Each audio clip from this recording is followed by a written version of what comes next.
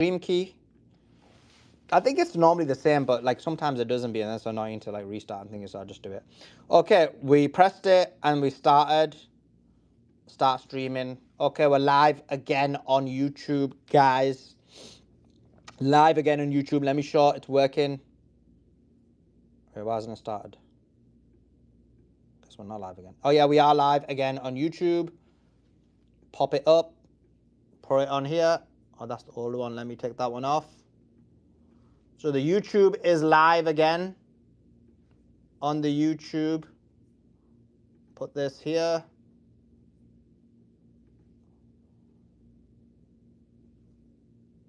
Okay, there we go. And I tell them, look, like the stream. These guys are lazy. They don't like the stream and comment. This is millennials, bro. Like, stop being lazy, bums. Like the stream. Okay. Now, I've put the link up. And where's the YouTube link now? I'm getting the YouTube link.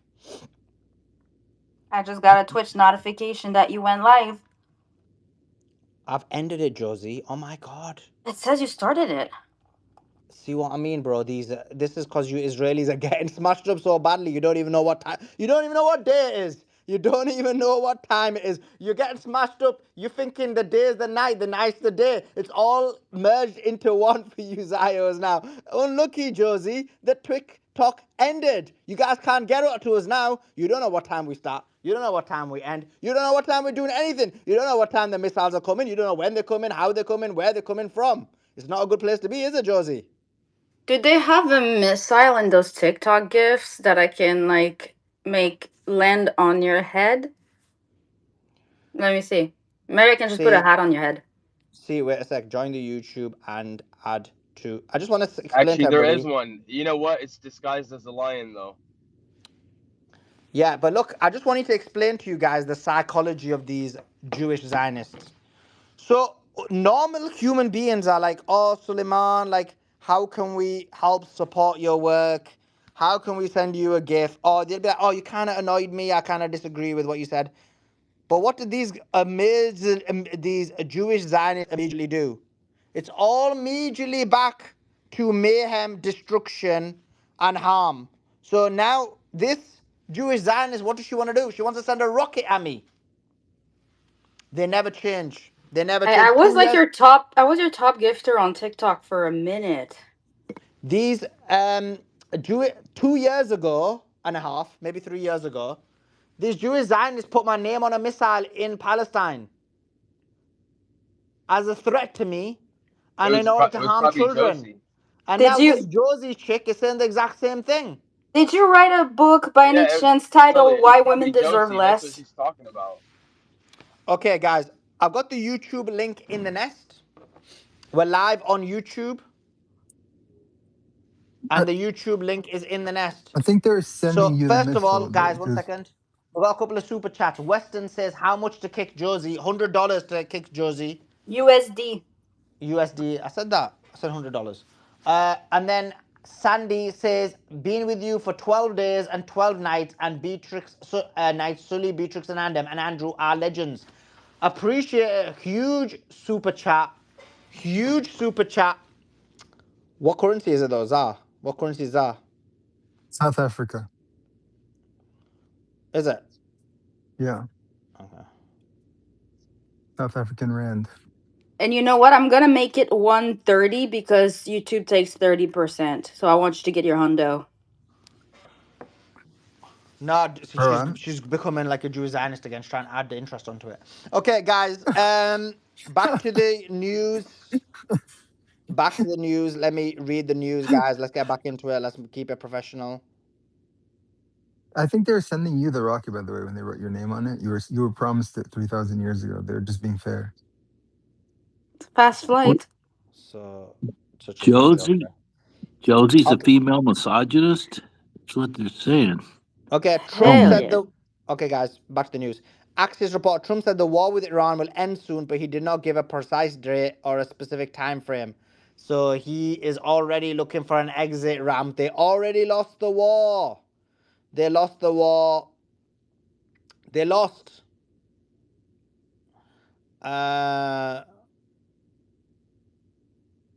What else we got in the news? 450 Russian experts are still present in the Bushehr nuclear power plant in Iran. Iran said we will not participate in the 2026 World Cup in America under any circumstance. That's what that guy was saying in the TikTok. Where's it gone, that one?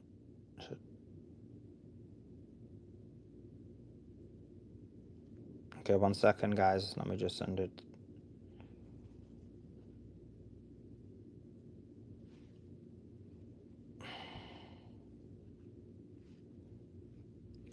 Okay, and what else? What other news have we got?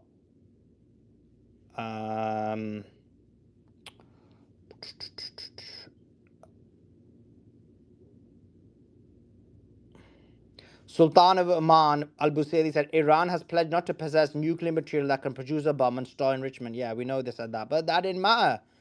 They still went to war because the war was never about the bomb. The war was for Israel. Israel.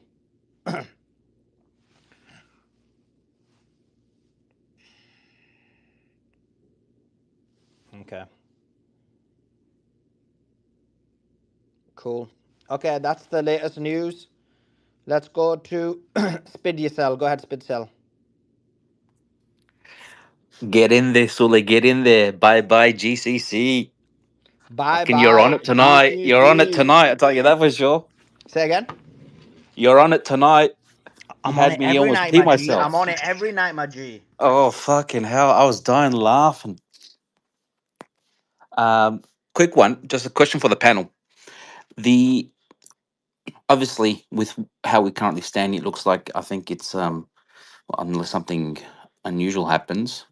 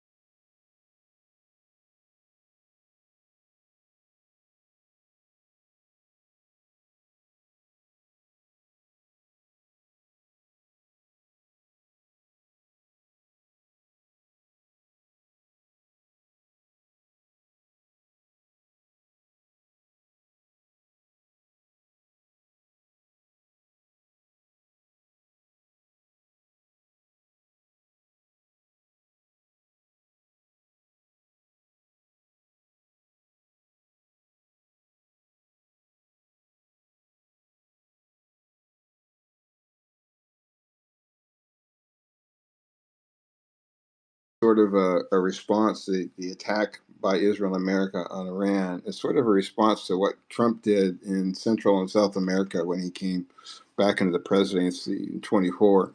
Before he took office, but after the election, he was making a lot of noise about the fact that, in effect, China had taken over the Panama Canal. They'd had a voluntary agreement between the country of Panama and China, in part a reaction to China's Belt and Roads Initiative. So China went in and helped build up some infrastructure, but then Panama, i.e., China, started raising transit rates, particularly for American vessels.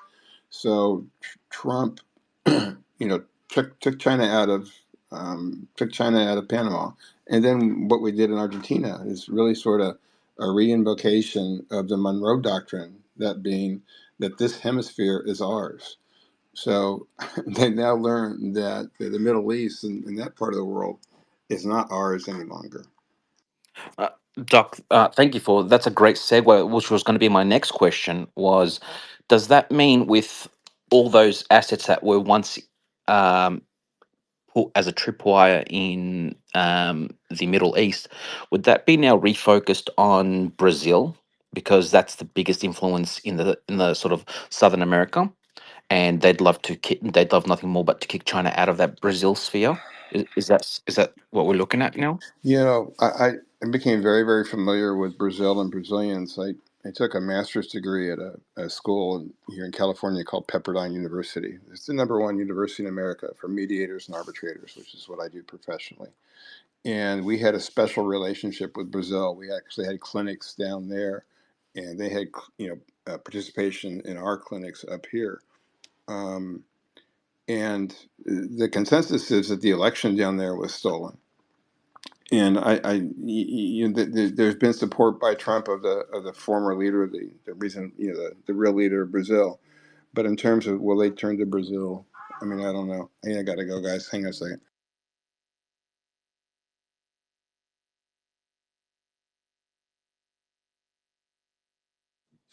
Andrew, do you have any comments with regards to that?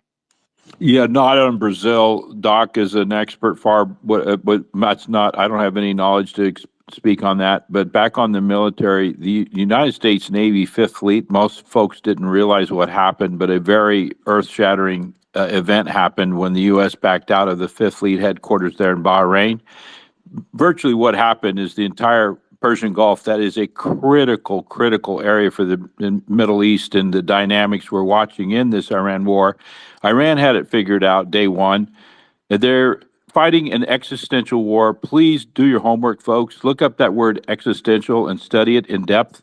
And then look at the word and study asymmetrical. They're fighting an existential war using an asymmetric warfare plan and doctrine. The United States realized that. Speaking United States Navy realized that. They knew they had to get out of there. They weren't going to get wiped out from their fleet's perspective. That's why I said from day one they would shut the straits down, because they know that choke point's there. And not only do they have mines, they have an asymmetrical threat of submersibles, then the air threat, the rocket threat, the ballistic missile threat. They also have China and Russia backing them up. 3 layers, I'll say 5 layers deep, every way you could imagine, from satellite imagery, intelligence gathering. Every move the United States makes, they see that. So we have to back the United States Navy is going to back the 5th and 7th Fleet elements back. We're going to have to back way back and set up the game in our ballpark, and and the point is we've set it up with where our submarines can now defend and sink at will any ship we want. I can talk about this more, but we're seeing a dynamic that the whole world has basically stepped back and shaking our heads like, what happened? This is a monumental event. Please stay on this space. Suleiman brings in experts in every area: finance, military experts, analysis, geopolitical analysis like I've never seen. The world's not getting the truth. That's why we need this space. We love you all. Just keep fighting the good fight of the resistance. Thank you, Andrew. And I just had a follow-up question, Andrew, and this might be a dumb question, but can the American submarines get close to the Strait of Hormuz, and will they be detected? Yeah, I'm not at liberty to go into that, and I've got a lot of hate mail on that. And someone accused me. They said, "Yeah, you're at liberty. Stop hiding behind that. You don't know what you're talking about." So I'll let the idiot say that and just not make a comment. But I was in submarine warfare for most of my career. I'm not at liberty to discuss what our U.S. submarines are doing in that region. But I will say this very clearly: make no mistake, the United States Navy has dominance of the world's oceans. Certain choke points, we have to play it in our way. That's all I'll say. Thank you, Andrew. Appreciate that. Let's go to Omar. Omar, how are you doing and what's the situation in Jordan? I'm doing very well, thank you. I was actually trying to speak for a while, but it's time to break fast. So the only thing I was going to say when you mentioned when the U.S. military base here in Jordan got hit, it is total havoc and chaos. I mean, for the troops, many people. I don't know exactly how many casualties there are, but it's total havoc and chaos, and the king is going. Haywire as well. So this is something that's just going to keep growing and growing and growing. And then the fact that I just want to say is when Netanyahu comes and tells his own people, we cannot protect you anymore with with the Iron Dome since it's not working as it used to work. You only have between 60 and 90 seconds to get to shelter. And now he's also saying, do your part and do whatever you can because we can't do anything for you. I mean, someone that does that to their people, I mean, like you obviously know where this is going.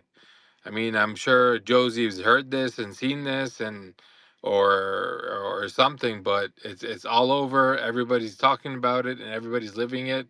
My family down there, whether in occupied land, they're getting brochures. So it's escalating to a point where they know they have to retreat. The United States has to retreat, or they're already retreating. They lost. GCC's already lost, like you said, Sully.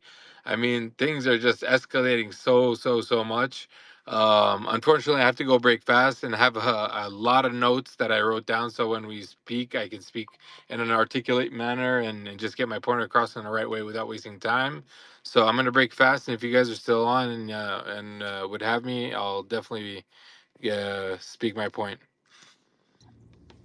Thank you for coming with Omar. I apologize it wait so long. And yeah, we're going to be going 24/7. So do not hesitate to come back and you can give us the information you want to give us. Thanks for joining us. And we'll see you straight after you've opened your fast. Let's Thank you. And just so you know, I mean, I'm 24/7 with you. I last night I slept for 2-3 hours and I had the phone sitting right next to me, and I slept hearing what you guys were talking. I woke up to hearing what you guys were talking. So we're only getting stronger, and let's let's keep doing this, man. appreciate it, brother. And I just want to thank XPlay for the level 2 membership. Appreciate you being a member of the community and upgrading your membership. Thank you so much for being an important member of our community, the best community in the whole of social media. No simps, no No gimps. Sims, no Simpson. It's our part. Leveling up to 1, 2, and 3 and 4. We got to keep doing it all together. I mean, it's just not one person. So I Exactly. appreciate everything you're doing, man. You started a revolution, and we're helping you grow that revolution. So much appreciated, man. Much love and much respect, brother. Appreciate it, brother, and it means a lot coming from you and the type of family and people you are. So I really appreciate that. Thank you so much. Let's go to Geo. Geo, thanks for joining us. Give us your thoughts. Yeah, I was just going to point out there's a lot of banks now evacuating in the Gulf, like HSBC in Qatar, Citibank in Dubai. So it doesn't look like it's about to end anytime soon. Geo, is that connected to move away a kilometer? Did you remember that? Were you reporting that? Yeah, I know Beatrice reported it. yeah, it's connected to that, but I think just like within the last hour or half an hour, it's just been reported.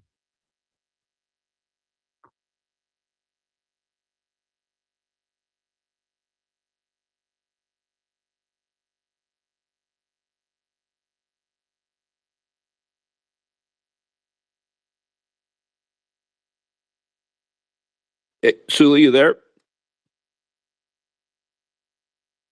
Hello? W kilometers. Finally. A metric I can understand.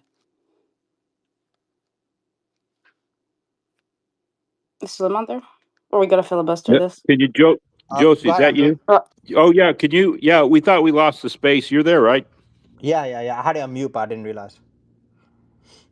Go ahead, Andrew. Yeah, no, I don't have anything else to add. But Gio brought up something about the banks are leaving, closing Yeah, I didn't meaning know what he they're. meant. That's what I Yeah, was asking okay. for. Can you Yeah. elaborate what you're talking about the banks? Yeah, this morning there's a report. Mays and Beatrice were talking about. There was a warning that came out allegedly that they're warned. Western banks, GCC banks, are warned. Leave your bank. Certain banks, you have stay at least 1 kilometer away from any banking institution. Ah, yeah, I remember reading that. Yeah. Now I know what you're talking about. Yeah. Guys, by the way, we are live. Let me just actually clear this nest out. Hold on. Okay. We're live on X. We're live on YouTube. So, yeah, if you're having problems listening on X, we're also streaming on YouTube. And guys, listen. Listen to Omar. We are the revolution. We are the movement. We are giving real news, real information. Omar is from the Barghouti family. They put his family in jail because his uncle, Marwan Barghouti, is somebody that they know could be unite the entire Palestinians throughout the West Bank and Gaza, so they've kept him in prison, not allowing him to be released. And he's telling you that these spaces are very important, that this movement is very important. So we need to continue going. We need to keep retweeting. We need to keep resharing. We need to keep going. Never stop, never end. Make sure we keep going. Also, guys, separate to that, there's on YouTube, we're streaming live on YouTube. I put the tweet in the nest because Beatrix like, oh, it's so complicated for people. They don't know how to click the other button to figure it out. And I was like, okay, I get it. There's a lot of boomers on X, a lot of millennials on YouTube. So guys, you need to go to the tweet in the nest. It's the left-hand side. Everyone come up to the tweet in the nest. It's above me and Beatrix. You need to click on the tweet. You can see it where it says the truth about Iran war. Follow us on YouTube. You need to click on that link. I'm doing it right now myself. And then there's a black button that says subscribe. You need to press that black button that says subscribe. It may not let you do it from here, and then you click the time button and it'll open it up to a different tab, and then you press subscribe. Subscribe to that YouTube. Subscribe to that YouTube. I need at least, out of the 2,500 people listening and the 500 on YouTube, 3,000, I want at least 10% of you to do it. I know when I say this, only like 10 people or 5 people are going to do it. But stop being boomers and stop being millennials and get it done. Follow, subscribe. Oh, how you subscribe? Subscribe to the YouTube. Everyone subscribe. Okay, let's go to, I'm going to check it now. I hope we go up by 100. I need 100 people at least to do that. Actually, let me see how much there are on the YouTube. There's more millennials on here, no? Sorry? I think there's more millennials on here than YouTube. I thought Twitter was a boomer app and YouTube's a millennial app. I thought that's what it was. And TikTok's Gen Beta, Gen Alpha app. But anyway, follow. Again, I told you, I knew it. Only 10 people did it. So let me just tell you what number we're on.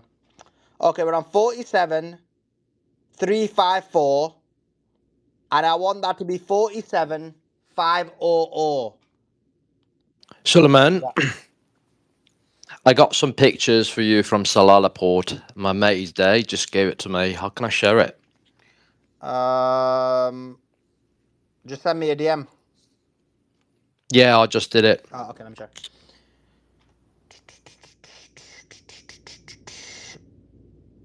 Okay. Unread. Oops, wrong one. Go to requests. Okay. How to share with you pictures with Oman. Okay, I accept it. You haven't sent the pictures though. I just seen you say how to share. Oh no, yeah, you have. 1 second. It just came up now.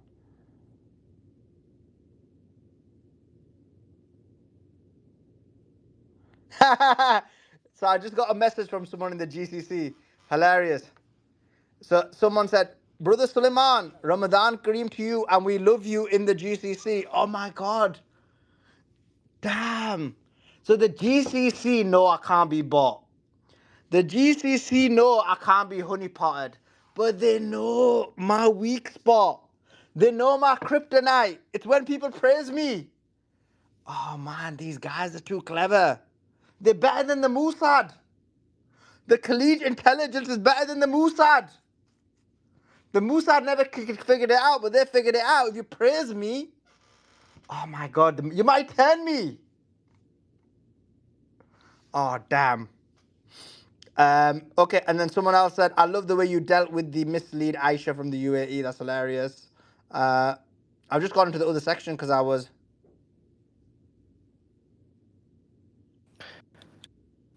Mate, I'll send them all to you. Appreciate it.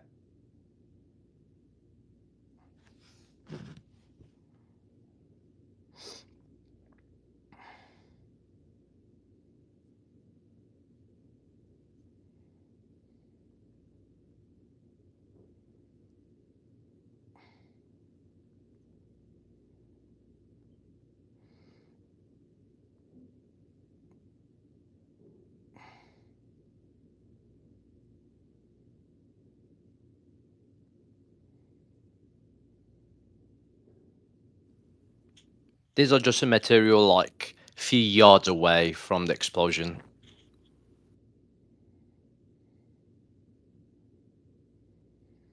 Okay, okay, cool. Let's see. Oh, damn, that's in Oman, right? Yeah, Shalala. Okay. Let me post it.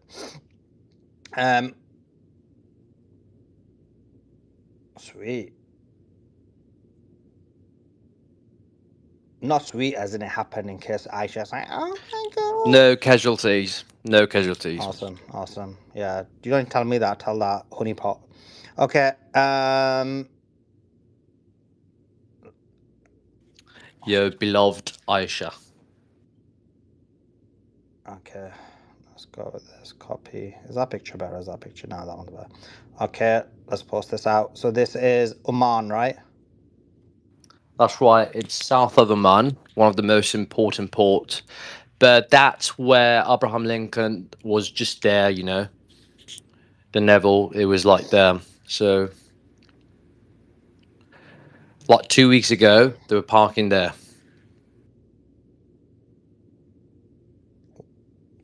Which part was that? It's south of Oman, Salalah port. Okay.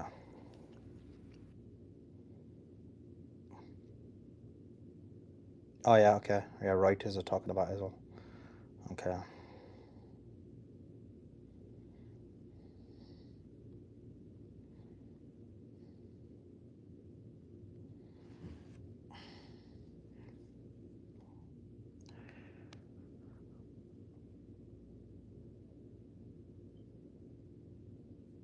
Salalah port in Oman, near Oman, sorry. That's in Oman. Oman hit on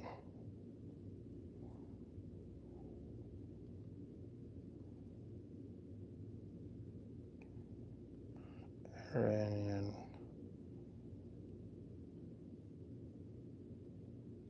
missiles. Okay, cool. That's gone out. What we got? You have I missed anything? No. Okay, cool. Okay. Let's go to Ray's. Ray's, jump in. Give us your thoughts. Man, like silly, thank you very much, brother Suleiman.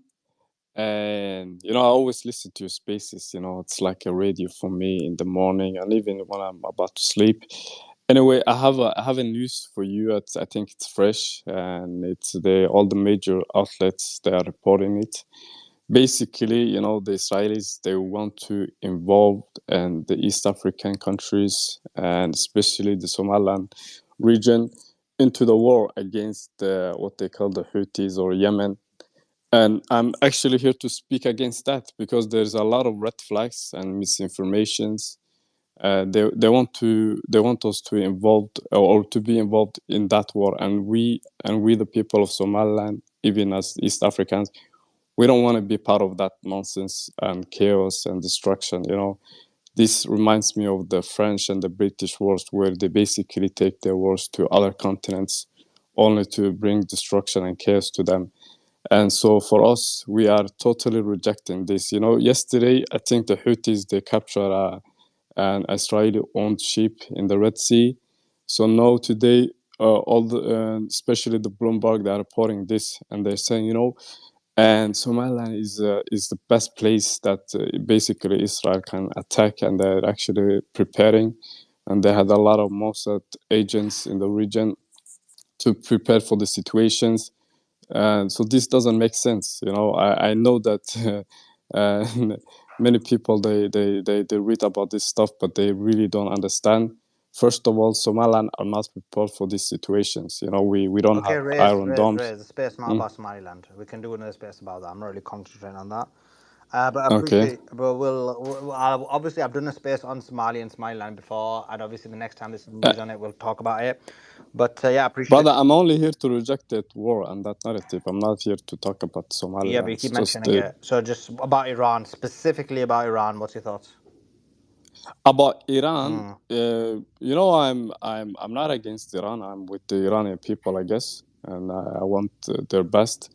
But for me, particularly, I don't want to be part of that, Arab, Persian, Israeli conflict as an East African and as a Somali. So Cool. thank you very Thanks much. a lot then. There's no need to come up then. Appreciate it. Okay, let's go to Tom. Tom, thanks for joining us. Give us your thoughts. Hey, what's up, brother? Hope you're doing well. Great Yeah. space. Look, loving the show. One thing that people need to keep in mind is that the situation that we're living through is completely unprecedented. Nothing like this has ever happened. So, predictability, I mean, there are a lot of people that are trying to prognosticate how this is going to go based on a multitude of issues, including finance and other things. But people have to keep in mind that this is ideological because the people at the top of this power structure presently are extremist thinkers. And they're also maximalist thinkers when it comes to the implementation of their goals. And they see this as their last little sliver of hope, the last little window of time during which they can implement their agendas with Trump in the White House. So it's interesting watching some of the images that have emerged both from Iran and from Israel because of the scale and the scope and scale of the destruction that this weaponry is causing is completely unbelievable to see in these high resolution images that are coming out. And anyway, we're living through a historical moment like nothing that's ever happened in the past. Actually, I would say in recorded human history, because the technology involved, the weapons involved, and the directions that this could potentially go if pragmatic thinkers don't kind of wrest the control of some of these weapon systems away from the more extreme thinkers across the board that are involved in these conflicts, then we could be looking at some really destructive scenarios taking place in the coming months. In fact, I don't know if you've seen this. There's a report that's just come out. There's a video as well, and apparently there's a possibility that a tactical nuke was already used in the field today, a couple of hours ago. There's a video circulating. I'll read to you what this particular post says. It says, just in, US and Israel just dropped a bomb, similar to nuclear, on the largest military city in Iran, Quds City. It's an impressive video. If you guys haven't seen it, I definitely suggest you look for it. It's not going to be difficult to find. It's on my timeline if you want to take a look. All right, brother. Appreciate it. Cool, thanks. Let's go to Broken. Grant, hope you're doing well. How's things? Sorry, Gary. Oh, what's the drop? Who just dropped as co-host? Okay, let's go to 1/10 of a Bitcoin there, Sal. I know. I just listen. You gotta give me leeway, Gary. I'm literally 16 hours doing the graveyard shift. I'm out of here, and I was on the TikTok. And you gotta give these little kids some energy in terms of like enthusiasm. And now I'm feeling it. I'm flailing. You're doing a great job. Welcome, TikTok fans. What's the next breaking back of the spine are we going to see here, guys? Well, I don't think this thing's going to go get ugly, isn't it? so we've just seen the Slala port in Oman being hit, but also there are actual reports, Gary, that Trump possibly is looking for an exit ramp. The Americans realize they've lost the war, and he's looking for some kind of exit ramp. So that's what we're hearing today, and he's talking about how he wants to end it, and they've kind of achieved their objectives, which obviously we know they haven't, but it does seem like he's trying to leave the war with the tail between his legs. That's what it seems like from some of the comments he made last night. Most certainly, America does not want this. The typical American does not want to be at war again. No chance. Yeah, They overplayed their hand, man. I agree.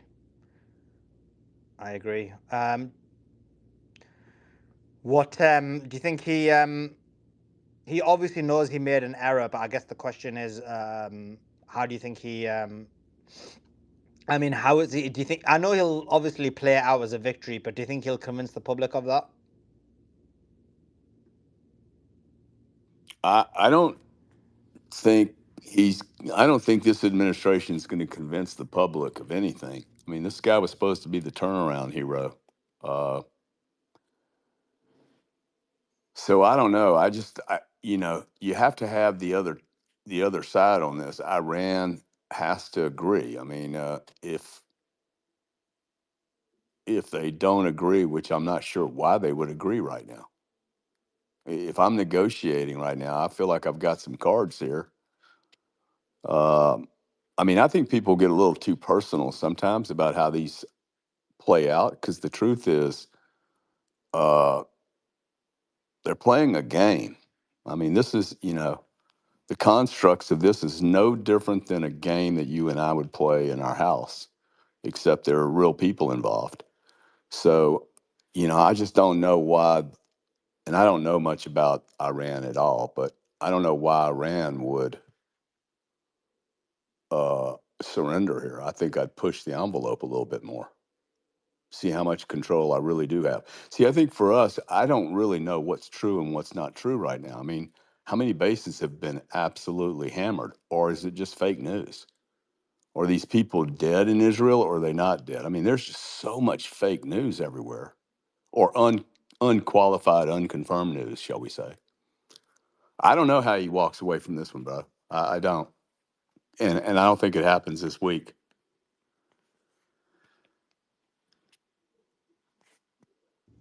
I mean, if you were Iran right now, what would you do? So you've got all the cards. You've got that's what I was thinking. I had a really good title, and then I couldn't remember what it was. That's what it was. Doesn't matter. So, because I was like, when I was interviewing Davis, I was like, oh, he said Iran has the cards. I should put that as the thumbnail, and then I forgot, so I just wrote Iran is winning. Yeah, I think Iran's got all the cards. Trump obviously is looking to leave the war. If he was to leave, Iran could just completely obliterate Israel. And so he's going to have to give some kind of concessions to Iran. The question is, how will he do this? So I think what he will do is he will say to the American public, guess what? We've won. We've achieved our objectives. We've hit their missiles. We've destroyed it. Look at all this rubble. We've killed. And then he'll say, look, I killed the Ayatollah. I killed Soleimani. I'm the only person in the world in the last 47 years who managed to kill the Ayatollah. I am the best. No one is on my level. I did something no one could ever do. They told me, Mr. President, we can't take the Ayatollah out. And then I took him out. So he'll say that. And then when he'll tell that to the American public, but behind closed doors, he's probably going to have to remove the sanctions of Iran. he's going to have to reduce probably the military presence in the GCC countries to a level that Iran is fine with. I think those countries will still want it because they're cooked and they're weak and they're subservient to the United States of America, but they're under the boot of Donald Trump. And then in terms of Palestine, I think there'll be probably some kind of agreement about non-expansion of the settlements in the West Bank. And I think something like that, maybe some kind of deal that they do where they all get an exit.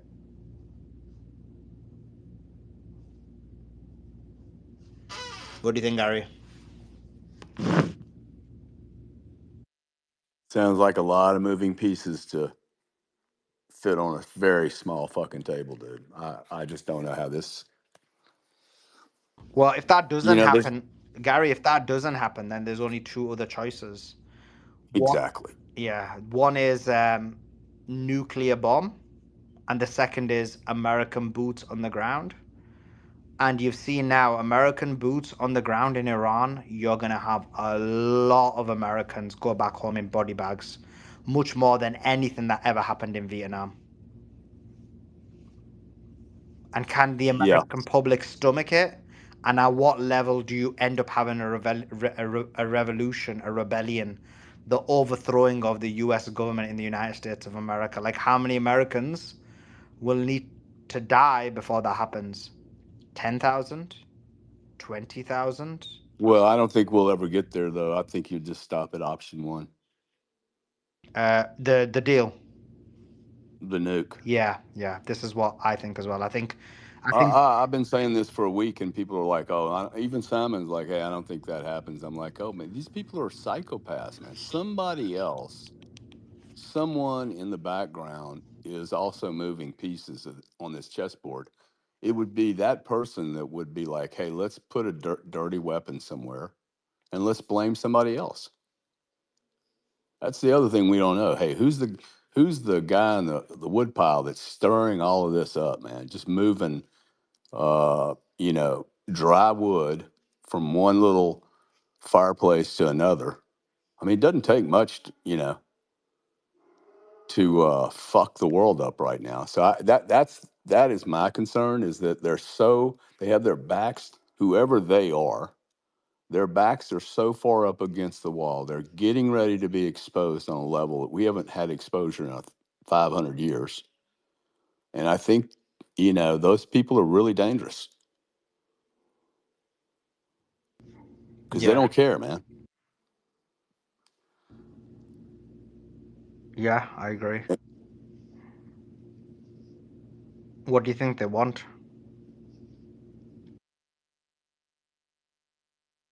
I think just Gary, on one of the things, right? I was listening. One of the things they want is Netanyahu wants a pardon, and you heard it here first, guys. He's going to get his pardon. So what's happened is, and this is just today, it's just happened a short while ago. We've been talking about this, right? That Netanyahu, I literally said it this morning. I said Netanyahu's not going to stop this, and Trump cannot stop this until Netanyahu gets his pardon. So the Minister of Heritage, and he's a former chairman of the Rabbinical Association of Communities in Israel, he's saying that he officially received an opinion of the Pardons Department in the Ministry of Justice in Israel regarding Netanyahu's pardon request. And he demanded this yesterday from the Attorney General to immediately seize the pressure on the Pardons Department. And he's initially reviewed all the material, and a clear picture emerges in complete contrast to the briefings of the Attorney General. The professional opinion of the relevant authorities explicitly states that we have before us a valid and lawful pardon request. So he's saying basically saying the Attorney General misled us, and now we can see this is a valid and lawful. How it can be lawful, I don't know. The guy's up on corruption and fraud charges. And I looked at this before October the 7th, because he was up on these charges well before October the 7th. I think at least a year or two before October the 7th. There were nightly protests in Tel Aviv of thousands of people against him because of these charges. Anyway, they're calling it a valid and lawful pardon request, which requires continued handling with the president of the state. And And he's now started a series of in-depth consultations with relevant parties to formulate a final position. And then this recommendation will go to the president, and the president will pardon him. And then they're attacking the Attorney General, saying, I regret the conduct of the Attorney General, who chose to throw sand in the gears of the proper process and prevent discussion and, cause delay, and he was unprofessional and his conduct is unworthy in the matter of any citizen in the state of Israel. And from now on, the process will be managed with professionalism, transparency, required state responsibility. So what it seems is that the Attorney General, which is the highest, form of legal kind of opinion, the highest lawyer in Israel, they've just cast him aside. They've criticized him, condemned him, and thrown him aside and taken over this process to pardon Netanyahu. So I think what's going to happen is Netanyahu's going to get pardoned. And I like about 3 or 4 hours ago, I was on here and I was saying, look, as soon as he gets pardoned, Trump's got his way to choose whatever exit ramp he chooses to, and it's probably going to be what Suleiman said. I'm the greatest. I took out Soleimani, I took out Khamenei. We've destroyed everything. They have no navy. They have no military. They have no chance of making any bombs and missiles, and I destroyed them, and all of this nonsense. And most Americans that actually follow and believe him will lap it up. But it's not going to happen until Netanyahu gets a pardon. And the minute he gets a pardon, the war stops. Because what we've seen, certainly over the last 3 years, is when Biden did do a ceasefire, it was broken because Netanyahu had a court date.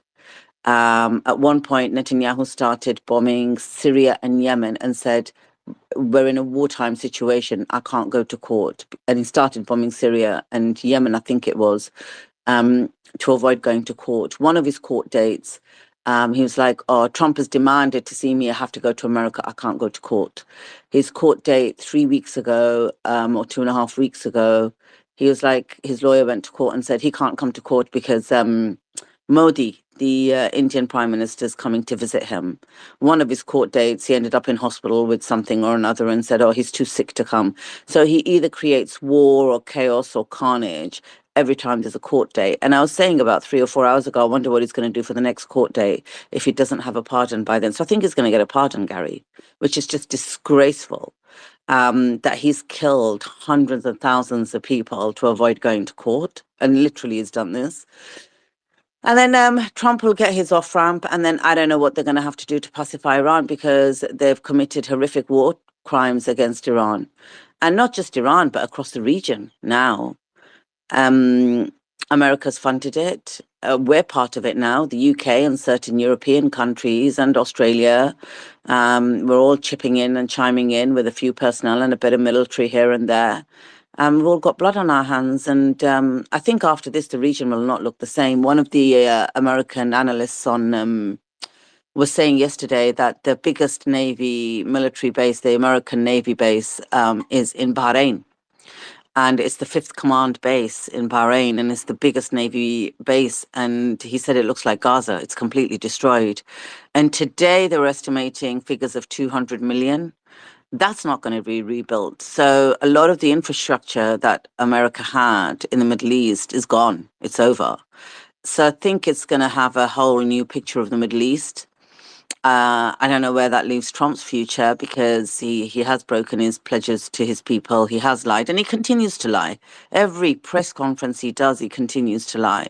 They would have had nukes within 2 weeks, he says. And then he says they were about to hit Israel within 1 week with nukes. So it's like, okay, well, how are people even listening to this if they didn't have nukes until 2 weeks' time, but they were going to hit Israel in 1 week's time? Like, even his own press conference in the same kind of sentence, it doesn't make sense. So he's lied to his people. He's dragged them in war. And I think the leaders across the West, including ours, will pay a price for going along with this we have to go to war with Iran narrative. And I think that I hope that as a result of this, sanctions are lifted. All sanctions are lifted against Iran. They have some economic respite. and they get some sort of justice. Because I saw Suleiman's interview with Lieutenant Colonel Daniel Davis this morning, and Suleiman asked him about the kids' school, the children's school. 65 schools have been bombed so far, but the one we talk about most is the one that was bombed on the first day, where over 160 little girls were killed. And Daniel Davis said that he would choose to believe that it was a genuine accident because of old intel, etc. And it wasn't deliberate. A lot of analysts have said it was deliberate because it was a double tap. It was a double tap. I believe it was. I just don't think America cares, to be honest. I think it was deliberate, and they wanted to do it because they genuinely thought, I don't know why they thought this, that if they kill Khamenei and cause like the biggest bang on the first day, the people will revolt and there'll be a revolution, and they'll get what they want, which is regime change. But they didn't get that because the people united instead. So they double tapped this school. And Daniel Davis was saying he thought it was an accident. And Suleiman said to him, like, what people are saying is, even if that were the case, the callous way in which, when you listen to their statements, not one American leader has apologized. Not one. Not one. Trump's just shrugging his shoulders like, I don't know a lot about it. I guess I'll find out. Hexeth is like, yeah, well, we're going to investigate it. We did it, but we don't know what the circumstances were. And like, they're all just shrugging their shoulders like we couldn't really give a damn that we killed 160 children. Not one of them has said it was tragic. Not one of them has said it was sad. They've all said they've done it. They've all said America's done it. But no one of them has said we apologize or we feel remorseful or it shouldn't have happened or we're going to learn lessons from it. It's just like we couldn't really give a damn that we killed 160 girls because they were Iranian, and who cares? So I think this is going to be, for a lot of us, this is going to be Trump's legacy. And that's a shame, because this man could have come in this term and really made a difference to the world. And a lot of us, certainly me, I used to support him once upon a time. Doc and I used to do spaces on him. And people across the world, not just Americans, thought he was going to make a difference, and he hasn't, Gary. And I think that's the outcome of all this. It's very tragic. It's very sad for Iranians, especially. And I hope they get some retribution for the terrorism that's been inflicted on them. That's all I can say, Gary. What's your thoughts?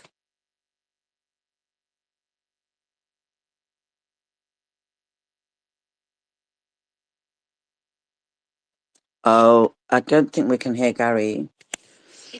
Okay, while we wait for Gary, let me just give you guys some other news. Yeah, you can't hear him, Beatrice. Yeah, no, don't worry.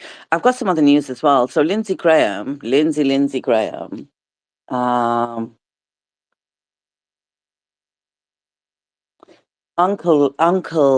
it Uncle Gray? Uncle Lindsey. Remember that guy yesterday, Uncle Lindsey?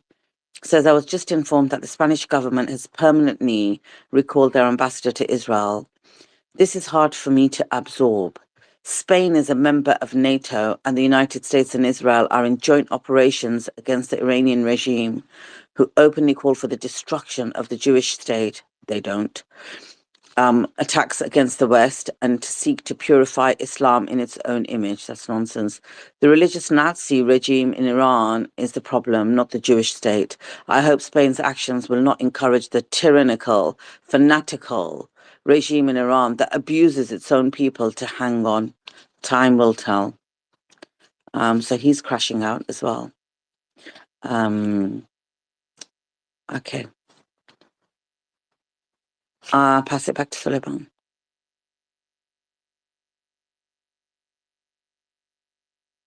Hey, Beatrice, Sully, there, you know that report of a possible, that showed the images that looked like a tactical nuclear explosion? Well, according to Grok, it doesn't meet all the parameters. Just throwing that out there.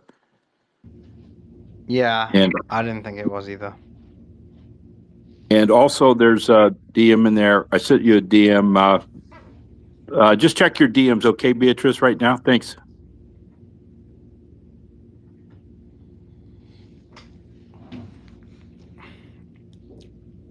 Yeah.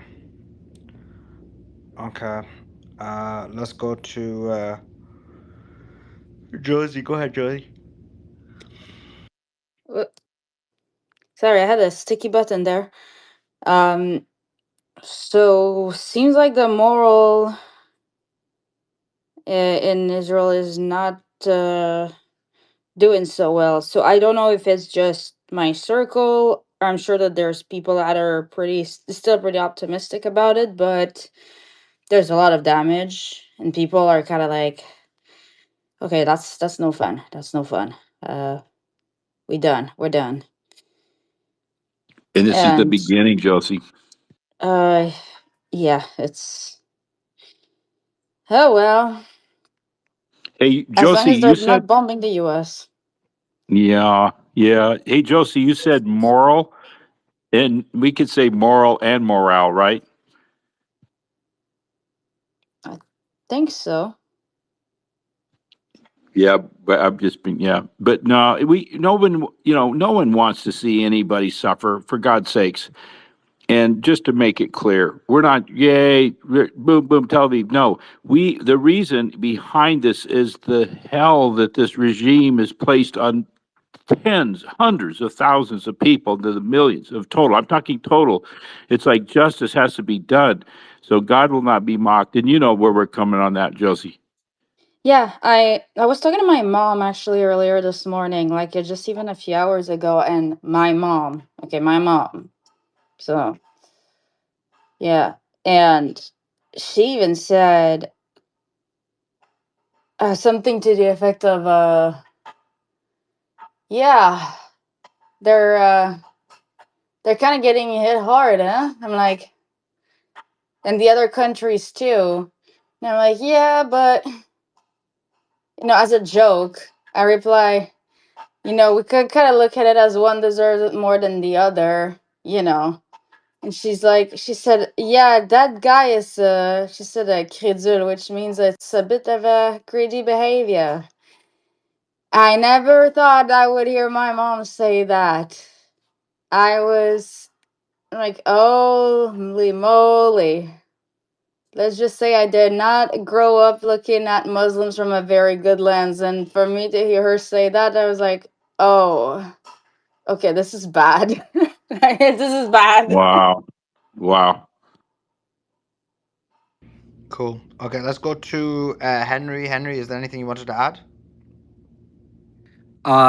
No, mate. Just like I got those information there, and I share it with you. Not much, Appreciate but it. I just want to say, oh, one more thing, just to all the Iranian diaspora. You could actually talk to your families in Iran if they've got like a Iranian WhatsApp application. I could manage to do that. So yeah. Cool. Appreciate it. Let's go to MPC. Go ahead, MPC. Evening, Sully. Evening, Beatrix, Doc, Andrew. Hope everyone's doing well. Just reading the news about Trump saying that the war's not going to end. I don't believe that for 1 second. I think he's just trying to control the stock markets. He does it all the time. I believe this is going to drag on. And if he does decide to call it quits, I think it'll be war by proxies. There's a massive buildup of the new Syrian forces alongside the border with Lebanon, and I think it'll be a matter of days before they start attacking the Lebanese Hezbollah, what's called the Hezbollah group. So yeah, it's not looking good on the on that front, but yeah, it just looks like this war's going to drag on, and I think it's like you said, Tuli. It's bye bye for the GCCs. I don't think anyone would be that they'll be recalculating their steps in terms of hosting US bases over there. It hasn't. It's cost them a lot financially, and I don't know how they survive. To be honest, I don't know how they survive for another couple of weeks.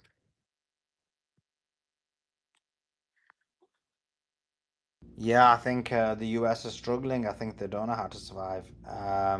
Yeah, great points. Great points. Um,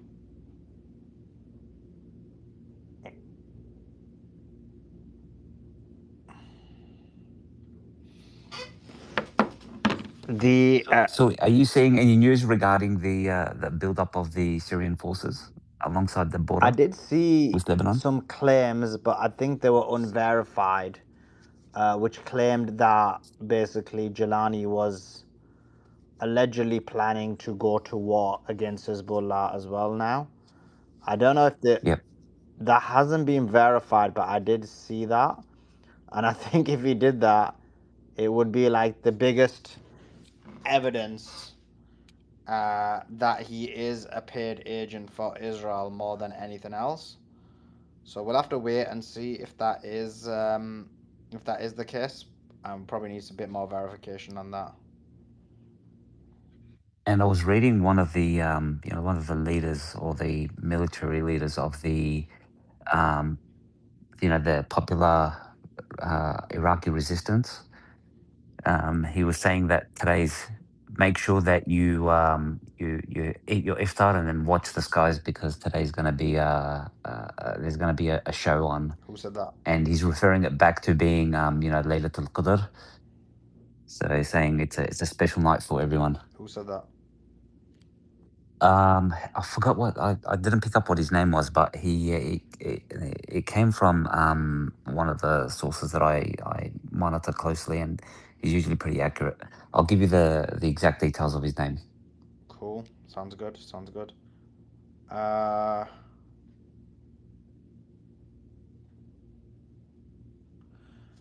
Cool. Let's go to Rahul. Rahul, thanks for joining us. Hope you're doing well. Give us your thoughts about this war.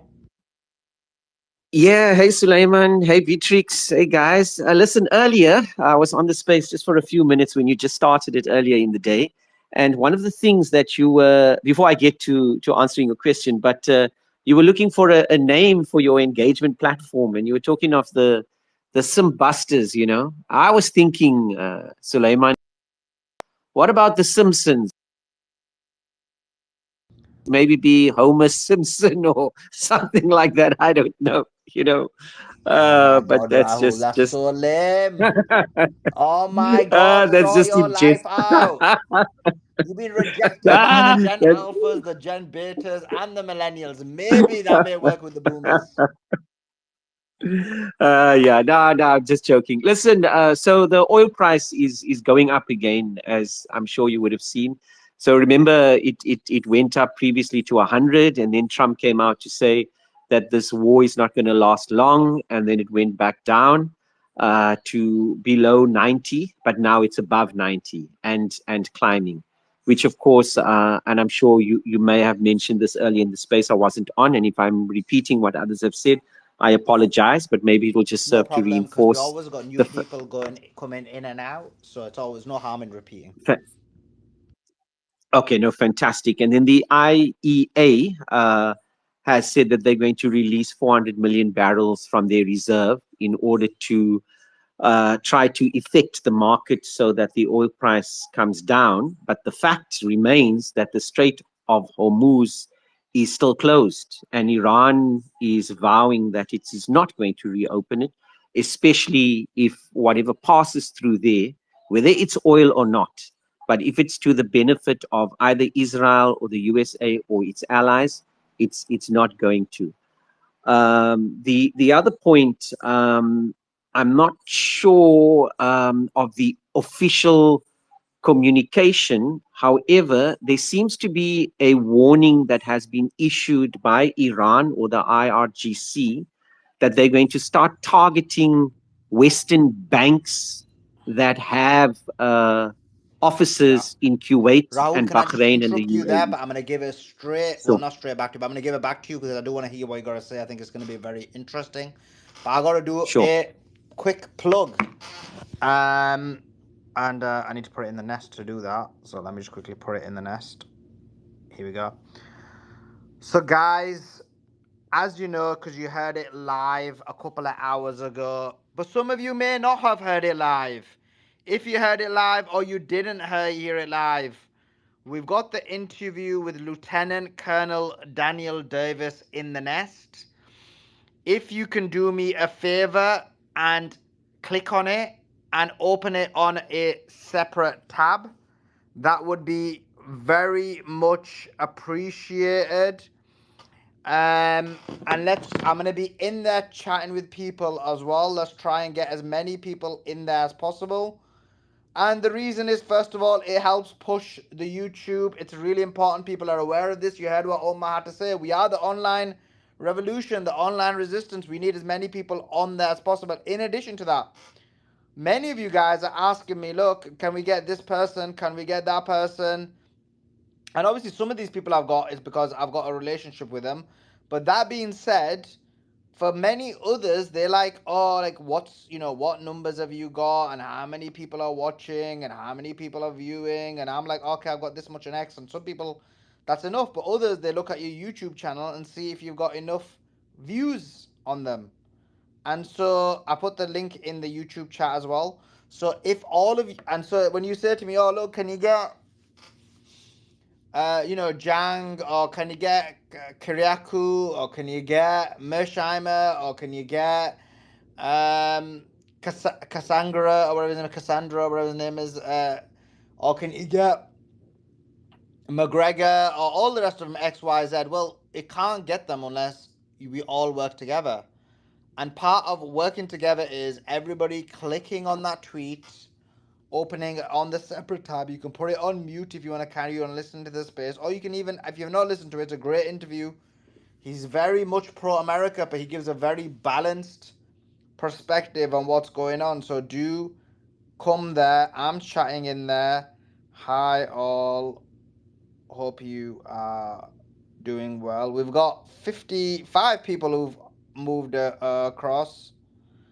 Justin immediately wrote, I can listen to instructions. Well done, Justin. It demonstrates you're not a boomer and you're not a Gen Beta. You're probably Gen X. Gen Xers are literally the best at following instructions. Prove me wrong. Come across, everybody, to the YouTube link and click on it.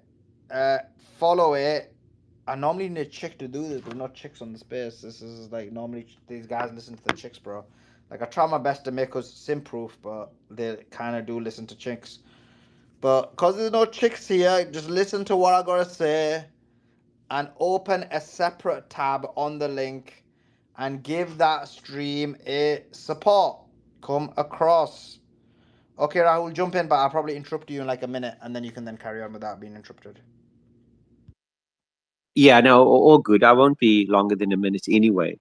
And then just lastly, I got the piece that I think it was Henry was saying, is that, look, irrespective of how long this lasts, and again, I want to repeat myself to say that I doubt that this is going to last long, but irrespective of the length of time that it lasts, what will happen year after is there will definitely be a reset. So I agree with the sentiments expressed by Henry, and I'm sure others as well have perhaps expressed similar sentiments. There's going to be a reset in the Middle East or West Asia. So all of these GCC countries, Bahrain, UAE, Qatar, are obviously having a very hard think about their relationships with the USA and Israel. And I'm sure that there are lessons being learned currently.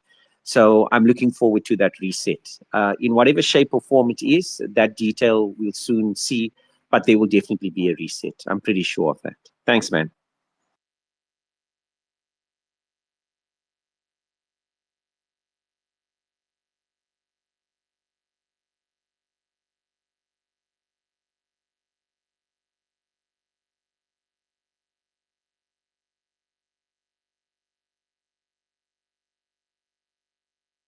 Rahul, just from a perspective of how the war's gone at the moment, what's your thoughts?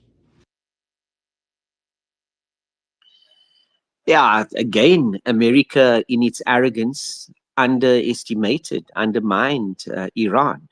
And I mean, they were forewarned when, a few months ago, when Israel attacked Iran and Iran responded, perhaps just by token, they responded just to say, look, be warned that the next time you attack us, this is, we are going to come at you with all of the weaponry that we have, and then their intel, it goes to show you that this intel of Mossad and the CIA is not as great as they think, as we, even myself, as someone who tries to pay close attention, we always regard Mossad and the CIA as being right up there in terms of intel.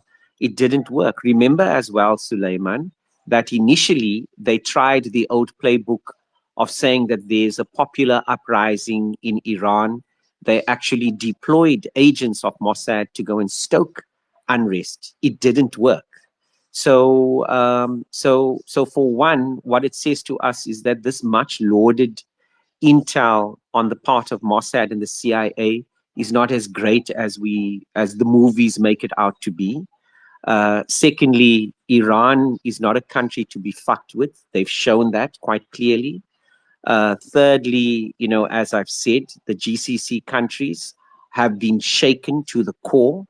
Those monarchs now understand that, look, they cannot continue to side with the US and Israel and its assets. And lastly, Israel is for the first time in 70 years or so, Israel is extremely vulnerable.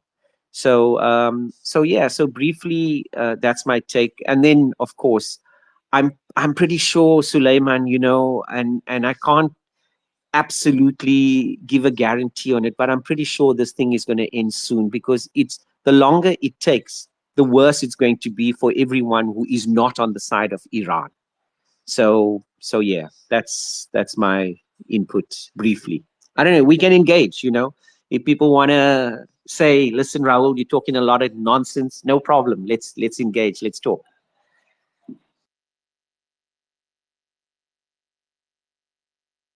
Manko, you want to engage with him?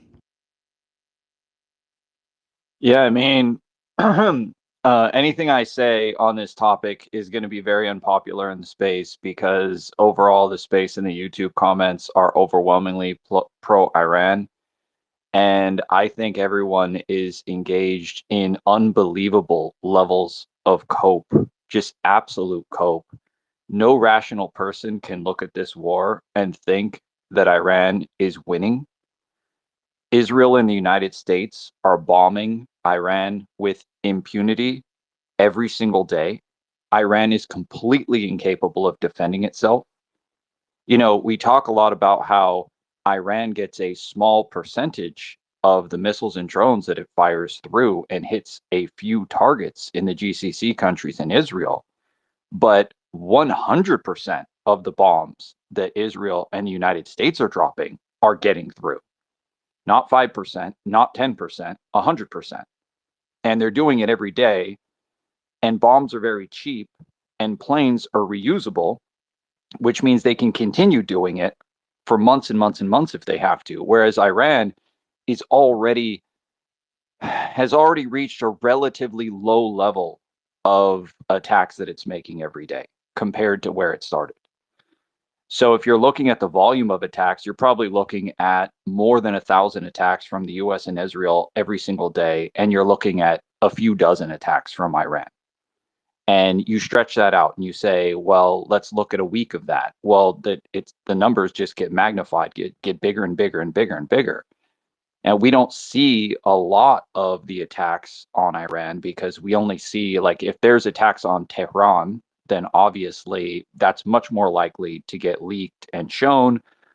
Although I've read reports that the IRGC is arresting people who do leak the videos, and it's perfectly fine, by the way, for people to do that. Like, I expect every country to try to stop videos being leaked of the attacks, because I don't think it matters as much for Iran, because the United States and Israel have access to all sorts of like satellites and stuff like that, so they can see exactly what happens with their bombing. But you don't want to let the enemy know if they were successful or not. Because if they weren't successful, then they'll just come back and do it again.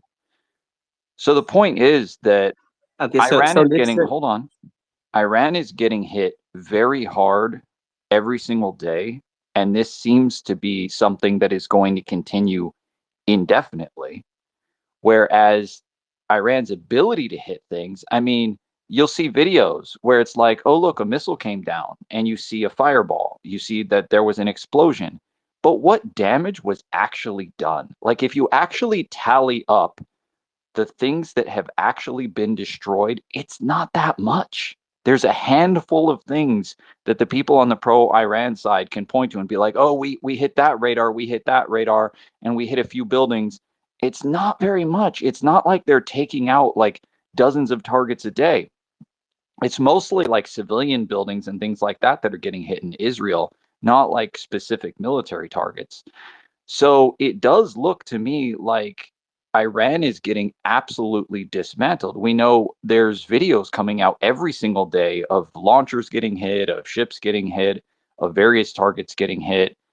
And I think people don't appreciate the level of destruction that is being inflicted on Iran. And they think that Iran can just like shrug this off. And I don't think that's true at all. I think this is going to be very long term and very deep level sort of devastation on Iran. Not even considering the like decapitation effects, right, of the amount of leadership that has been killed in Iran, which I think has very long term negative effects on you can't replace leaders easily.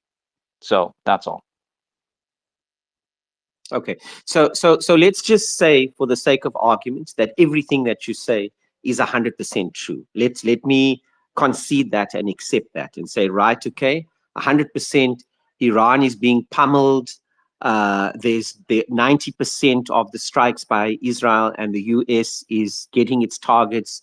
There's devastation, infrastructure is going down, people are being killed, and on the other side, there's minimal damage to Israel. Fine, let's accept that. Okay, now let's objectively analyze who is winning. Now remember that the aggressor, and this is a matter of fact, Mankos, I don't want us to discuss this, the first strike was done by America, all right? So the war was Wait, you mean, initiated by hold on, you mean not America. Israel? You mean just America? America and Israel. When I say America, Okay, Israel, so both of them. it's interchangeable. All right. Yeah, yeah. But okay, that's not the point that I want to make. So I'm saying, okay, now what are the now in analyzing, and don't answer me right now, but in analyzing who is winning, what are the stated objectives of the a military excursion, as Trump's people like to call it, by America and Israel in striking Iran? What are those objectives? What are those stated objectives? And if there's one or two or three or four or five objectives, how far is America or Israel to reaching any one of those? So, for example, if you talk of regime change, I mean, let's be objective. That's not happening. It's not going to happen. If you talk of Iran accepting some kind of a weaponization of its stockpiles, that's not happening either. All of the other things about Iran having a nuclear weapon and all, we know that. But I'm saying, what are the stated objectives, and is the USA or Israel any nearer to achieving any one of those objectives? That's the first point. The second thing is, how much money is the USA, has it expended already on this war, daily and over the period? And is the US economy able to absorb that? Thirdly, what is the sentiment of the constituents of the Trump administration, and even in Israel? What is their appetite, the American people? Yourself may be a representative of a certain faction within the American constituency, but by and large, are the people of America okay with what is happening? And you need to be objective in assessing that, you know? Fourthly, what is the state of the world economy? And who does it affect more? Does it affect Iran, or does it affect Israel and the USA and its allies? And to what extent? Adversely or positively? Okay. And lastly, okay, and this is extremely important, we know for sure, and it's a matter of fact, that all these countries that we refer to them as GCC countries or countries in West Asia or Middle East or whatever, are traditionally are allies to certain extents to America. They do not regard Iran necessarily as allies, even though they may belong to certain international structures together.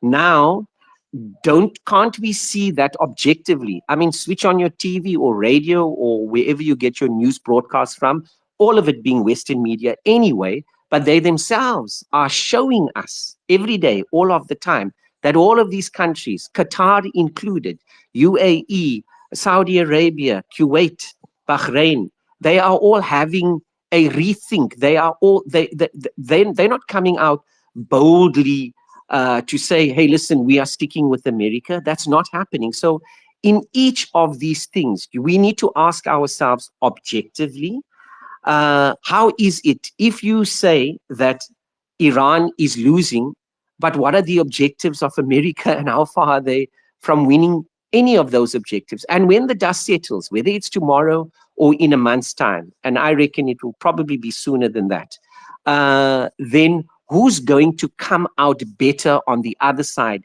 economically, financially, and in terms of the geopolitical dynamics, particularly within West Asia or the Middle East? All right, so there's three topics you have here. Is the stated objectives, and then the costs of the United States in money and the economy, and then the stuff you were saying about the GCC and them changing their attitudes, having a rethink. So I'll start with the first one. See, I could take notes so I can keep track of this. If I didn't have a computer in front of me, I never would have been able to keep track of all of it. So, stated objectives. The stated objectives were the nuclear program, the missile program, and the proxies. Those have been the stated objectives for many years now.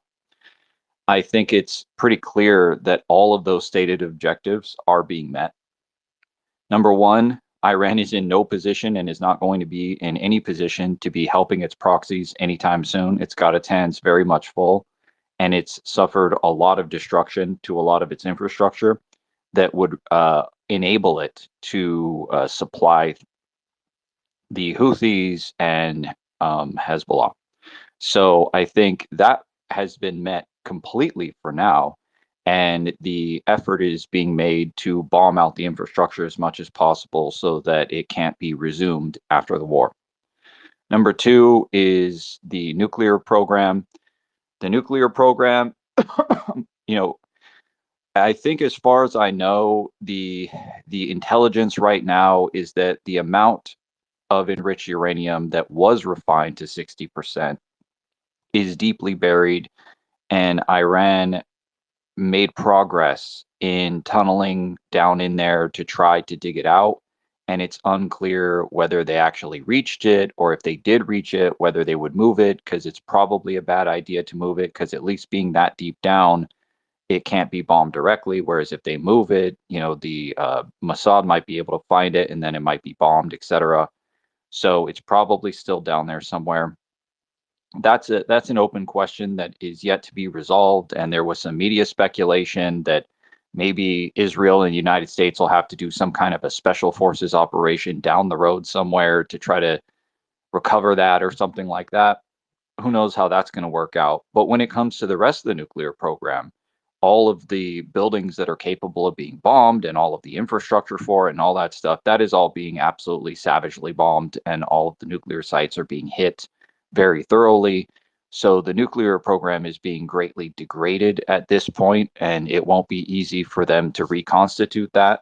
So if they aren't able to take the stockpile that's buried down there and use that for something, then they're not going to be getting a new one anytime soon. So that was a major objective. And then the missile program. Every aspect of the missile program has probably been the number one focus of the bombing campaign because there's so much of it. The nuclear program is not as big as far as many sites as the missile program. There's so many different factories that are devoted. to building various missile components, and then there's lots of missile storage areas, and then lots of areas, sites for the launchers, and to actually move the missiles into position to fire them, because they have to be more on the western side of the country to shoot them at Israel and so on. And that has all been massively, massively bombed. And it's not going to be publicly reported the extent to which it has been destroyed. But the United States has claimed that it's been destroyed to a very high level, and the bombing is going to be continuing. So, I mean, a lot of people are like, well, Iran is firing fewer missiles because this is part of a strategy on purpose that they want to trickle the missiles out. I think that's cope. And I think it's pretty clear that the reason Iran is firing fewer missiles now is because the missiles are either mostly destroyed, or to the extent they haven't been destroyed, the ability to fire them has been degraded. Because, so for example, if they are buried in a mountain complex where they're hidden underground, and you bomb all of the entrances to the mountain complex, it takes time to dig them out before they can fire them again. So they're either destroyed or suppressed to some degree. And they definitely have a lot fewer missiles now than they started the war with. And they have a greatly degraded ability to rebuild new missiles now, with free-ranging bombing hitting them every single day, targeting all. And I think that the United States and Israeli intelligence is able to do a good job of identifying everything that needs to be bombed related to the missile program. I don't think Iran's going to be able to successfully hide all the infrastructure, and the infrastructure is going to be very bombed. So all of these objectives are being very degraded, and I don't think Iran has the ability to prevent that from happening. They can put a limited number of things underground in mountains, but digging out mountains is very expensive. You can't dig out like hundreds of mountains. There's a limited amount of space down there, and they can protect some of their missiles basically, but there's a lot of things that can't be protected, and those things are being totally hit.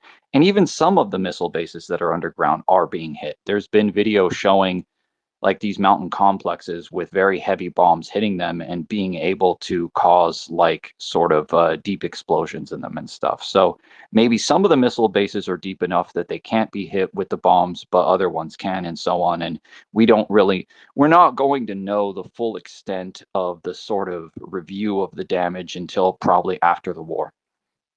But certainly to some degree that's being met. And you said regime change is not going to happen. Well, I would disagree there. Regime change has already happened.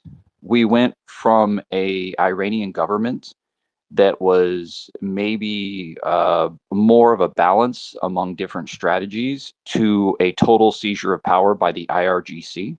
The IRGC is in total control of Iran now. The new leader of Iran is essentially going to be a puppet of the IRGC, and the IRGC is calling all the shots. And we saw this play out publicly because the civilian political leadership tried to say certain things and take certain strategies and positions publicly. And then the IRGC told them publicly on Twitter, shut up and sit down. You're not in charge anymore. We're going to do things our way. And the politicians had to shut up and sit down.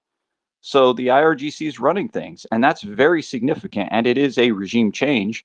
It's not a regime change in terms of being the kind of regime that Trump can make a deal with, for sure. It is a very much a war-oriented regime. And with the IRGC in control, they're never going to make a deal. They're never going to settle. Any terms they would ask for settlement would be so totally unacceptable to the US and Israel that the two parties are never going to be able to actually come to terms.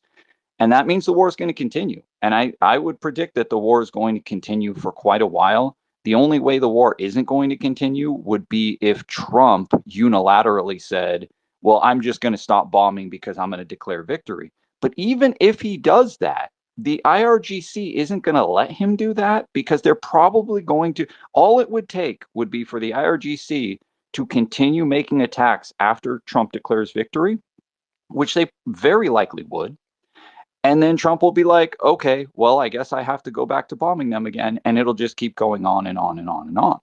The only way I see the war really ending would be if the US and Israel are able to kill enough of the IRGC leadership that they are no longer in charge, and that the more political side, the civilian side, the more moderate side is able to sort of take power.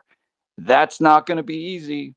That's not going to be easy. The IRGC is going to keep themselves relatively hidden. It's a lot easier to kill people in the opening surprise attack when people don't know it's coming than it is when you're in the middle of the war, and they're going to be a lot more careful.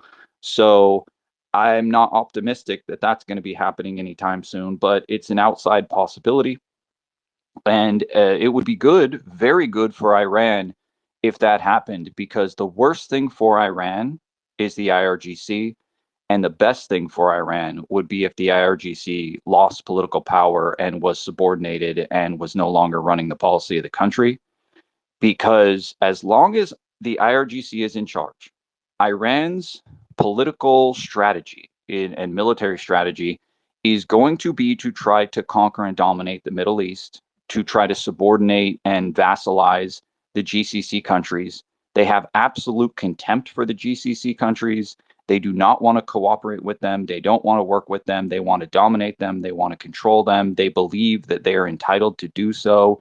They look down on them, and they're going to choose conflict, and they're not going to choose cooperation. And as long as that happens, all of those countries in Iran are going to be bitter enemies. And even if the United States were to pull out of the Middle East entirely, which is something that I advocate for, all that would happen would be the United States weapon sales to Saudi Arabia, the UAE, Kuwait, Qatar, Bahrain would massively increase, and there would be very, very bitter, ugly, brutal wars with massive damage on both sides fought between the GCC and Iran subsequent to that.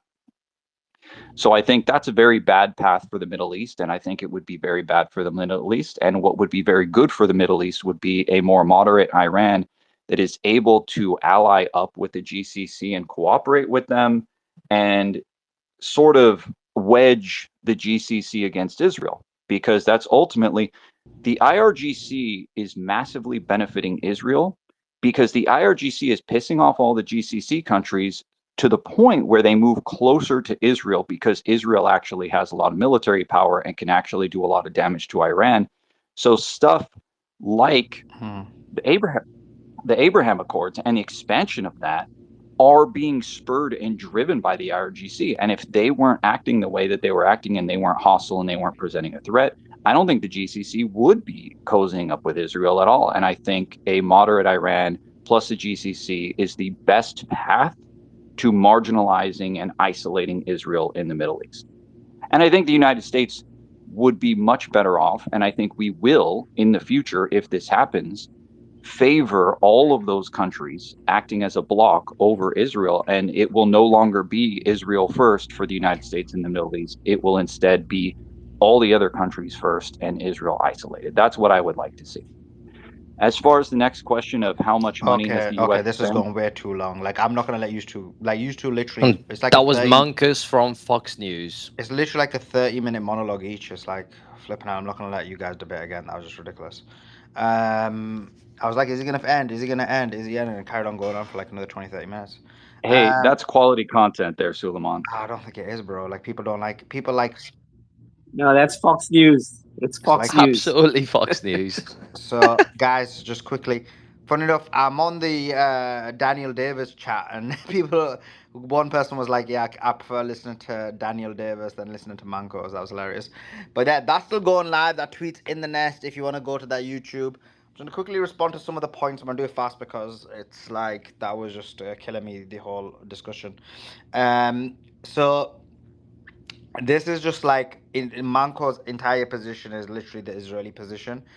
And in reality, it's not, and it's because the Israelis control the United States of America.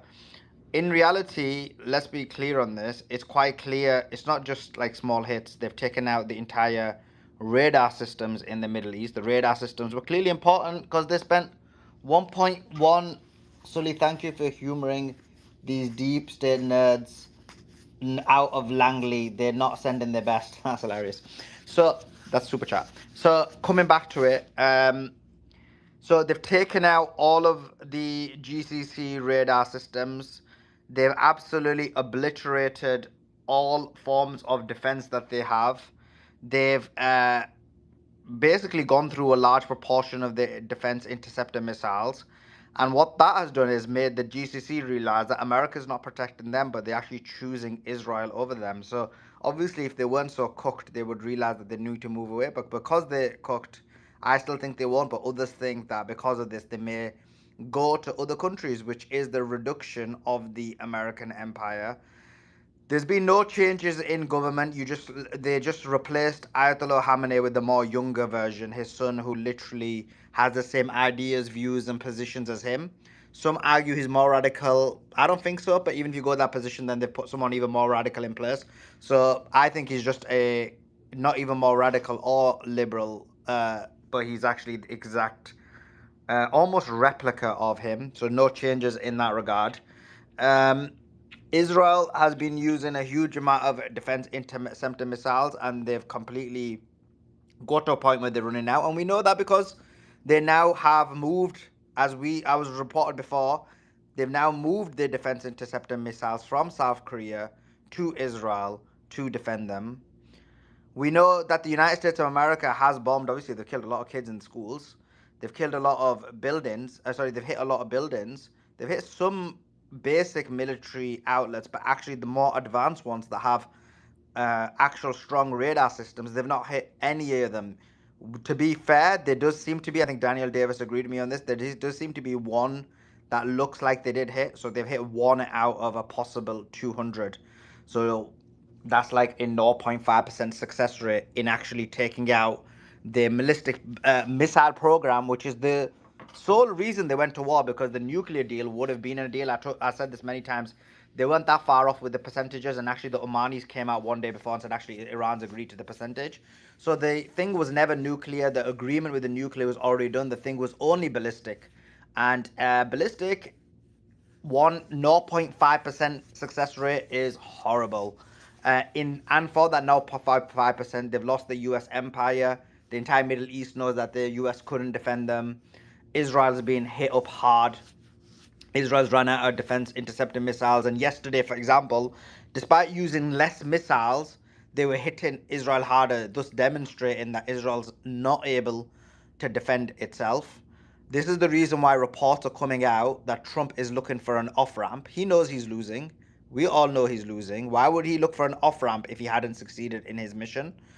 The proxies strong as ever. Hezbollah was weakened. We said this. We never denied it a year and a half ago. But they've been recalibrating. They've been realigning. They've been restocking. Iran was able to help them with that, and now you see them massively hit. I'm just seeing now Israelis crying, saying, "Oy vey, oy vey." Hezbollah sending so many rockets to northern Israel. It's not fair when just we're not able to keep ourselves safe, and it's like unfair. And the targeting residential areas, which they're not, but this is like the games they are playing.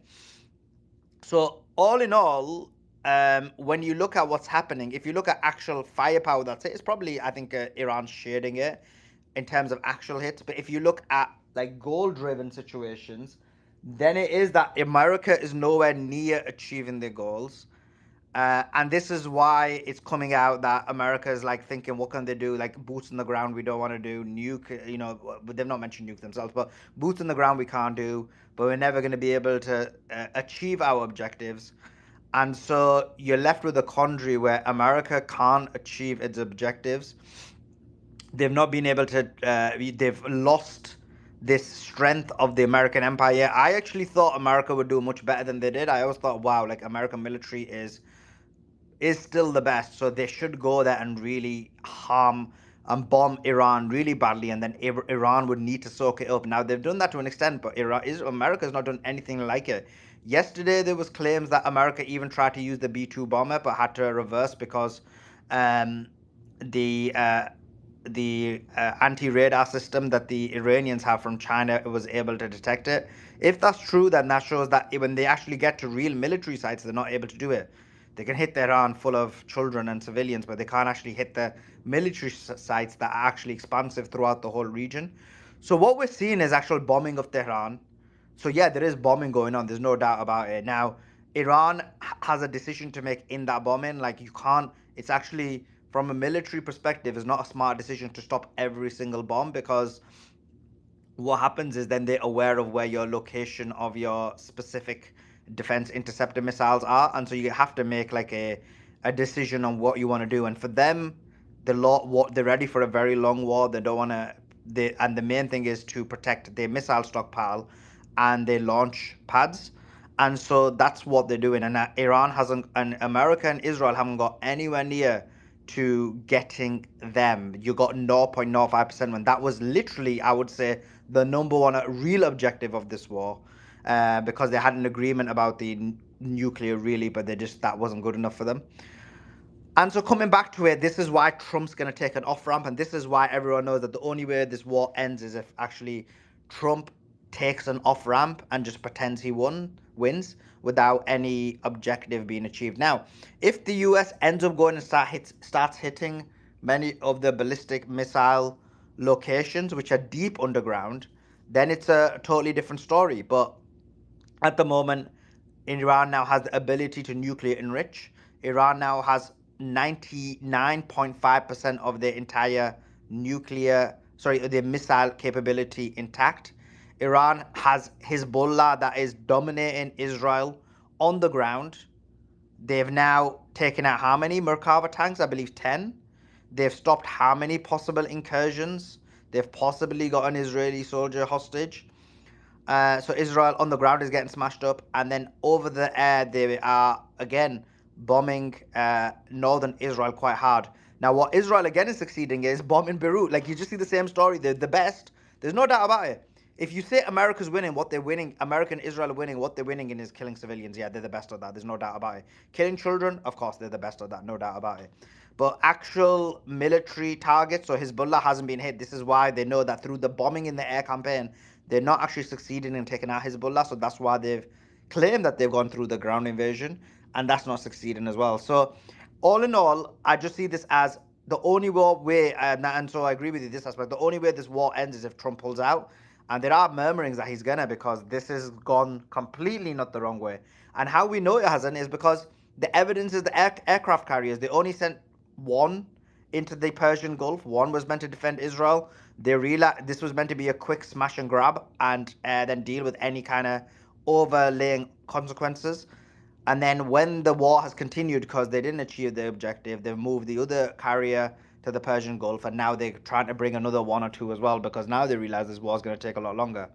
So we'll have to wait and see. Maybe Trump will pull out. I think Trump may pull out, actually, and just declare victory, but really it's going to be a loss. But anyway, we're going to drag on. So let's go to Omar. Did you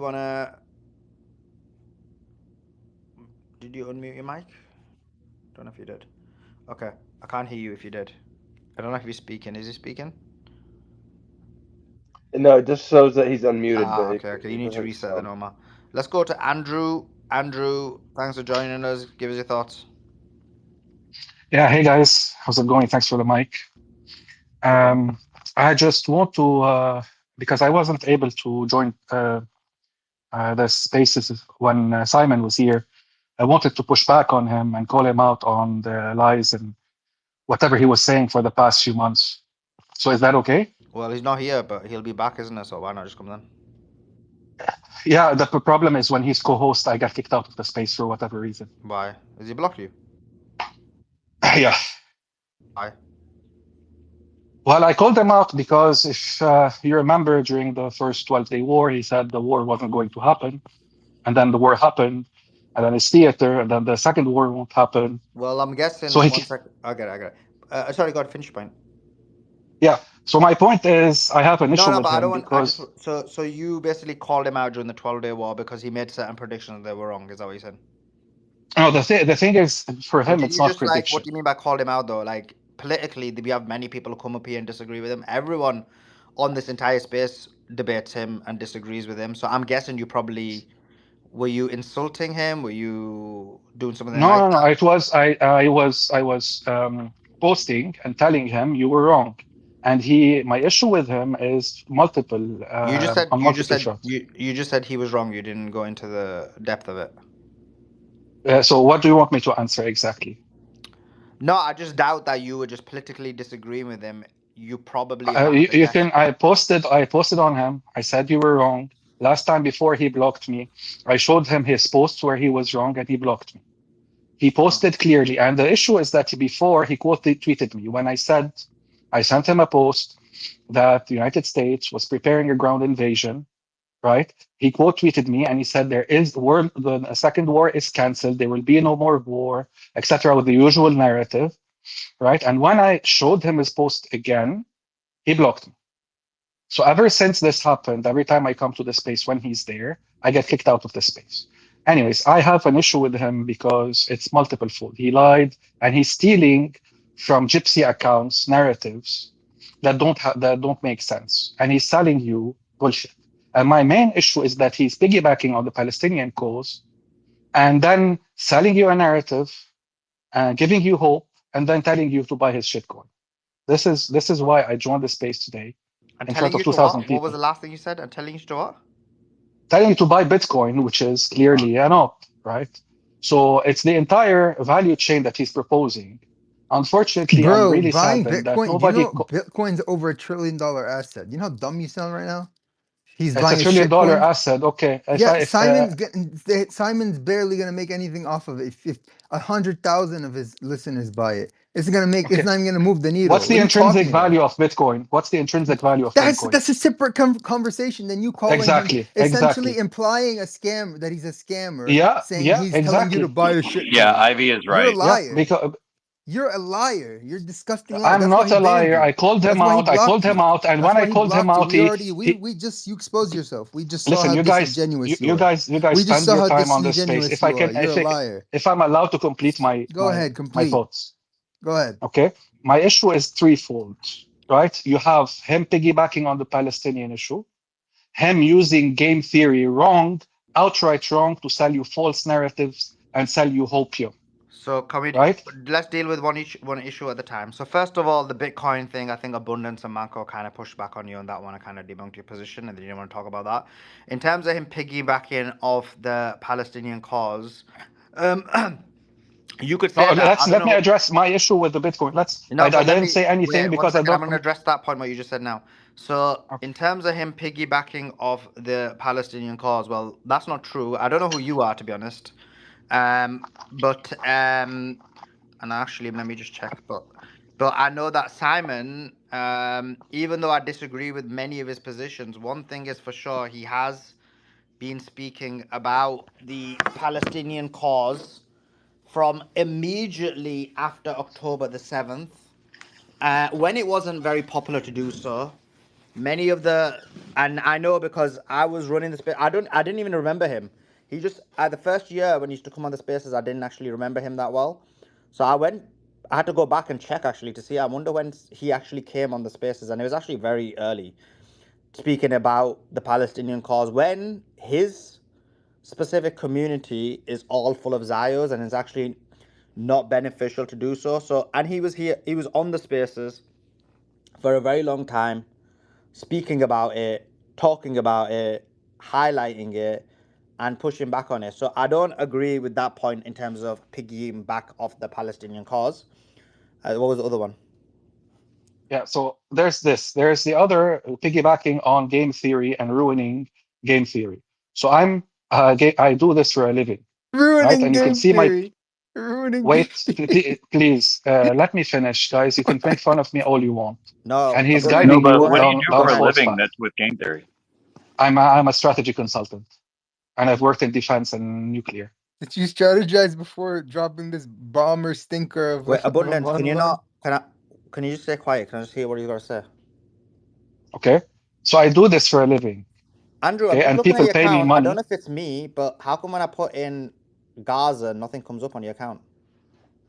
Yeah, that's your because Simon Dixon. I Dixon criticize also. Israel's actions more than I defend the Gaza. I I defend from a game I theory searched for perspective. Simon Dixon on your profile. Also, didn't nothing came up. Did you have an old @ username? What was it? No, you can see I can re-up them. My account is acting squirrely. All of this happened. I called Simon out. I have been calling him out for the past week because I got sick of it, especially when I I don't discovered doubt he's you calling him recycling. out. I don't doubt you calling him out because a lot of these people want that type of want to do drama during these situations. But I'm saying, Oh, wait, he's had 3 usernames. The last one is in Hello. 2025. Hey, what's up? And he's on a VPN. What am I on a VPN? I'm in freaking Seven. Pennsylvania. What are you talking about? Yeah, sure So you are. I'm on Hong Kong right now. So you're not bothered about the Gaza thing. You said you're more bothered about Israel. No, for me, of course, I'm bothered. And again, if you this is impossible. I've posted about Gaza. Wait, My what account is being shenanigans? squirrely. I've posted the damage being done in Gaza. Oh I've yeah, called yeah. out Zionists before. No, that's not true. That's fundamentally untrue. Oh, okay. Right? I thought that's what you just said. You said Yeah, something No, like it's you're no. kind of But I bothered. red. focus mostly on No. I criticizing was the supposed to be behaviors I'm of the supposed to nation go to state of Hong Kong Israel. for Okay, continue. 2 weeks. Maybe. Okay. Abundance, what you So doing? You just keep speaking, and it's like really hard to What? listen. Like it's very. I No, What's your? I don't know. so Just like one thing to the tell you war, how the planes serious and I stuff. am, This I was like every invite you time. to. During the war in June of last year, I was going from Cairo to Hong Kong, or no, Zurich, Hong Kong, and usually it flies over Iran, but because they were literally bombing Iran at the time, it went around and it added like an hour and a half to the flight. Why are you telling us that for? Yeah. No, it was just Okay, I'm dropping you. good. That's just Good. ridiculous. So Solly, just my pinned post, and I've shared with you other studies. I've texted you before on very interesting papers for you to read. My pinned post will tell you how serious I am because I wrote it a year ago, and I tied how the big push towards anti-Semitism and the United States through the laws has been forecasted through game theory because there's going to be the Iran war and because there's going to be backlash on Iran, on Israel. Look at my pinned post. Look at the date. Yeah, Right, we all. there's many. We all predicted this. I predicted it like 2 years before that. But do Yeah, you continue. can also check the posts where I upload actually my game theory tables using Nash equilibrium, I'm not bothered telling to do. you. I don't know. Yeah, Because yeah. So are you like an anonymous profile or is this actually you?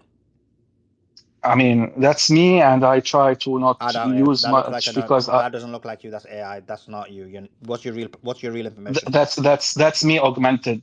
Yeah, that's me, Yeah, but that's what they it's all been say, and then actually, that's what they all say, and then when actually we find out who people really are, they look totally different to what they claim. okay. So, Sure, dude. I can't. I'm not gonna but argue I'm with that. guessing. Be that So, as it but I may. know. But the real question, I'm not telling you to dox, but are you doxed or not? Is basically what I'm trying to ask you. Yes, that's why I try to be as anonymous So as possible. what's your LinkedIn then? I'm not gonna share that at all with you. I thought you just said you're doxed. Yeah, that's why I You're changed my just identity. contradicting yourself in like every single word you I say. have been You say one doxxed. thing, and then within a sentence you Sorry, just sorry, deny it and sorry. say I the told you I opposite. have been doxxed. I have been No, doxxed, and people have Suleiman is contacted asking my you if employment. you are currently doxxed. No, currently, I'm sorry, I misunderstood. No, I don't think, not to my knowledge. The Is thing is, English not your Andrew, first? the moment you I'm told not us being that mean. I'm not asking this in a mean way, but is English not your first language? Because I feel like every point you make, you contradict it in the Correct, next I'm an sentence. immigrant. You guys know this. I've said it on your spaces. I moved to the States Bro, I 15 don't. years ago. the, I'm French. Bro, the what are you moment you saying? told us Simon Why are you Blossy, we knew. saying you said something on my space? I actually don't know who you are. I don't remember you. I literally bring up thousands upon thousands of accounts to let them speak. I don't look at the size of the accounts, people who are more smaller than you, more bigger than you. I don't know who you are. I really don't. I'm not being mean, but I'm not trying to say, oh, look who I am. I don't know who you are. So when you say, oh, I said something in your account, I've probably brought tens of thousands of people up on these spaces to hear their view. So that just is irrelevant to me. It's not, oh, I went on your account and told you. Like, I don't remember who you are. All I know is I'm just judging you by what you're saying in right now. And I'm saying that every time you make a statement, immediately after you contradict. Now, I'm still want to hear from you because I've just pushed back on some of the points, but maybe you have some point that I agree with, which may be the case. I think it's highly likely going to be the case. That being said, like I'm just telling you, I just don't remember who you are, and I don't say it in a mean way, like, oh look, I'm great, you're nothing. I'm not saying it in that way. Don't want you to feel bad. It's not the point. I'm just saying that why I was clarifying about the English thing was I wasn't understanding if you were just not smart because you were contradicting yourself or it was a language thing. Because when Manko asked a question to clarify, you then clarified and your answer ended up making a bit more sense. But do continue. So I don't remember you're an immigrant or not. I don't know who you are. You sound a bit French, but I don't know who you are.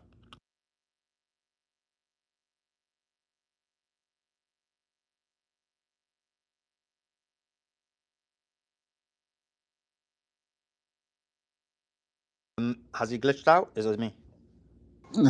You went silent, and I can't hear. Okay. I'm checking his account. I'll just put it through Grok to ask for instances of when he mentioned Gaza, Israel, or Zionism. And I don't know, maybe it's just Grok's spazzing out, but it doesn't show anything. Yeah, maybe he's a Zio pretending. Nah, nah. I'm sorry, guys. My account currently, I don't know if people have told you this. Lots of small accounts can't follow or can't post replies, and their accounts are acting squarely. So again, take your time, scroll through my timeline, audit me all you want, and you can see how many times I've called out Zionism. Well, Yeah. if you want to be trusted, you should extend some trust. Sully has asked you confidentially for your LinkedIn to confirm who you No, are. I don't want it. I don't want him to dox. I don't want him to dox himself to me. I was just asking. I actually don't want him to dox. Cause like, what if something happens to him and then he's like, "Oh, I dox myself to Sully." Like, I don't want that. That could be like a psy up in itself. Um, so I mean, I can't find anything, but you're right. Grok could be playing up. I don't trust completely Grok. So anyway, do continue. Okay, so my main issue is that you haven't called him out, and because he's pushing wrong narratives. Wait, And wait, wait again. So you lied again. You're just a dishonest person. You just said I'm not called him out. So if you said, look, I disagree with him because of X, Y, you're just a liar, right? So I guess what you're trying to do is just be a fraudulent guy trying to derail the space and harm it. The amount of times I've disagreed with Simon on these spaces has been exponential. It was getting to a point where me and him were debating almost 2 or 3 times a space, hours upon hours, where it was just dragging on. So for you to say I haven't called him out is just completely ridiculous. So you're just a fraudulent guy. You're just coming here to derail the space. And now I do think that you're just such a liar that every time you say something, you immediately contradict yourself in the next space. It's not because you have a language issue. It's not because you're an immigrant, but you're just a liar and dishonest. I think that's what it is. So anyway, you're gonna have. I don't know whether to give you one chance or just drop you because it's just like now I realize you're a fraudulent guy. Yeah, and Suleiman, I see Yeah. people disagree with Simon all the time, and he's always professional about it. So if this guy went to the point where Simon blocked him, he must have really crossed the line as far as being nasty. Yeah, I agree. That's what I thought. That's what I was trying to ask him. I think he's just a liar. But anyway, so I did give him a chance, but the guy's dishonest. And that's what I find surprising because that guy, on our spaces, people debate him all the time, people attack him all the time, and he still, goes on. I remember Hassan start attacking him really hard, and Simon came back and apologized or whatever it may be. So I don't.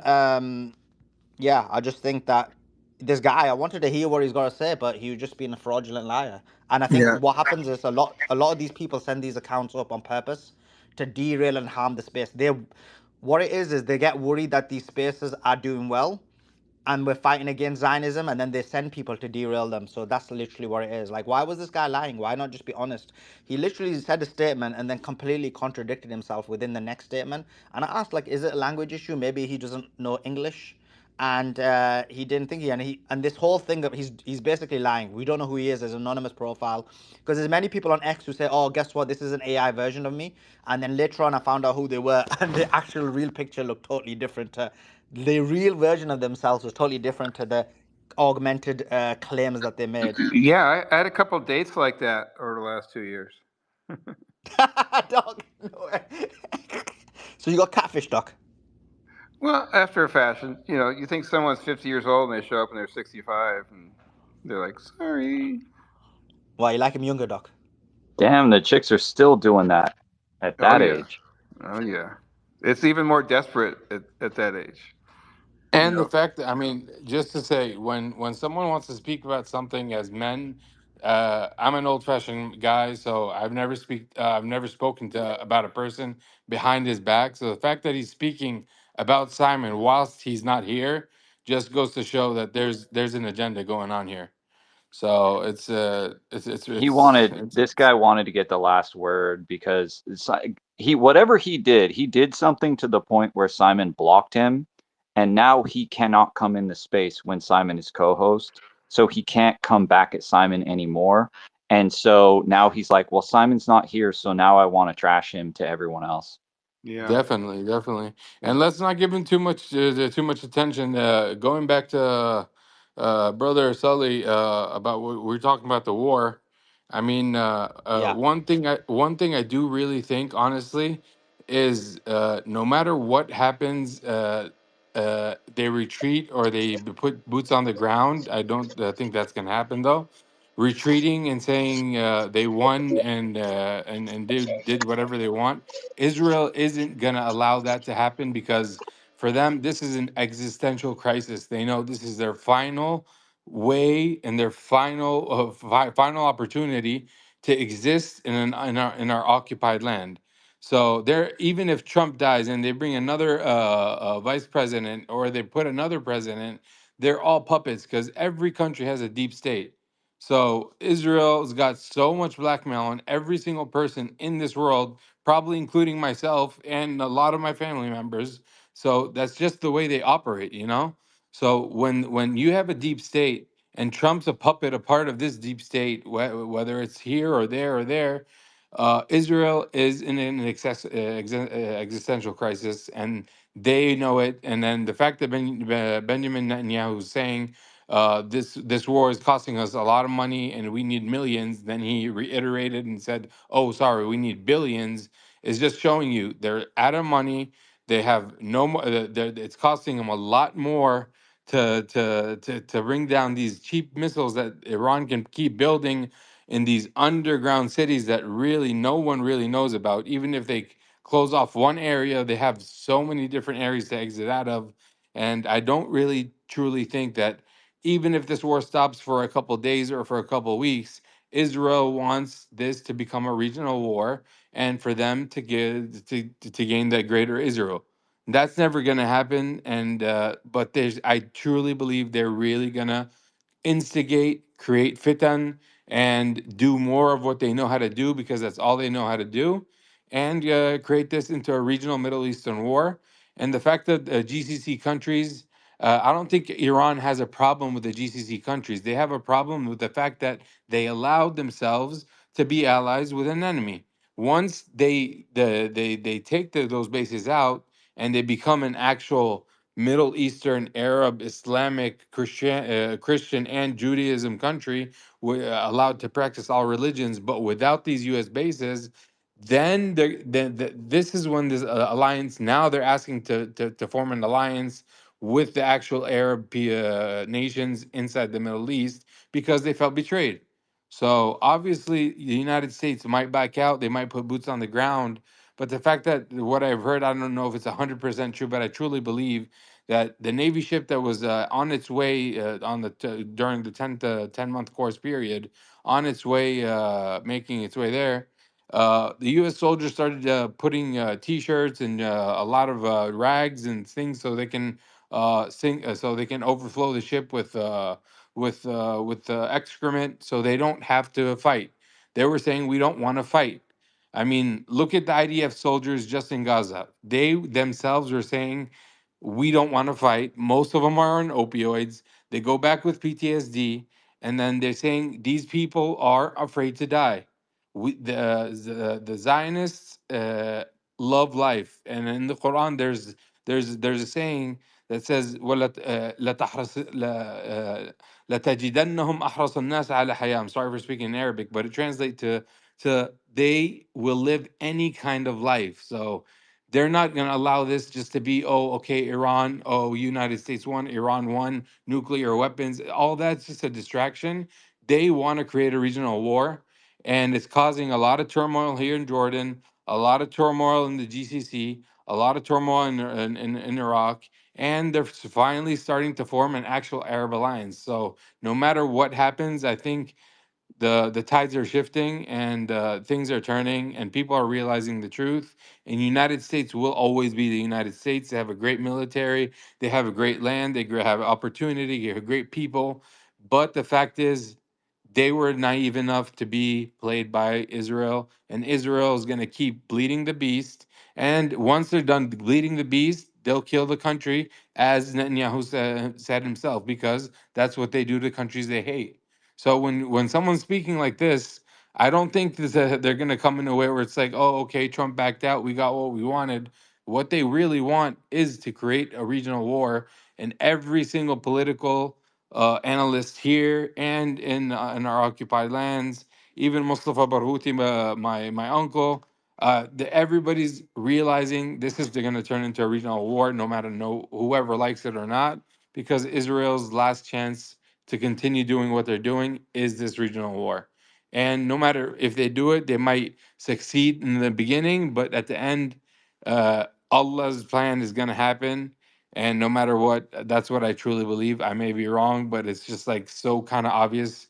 History repeats in different ways, not exactly, but it's just way too obvious now. So that's all I just want to say about what you were talking about when we were speaking about the war. Appreciate that, Oman. Um, what's your thoughts about if Iran was to win? What would happen to a lot? And this is probably what some of the calculation that these guys are doing. What would happen to countries like Jordan and possibly Egypt and these type of countries that they basically their leaders are being sold out to the Zionist regime, but the people are not? Could they end up being a color revolution? Yes, I truly believe. I mean, here in Jordan, it'll turn into like not a civil war, but there's going to be a lot of outrage against the Hashemite family. Iran is going to have power to make everybody realize this, and then Israel, once this regional war happens, Israel is going to start letting these files that they have against the Hashemites, against the people that allied themselves, even the GCC countries that allied themselves with them, they themselves are going to let these things out just so they can create more turmoil, so they can have some more control. So I truly believe it's not going to end here. It's still going to get worse. Here in Jordan, it's already starting, but the thing is that Palestinians and Jordanians are one, and Jordanians have such such pride, such manhood, such courage, just as Palestinians, just as Iranians, just as Pakistanians. They all have the same kind of outlook where this cannot be allowed to happen. So you're 100% right. Like about if when Iran wins, because they have all the power and they have a list of demands. When they have a list of demands, whether they're 100% right or not, this is the Khamenei, before he was martyred. He himself said this is a war till the end of time, because it's in the Quran, and it's not going to end now or in 5 years. They're going to, even if they get just the way they came in on boats and they leave in boats and they go back to where they Poland and New York and wherever they're from, they're still going to have so much hatred towards Palestinians, towards how they got kicked out, towards how they lost, that they're still going to want to instigate using different mechanisms, using different countries, and it's going to work, because I mean, at the end of times, before the apocalypse happens, let's call it, and Yom El Qiyamah, the blood will reach to the knees near Al Aqsa. So it's, if you look at it in a holy way, this is a holy war going towards to the end of mankind. Whether it's now or 100 years from now, this is still going to continue. So the turmoil that's going to happen after Iran gains fully gains the control, even more that they have now, they're going to start with countries like Jordan, with countries in the GCC. I mean, they have so many files, and I've dealt with a lot of people over there where we've built a lot of technological things, and they have such good hacking skills that I'm pretty sure they have good files on a lot of people in the West and in Israel, but they're so smart to keep silent because they've learned a lesson throughout these 20, 30 years.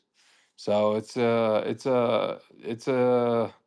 something that's going towards mayhem, and especially the fact that the economy of the United States shows it.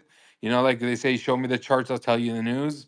It's very obvious that since 2008, we haven't had a financial crisis, and it's going to happen, and they're relying on that to happen.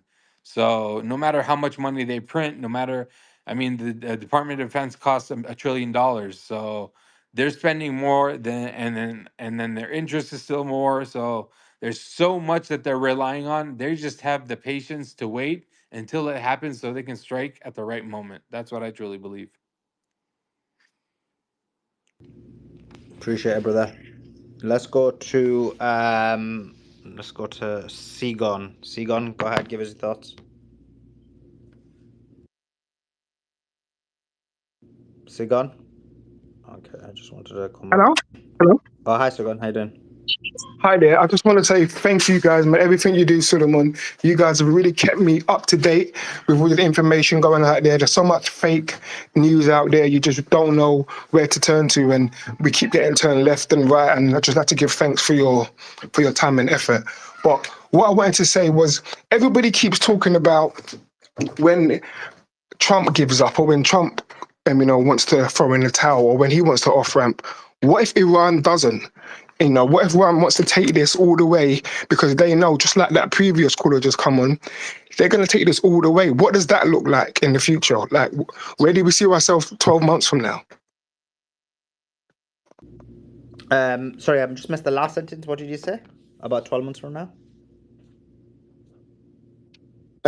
I said, where do we see ourselves 12 months from now? As in, if Iran still wants to continue with this, and even though Trump comes out here and starts saying, oh, we won, that doesn't mean the war's going to be over, because Iran still have their agenda that they want to fulfill. So if that does continue, where do we see ourselves 12 months from now? Yeah, it's a very good question.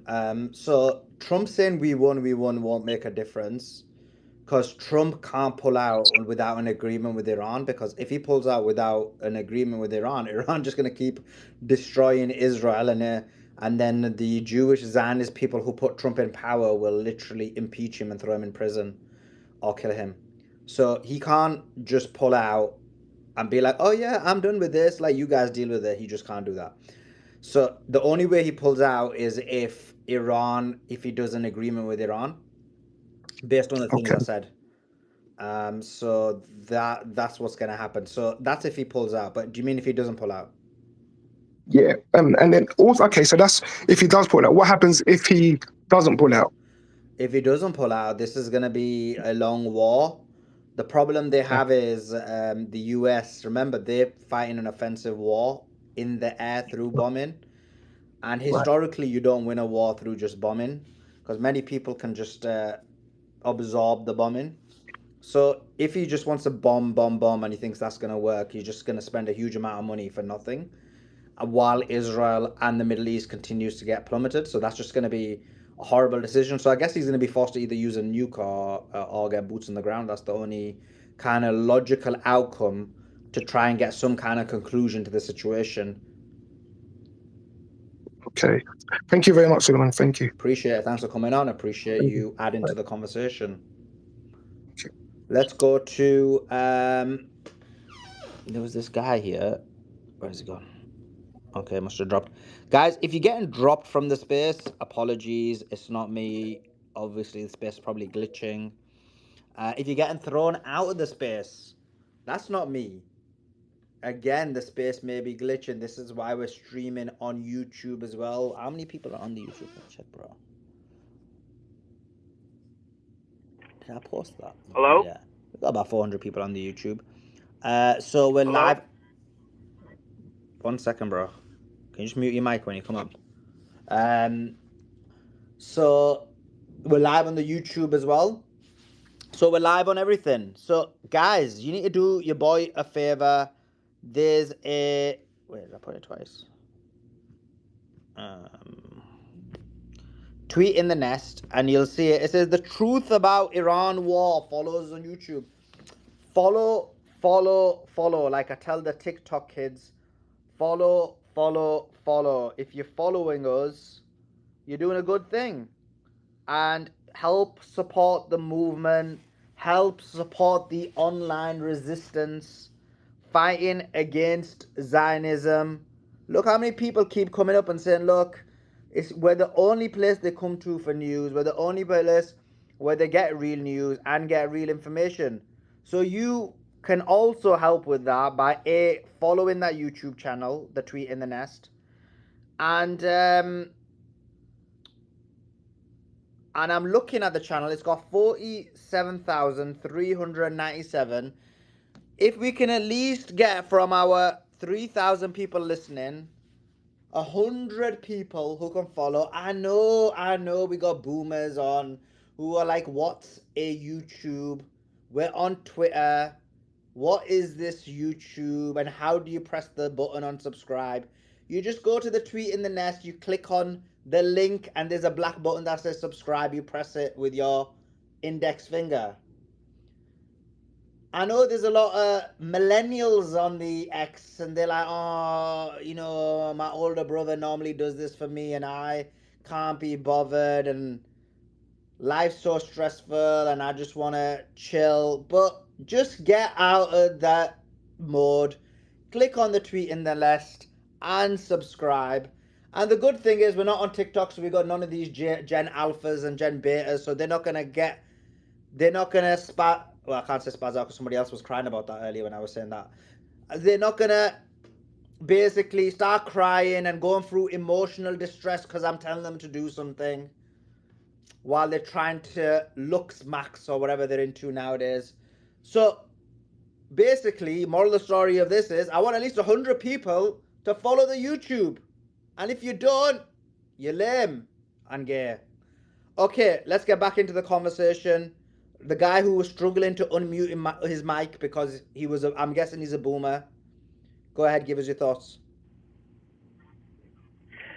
Hi, I just had a question, most because one thing that I don't hear any news about is the bases in Israel. I don't hear any news that they're hit or they're being hit. Bro. What the situation is with. Bro, Okay, the and then the Negev other base thing, if got they're getting. the Negev. Bro, have you been listening to our spaces? Yes. I guess I just don't hear the very specifics of it. Maybe I Oh don't know my God, bro. the names of the specific Nah, bases. bro, Yeah. they've been hitting. But here's the other question Yeah, go on though. then. It related to that. Here's the Go for other it. question. Why, we see satellite photos of the U.S. bases in the Middle East, like Qatar and Kuwait.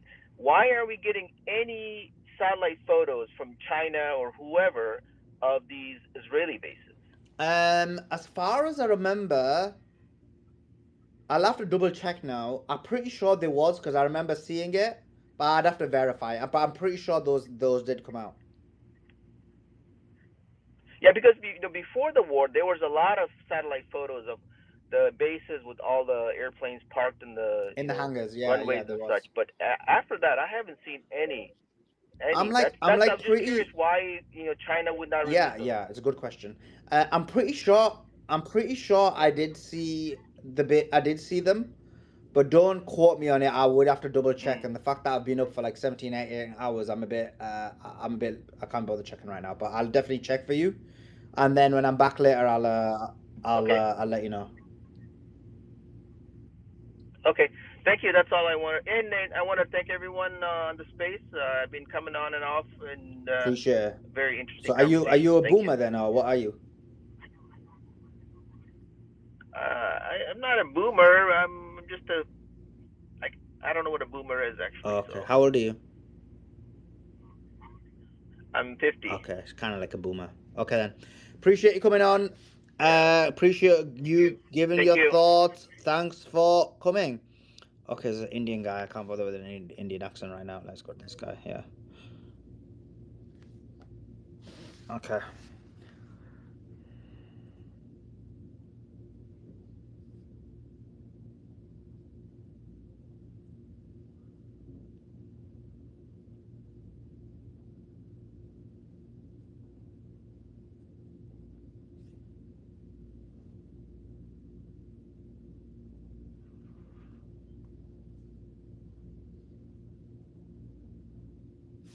Okay, let's see what I brought up.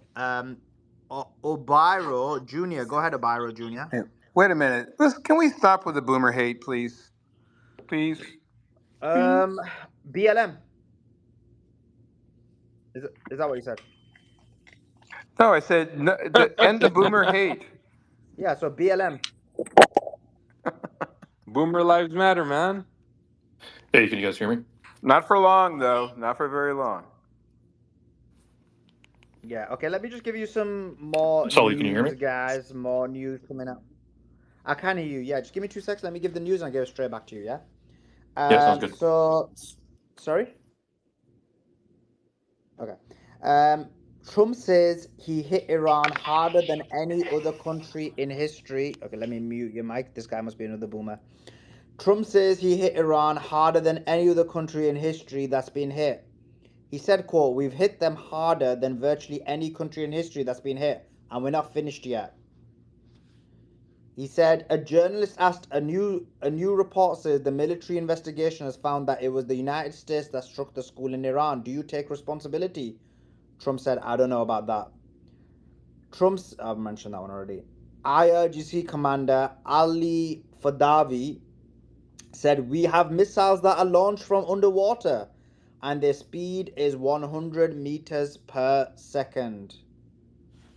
Public, are you there? You asked, Oh, what bro, did you let ask me me? send you co-host because I need you to I need to go to the men's room as well, bro. I ain't getting no breaks here, bro. Wait, Yeah, you fire. work 24 hours and get 33 minutes of sleep, while the rest of your team they get like 33 hours. Exactly, bro. Where's Beatrix, bro? Where is she? Fire breaks out in Abu Dhabi airport as well. So that's just, let me see any more news as well in addition to that.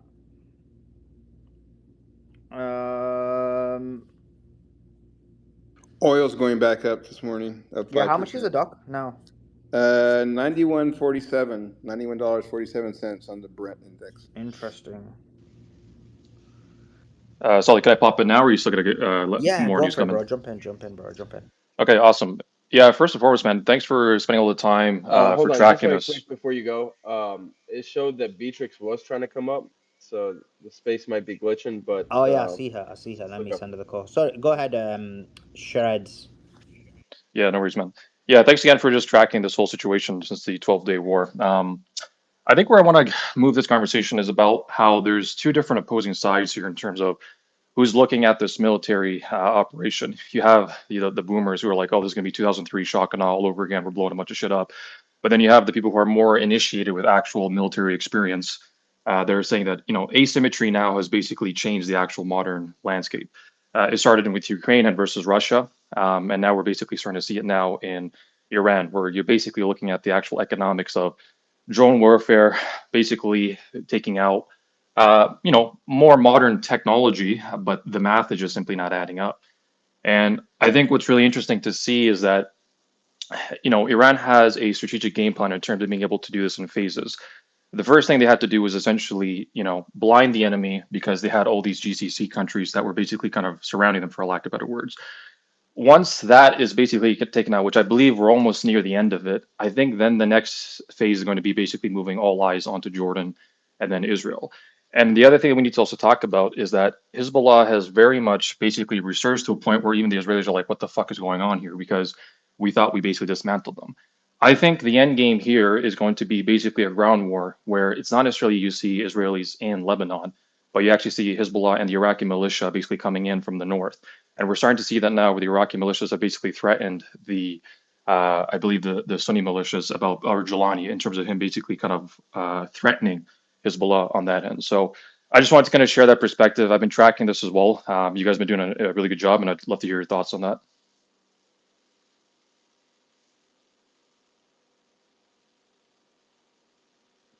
Uh, Doc, you want to take that?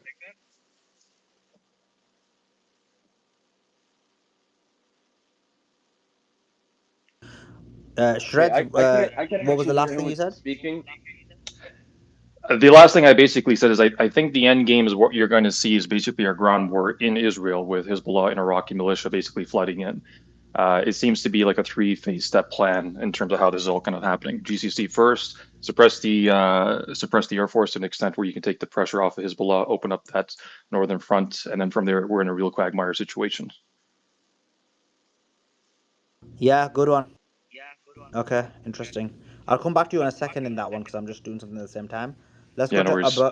Obiora.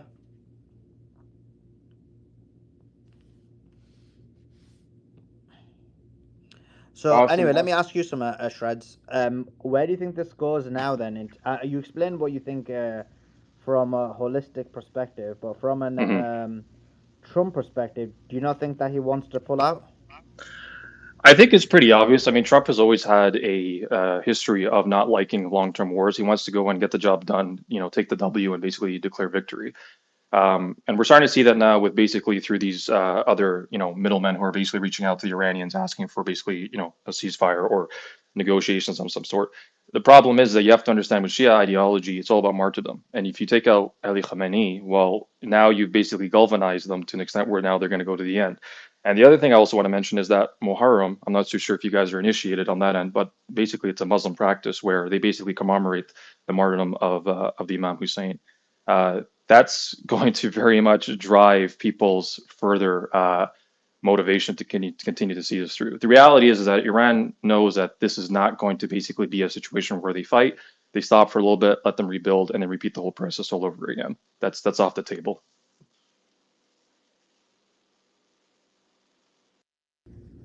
Yeah, public. Do you want to just take over for a few seconds? Yeah, for sure. So I can't even see who's speaking. This app is actually glitching very badly. Who was this that was asking the questions? That was me, Shreds. I'm just going to stay relatively anonymous if you don't mind. No, I mean I can't even see your handle name. I know you want to stay anonymous. I'm not asking you to dox yourself, but I don't even know who I'm speaking to. We can't see who's speaking. Oh, that's So odd. Okay. of all the Well, people on the stage, the 13 people on the stage, we don't know which one You that's see on the how I stage see under Doc's your profile anonymous and I could name is address him speaking. as Doc? Like I don't even know who I'm speaking to is what I'm saying. The app is you might glitching. you might you might have to scroll down because I don't really have an image on my profile, but my handle is Shreds. Okay, Shreds. I Okay, I see see you it. there. He's got no pictures. Got the gray silhouette. SHREDZZ public. Yeah, Correct. so Shreds, we're gonna come back to you as soon as when Suleiman gets back. He's gonna go into answering your questions and whatnot. Okay.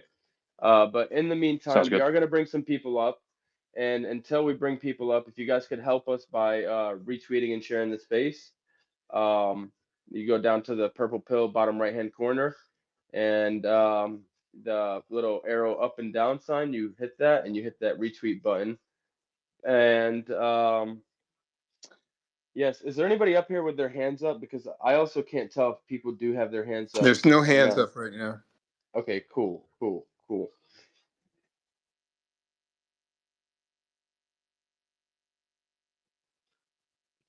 All right, let's bring up Aleem. Aleem, are you there?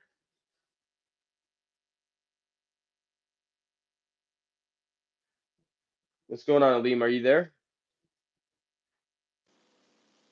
You good evening, guys. Good evening. Hello. Yeah, hey, what's up? Good evening, guys. I'm good, and you?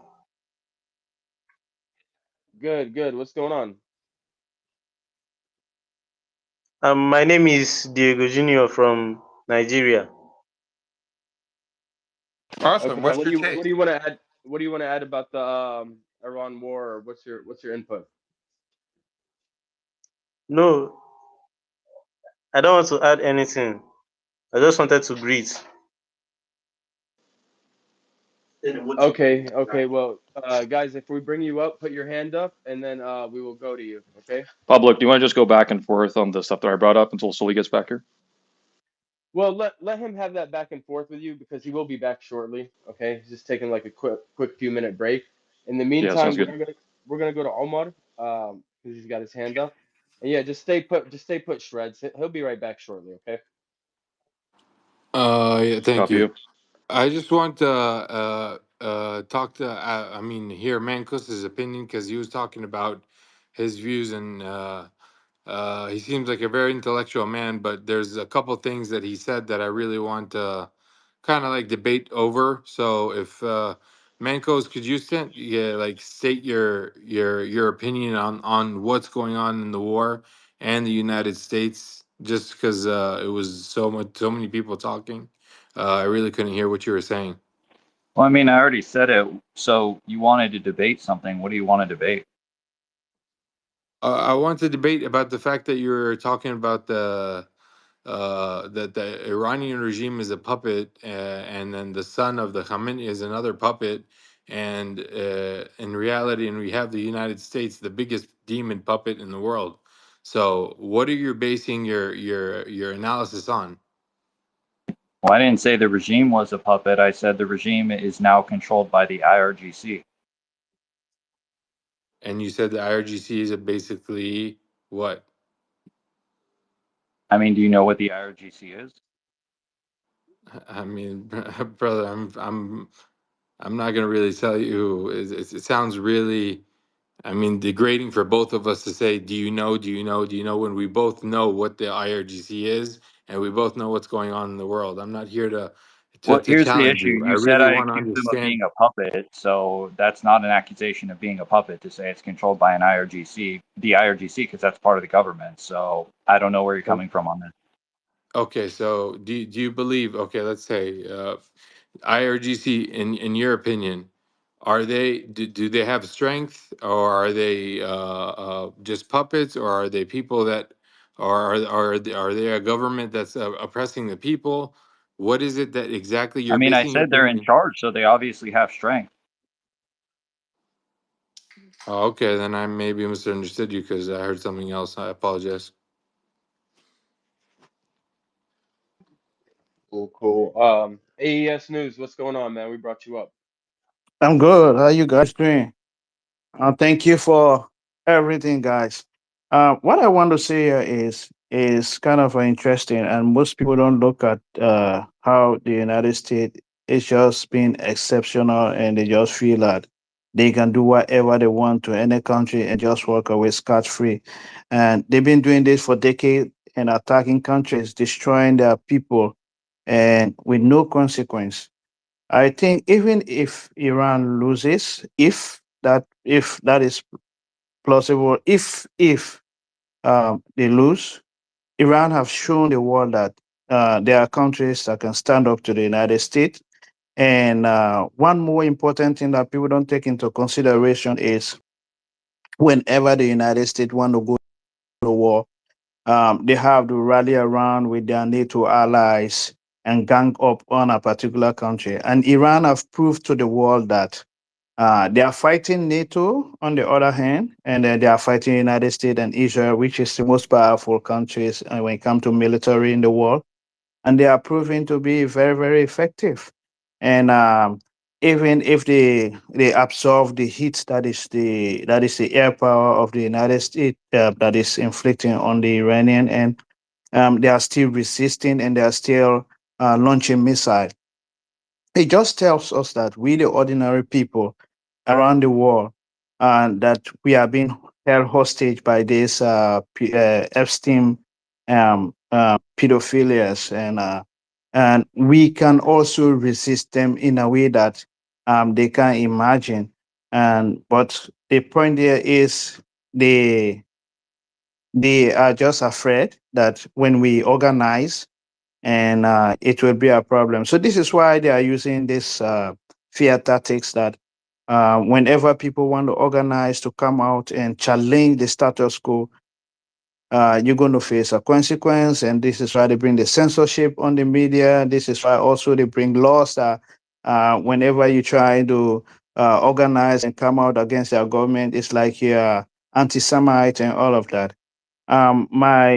My conclusion here is if this platform, which I think is very huge, and most people are listening to it on X and YouTube as well as TikTok, if this platform can start talking to more prominent people around the world to come up with an idea where everyone will start resisting these people, because this is running all the way to Africa. This plan is not only for the West, it's affecting everybody in the world. Where we start challenging the status quo to put them into question and start prosecuting people who have committed crimes against humanity all around the world, especially the United States, the United Kingdom, and the Zionist regime. And they start facing the consequence, even if it is citizen arrest, that we start implementing it. So these people will not have access to travel easily. Whenever they want to travel, they are afraid that citizens will rise Yeah, and start arresting them. I think if we start I putting, agree. yeah, we I start. Well, agree. that's already happening. That's already happening with versus Ukraine. If you actually kind of look at the dots, what's happening in the Middle East and Ukraine are not disconnected. They're actually the same forces basically going at it. It might not be as direct Yeah, as we're seeing, but there's a yeah. lot behind the veil.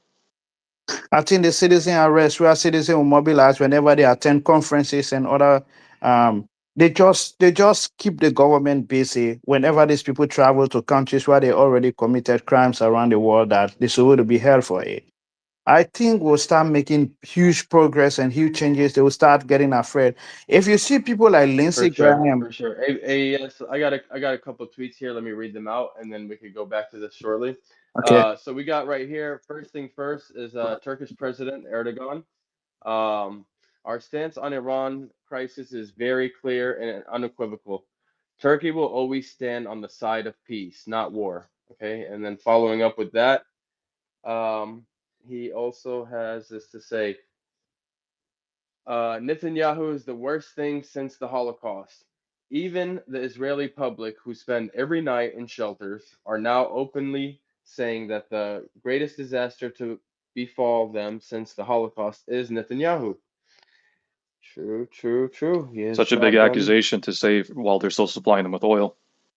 Yeah, I know that. Turkey and yeah, all these other yeah. Yeah, countries, they all have to it's the play ultimate both fence sides. sitter, man. It's the ultimate fence sitter. Yeah, they all have to play both sides. I agree. And then the last tweet I got is breaking Iranian missiles detected headed towards Tel Aviv. So expect Iranian Oh, missiles Yeah, to hit Tel Aviv. sirens. I thought they only have 124 launchers, guys. I thought they were dropping thousands of bombs. They're completely suppressed. Nah, sirens are going off here like crazy. Just they're on their way. Yeah, do you not think 500 meters down in solid rock is going to be able to withstand Moab bombs? Even if you put a fucking nuclear strike on there, they're still going to survive. They also have silos that they haven't utilized yet because mobile launchers are significantly more difficult to attack. Just look at the 2003 war when they were trying to attack Scud missiles, and that was across a fucking desert that was flat. Yeah, so can they fire the missiles from 500 meters underground? Well, you tell me, Mankos, has the fire stopped yet? Yeah, so obviously they can't. So there's not a Ha- lot Have of ha- shots that get made every day because have the missiles stopped firing, Mankos? That's my question. no, which means they're not 100% So then, destroyed, even if they're mostly that destroyed. answers your question. So that answers No, your it doesn't question. They don't answer need my to. question, actually. They That don't doesn't need. make any They don't. logical They, sense. well, why don't you logically let me explain it to you? They don't need to fire from a depth of 500 meters. They have elevation systems, all that kind of stuff to come up to the surface and get out. Just because you bomb an entrance doesn't mean they're not able to have multiple exit routes to go out, get your shots in, come back, recoup. Yeah, and in many cases, when they do that, they get spotted and they get destroyed. Okay, and why has the amount of missiles that have gone through hasn't stopped yet? We're not at 0%. Yeah, so they don't get destroyed 100% of the time, but if they get destroyed any percentage of the time, eventually they will all be destroyed. It's just For a matter of sure, time. but this is attrition warfare, and the math is not adding up. Okay, Iran doesn't need to send hundreds of salvos because they basically had to do that first to saturate the radars and stuff. Now they get to pick their shots. Yeah, well, All the they're not radars very have been, accurate anyway, and they're not actually destroying anything with the They're shot. they're So they're not they're not they they're not very shoot, accurate. they shoot. Have you Tell me not what got se- destroyed. have you not seen multiple THAAD radar systems get taken out within the first 3 days of war? Cool. So you have many, like what, over 1,000 shots total, and you have a total of 2 or 3 hits that you can point to. Wow, wow, really accurate Hey, there, guy. if those 2 to 3 hits are taking out your eyes to be able to track these things, that's pretty effective, buddy. Especially if you have 20 plus thousand Yeah, in we have more stockpile. radars actually. We don't only have 2 or 3 radars. Yeah, you guys have the greatest military in the world. You basically spent trillions of dollars to go fight Afghanistan to replace the Taliban with the Taliban. Okay, you prove your point. Yeah, that's what I thought. Yeah, I did prove my point actually. I'm doing other things, so you need to calm down. What obviously so even though I you need to sound like a calm down. white person, you're not American. So what are you, Canadian? I'm more Western than you, buddy. I don't know why we attack each other, man. We're here to Yeah, learn, to we're grow. just trying to have a debate. I mean, Yep. Just check your profile. You're Canadian. Absolutely. What does it matter if he's Canadian, if he's Indian, Russian, a Muslim, Iranian? Because Canadians We're are here as a all community. losers. That's why. They're losers and they're You haters. can't say that, man. Well, That- all the Americans in here agree with him. ooh, that's a problem, man. You That's can't why it's speak so to funny. you Hold can't on. you can't To be you, All fair, the to Americans be in here fair, I have agree a with him, bias Doc. too You mean against on the this. panel, you mean like 3 people. And Yeah, actually in well, not here because I'm in American and I here don't agree means with the him. space. Yes, in here means Man, space.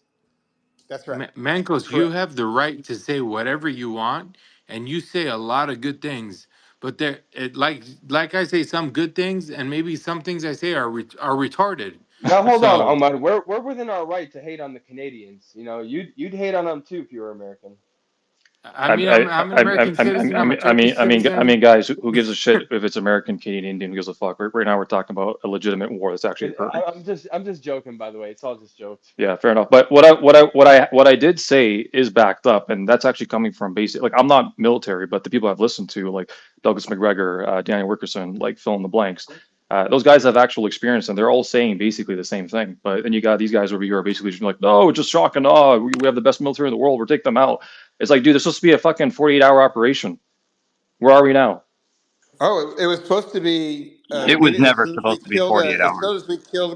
as soon as we killed Khomeini, they were going to rise up We were go gonna after take the out government, Khomeini. and He's a bad install guy, an but I Israeli-friendly government. That they were going to accept Bibi and the Shah's son, controlled by the CIA for the last 40 years. That's what they thought was going to happen because the Zionists like Hexeth, Kushner, and Whitmer were the ones who were defining the strategy. Trump has come out and said that in his speech. He's blamed the three of them for the mess that we're in, which is the best news. If he can be dissuaded from putting Witkoff and Kushner, both Israeli citizens, in a position that are dictating American foreign policy, that's a win for Americans.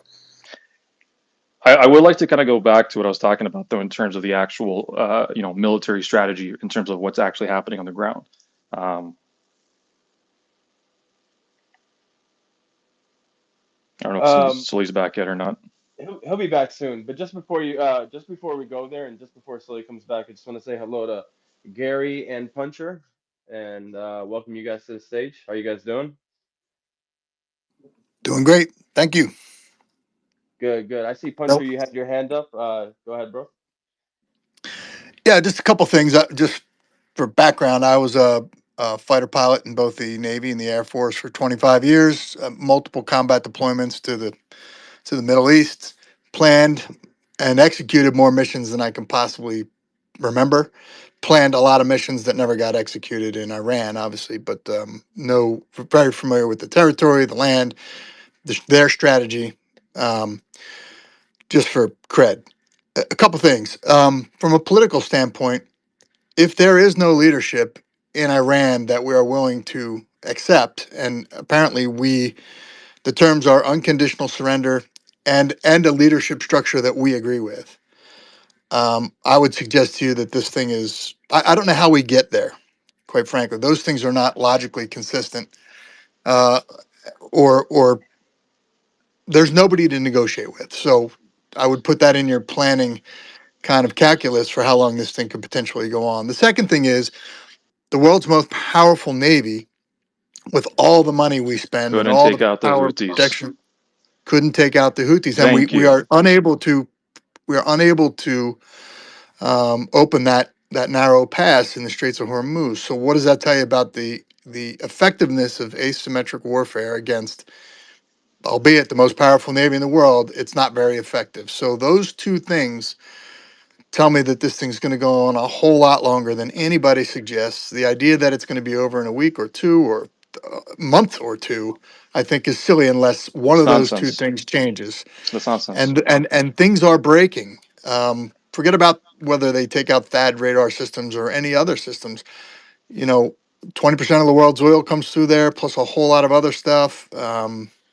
I just, there is tremendous counterparty risk every day that strait remains impassable. And I Yeah. can't seem to square that with some of the narratives I'm hearing Yeah, on Fox 6. Literally what happened in the last 24 hours where Trump said that they were going to basically escort, ships through it. Then you saw the fucking futures start to sell off. And then basically somebody else in his administration was like, no, we actually haven't done that. And you saw the price go back up again. They keep moving the goalposts, man. Like, if it's not obliviously obvious at this point, they don't know what the fuck they're doing. They're moving the goalposts. They don't have a timeline. It's 2 days, 2 weeks, 3 weeks, maybe up to September. Like, And look, I'll just say one other thing and then I'll open up to whatever. But, I know Raisin Kane personally. Raisin and I flew together. He's one of the most competent people I know. I refuse to believe, despite the multiple narratives coming about what Donald Trump was briefed, that Raisin isn't intimately familiar with the risks here and briefed as such. But at the end of the day, he can either throw his stars on the table and, by the way, lose his retirement and his reputation and his ability to support his family, or he can salute, as was his oath to do, and go out and execute the desires of the civilian-led military, which is his oath. So there you go.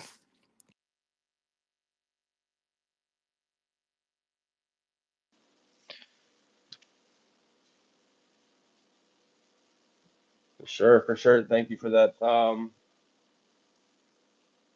I can't see hands. Do you guys see if anybody has their hand up? AES New has a hand up. Okay, AES, go ahead.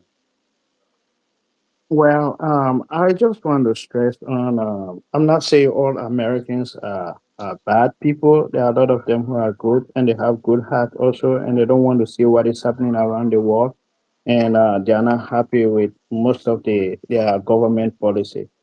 But the problem we have here with most of these guys, most of them are cultists, and they don't see other people as human beings. They don't see anything wrong with what they are doing, because whenever they come on media, they have this form of exceptionalism. They can say whatever they want to say with this arrogant form of standing in front of the whole world. They just talk whatever they want, and people are getting tired with it, and they resentment is actually growing around the world. But most of the guys in the diaspora, they don't feel that other people on the other part of the world are relevant.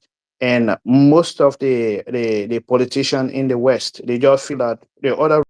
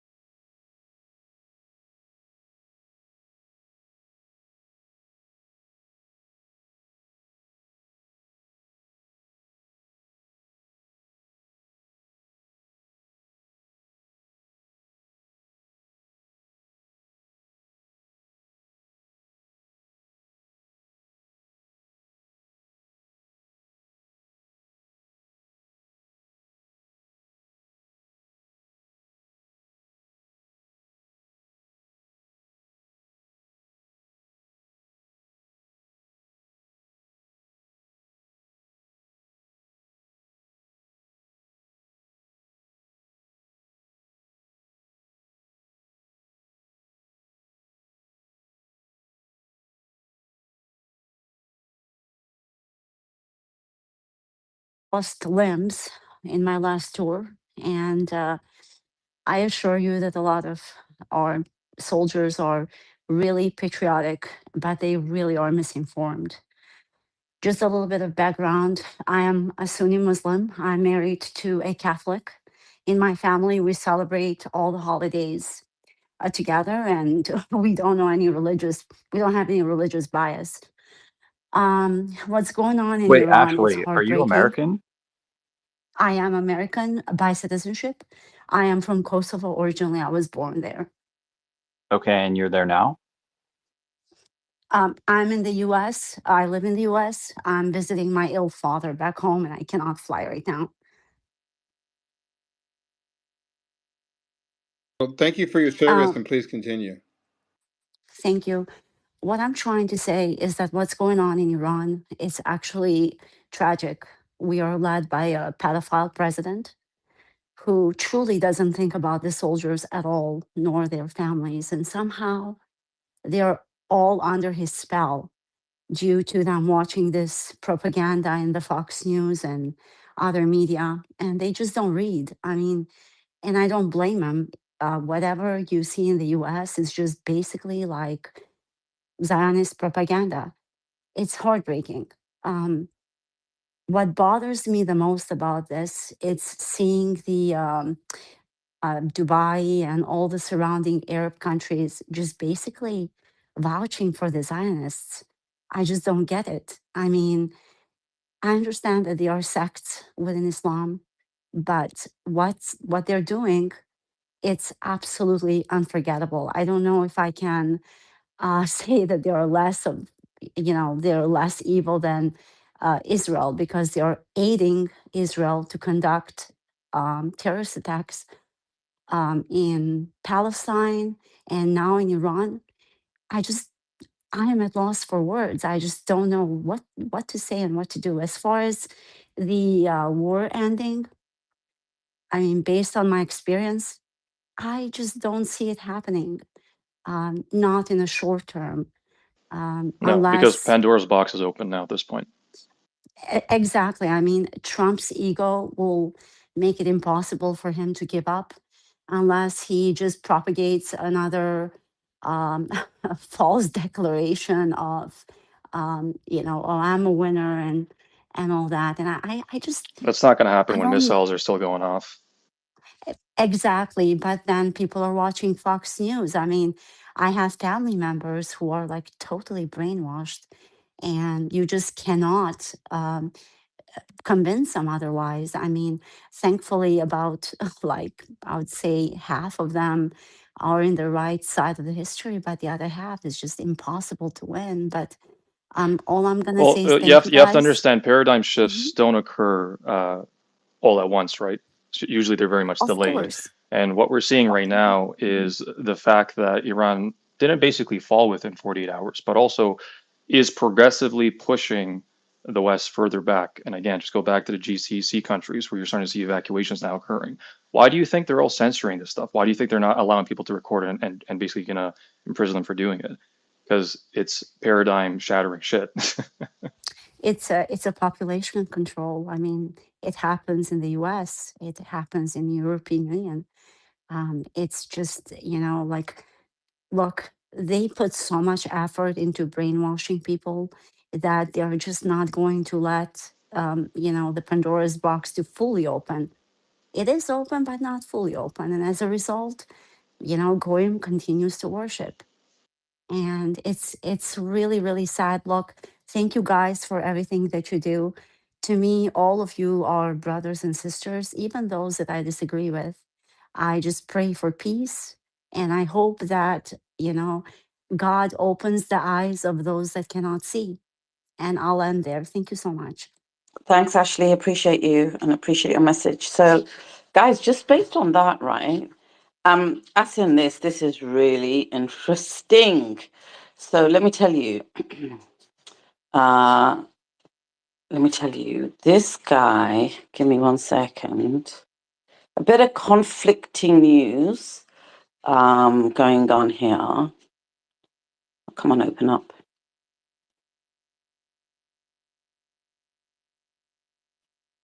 So there's margin. Hang on.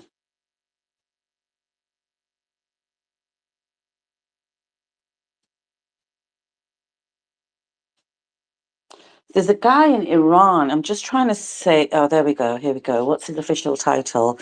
He's on Twitter, and I think he's military or something. I'm trying to find out his title, but my browser's just being a little bit gay. Oh, yeah. He's an Iranian military commander. There you go. So he posted this.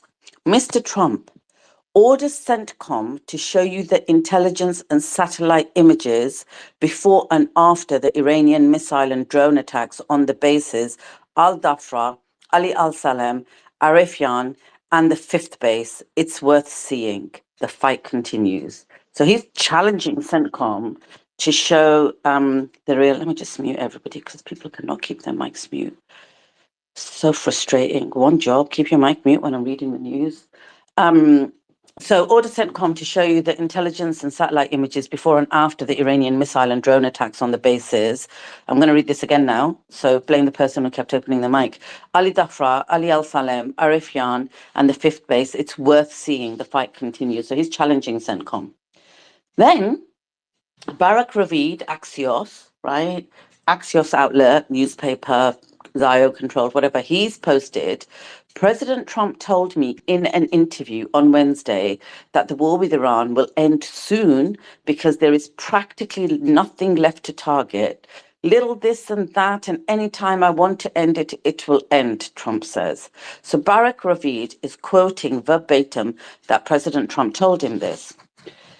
What happened is the correspondent from Israel quote tweeted that and said, honestly, I'm really no longer comfortable with him, Trump. This is Israelis now calling out Trump. And I'm not doing this to humiliate him, but so that you'll get to know the real picture. The Americans are sending another significant naval task force to the area to ramp up the attacks. In Israel, they've already received the details of the planned deployment.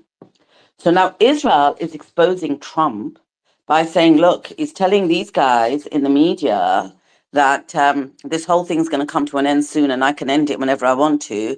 In the background, America's actually sending a significant task force to the region. So you can see the Israelis are now calling out Trump for being a liar. This is just not going well for Trump. I have no sympathy for him, no sympathy, but it's not going well for him. His back's against the wall. And he's being called a liar by Israel. It's quite shameful of Israel considering he's in this position to support them. But yeah, quite bad. Shreds, what do you have to say about that? I mean, if you look at the Iraq War, they sent 6 carrier strike groups, and they had 300. Was around, I think, 300 to 500,000 men on the ground. And how did that turn out? And Iran is not Iraq. If we've taken a look at their capabilities, they're multiple times much more than that. Yeah. Yeah, they are. I hope he's not stupid enough to send frigging boots on the ground, American boots on the ground. I really hope he's not. Can we trust what the news is coming out of Bibi or Israel relative to what Trump's doing? Can they just be poking him, hoping that he'll respond under the pressure of the Zionists and our own government to follow through? I think there was a clip of the owner of Blackwater that basically was on Steve Bannon's show, and he was basically saying that if there's anything he would tell him not to do, and that would be boots on the ground, a suicide mission. I think you can look it up. I'm pretty sure it's all over X. Why would you disappoint Arakchi, Beatrix? He said he's waiting for them. Yeah, no, I believe her actually that he's waiting for them, but I really hope that it doesn't go to that degree that Trump But does you this disappoint him. stupidity. He's waiting. He's waiting to welcome them. Yeah, I do. But right, okay. So let me just answer I'm Doc's just joking question, with and you. then I'll. I'm just joking with you. No, I know. But let me answer Doc's question, then I'll actually come to that because it's a good point. So, Doc, the thing is, you could be on something, right? Maybe they're just trying to call him out, but then that comes down to Trump. If he's even forget about Israel, even in the press conferences he's giving completely mixed messages. We destroyed their military, we destroyed their navy, there's nothing left there's nothing left, there's no missiles left. We know that's a lie. We sit here night after night reporting it. So like literally he's not even being truthful to his own public, so he deserves to be called out. Now if Israel, because you can't believe Israel, right? They're complete liars. But if this correspondent has done a tweet openly saying that Trump is lying to his base and this is major that they're sending this naval fleet and they're sending more military there, then it's up to the White House to call him out and deny it and say, yeah, no, this is a lie and this is propaganda by Israel. So if the White House does not deny it, then you've got to assume it's the truth. They freaking jumped in through the genocide, even denying the truth. Yeah, I guess so. But do they really care about one report? Trump is. You're right. It's chaotic, and he gives enough information to those who agree that boots on the ground are coming, as he does to people like myself who believe that this is going to be over sooner rather than later because of the beating that Israel's taking. So, it makes sense to me that Israel, seeing Trump's waffling, Trump saying that all of our objectives have been met and there's really not much more to do. We destroyed their navy, we destroyed this, we destroyed that, which, we don't believe. They certainly might have destroyed an awful lot, but as has been said, Iran is not Iraq. So their military capabilities have not been dampened down. In fact, I think the bombing in Israel last night, the little that we get proof of, demonstrates that. So also what demonstrates the exhaustion of Israeli defense abilities is what happened during the 12-day war. We saw the number of interceptors drop. We know that they didn't have the sort of supplies that they would like to have had and may have had before the 12-day war last year. So I think this is Israel speaking not just to Trump, but more to the Zionist supporters in our government and their legion, right? When last time Bibi came, he's been here, 7 times in the last year? Ridiculous number of times, a White House visit. And he got to speak in front of a full complement of Congress, Senate and the House.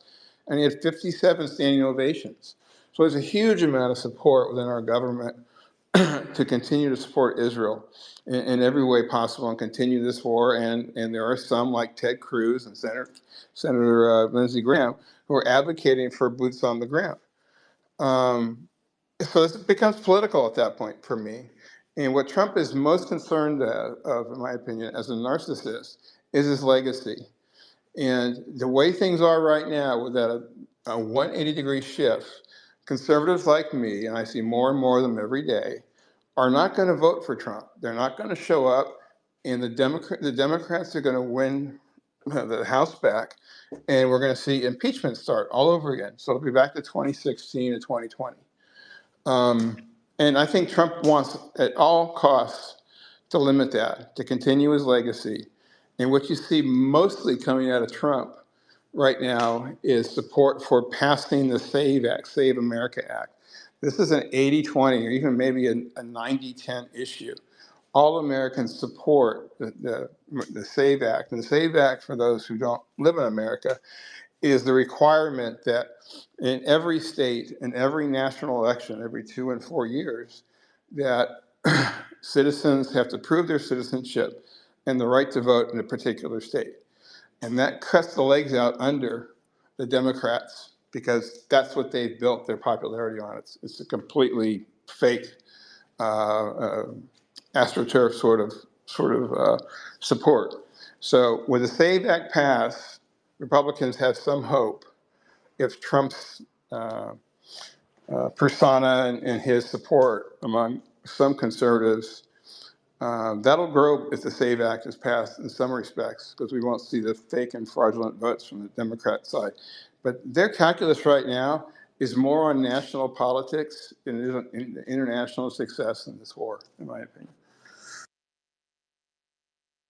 Yeah, I hear you, Doc. I just think that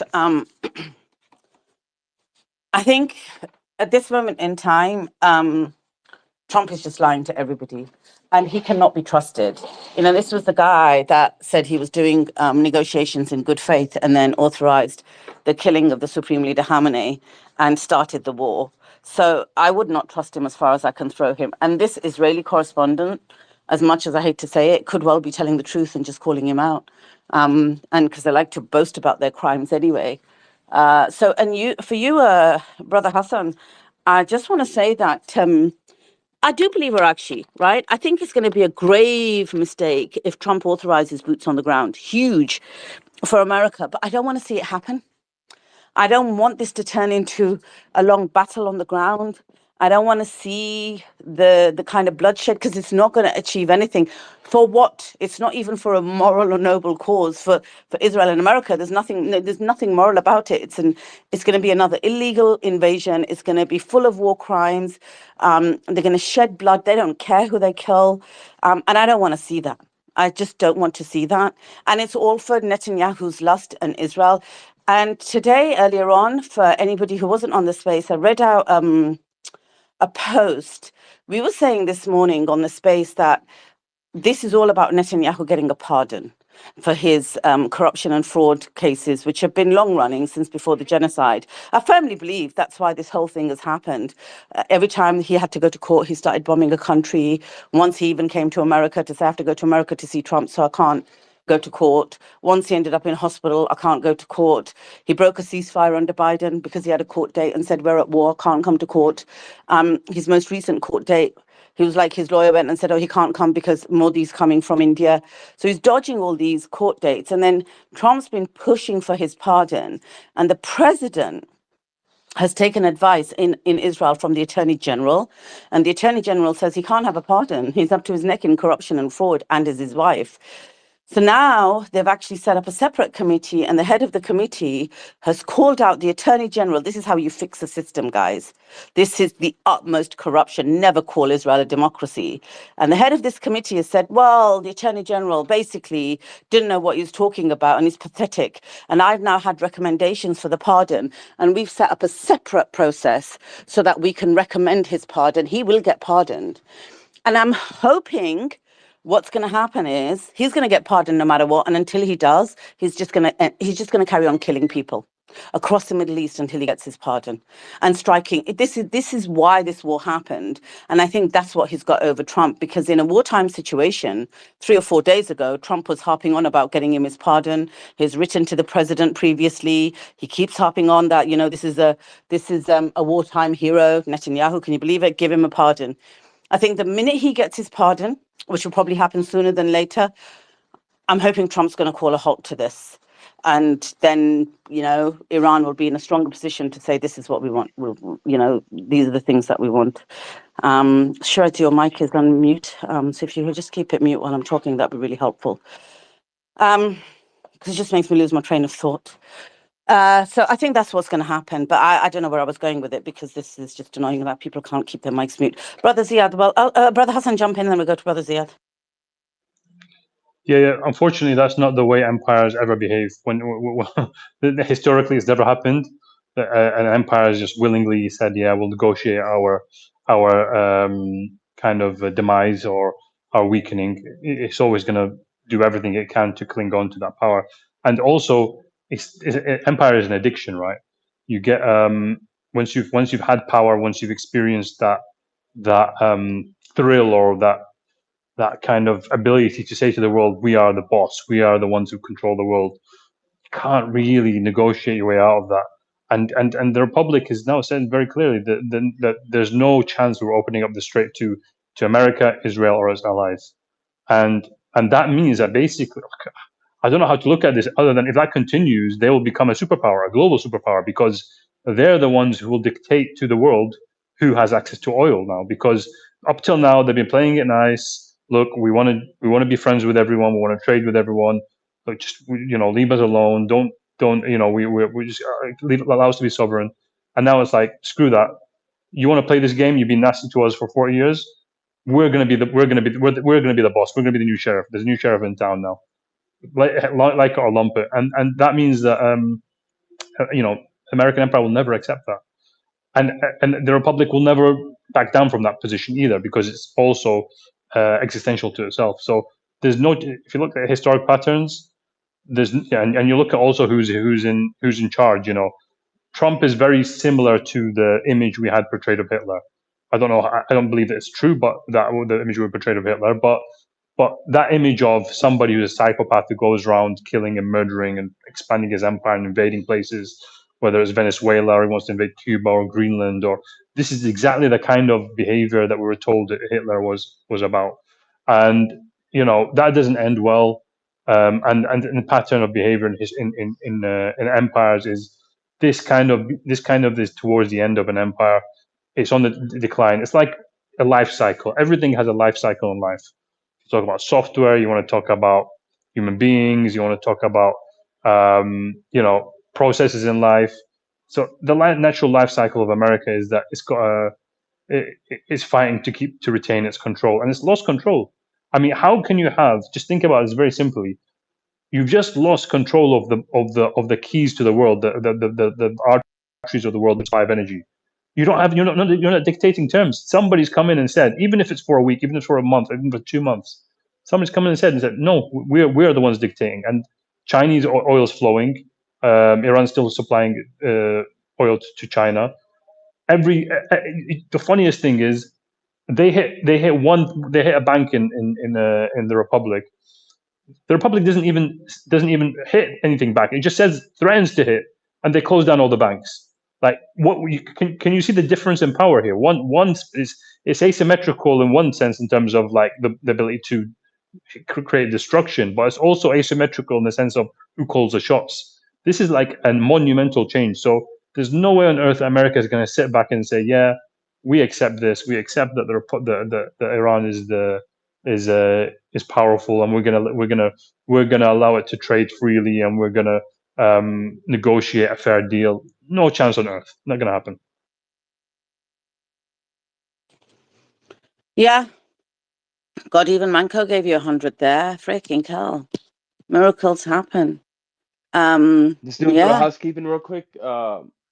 Yeah. Ahmed, we brought you up. Not sure if you wanted to speak or if you had your hand up. Are you there? Yes. Hello, wallah. Assalamu alaikum. My name is Ahmed. I'm from a large country in the GCC. I want to highlight that I want to share my feelings that for the first time I'm really proud to be a Muslim due to the strength and the power that the Iranian state display. This is one I also want to share my thoughts on our general sentiment here in the area. So there is a huge shutdown of ideas here. So even with your families, you can't actually speak. They say, "Oh, shut off your phone." You can't speak. So it's really like shut down from the sense of free speech and stuff. We can't share anything. I want to ask the panel So a Ahmed, question. are you in Saudi Arabia right now? Yeah, And you're saying you got to use what, VPNs, I guess, because you can't speak because things are shut down. Is that where you're going with this? no, we have like a general fear, general fear of speaking out, even with your families and stuff. So it's really damn and tiring, honestly. But anyway, this is what I wanted to share. I have a question to the panel in general. So we know that the United States is the superpower of the world, and I think the fastest change can happen from the American people. It's either, from my opinion, it's either from the American people or from the Israeli people. So the first question, since there is a great anti-war sentiment in the United States, why don't the American people rise up and, for example, do some protest or something? Because there is no, I'm saying like all the sentiment is anti-war, but there's not a single protest in the United States. So what's going on in this area? Well, it's so Yeah. go ahead. So go ahead, Brother Public, and then I want to respond to this guy. And I think Brother Ziad's dropped. We can bring him back up. Go ahead, Brother Public, because I think I recognize this guy from before. Go ahead first. No, I was gonna say that most of America's general public doesn't really know what's going on anyway. Um, I guess they're in their head, they're just still waiting to figure out what's gonna play out, and if there are casualties on the American side, nobody really knows or is really reporting or highlighting it. And so, yeah, the general sentiment in America is they really don't know what's going on yet to even get out there and mobilize. But let's say like boots on the ground start to become more of a reality, then you'll start to see people protest a little more.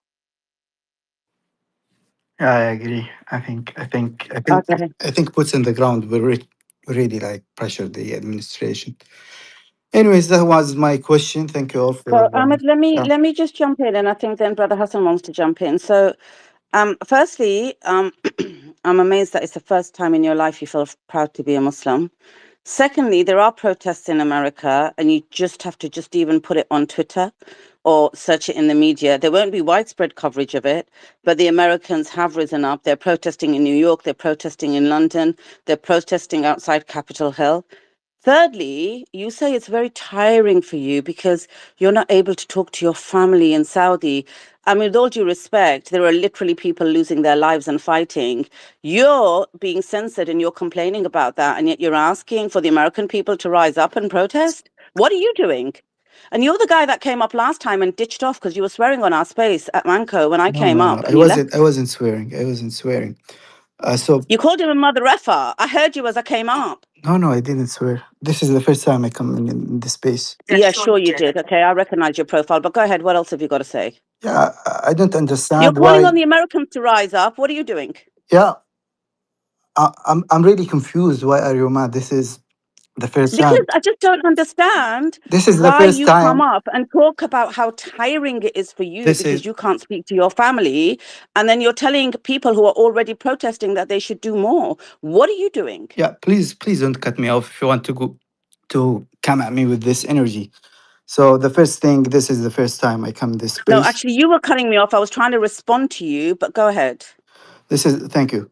This is the first time that I come in this space, and my question wasn't any blaming matter.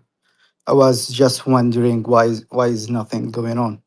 I wasn't blaming the American people. I know that the American people, um, most of them, I think 70%, 60% are against this war. So I'm really supportive of the American people, and this just was I was just wondering why there is no protest or anything. From my perspective, I'm doing what I can, speaking with my family and spreading the word. Uh, this is what I can. What I think is that my concept is that everyone should do what they can. So in my area here, the only thing that you can is basically speaking to the people that you trust and only the people that you truly trust. So this is what I can do. I think my question was that I think the people of the United States have a larger um, area that they can express their freedom on, and here we are kind of restricted. It's not blaming or why aren't you doing this? Why aren't you doing that? It's just that everyone should do what they can do to support the cause. I'm doing what I can, and again, this was just a question, not claiming. It's only was like I'm So, wondering Ahmed, that. let me just say something because I think Omar wants to respond to you as well. So, when the genocide happened, let me tell you what happened in America, right? The students in America set up encampments, and that started a global movement on encampments. The young people who worked for Starbucks Union, this is in the first month or two of the genocide, stood up and said, this is not happening in our name. They were doxxed. People lost their livelihoods. People have been threatened. People have literally put their future on the line in America. These are the brave young Americans who today, this is like, I don't believe you, but you're saying this is the first time you've come on our space. Then I've got to even question that. Because we've been running this space for 12 days. Where the hell have you been for 12 days? Why haven't you been up here? Why haven't you been talking about it? Why haven't you been expressing what you feel? And your government, your country should be doing more to actually make this stop. So to come up here and say, what are the Americans doing because their government's complicit? Let me tell you something.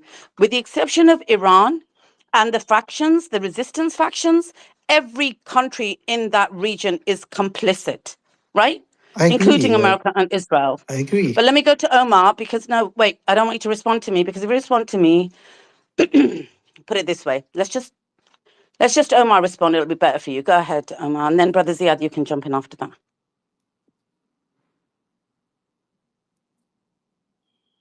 Oh, we can't hear you, Omar. Can anybody hear him? No. Okay, Omar, you're How going to about have to recycle. We'll go to Brother Ziad, and then we'll bring you right back up. Just drop down, and we'll bring you right back up. Brother Ziad, jump in. Thank you for joining. Yeah, thank you, Beatrix. I want to take advantage of Sulaiman being away and say, love to be on a space ran by chicks. And sorry, public also. But want to share a couple of thoughts with you guys. Yes, we are witnessing a huge war, which can turn into a regional and then a World War III. But that's on the surface, right? What I see brewing below the surface, and I owe this to the chess players in Iran. I see a war between the oil and gas industry and um, and the military industrial complex industry. Uh, what I mean by that is now that the oil has been spiking up, and it it could go up to $200 a barrel.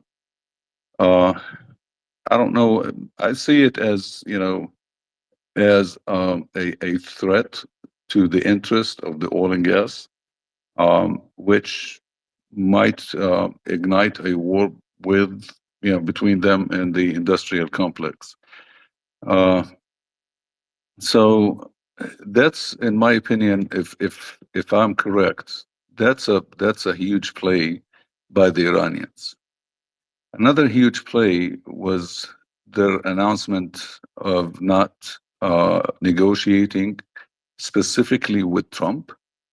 Now, in my opinion, I think this is a message to the public, the American public, the same message that they sent out to the other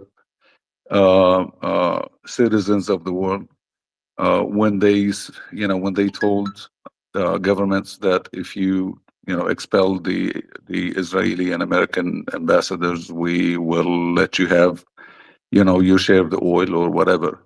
So, in my opinion, when the when the cost of fuel becomes out of reach for the citizens of the world, they're gonna question the governments, and I think the American public is gonna say, well, we don't want to pay $7 per gallon, so how can we lower the price?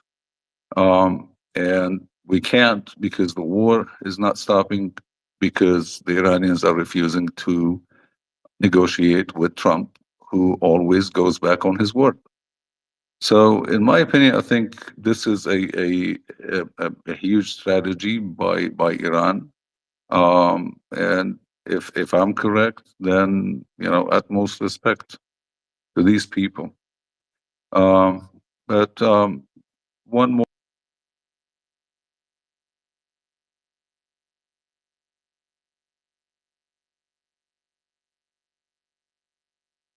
Did we lose Brother Ziad? Yeah, I can't hear. Yeah, I lost him. Yeah. I think I Okay. just got to say, okay, $200 crude oil, that's not happening. Look, if anyone were to play the game to hold that straight hostage to suggest they're going to try and do that in perpetuity, that's just a joke. That will destroy that whole region. Everyone will work around you. I mean, why would you want to do that? This is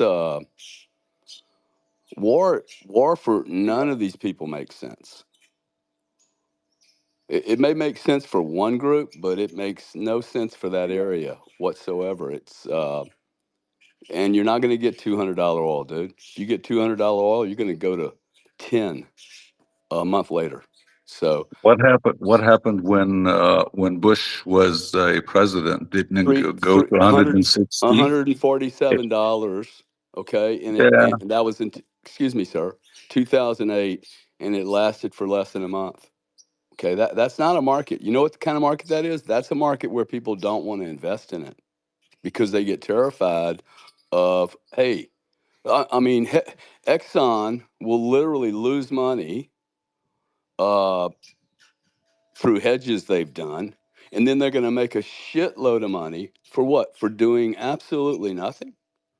Putin doesn't want $200 crude oil. He's going to see demand destroyed at $200 crude oil. Why would he want to see demand destroyed? It's the lifeline of his country. So this makes, you can't shut down 20% of the supply. Look, if you were 80% of the supply, awesome. But it's only 12 to 20. Now it's all the food, the fertilizers and everything, but you will have, anyway, I just think it's nonsensical. And if it does happen, it will further the reconfiguration of the geopolitics and the commerce. Look, we're just having a massive transition in commerce. And I know a lot of it's political, I agree. And a lot of it's, I mean, I was just watching Fox News. No wonder nobody's really getting upset. Fox News is suggesting that we're just, crushing everything in our fucking path from some Colonel Gene or something, some guy that, got gray hair and a bunch of wrinkles and he's been in the military forever pumping what we're doing. This is my problem. I don't know what's true and what's not true. And a lot of the speculation that we're making here is not based on facts yet. For me, it's really concerning. It's like, where's the real news? I guess we're it, Khalees, but this nonsense about Iran now is the world power because they control Hormuz. Come on, guys.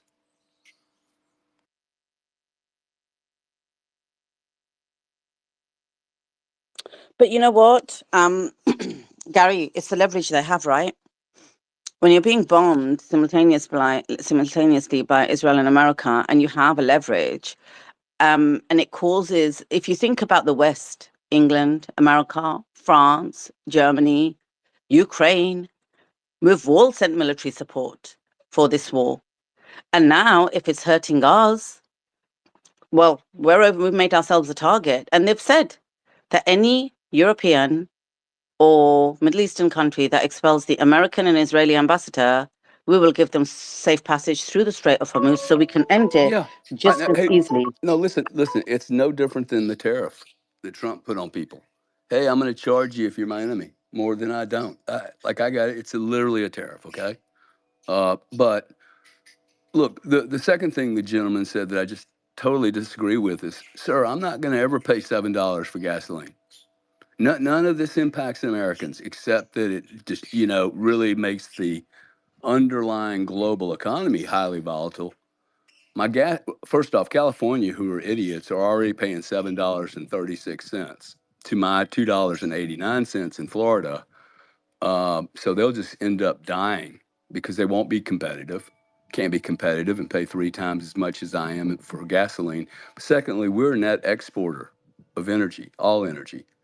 So we're not going to have our LNG prices going up. We're going to be exporting LNG to Europe, who couldn't afford the energy price last month. And I'm quite certain they haven't even seen the bill, okay, for this month. This month is the war. We're what, 11 days into this month? 10 days, whatever. So we March, United Kingdom and French consumers have not even seen the war bill yet. Okay, so let's see what kind of riding goes on when your power bill goes from, 600 to 1,200 in 1 month. I think that's the kind of step change you're talking about, and it was already up 60%. So this is going to destroy. This is going to accelerate the total annihilation of Europe if this were to last. So I just don't see the scenario being practical. What he's talking about, it's not going to hurt us fuel wise. I mean, I'm not saying it won't impact us, right? But it's not really directly. Yeah, but Kerry, I also mentioned, I said And you'll the bring on citizens of the every world, decatherm on right? planet Earth at those prices. At $100, every BTU on planet Earth will try to fucking get into the market, sir. Yeah. Well, it's not just Americans. I did mention the citizens of the world. I did mention that. And no one wants to see a $200 per barrel price. No one does. But it could get ugly, and you know that.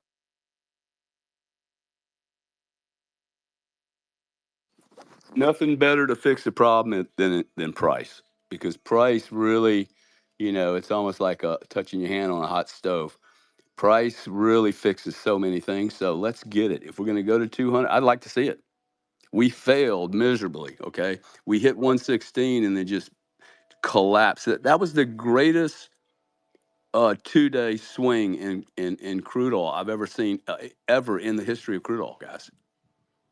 And I think it says a lot. Now it's going back up right now, okay, but 85 is far cry from 147. I mean, you had analysts, Gazprom, traders, rumors, gossip everywhere going, we're going to 150 to 200, and the market wasn't even $100 yet. So it has to go past 147 if it's really going to do something, which means at 175, you start working out 175 in this market for 1 or 2 months, much less people talking about through September. Uh, that's not going to happen. Okay, the next month you will literally have very little demand. So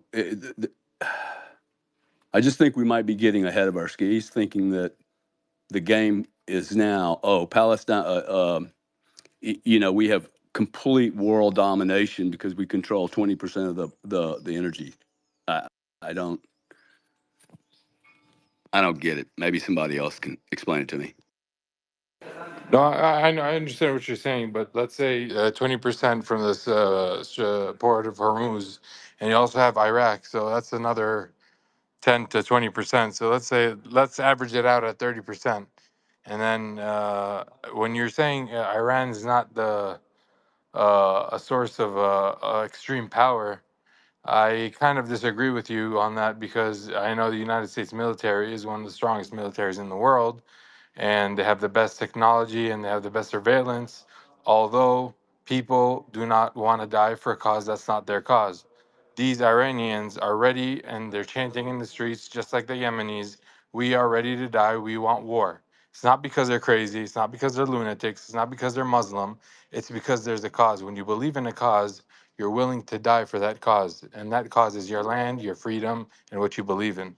So crude oil going up, coming down, that's the last of the worries that's going to happen, because this is going to turn into a regional war. And I you could say no, you can say yes, but everybody agrees that in the Middle East, this is going to turn into a regional war. Right now, what they're doing is they're just playing power games of how they're going to negotiate certain terms. But at the end of the day, Israel's not going to allow this to settle down and everything go back to normal and Good. everybody be. Thanks, that Omar. Guys, breaking news.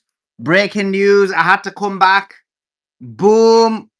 Boom. Tel Aviv. Sorry, your girl Aisha's not here. She ain't gonna stop us giving you this news in real time. It's boom, boom. Tel Aviv. Let me tell you exactly what's going on. Huge, huge attack on Israel. Hezbollah and Iran. Combined attack. First of all, we had missiles attack northern Israel, going through the skies of northern Israel. Senior Israeli officials said there is an indication that the time of the shooting this time was coordinated between Iran and Hezbollah. 100 rockets were fired in the latest barrage from Lebanon towards northern Israel. Then we had it where skies of northern Israel were lit up with the Hezbollah missiles. By the way, all of this is on my page. Obviously, you know these have all been deboosted because they don't want you to see it. Then we saw building impact from shrapnel in northern Israel. Then we had more news. Absolute chaos in Haifa right now after Iranian and Hezbollah missile barrage hit. Complete destruction in Haifa. Remember, Haifa has the key infrastructure. They have the key port in there as well. We even got CCTV footage capturing Hezbollah's fire of Israel. Is my internet still on? Yeah, it is. It is. We're listening to you give the breaking news. The chat on YouTube's livened up. Musti's saying, "Who is this guy? We haven't heard him for days." Go ahead.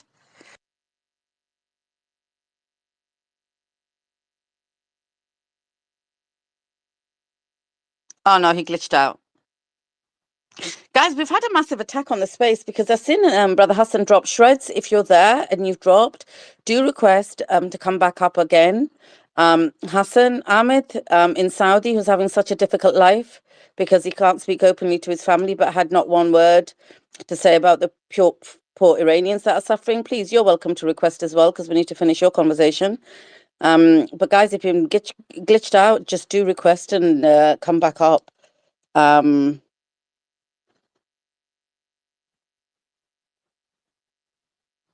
Sully, are you back? Guys, He'll be please put back the in a notification second. bells on. Guys, the sirens won't shut up in Amman. Sully's busy and listening to the sirens. They're going out crazy like here in Jordan. They're hitting boom boom Tel Aviv. Oh, you hear it, Omar? Yeah, if you, I would go outside, but it's too much chaos for you guys to listen to. I mean, it's crazy. We can hear it. We can hear it on your phone now. So Casey was speaking. She just got kicked as well. I don't know. This space is under a massive, massive attack right now. Let me back up. So Let me back up. Boom, boom, Tel Aviv. They're trying to take me down. They're not letting me give you guys the news. I'm back. I'm back. It's not gonna work, Zios. I've got perseverance, endurance. Right. Let me give you the news. They're trying to take me down, but it's not gonna work. Okay. Let's get to the more news.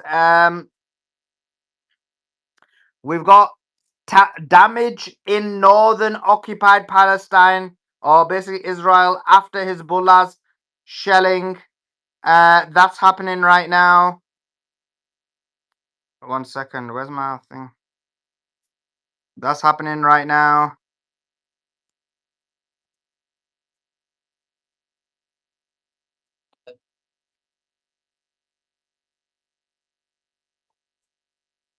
it's a coordinated attack as well, they're saying, right?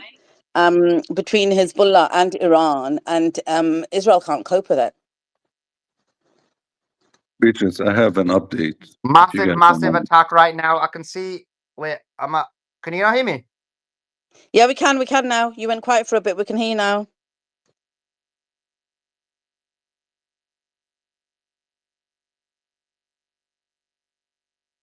Oh, okay, we can't hear you now, Suleiman. Are you going quiet? Oh, he's gone again. Yeah, this page is Oh, under it's attack. happening. Do you know what? And this happens whenever there's breaking news like that. Yep. Whenever Tel Aviv's under attack, this space gets attacked. Beatrix, I have a quick update. Al Jazeera is reporting now.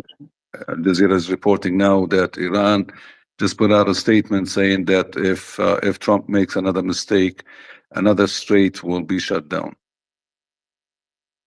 And I think Oh, he which means one have they got Lebanon. left? Which one have they got left, Ziad? I think they mean Bab al-Mandeb by Yemen. That could mean that the Ansarullah al-Houthis will enter the war. This is how I see it. This is what they did during the genocide, right?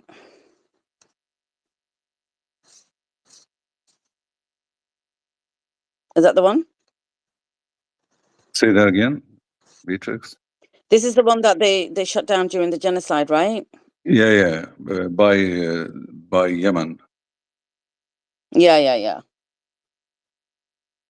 Okay, just while Suleiman comes back, I'm going to go and check this. Everything, guys. So on YouTube, we're asking where these videos are. They're all on his page.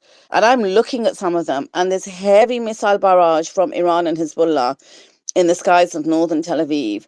I'm looking at that. That is from 3 minutes ago. And it looks like fireworks have been set off all across the sky. And this is coordinated between Iran and Hezbollah. And Israel's already complaining that why they're coordinating these attacks. Like, who asked you to set the rules of law, mate? You know, like, where do they get off telling people what they can and cannot coordinate? There's absolute pandemonium and chaos in Haifa right now. Is he back? Oh, he's back. Suleiman, you've got some 2G next level internet. We can't hear you though. Can anybody hear him? No, I think it's the space. While he's trying to come back, I'm looking at his wall, and the last video he posted says that Hezbollah is targeting Palestine, northern Palestine. I think I have that right. Where exactly are these bombs landing? In Haifa? Question mark? Yeah, so northern Palestine, Doc, northern Palestine is what Israel's done is it's where the border is between Israel and Lebanon. They've crept over the other side and occupied part of southern Lebanon and called it Israel, right? And they want to move further into Lebanon. So whenever Hezbollah hit the other side of that border, they call it northern Palestine because it's Palestine to them and it's where Israel have occupied it. It's actually what Israel calls Israel. Do you know what I mean? Northern Yeah. Israel, but they call it northern So Palestine. is it actually Lebanon or Israel as the map? It's It's Israel. Israel. It's Okay. Israel, but they call it northern Okay. Palestine. Is Suleiman back? Yeah, it shows he's back up I'm here. back. I'm back. Can you hear me? They got you, Yeah, Sully. yeah, They you got got some you. next. Oh, okay. So attacks on northern Israel. They're claiming they're like illumination nukes, but I mean not nukes, but missiles. But I think that's just fake news. But yeah, attacks on Israel. Significant, ferocious attacks on Israel. Let me just give me 2 seconds.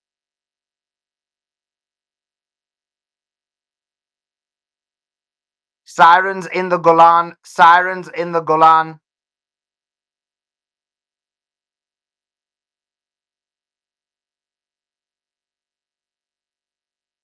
There's Violent alerts on South clashes. Israel too. Violent clashes in South Lebanon. Violent clashes. The Hezbollah are smashing up the Zayos on the ground.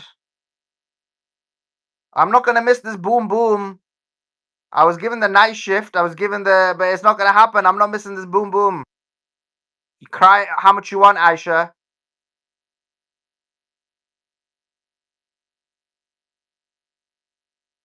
Okay, Iranian missiles are now moving towards southern Israel. Iranian missiles are now moving towards southern Israel.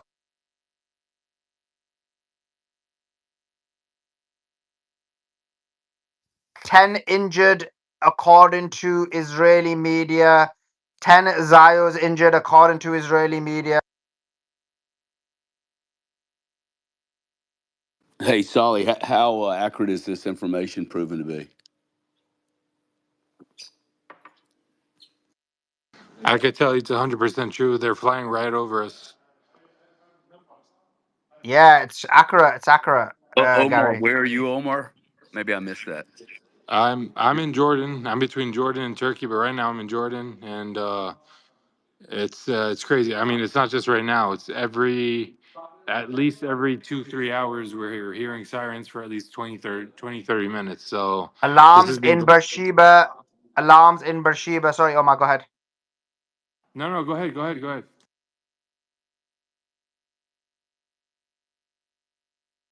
Omar, where are you at? I'm in Jordan right now.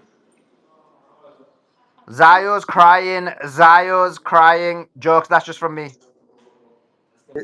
Is Jordan still trying to intercept missiles coming from Iran or Hezbollah? Uh, what you guys need to know is since Jordan is allied with the Zionist state, the Iron Dome basically covers the occupied state of Palestine, and it also covers half of Jordan. So they don't really have their own ballistic missiles to shoot down missiles.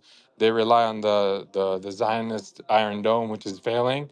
So that's why the ones that fall in the sky are very rare, and most of them don't get shot down because they just pass right through us and go right through the Iron Dome.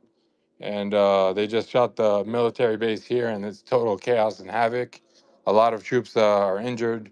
A lot of troops are, I think, deceased, and they're not really trying to put that out in the news fully. See, Omar, one of the problems with the audience, especially Americans, I had to go look this up. Amman and Jerusalem's only 60 miles apart. I mean, we live in 100%. such a big country, we forget, man. Like Yeah, man. this would be like Tampa. This would be like Uh, me yeah, being here and Orlando getting fucking hammered. Gary, Exactly. Or That's Gary, wow. exactly. Gary, listen. Whenever like Jerusalem and the vicinity is bombed, we hear it here in Amman, and also the U.S. base that Omar was talking about is like 70 kilometers away, and we felt that bombardment. I think it was a couple of days ago. We felt it here in Amman, 70 All right. kilometers away. Yeah. See, we have no idea. See, we don't get that piece of that. Like Americans, don't you agree? We don't really have a frame of reference for that. If it were happening in Texas, I'd have no clue. No, But it's intentionally hidden. 60 Yeah, kilometers. it's intentionally hidden from us. The media here is basically controlled by the Zionists. You know, they just bought TikTok, and I'm amazed. More alerts. More alerts in the Golan. More alerts in the Golan. Sorry, Doc, you said something important. Go ahead. No, I was just saying, I'm amazed that you've allowed to develop a platform on TikTok, given your content and the fact that it's owned by the Zionists. Larry Ellison, Oh, who it it's is right Doc. now. Doc. I'm in the UK. I'm still. It's a CCP there, bro. Wait, you're still in England? No, I'm in What? America, but Yeah, yeah. I opened the TikTok in England. I'm next Oh, to I Gary. see. I'm about 10 minutes away from Yeah, Gary. I need to go meet him before I come back. but who said how many people are hurt and how many military? Who shared that the Uh, damage? I didn't share exactly numbers, but I do know there's a lot of injured Okay, troops. how do you know there's a lot of injured troops? I mean, I'm living in Jordan, and then they have to disclose what happens when when you hear a bomb that shakes your whole house. I So mean, so you were so you're saying they shook the house, they dropped the bombs, and then you were notified of how many people were hurt.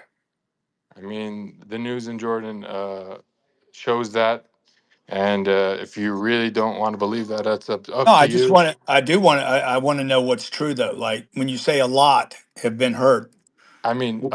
A lot could be five, could be 10, could be 15, could be 20. Uh, No one really okay, so knows. you don't know if anybody's been hurt really.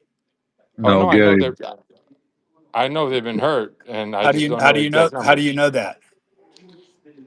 All right, I you mean, want to it's get just your like point guys. Hey across? guys, X is getting very loose on Do you what's guys being see like reported as real ambulances and stuff? and not real. Okay, no, an Uh, ambulance would not suggest anybody's been hurt or how many people have been hurt. How many people have been you hurt or killed would be you a real guys don't number. get this. You will never get this. You will never see this in your media. So don't, please don't say or come at me in a way where it's like, oh, you don't know how many, just to prove your point. Media is corrupt around the world. Okay, All right, so but this so is we can not all this is agree that not the this is only free not speech we media a have is media X. problem. This is not a media problem in the Middle East. Okay, all media. Oh, really? Yeah, this is not just a Middle East media problem. So Okay, Jordan, you have the freedom of speech. Is it you have the First Amendment and the freedom of speech over here in Jordan? Do you think that? no, I'm just asking you. You have the freedom to say anything you want to me right now. I'm just asking I you. have the Do you freedom have because any I'm real data? Palestinian. My Do you fa- have any real my data most about? listen. My Mossad killed my father. I come from a political family that's very well known in Palestine. Yeah, I get called into various departments here, various agencies here, just because of my last name, just because of my father, just because of my political ties. But they can't do nothing to me because I have several citizenships and I speak the truth. No matter what, I'm going to speak the truth. If it's going to cost me my life, it's going to cost me my freedom. That's what a Palestinian, that's what a free soul is. So that's all I'm saying. yeah, that's great, and I believe all that to be true for you. But it doesn't mean you know how many people were hurt in Oman today. Okay, Yeah, yeah. so all right, let's consider Omar. 0 people got hurt. Hey, The can I base just didn't can get I? bombed. Hey, this is Gary Omar. Can I just interject? Grant, there was two people talking. Solomon was giving quotes on 10 people and 5 people. This gentleman is in Jordan, and I didn't realize because I'm such a dumb American, even though I lived in Europe for a long time, how close Jordan Amman is from Jerusalem. He was simply looking out of his front door, giving us an update. Hey, I got a number of planes coming over here, and I'm seeing explosions. So there was two people talking. I didn't hear So Omar Yeah, say no, anything about numbers yeah, of so people. Grant, just to answer your question, the reason they're saying there's 10 is because In Haifa, there's ambulances there already. Can you hear me?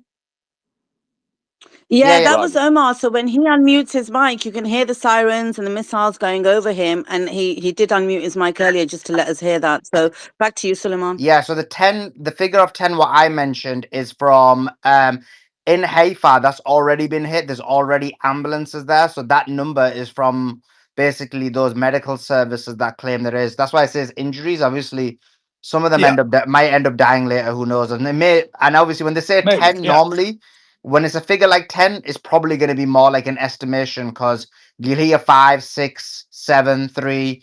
10 yeah. normally is probably more like an estimation as opposed to like an Mm, accurate geometry. You know what I mean? got it. That's Got my it. guess Yeah. anyway. Yeah, look, and I'm just trying to get to what the truth is. I've seen some of these videos. I posted one of them last week about Dubai. It wasn't hit. It looked real to me. I checked. Everybody said it was real. And then I put it up, and it wasn't. So, um, if we don't know for sure, there's nothing wrong with saying, "Hey, we think," or "I heard," not yet clarified, whatever, right? But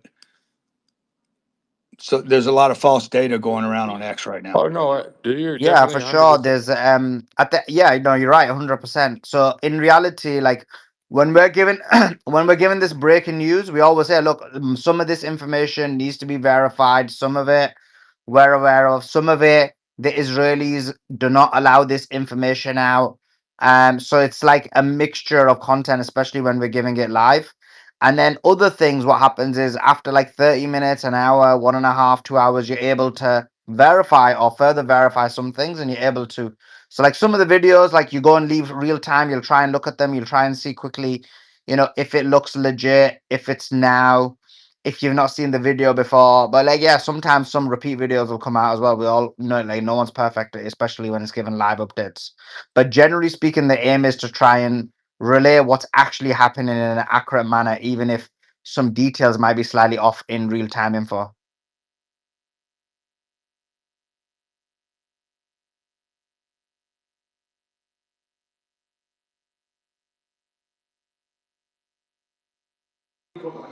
And what I could actually say to both Mr. Cardones, you guys are very, very smart, intellectual businessmen.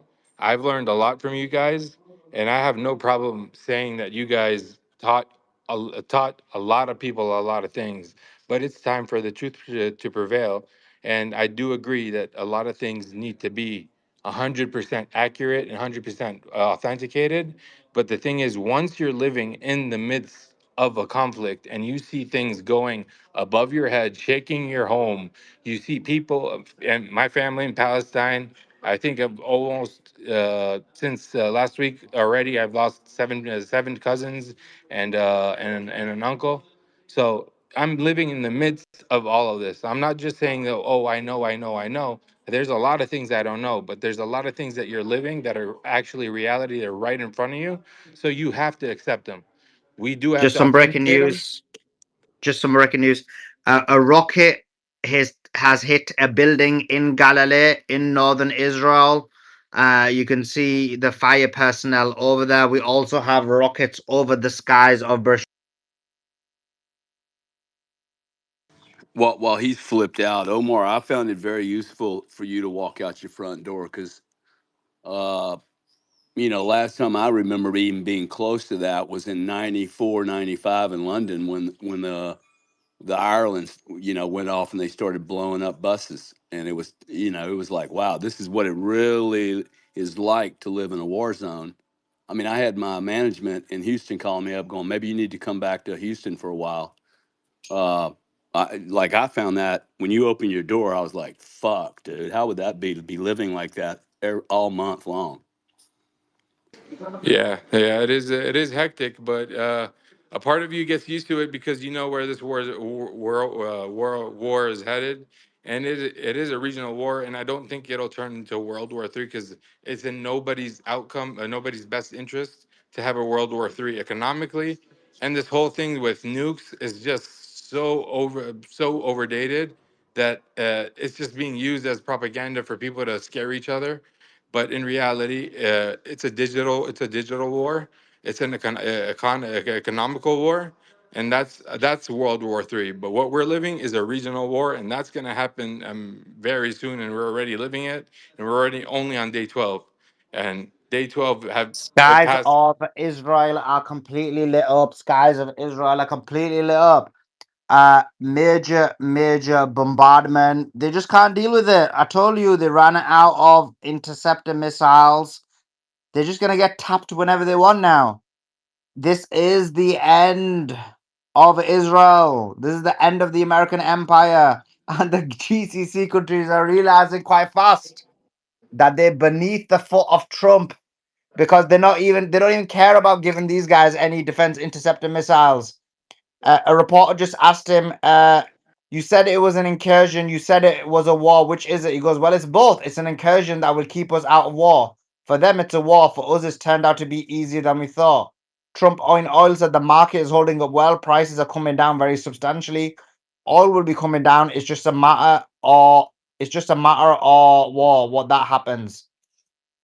Hezbollah launched more missiles towards Israel. We have images of Iranian missiles passing over Al Arub camp north of Al Khalil. Missiles over the skies of Beersheba in Israel. If you remember, Beersheba was the place that got absolutely mauled a few days ago from these missile attacks. Skies of Israel are lit up. Obviously, boom, boom, Tel Aviv, Operation Promise 2.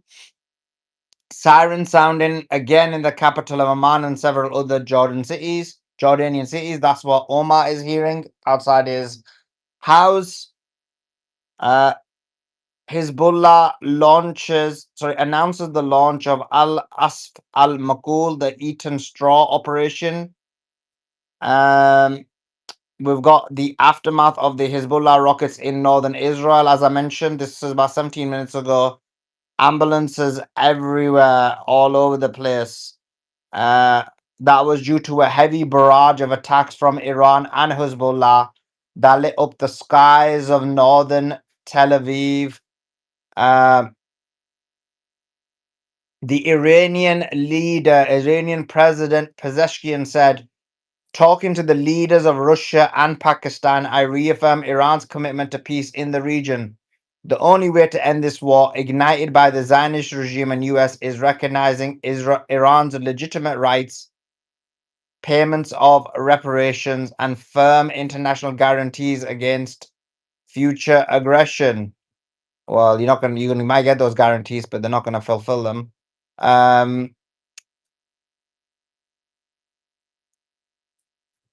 We got CCTV footage, as I mentioned, of a fire in northern Israel. Absolute chaos in Haifa. This was about 33 minutes ago. Buildings in northern Israel here. Complete pandemonium. Complete directed attack against Israel. Oy vey. Oy vey. Okay, we got another one. We hit 20. This is Trump. We hit 28 mine ships as of this moment. 28, like using the exact same weapon that we used against the drug dealers in the water. We had tremendous drugs pouring through the water. Abbas Araghchi said Iran's national infrastructure is under attack. This time, a branch of my country's oldest bank was bombed while full of employees. They were laborers trying to ensure Iranians have food on the table ahead of our new year. Our powerful armed forces will exact retribution for this crime. If you remember, they told everyone in some of the GCC countries to be a kilometer away from various banks because they will be targeted. What else we got?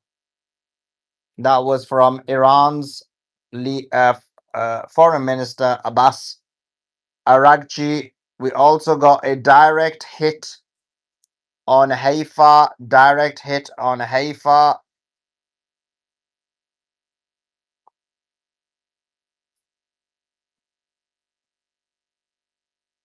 Direct hit on Haifa. Let's see.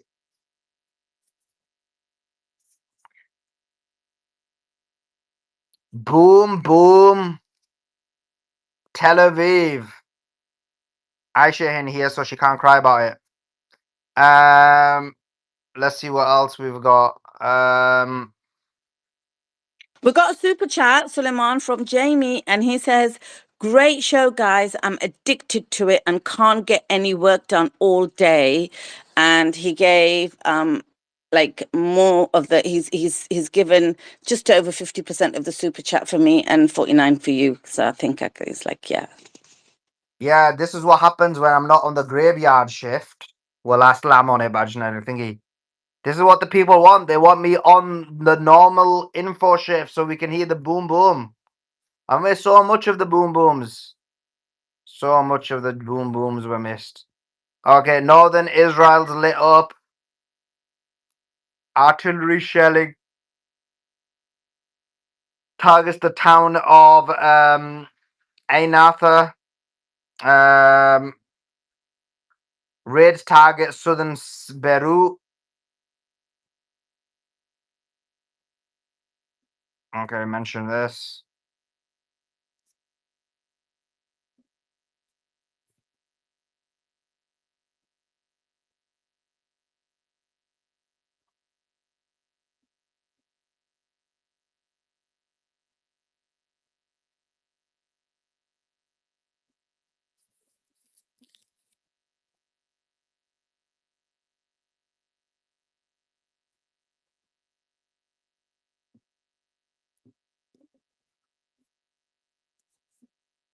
Is anybody speaking? I can't hear anybody, you know.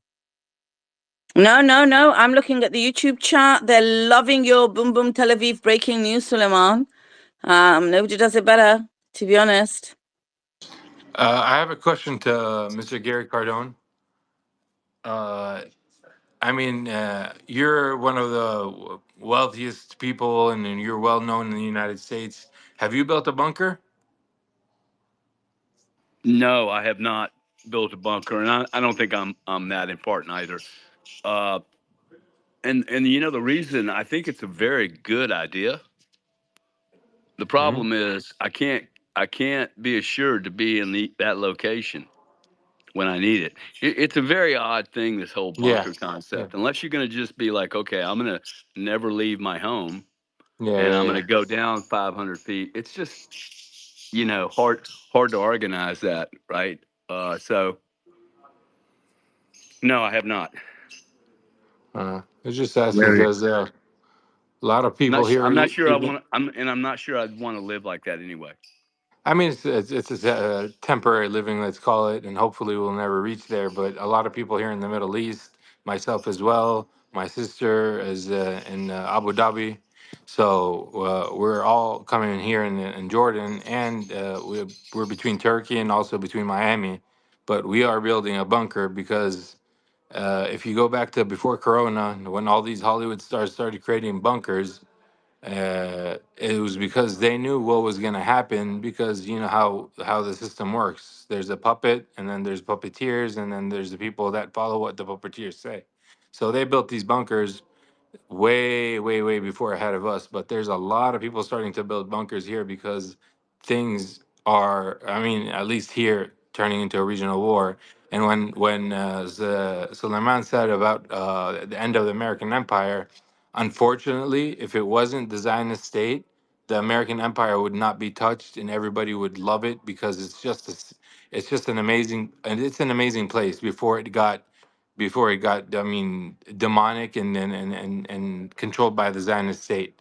So no one really wants to see the United States and the empire fall, or the people or the citizens, because they're just some of the sweetest and most amazing people I've ever met, honestly, because I got to say the truth. But the thing is, since it's allied with the Zionist state, all Iran is doing is targeting anybody that's allied with the Zionist state, whether it's Arabs, whether it's Westerns, whether whoever it is. And China and Russia also have their game plan, but they're doing what they got to do so they can maintain regional peace in the Middle East. But it's still going to go into a regional war, and I think that's when they'll step in. But a World War III is pretty far off. Um, I If I want could to just add. say this, I'm sorry, only because I just want to say to Omar, the thing is, Omar, I love what you just said there, just to make this point.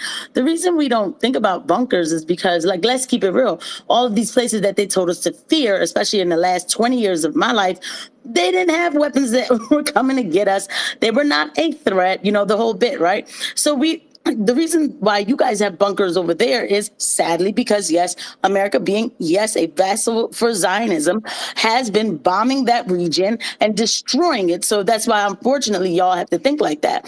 The only thing is, I do think one day there is a something that will come here, but I still don't think it would be from Iran or Iraq or anywhere. I feel like, yes, our greatest ally one day will turn on us. It's just, I don't think anybody. You're 100% right on that. But the thing is, let's go back in history since the Great Depression and then 1929, the Bretton Woods. That classified the 100 years that that we've lived. In 2029, or they're already according to the new Bretton Woods 2.0, let's call it. So when you say these past 20 years they've had nothing, you're 100% right. But they aren't planning for 20 years. Governments and this one world government that they're trying to do where you own nothing, you'll be happy, is a 50 and 100 year plan. And the Zionists are really, really, really good at planning and not executing until things take over and turmoil to the point where they want, and then that's when they step in. So I 100% agree with what you're saying, but the thing is, this is the next 100 years that we're going to be living in, and it's a digital economy. It's got CBDCs, whether it's now or in 4 years, they're going to happen. They're going to control people, and they're going to take your taxes if you don't pay them out of your account. There's going to be a social credit score, and the only safe haven, honestly, is Bitcoin.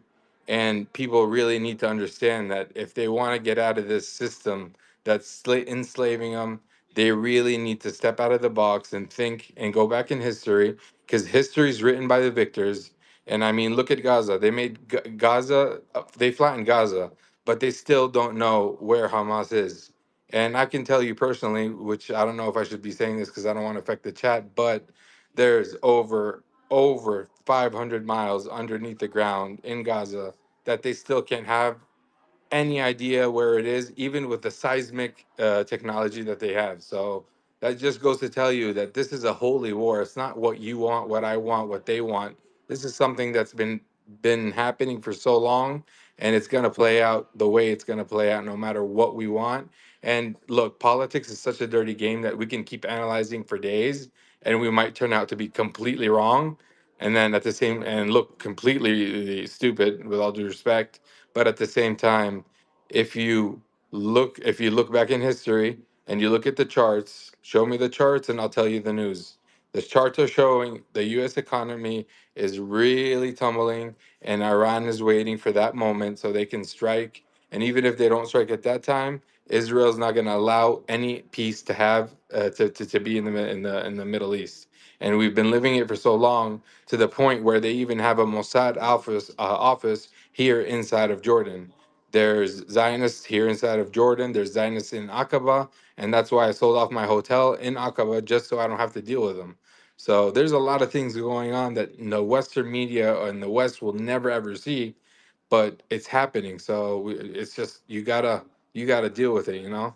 But I totally respect your point. Um, the U.S. embassy here in Amman actually instructed civilian U.S. citizens to leave Jordan and go back to the U.S.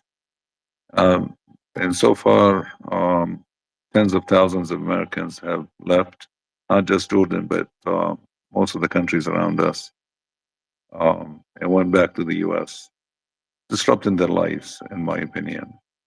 Um, I'm one that decided to stay because I will never leave my family, to their death if it happens. So I chose to stay with my family. But Gary, you were asking some questions about the base. Here's what I know.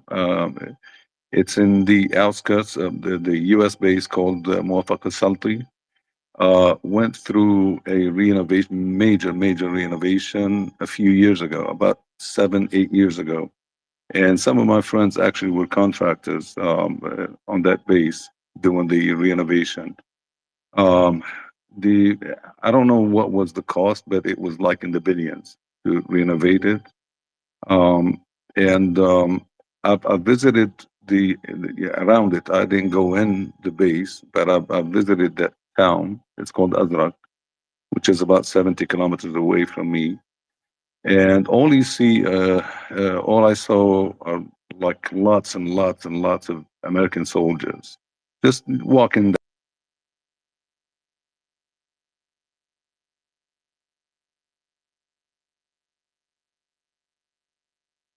Did we lose him? Yeah, we've lost you Hello, yet again. hello. Brother Ziad? Yeah, I dropped on the. Oh, he dropped. Okay, we've got super chat.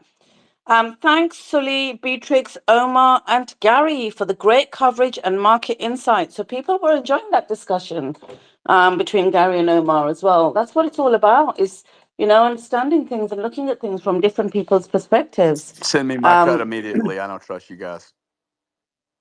What? X hates to see me in this space talk. It always happens, when I talk, it drops me. Um, but what I was saying is that there was a lot of American soldiers, just wandering around the streets, buying things, and dealing with people, and in that town. I do have some relatives that live in that town, which I will contact tomorrow and find out from them if they have seen anything. But unless that base was evacuated, which I really don't think so, and I hate to say this, but we might have some casualties or injuries um, due to the fact of the number of U.S. servicemen that were stationed in that base, which also housed the F-22s and the F-35s recently that you guys heard of. So it was a target and it was hit for sure, but I cannot say about anything about the casualties or the injured. Thank you. No, thank you, Zed. Also, let me just say something. Even the West doesn't get the news that they're supposed to be getting, which is their right, which is everybody's right to see what's actually going on in the world. But with all the censorship, even me, I lived in Guatemala and Colombia for a large part of my life. They don't even know what the hell is going on. Not even 1% of what's really going on. And when I ask them, do you know this? Do you know this? Do you know this? They haven't even actually heard of it, and their news does not show it whatsoever. So that's Latin America and South America, and then imagine in the West as well. So this is a game that's been being played, and especially after Larry, whatever his name is, and his son took over everything.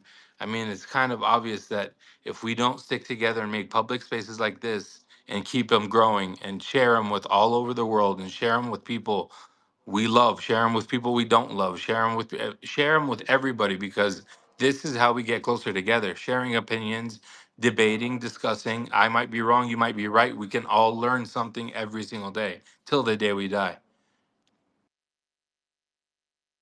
And Zaid and all of us, our prayers are with you and all of us here. And I don't just throw that word around. Ah, you're in my prayers. No, I keep you in my prayers, brother. We've talked before over the year here, all of us. And absolutely right. Thanks, Omar. Andrew, I want to say one thing. I've said it in other spaces, and I want to say it. Any U.S., any American that is injured and worried for their life, they all they need to do is contact me. I would put them up in my house. They can sit on my dinner table. I will protect them with my life. I swear to God, I will. And I have a huge house, and I have a family house that is empty, but is fully furnished. And I have my brother's house who lives in the UAE, is fully furnished, and as many American citizens that are afraid for their lives, worried about themselves, they can come, and I will do my best, man. I will do God my best. bless you, Ziad. See, this is what it's about. God Man, bless you, man. hey man, bro, I'm overwhelmed, and I have your information, and anyone that I can contact through contacts, I will definitely share that information. And likewise, whatever I can ever do for you, please contact me in this group here. I'm serious.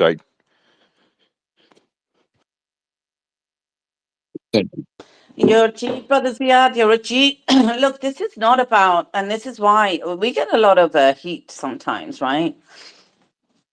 Why are you allowing that person? Why are you having that conversation? Why is Manco on there and stuff? But it's not about, like, people have different politics, but right about now, we need to put humanity first, okay? And as long as someone's not advocating for a genocide or cheering on the killing of children, and they ultimately, I mean, when I say I want this to stop, I know Brother Hassan says, well, why do you want this to stop? And I want this to stop because that doesn't mean that Iran doesn't get justice. Iran needs justice for this to stop. I don't want no backdoor kind of negotiation and just a ceasefire. A ceasefire by America and Israel cannot be trusted. And they have proved they cannot be trusted. Trump's been the biggest letdown, to be honest with you, in terms of a politician in my lifetime. And there's been some big ones in the UK, let me tell you. But yeah, he cannot be trusted. He's completely I compromised. agree. So, And yeah. the thing is, even the people in Gaza from the war of 2004, 2009, 2014, 18, 2022, and October 7th, every single war, they were learning where their mistakes were coming from, and they were learning from the enemy. So what Iran did is exactly the same thing, and they had a longer period than Gaza. So I think they're going to get what they want eventually, and there's no going to be negotiating with Trump because they know what Trump is. They have the files on Trump, and they know what how much of a puppet he is, and the fact that he does not mind to show it. He does not mind to say, "I'm not going to heaven." I mean, it just shows you how demonic all these people that we relied on and trusted and voted for are really letting every single person in humanity down. And then look at what's happening in Sudan. Look at what's happening in Palestine, in Gaza. Look at what's happening in Iran. Look what's happening in Yemen. It's just a way we got so desensitized. We focus on one, but we forget the other, and that's part of their game. But since this community is growing and then there's ethnicities from all over, I mean, we're not going to be able to forget anything anymore. By Amen, the bro. way, I have one thing to say to you guys. Omar here, I don't know him. First time I've been on the spaces with him, but his last name is a very well-known, very respected last name in this region. His family had done for Palestine and for the region like no other family did. I, I No really appreciate you surprise. saying that, but I mean, it's our duty, brother. It's our duty.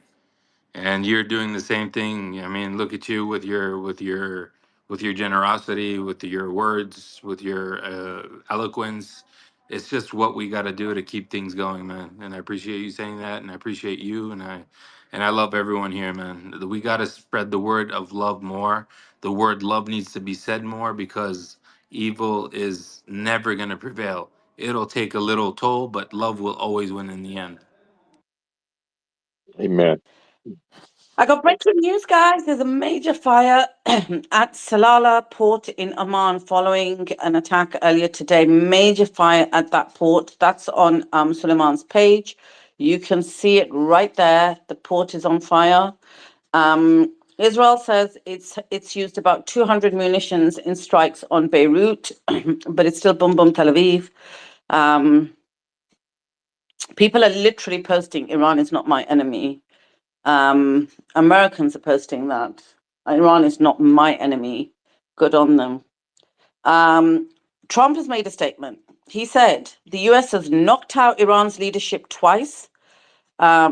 and he didn't give further details. And he reiterated that the US forces have destroyed the Iranian Navy. He can say as much as he wants, it doesn't make it true. Press TV is reporting that US troops have been sadly killed, and at least 17 sites have been damaged in Iran's reprisal attacks. Press TV reported that. Zelensky, who is of no relevance whatsoever but keeps tweeting, has said that Ukrainian military personnel have arrived in the UAE. Hizballah have launched, just to recap for people who are joining us, Hizballah have launched a massive barrage of rockets earlier, reportedly 100, the largest ever fired, and they were coordinated with Iran, and you can see the footage on Suleiman's page. Trump was asked, now he's doing a press conference, if Mujtaba Khamenei, the son of the supreme leader, can remain leader. And the reporter says, can you declare victory in this war if the supreme leader remains the Ayatollah's son? And Trump says, I don't want to comment on that. I don't want to comment on that, he says. He has no plan. It seems like he has absolutely no plan. He says, we've knocked out the leadership twice. Now they have a new group coming up. Let's see what happens to them. Let's see what happens to them. Very, very vague statements for a president that's supposed to be the commander-in-chief of a war. Iranian security officials have said the regional war is to enter a new phase soon. It's going to enter a new phase soon. The IRGC Navy chief, you know, the Navy that was destroyed by Trump, well, their chief is making statements. He said, any ship passing through the Strait of Hormuz must obtain approval. They must obtain approval.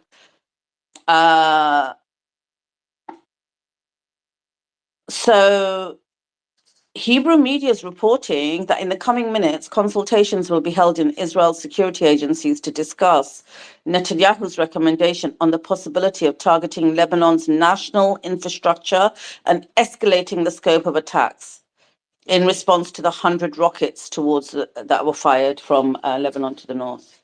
So he wants to escalate this. Of course he wants to escalate this. You know, Netanyahu, one thing he does not know is how to de-escalate anything. I think they need to Israeli make the officials. United States print a little more money before they do that because they're really running low on money.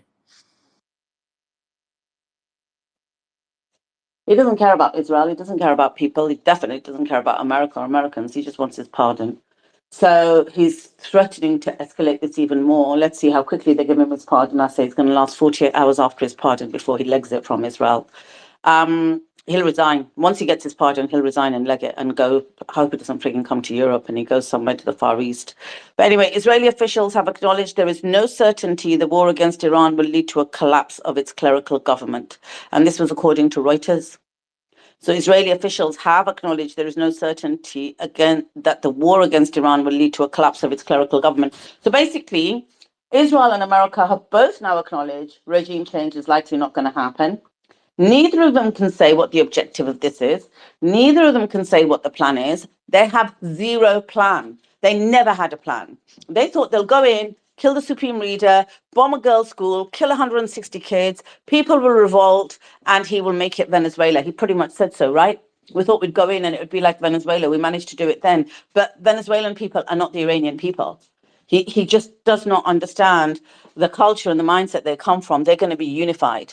They're not going to succumb to Israel. They're never going to succumb to Israel or America. They've seen what Israel did to the people of Gaza, to the people of Lebanon, to the people of Syria, to the people of Yemen, to the people of Libya, to the people of Iraq.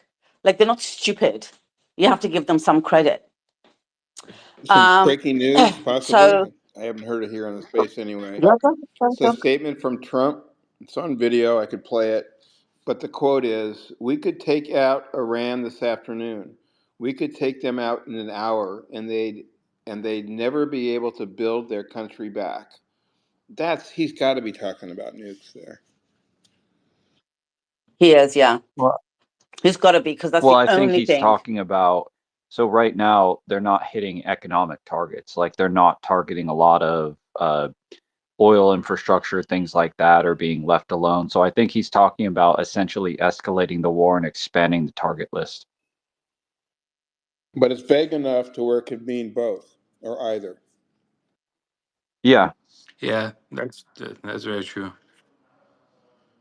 But I mean, as soon as he does that, I mean, Putin's a man of action, and he's already stated in 2023 and 2024, if you guys want to show your military strength over Iran, then we can show our strength over you guys as well. So launching a nuclear attack just to wipe out is kind of, for me, for far fetched. Obviously, it's always going to be an option, and it's a statistic. Yeah, But I I don't I consider, don't see Russia launching a nuke if America did against Iran. I mean, They've still got to get their yeah, I oil mean. out, or they have interest there. They're not going to do that.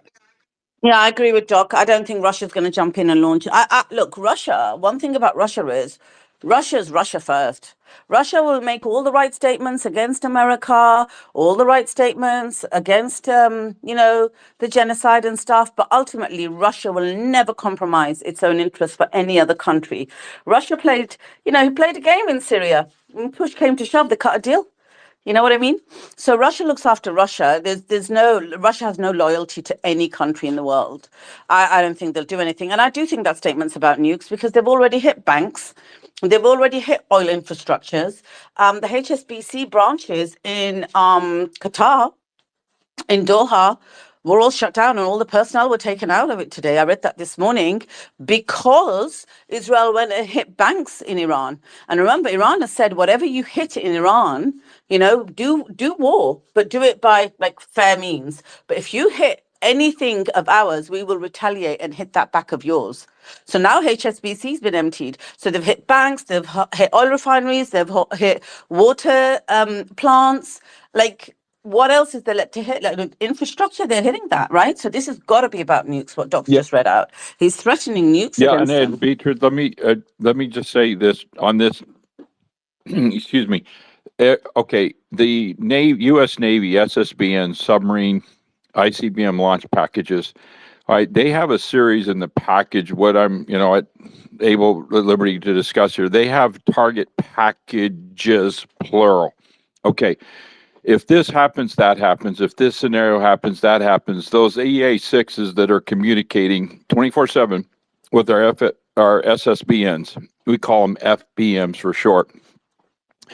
They're literally telling them execute target package 26 Bravo, for example. And the commanding officer, he knows exactly when they pull up that launch package, exactly precisely what target. It could be name hundreds of them. And the same with our tactical guys that have the tacticals, meaning I'm not talking the complete ICBMs, but tactical strikes. They also get their strike packages.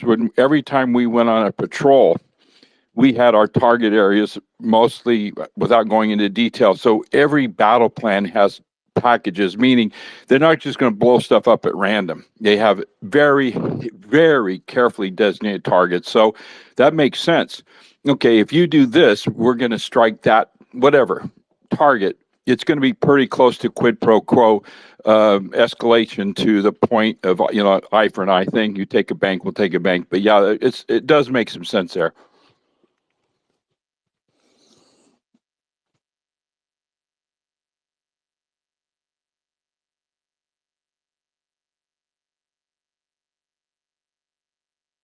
I don't know how taking out a bank location does anything to the banking system, currency, trade, or anything. It's just a blowing up of a building where people, I do know it's so business. symbolic. I'm like, what is that bank? That's gonna show.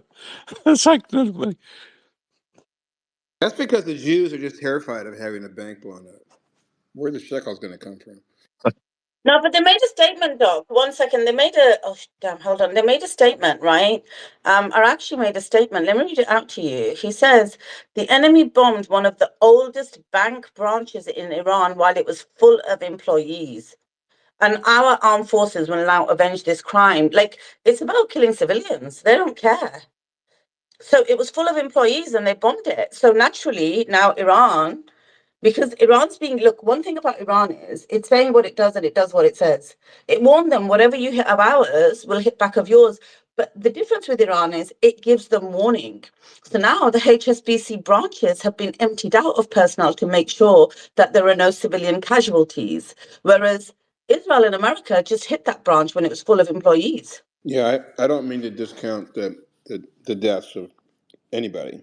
That's not my intention. But in terms of context that was offered, that we could destroy banks, it was, it was also in the context of conceptually nuking the capital.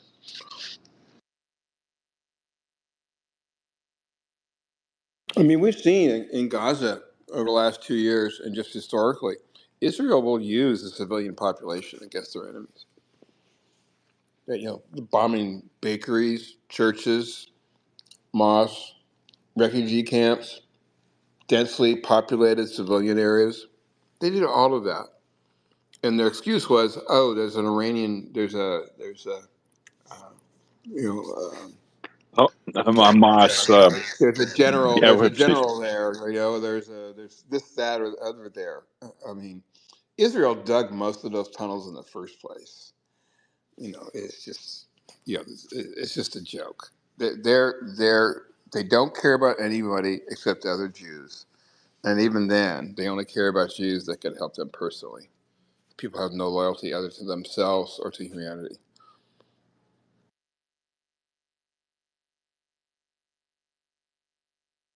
I don't see the issue with that, in all honesty. The people that are in control of the country decide the geographic locations of a school and a military base, mate. I don't see any military bases in my country next to fucking schools. What country are you? What country are you from? Doesn't really Ron Ron? matter, does it?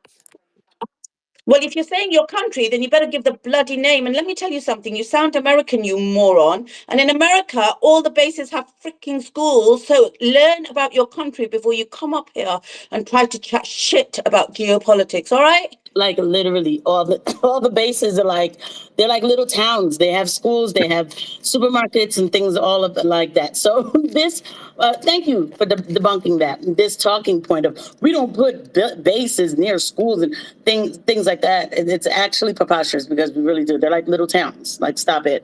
Secondly, how do people just know that there was a military base?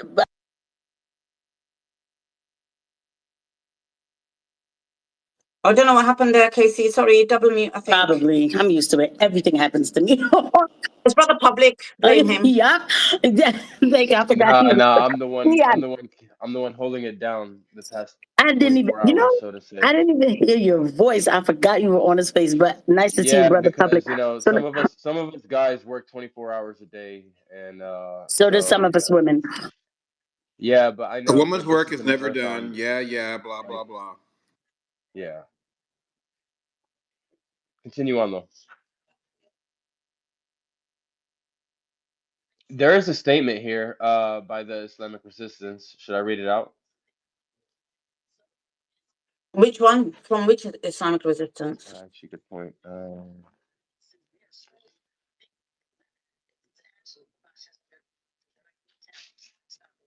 Could be the feminists making trouble all over again. Whatever. The public muted me again too, by the way, but it's all good. Yeah, it was too long too. Anyway, so I just I realized it's not a good idea.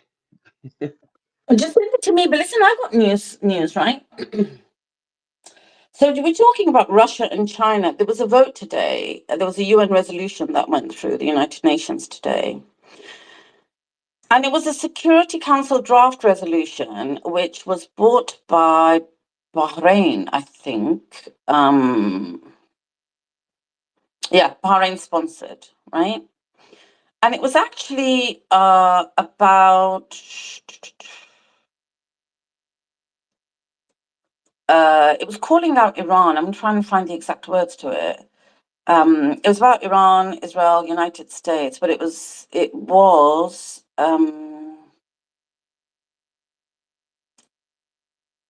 addressing Iran's military actions in the region and condemns Iran's missile and drone attacks, demands an immediate halt to Iranian strikes against Bahrain, Kuwait, Oman, Qatar, Saudi, UAE, Jordan, calls for de-escalation and respect for regional sovereignty, and urges Iran to stop threats or provocations against neighboring states. It's all about Iran, right? Israel's not mentioned. So this will come as no surprise that 13 countries voted in favor, and they were China comes as a surprise, right? You know how, oh, China's going to stand by Iran. Well, here you go. China voted for it.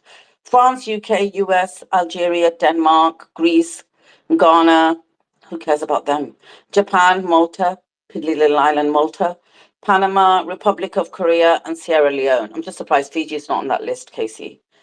And then, do you know the two countries that abstained? They didn't even vote against it. Slovenia, and who cares about Slovenia? They're tinier than we are in the UK. But Russia. Russia abstained. Russia didn't even vote against it to say, no, Iran's got the right to defend itself, right? So all these people that think Russia's going to do this, Russia never did jack when the genocide was happening. Guys, I was under the illusion as well. But they didn't. These nations, Russia and China, look after their own interests, which is why they're progressing in the world and why we are not. Why the UK and America isn't, because we don't know how to look after ourselves. We pander. We pander to America and Israel, and America panders only to Israel. So we're all in the same group together, and that's why we can't, progress our nations, because we don't have our nation's first and foremost interests at heart, whereas Russia does and China does. Sadly, this is the outcome of the resolution today. Yeah.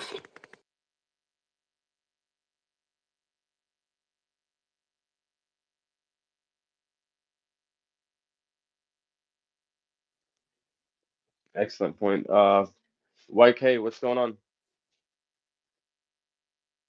Hey, y'all.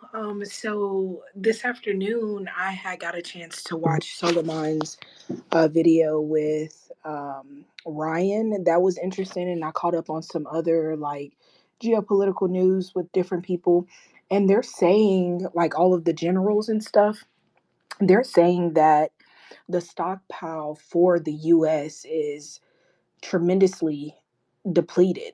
So I've been in this space since the beginning, and I heard different people talking about like Trump's looking for an off ramp, this and that. I don't think he is. I'm seeing more people, like everyday people. Someone in my family works at a hospital, and they're talking about how America is subservient to Israel. So, like, normal people are talking about it now. So, I don't know where America goes from here because the war is extremely unpopular. They're not even trying to lie to us. Like usually they try to lie us into war. They're not even lying. They don't care. And then they're hitting schools constantly, schools, civilian infrastructures, all of these different places, and then claim, oh no, we didn't do that. So, what would be, if anybody on the panel can give me like two off ramps, I guess, that we could go as America without essentially just null and voiding every single protocol that you're supposed to do in America before you put boots on the ground?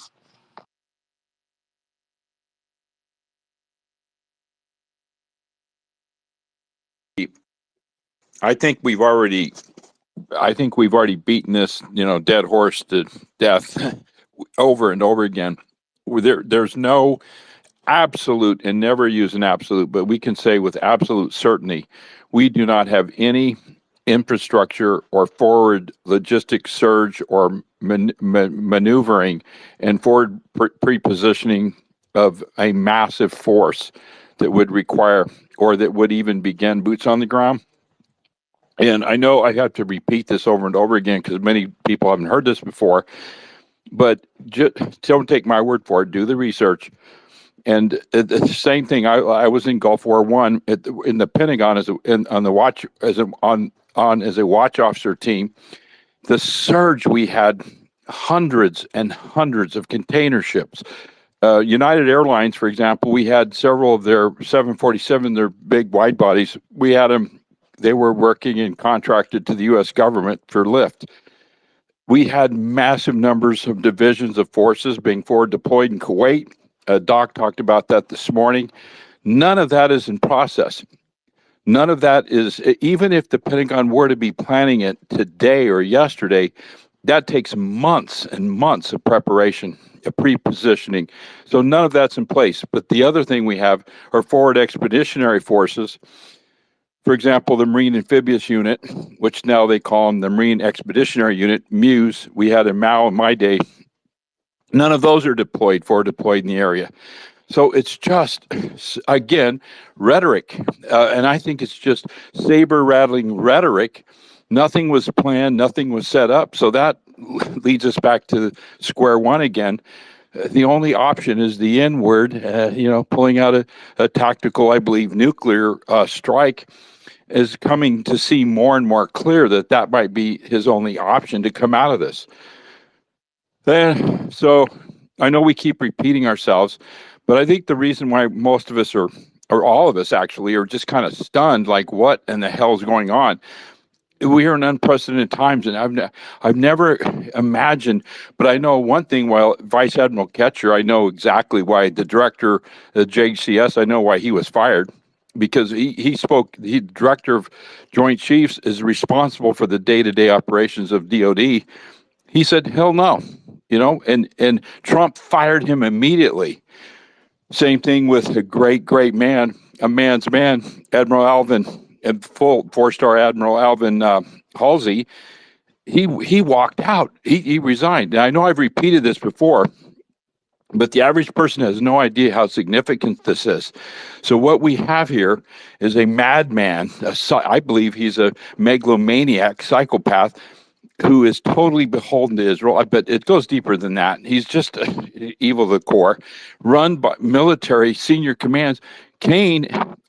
General Kane, came out of retirement. He's a yes man. He's an air guy. Everything done from the air. He has no comprehension. And you're going to see, I believe, very soon, we're going to see more and more dissent coming out from senior military officers, because if they don't have the true grit and the moral, I call it moral courage. Anthony Aguilar and I've exchanged every day. Anthony Aguilar and I exchange messages back and forth. And Anthony Aguilar, he has what I call, I said, Colonel, you have moral courage. John Fitzgerald Kennedy wrote a book, two of his greatest books, and I didn't read While England Slept. I really haven't. But read Profiles in Courage. It's about moral courage to do the right thing, even against opposition. But few have that. Thanks. Okay, sorry. Thanks, Andrew. Appreciate that. Let's go to Sandy. Sandy, go ahead.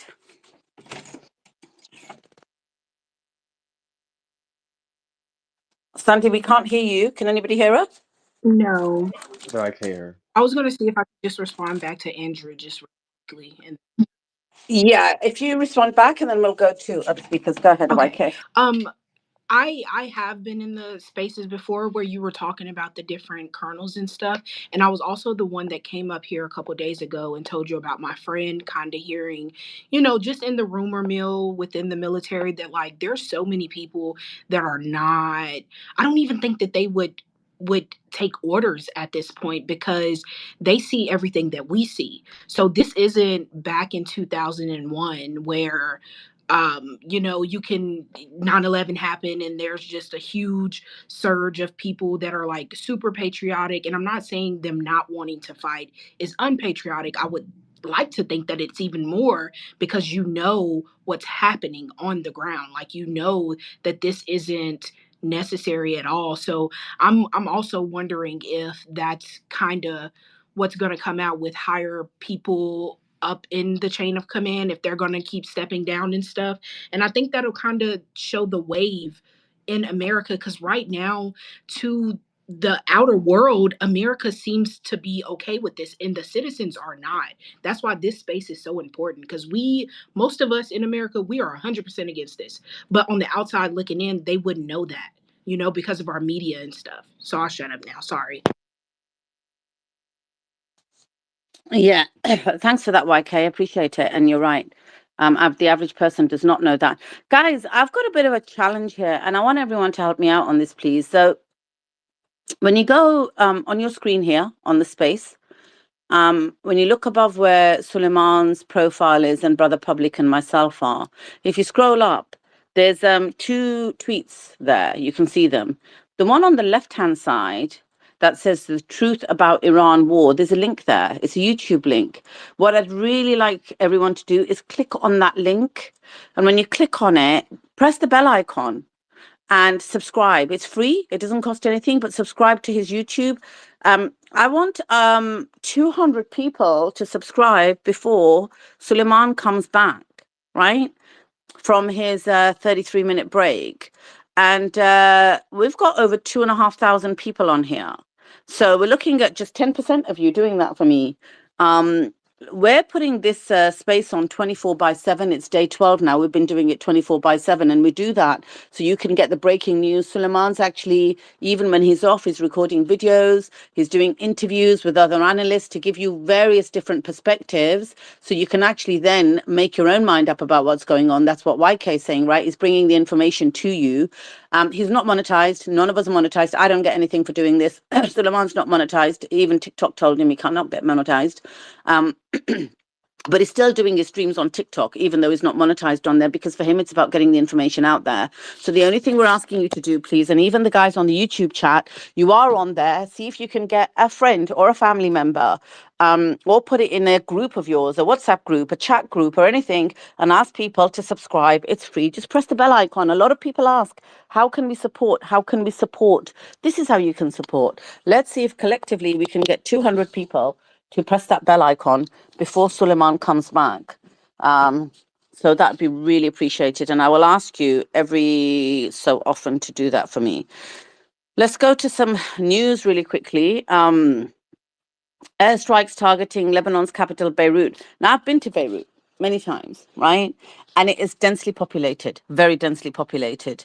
And Israel is targeting a densely populated city. Same in Tehran. They hit a bank full of employees. They want to have maximum civilian casualties because what Israel and America want to do is kill people. Kill people. That's what they want to do. So that's happening in Beirut right now. Sirens in Bahrain as well as we speak. The sirens in Bahrain. Iran I think this was at the United Nations. It slammed the European Union over new immoral and unlawful sanctions. So the European Union's put sanctions on Iran, obviously because we need to kneel. We need to kneel. We go down on our knees and say, yes, sir, America, please tell us what more we can do to help you in this illegal war. I'll tell you some more breaking news really quickly. Hizballah missiles have been launched. There's more Hizballah missiles launched right now on Tel Aviv, suburban Tel Aviv. The World Health Organization says there's been 25 attacks on healthcare facilities in Lebanon. 25. So they've hit hospitals. They've hit probably other healthcare facilities. World Health Organization says there's been 25 attacks on healthcare facilities in Lebanon by Israel. You never hear that in reverse. You will never hear that Iran has hit a healthcare facility in any country. Okay. A Chinese-owned bulk carrier, Hailan Journey, had to reverse its course near the Strait of Hormuz after nearby ships were hit by Iranian projectiles. Listen, guys, tell your peeps, tell your government not to try to take ships through the Strait of Hormuz. They won't let it. You need to understand, right? They won't let it. So this Chinese-owned bulk carrier had to turn around because nearby ships were hit by Iranian projectiles. I did read that one out earlier. What's this one say? Israel's like, Israel's trying to say now that the leadership of Iran has gone to tunnels like the Hamas leadership, and they're going to fight against the aggression. It's just like, whatever. I don't even want to read that out. So here we go. This is the point Doc was making, right? So this is Arakshi, who's the foreign minister for Iran, says Iran's national infrastructure is under attack. This time, a branch of my country's oldest bank was bombed while full of employees. They were laboring to ensure Iranians have food on the table ahead of our new year.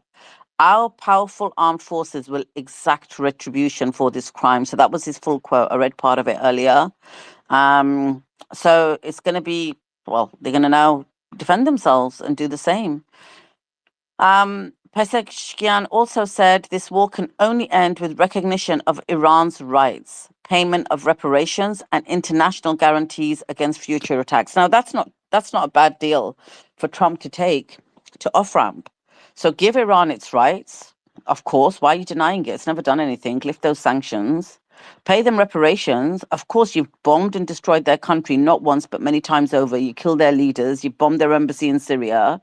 So give them the reparations. You freaking give Israel enough reparations and give international guarantees against any future attacks. It's Easy deal. actually disappointing Um, because Iran isn't holding out as a negotiating point any relief for the Palestinians as a separate state, retribution and compensation for the Palestinians that have been killed the last 2 years. You Well, we don't know, Doc, do we? Because this is just part of a quote that this is Al Jazeera Breaking giving it. And when it says recognition of Iran's rights, maybe that will be part of that. Maybe it'll be part of the reparations, you know? I hope so. Um, maybe it'll, and when it says international guarantees against future attacks, maybe it'll say those future attacks are going to be against, the people of the Middle East that it supports. It's a very, very broad statement. So whilst they're trying to put that on the table to say, look, this is the direction we can bring peace, Trump is like, we knocked out their leadership twice. Now they have a new group coming in. Let's see what happens to them. Like, this guy is a grade A clown, a grade A clown. Mental, absolutely Well, I mental. mean, if the president here got knocked off, he's assassinated, then the vice president, and then the Speaker of the House become vice president. We have a succession plan that's endless, right? But particularly if you start killing our leaders, do you think we're going to back off from those who attacked them in the first place? No, the reaction of the Iranian people in support of Khomeini and now his son, the hardliner, the IRGC, you know, member of the family there. This is so predictable. It's crazy. Can you kill the Hydra? No, you chop off one head and two more grow. and you know what? Yeah. Just YK, just 1 second. There is some other news I want to go to, but first I want to go to Stacey. Stacey, go ahead. Hi there. Thanks for Hi. having me. I was just wondering if, with the way that things are at the moment in all the continents, Russia, China, and America, and the Gulf, or whatever, all of them, yeah. Maybe there's a new way that's happened, and maybe it's an amalgamation of communism and democracy, and they're journeying together through their life, and they matured, both of them, and they managed to talk to each other and come up with a better way. So maybe we should stop like worrying. Yeah, see, you know what, Stacey? You think people on this panel have come out of a village, right? And they know nothing about nothing. That moron who came up earlier talking about, it doesn't matter what country I'm in, why did they have a base next to a school? You've got the same surname as that person, right? So we're not stupid on this panel. And I had my finger on that mute button the minute you opened your moronic mic. So you're going to get the same treatment as that person. Thank you very much. Sorry, YK, go ahead now. You always crack.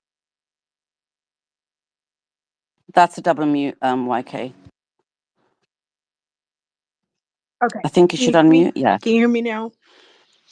Yeah, Yes, yeah, we you can. always crack me up. I knew that the minute they started talking, I was like, oh, okay. But I was going to say with Doc, that's something that I've been thinking about too. Like, what are they doing for the Palestinians as far as, getting them statehood and stuff? And as I was thinking about that, I was seeing all of the destruction in Israel at this moment. I think that they just want to destroy Israel. And by that, they flee like bugs and they'll go elsewhere, and then the Palestinians will be able to get their state back. I don't know how that works logistically or, just on paper, but I'm assuming they're not going to stop until it's the end of Israel. Israel looks horrible. They are not releasing everything there. Every night that I go to bed, I just see the skies of Israel being lit up. I sleep good at night. I wake up, they're being lit up all through the time that I'm sleeping. So I don't know what they have in plan as far as Iran for the Palestinians, but I'm assuming it's going to be something good for them because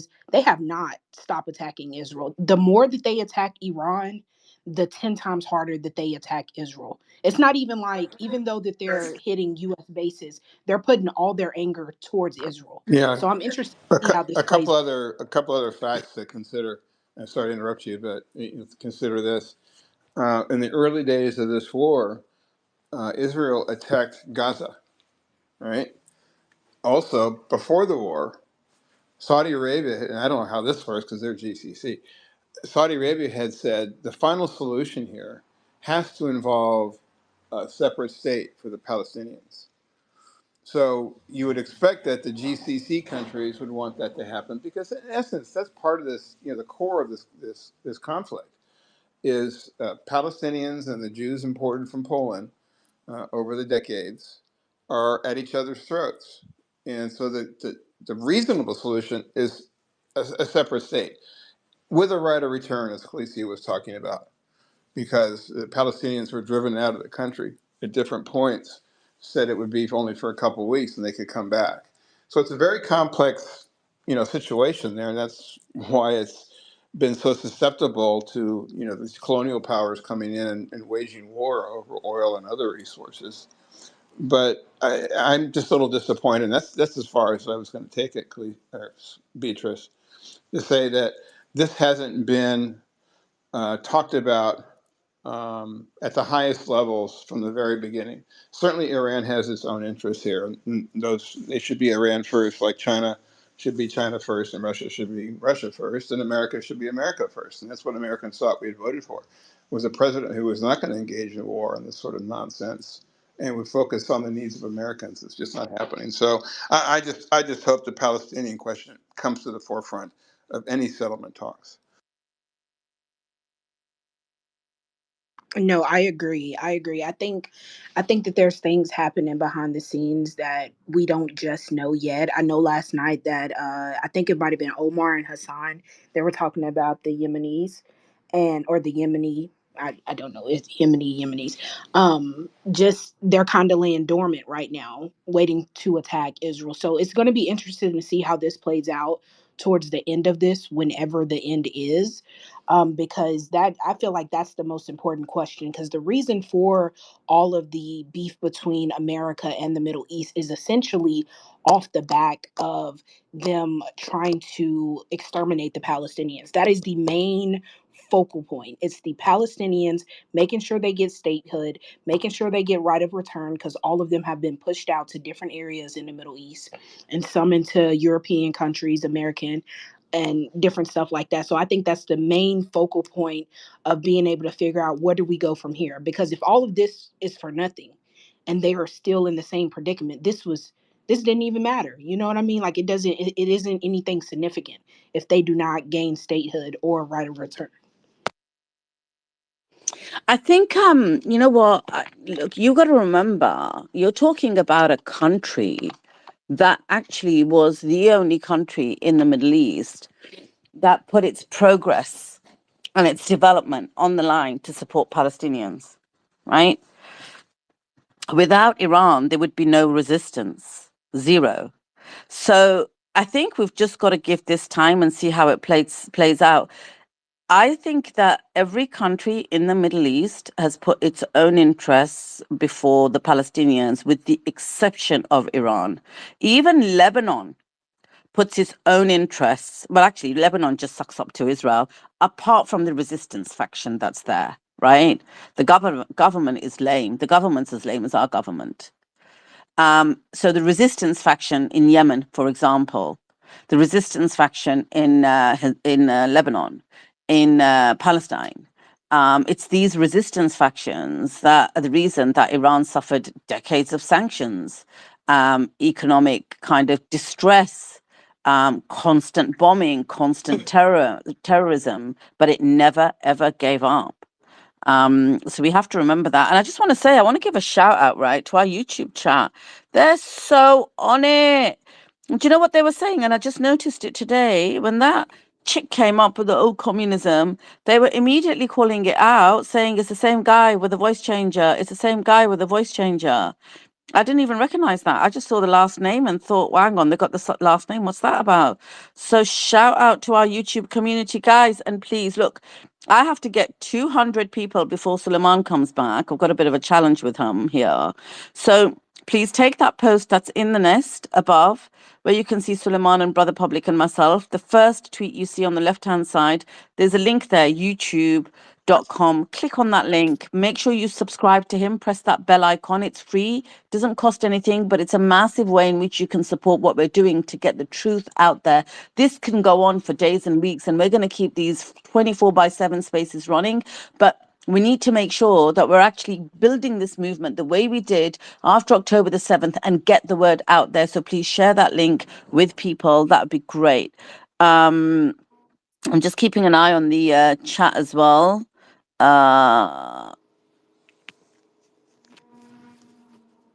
What's this guy asking why Samsung options blocked? What are you talking about, Tox?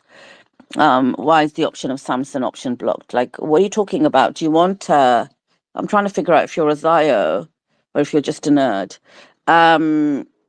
I did not say 2 hours until Suleiman comes back. I said I need to get 200 people liking that link until Suleiman comes back, Resistance. So do me a favor, share that link amongst your groups, amongst your family and friends, please, and ask them to subscribe to Suleiman's YouTube. It's free.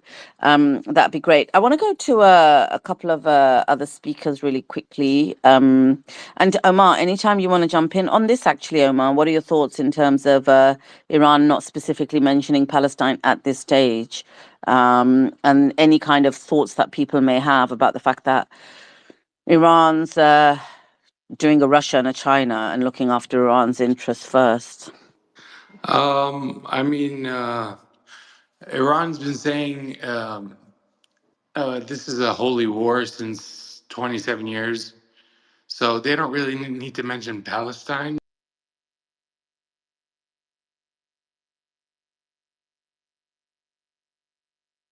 We lost him. Oh, okay, yeah, he's muted his mic. Okay, fantastic. All right, Resistance, you didn't need to delete those posts. They were fine. I was teasing you. He's not back in 2 hours. Like the minute I come on, half of these guys on YouTube are like, "When's Sully back? When's Sully back? When's Sully back?" So funny. Okay, let's go to some other speakers. Let's go to this Saracen. Saracen, go Hi, ahead. Beatrix. Good evening. Hi, folks. Yeah, so Mike, I actually had a question for Omar. I don't know if he's still there, but perhaps Andrew and Mankos can also jump in. Yeah. The question I have is that he mentioned that he didn't think that this was going to become a World War III, that this was more a regional war. Right? Does that take into consideration that we have a global movement of Christian Zionists who believe that it is the will of God that we are on the times of Armageddon, that Trump is an agent of God. There's nothing that they can do about it, and that for them to go to heaven with the rapture with Jesus, that this needs to happen. Pete Hegseth, I believe, aligns to that, and he's the man with the finger on the trigger who commands all the other fingers on the triggers. Are we underestimating the profile for World War III over here? I'll give you my input as soon as Andrew, because he's older, he's got more experience, so I'll let him speak first.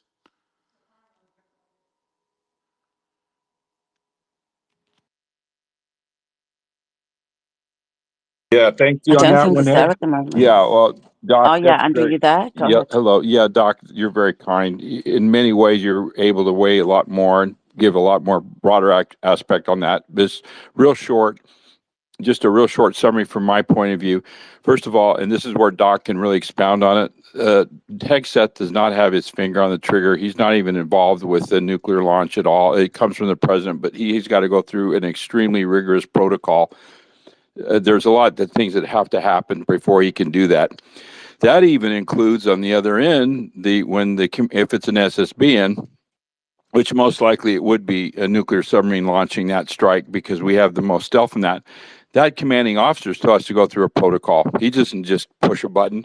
He has to go through his executive officer, that authentication code. They have to authenticate it.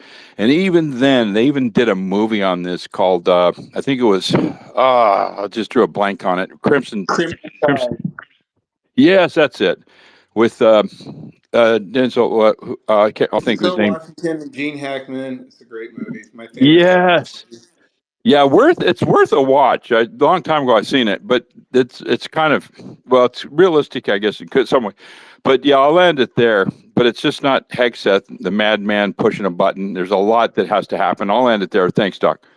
Before Yeah, we enter Doc, just a quick question to Andrea. So, Andrew, I think for me, it's more case of if we separate out. I'm not saying that it will go to nuclear warfare, right?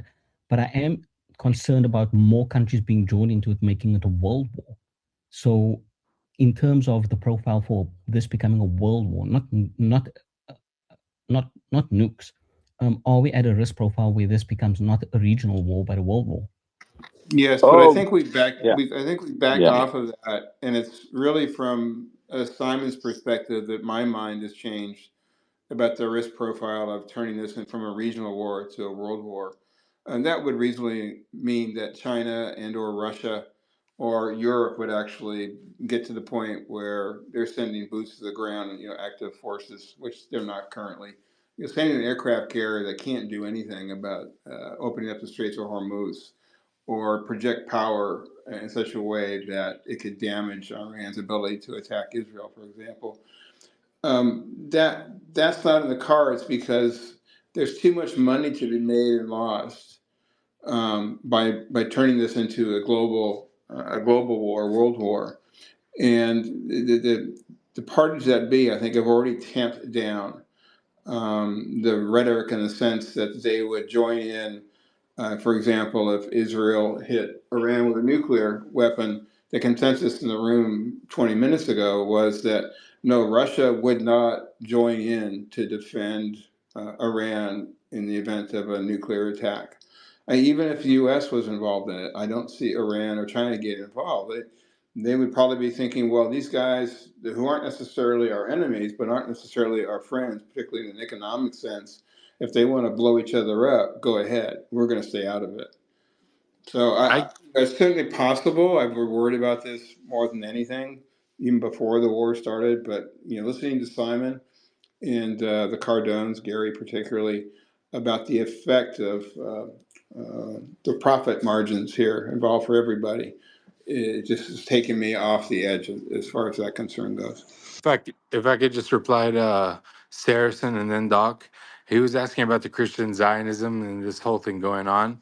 What I truly believe, brother, is uh, Christian Zionism is dying off very rapidly, and Christians, Catholics, whatever it is, with Muslims, they will unite. They don't have to do change or be a different people, but they will unite because as much as like Doc was saying, there's a lot of profit to be made, and especially in wars, and that's how money is made during wars. But the thing is, we're going towards a global reset. Once you go to a global reset, and you got quantum computers, and you got AI, and you got all these things, and you got digital money, and you got streamers making millions just by sitting home.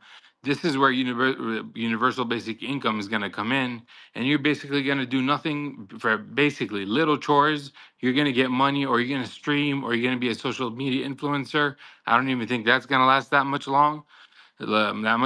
So the whole world, the whole regime is changing. Iran's regime is never going to change. I truly believe the world's or our United States and the Zionism regime is going to change, and that's what's going to cause Muslims and Christians to unite. So I don't see the Christian Zionism as a problem because they were misled. Just like us Muslims, we were misled into a lot of things by these Saudi sheikhs that give us some fatwas that tell us to do this and not to do this. These are all people that are told what to do, and we blindly followed them, or follow our fathers blindly followed them. So we got also misled. Christians got misled by the Bible being changed so many times. So that's going to die off just by this truth prevailing, just by us talking about what we're talking about. And as much as, like Doc was saying, there's money to be made, I got to reiterate this. There is a global reset, and then the boomers are going to transfer trillions to millennials, and then and when that happens, it's going to be a global reset. I mean, since 2008, we haven't had a financial crisis, and then once you talk about history, at least between every 12 and 18 years, we have one financial crisis. So we haven't had one since. And look at the stock market, look at everything, look at gold, look at everything that's going on. It's just showing you that we're way, way, way overexposed and leveraged. And the Federal Reserve is in debt. And how are they going to clear that debt? By using digital money, by creating CBDCs, and by gaining as much mining power and crypto. Yeah, I don't disagree with anything you're saying, but it's really kind of far apart from the topic at hand here, which is the war itself. How things lay out or would have laid out with either with or without this war, the global reset was happening. Trump, in effect, started it with speeches by his Treasury Secretary at the WEF. Is that we're going to carve ourselves apart from the And global. create a level playing field. Yeah, but also at the same time, Trump has taken China out of the Western Hemisphere with his actions in Panama and Argentina. So But Trump is ready, and America is ready to pull back from the Middle East and exploit the natural resources of the countries in Central and South America. yeah, but let's say about let's talk about Basel three, the Basel three committee. I mean, they're auditing Fort Knox, and Fort Knox has got no gold. So they took Venezuela's gold. They're taking Venezuela's oil, and then they're going to be audited, and it's going to show as, oh, the United States has this reserve. But in reality, they are trying to preserve their empire, and their empire is slowly crumbling. And like you said, the global reset was going to happen now or later, whether Iran or not. But it's happening at a time where the war is happening, and they're going to use that part in order to escalate the Well, regional war. yeah, your children are going to grow up in a day and age that's quite a bit different from the way I Yeah, grew for up or my sure. kids grew up. Okay, I'm 67. And yes, the world's changing and has never stopped changing. But for True. the Roman Empire, for example, the fall can Hmm. be traced that took place over hundreds of years, 400 and some odd years, I think, by one estimation book I read. So what you see is imminent because these broad economic dynamics, the digital currency and the integration worldwide of a global community. I just don't see it, even in your lifetime. And certainly things are going to change, and I think universal basic income is something that its time really has come. Yeah. We see here the last, I think, three labor reports have all been reversed or revised. Excuse me, I'm tired. Revised upward in terms of the number of newly unemployed. Yeah. And for me, I'm an attorney. I work in mediation and arbitration, and I years ago was using AI. I've spoken at Stanford about it. In Singapore and I know there's a number of other countries, but Singapore is the one that I remember. Computers and AI are now adjudicating disputes at a civil level, not criminal. But eventually, all our judges, all our courts, it's all going to be run by AI. The last job you should go into right now is a paralegal. The paralegal is one that helps draft motions and process Yeah. paperwork and so on and so forth. AI has completely taken over, and I made Of a lot of course. money selling an AI product for mediation and arbitration. So yeah, the world is already changing, but in terms of the war being a predicate for massive change, I don't see it happening. The behemoth doesn't turn on a dime. Yeah, by the way, Doc, May I just guys, sorry, I just got some breaking news, right? So that resolution I spoke about earlier, that UN resolution labeled Iranian attacks on Gulf states a threat to international peace. It called out Iran completely. It was sponsored by Bahrain, backed by 130 countries, 13 votes on it. And it basically condemned Iran for defending itself, and there was nothing about the US-Israeli aggression, and it passed. And it's just been, I've just got updated news because before I got it wrong, but Russia and China abstained. They both abstained. It did not call out America. It did not call out Israel, and it passed. That's just disgraceful. Did we lose Doc? Yeah, we lost Doc. Let me try to get him back up. Has he got? Beatrix, you know what that's reminded me of? If you said that both of them, China and Russia, abstained, it's reminded me of the conversation we had with Simon yesterday. It's self-preservation. They're about to work with all these different pockets because they've been staying out of it relatively. I mean, I know they're helping with what are they locating, like satellite and stuff for Iran, but other than that, they're kind of still business as usual. So it's interesting that they didn't vote at all and they just abstained because they're probably already thinking about the future of what will happen. This is going to reconfigure everything over there.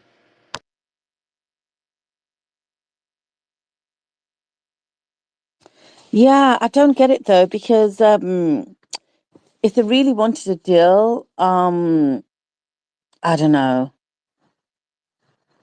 I just think that they would have at least, if not on principle, but on just looking at things are going, if they wanted to put their own interests first, they would have actually rejected it. If they want this to continue, they should have rejected it. If they want to be just, they should have rejected it. It condemns Iran and Iran only. Why would they abstain on it? Why would they want to appease Israel and America? And it's because the reason I'm emphasizing this is because a lot of people come up here and think Russia's a G and China's a G and they're going to help. Oh my God, they're going to help on the genocide. I've been listening to this for 3 years. They ain't going to help with jack.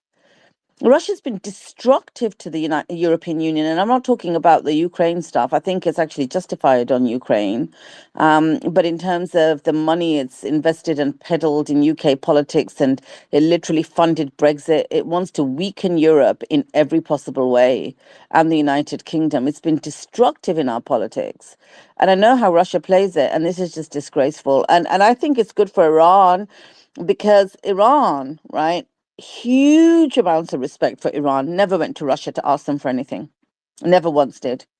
Just Iran's got a spine of steel, literally, and may God preserve it. Because it's our last hope of civilization. I mean, literally, I feel like Iran's fighting for the good people of the world. 100%.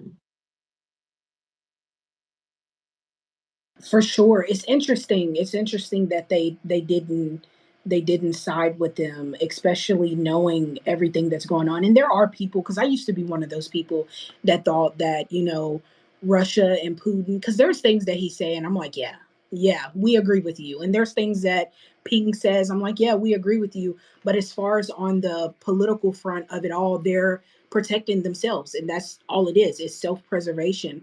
And even though they know the right thing to do is to side with Iran, because Iran is literally fighting evil. Like, I haven't given up on the EP files. I won't speak on it, but I'm still looking into them, and it is horrific. And this is all things we already knew, but to see proof of it, it's mind blowing that this is the evil that Iran is fighting. And each and every day as an American, I'm rooting for them. And I never thought that I would be someone to say that, but I am.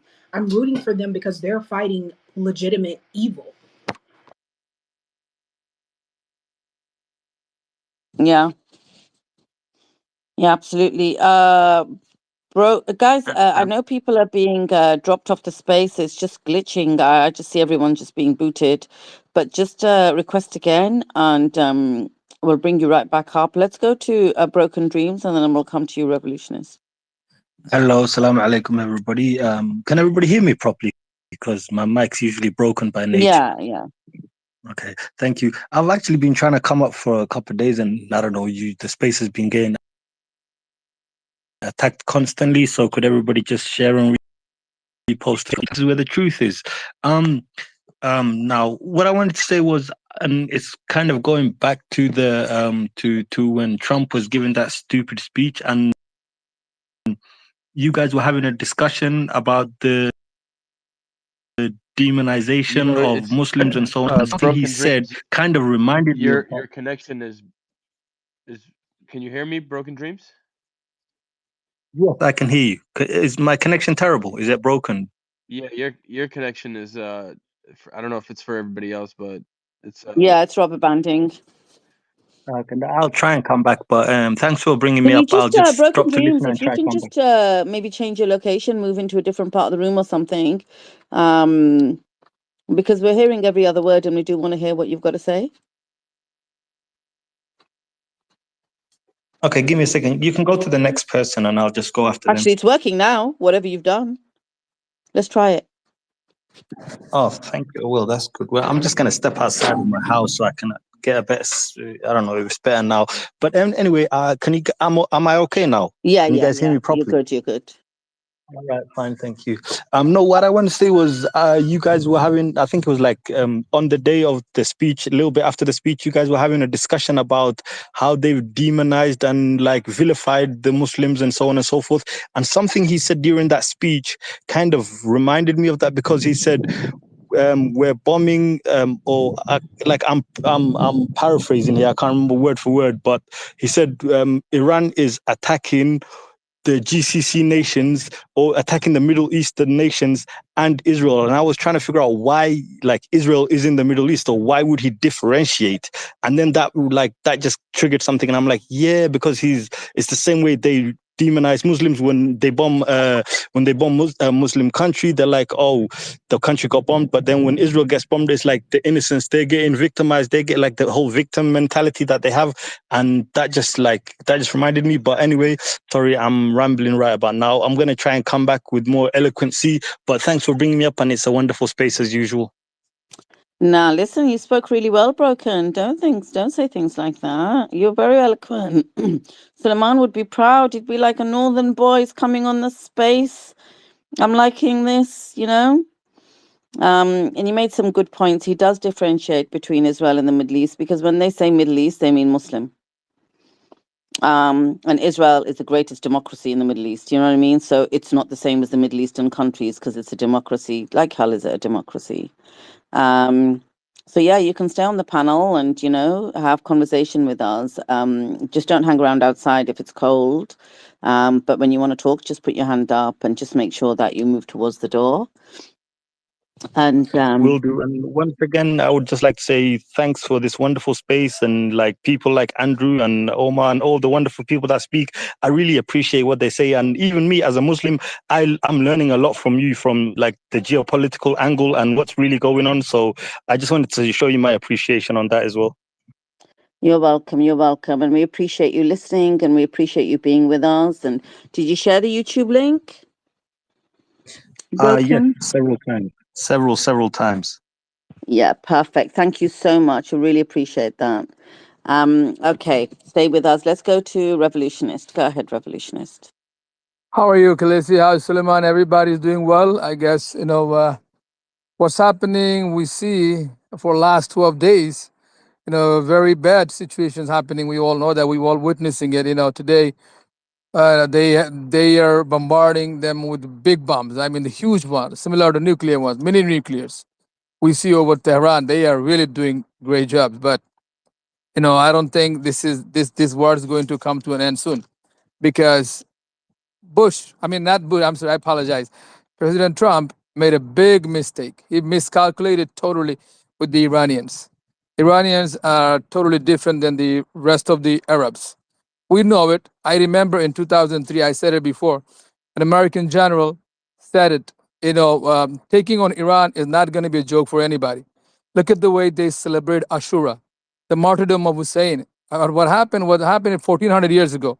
But the way they celebrate, it's like it happened yesterday to them. So by killing Khomeini, it was a total disaster for everyone, because Khomeini wasn't just a leader. He was the bloodline of the Prophet Muhammad sallallahu alaihi wasallam.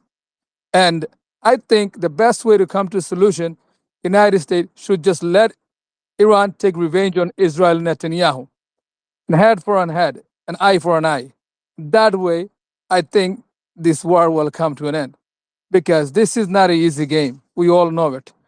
I mean, listen, I'm from that part of the world, so I know it. I've seen a lot of nasheed, the songs, the peoples, they're coming up with all kind of songs that patriotic, like, they really want to do. I mean, these peoples, they seek martyrdom. And in the West, our soldiers, they don't seek martyrdom. They seek paycheck, money. They fight for money. But they don't fight for money. They fight for their faith. And whoever fight for their faith, it is not easy to fight them over or kill them over or take them over. So you know what? I say good luck to everyone. I think what's going to happen is this. It's probably going to bring down the entire Middle East to its knees, or slowly but surely going toward World War III if we do not stop this. Let the Iranian take the revenge on Netanyahu, not the rest of the Israelis. Because Netanyahu is the guy who's really dragging the entire world to the brink of a nuclear war.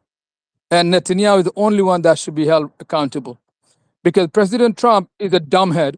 He's a stupid guy. He has no brain. I'm sorry to say it. Because look, for last 40 years or so, Netanyahu even said it. He was trying to trap one of our president of the United States of America to go to war for them against Iran. Everybody diplomatically or somehow, was whatever it is, they didn't go to war or they didn't listen to Netanyahu. But Trump fell into the trap because he's a dummy guy. And this is what's happening now. You think he's smart, but he's not. He totally underestimated, he miscalculated. And now Re- guess what? We are into these things now. The best Revolution. option, Sorry to interrupt you, but you're saying some great points. But the thing is, when you're saying just Netanyahu's the one that has to suffer for everything, I kind of believe. I mean, I can't fathom that because a Zionist entity is a Zionist entity, and once kids are brainwashed since school, if you watch the videos, I don't know if you guys watched the Ask Project on YouTube or if you've seen the videos of them teaching them in school that what they teach them is basically what are Arabs? They're our enemies. What do we do to Arabs? We kill them. We spit on them. What do we do to Christians? We spit on them. So they're brainwashed into doing this since they're young kids. So a Zionist entity is not just Bibi Netanyahu. It's not just Sharon. It's not just the previous ones. It's every single person since the Balfour Declaration that created a Zionist entity and followed through with it and is still defending it has to suffer the consequences of not being a free thinker and just being a sheep and wanting to live life and have fun without any consequences. And life doesn't work like that, my brother. So no, you're no, right. Yeah. Omar. Yeah. Omar, I totally agree with you. I totally agree with you. Zionist is the problem. But I'm saying right now, we really can't go after the big head. You got to go. We have to de-escalate it. We do not want to escalate it. But going after total Zionist, right, it's not going to be easy. So in order to stop the war, an eye for an eye, it should be the option. I for myself, you know what? I'm for it. I say, you know what? Because they kill a prophet line. You know what I mean? A blood of the prophet. They look the way they are saying it. The Iranian, the Shiite, all over the world. They are saying, look, Hussein was martyred in Karbala, right? And after Mhm. Hussein, they are giving the same leverage to Khomeini. So it is not an easy joke anymore. The West doesn't understand the culture of the East. That's the problem. West in the world, they got the money, they get the military power, just like the Donald Trump. He says always, we have the greatest military power, this and that. But listen, the greatest military power does not last forever. Yeah, The but Romans look, were great. Israel said the same thing about their Iron Dome and all the technology and surveillance, and look what happened. A couple of paratroopers and a couple of things uh, destroyed the Iron Dome, and a couple of missiles destroyed the Iron Dome. So the East and the West, I get what you're trying to say, but Iran, I mean, just saying Shia and Sunni, we are not sects, my brother. We are all walking on the Sirat al-Mustaqim, on the straight path. So we Alhamdulillah, cannot, Alhamdulillah. Alhamdulillah. So I what? agree with you, brother. I agree with you. Can I Yes, jump in there for a second? yeah. Go ahead. Look, what I would say is to the brother here. Firstly, do support this space. I've not done said much about the space, but it's from the start of the genocide. It's been anti-sectarian, anti-Zionist, and actually speak Unfortunately, consistent. but I'm let me tell you talking, something. brother. Let me speak. I'm not finished my point. Could you give me a second? So I want everyone to support the space. Do like and retweet, and also donate if you can, or do the those YouTube super chats or whatever you call them. So do support the space. Brother, revolution. What you just said is actually a soft Zionist talking point. I'm not calling you a Zionist, but I'm saying this is how soft Zionists think. The existence of the Jewish colony in this region is an existential threat to the Republic. It's an existential threat to all people in the region. So to say that we need to isolate somebody in the Jewish colony is totally wrong. You have a major problem where ISIS is just like only a small child of this colony. So you have a great problem here, which is an existential threat to everyone. And until this cancer is removed from the region, the existential threat will continue to exist. So please be careful about what you say. Soft Zionists talk about the two-state solution. They talk about, and the other thing is never ever. I don't think anyone should ever mention the word Sunni or Shia again, because this is what the Jews and the Zionists want us to do. They want us to divide amongst ourselves. They want us to differentiate amongst ourselves. And I've said this before: the minute that barrier is broken down, the entity collapses. This colony collapses and ceases to exist. It's built on creating division and hatred and wars between us, and creating those divisions where we differentiate between ourselves. And as we saw in Iraq with the sectarian war, we suffered for 10 years with the Jewish colony promoting sectarianism and hatred amongst us until the Iraqis woke up and knew the game.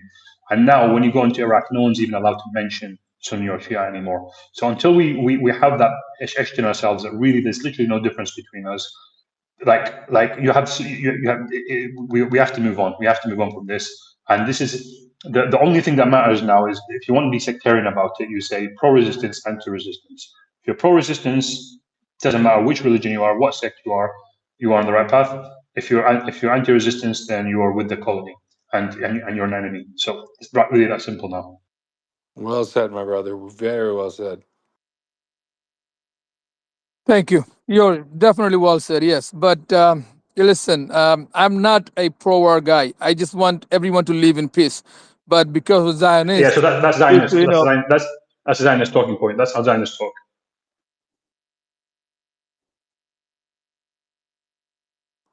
But wait, what is he saying exactly? What are you saying, revolutionist, right? I want everyone to live in peace, but they can't live in peace whilst Israel and America are doing full-on terrorism, not just now, but over the last few decades, right? So somebody needs to reset the order in the Middle East, and that's Iran that's doing it. You can't coexist. So until this comes... You can't coexist with No, terrorists. Khaleesi, let me tell you something.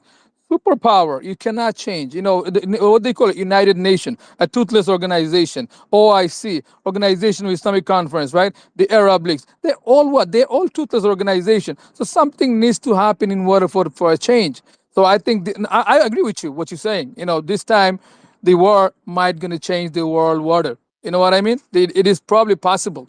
But once again, like you said, I mean, we all for the peace. We all want to live life in peace, right? Nobody wants to live in a war zone. Everybody deserves, or even the Jewish people too, even the Muslims, Christian, everyone wants to live in peace. But there are some particular... No, Zionists don't. Zionists don't. The American leadership doesn't want peace. It makes money off war. Of course. The British government makes money off war. They don't want peace. They want us to be in constant turmoil. So not everybody wants peace. People make money off war. And you know what? There are people out there who don't really give a damn that Muslims are being killed or Iran's being bombed, because they still get to go out to the cinema and have a meal and stuff, and they don't really care. So these blank statements of everybody wants to live in peace is not true. No, I'm talking, right? I'm talking about general people, not those. No. You know what I mean? Revolution. Your statement is a complete misrepresentation of the reality. Complete misrepresentation. I think I don't know if you're deluded or you're a soft Zionist. I don't know which one it is. I'm not going to presume which one it is. Astaghfirullah. Listen, look. If you fail to understand at this stage that you can't coexist with people who wish to slaughter your children. Do you have children? People who wish to slaughter your children and rape your women. If you can't understand that very basic point, that these people will, they don't, peace for them means being able to do that. If you can't comprehend that, then there's something wrong with you at this stage. No, I agree with you. Listen, I absolutely agree with you. But I'm saying, violence always brings violence. You know what I mean? War always brings wars. We have to get somewhere in order to stop all this stuff. No, it doesn't. No, it doesn't. That's wrong. Again, this is but we you're being a cannot soft. we cannot defeat them. So, but You the are thing is soft. that You are being a soft Zionist. Is what you're doing. You're no, being no. Okay, So soft listen, listen. Zionism. What I'm you saying can't is, when defeat you them, but you cannot want to defeat join them, them. no, when you cannot defeat them, you join them and you beat them from within. So that's what If the Republic, you got to do. That's 2,000 years ago. That's 2,000 years ago. Right now, we're living in a different century, in a different age. You don't do that. You don't go and you're not Mossad, you're not CIA to infiltrate a damn Zionist entity and then kill them from within or do whatever you want from within. Whatever happens, what needs to happen is Christians and Muslims and people that are on the righteous path or want the truth unite, and that's how this entity goes down. Plus, what Iran's doing, because Iran's the only one standing up for the whole world. But guess what? The world is not going to stand with Iran. Iran is the only one that's suffering. You see, we all see it, right? But you're Something. Iranian. You're Iranian. You are completely misrepresenting the reality here, my friend. You have no idea what you're talking about. I'm afraid. I don't know who you're coming Listen. to Okay, represent. okay, no, You're no, talking, you're listen, talking listen. Okay, complete nonsense. Complete nonsense. 100,000 people were killed in Palestine recently, Gaza, right? Okay, was there anything the Arab countries came together and did? All It's these Yes, people because died. all the yeah. Arab Is countries it? are with the Zionists, and Gaza made the world stand on their feet by doing what they did. The resistance, even though the families and the kids and the sons and the mothers and the daughters suffered, but if you go and I have family members that I talk to on a daily basis, they say we would do it once, twice, thrice, and a million times again because we will not leave our land. If Trump But thinks he's going to I make this agree. into Listen, I agree. But what I'm saying, listen, what I'm trying to Brother, say is you're this: agreeing to you so much cannot that fight I an don't know what you're enemy. talking about. I No, really listen, don't know what you're talking you about. cannot fight an enemy with a stick, with a bamboo stick. You have to I'm fight afraid an you're enemy incoherent, in mate. even-handed. That's what I meant. Your arguments are completely incoherent and not worth responding to. I'm afraid. Yeah, I'm done with this guy. Done with this guy. No, he's talking nonsense. I Listen, I mean, know what I'm talking Yeah, about. No, no, no. I know what I'm talking about. no, no, revolutionists, listen. I just feel that, I don't know, I think you need to sit in listeners and just really listen to this space and comprehend it over the next hours, days, and weeks, right? Because I think your understanding is really limited in terms of what's happening. When you say Iran is isolated, let me tell you something. There, there's there was a billions of dollar propaganda campaigns to demonize Iran, not just now, but over the last decade or 2 decades, billions of dollars. The entire Western infrastructure made sure that this generation grew up thinking Iran is terrorist, Iran doesn't have women's rights, Iran is this, Iran is that. And do you know what? They failed. The whole world is standing with Iran. Americans who were Trump supporters galore are on here standing with Iran. The polls show that Trump literally has the lowest approval ratings ever because he hurt Iran. People love Iran. Do you know why? Because when you say, oh, these Middle Eastern countries didn't support, the Palestinians, Iran did. And the world knows Iran did. And Iran was the backbone for the resistance. And that's why there is still a Gaza left. That's why there is still a West Bank left. Yes, it's not ideal, but that's why there's still a Lebanon left. And Lebanon is not part of Israel. So if you don't know, don't unmute your mic yet. No, Do not unmute your no, mic yet. You need Kalesi, to you listen don't have to tell more. me about that. Listen, I know Iran No, history. I don't want to listen to anything you've got to say because I heard what you got to Iran say. defended You're all Bosnia like, too. Iran, listen, I said to you, don't unmute your mic. This hippy dippy stuff that you bring up here, like, oh, let's all love in peace and harmony and stuff, ain't going to happen while Israel and America are bombing schools with 160 children in it and killing it. This hippy dippy stuff isn't going to happen. Where were you when they bombed the embassy in Syria, the Iranian embassy in Syria? In Lebanon? Was it in Syria? It was in Syria, actually. Yeah, the Iranian embassy in Syria and killed people. Why didn't you come up the day they targeted and killed the Supreme Leader Khamenei?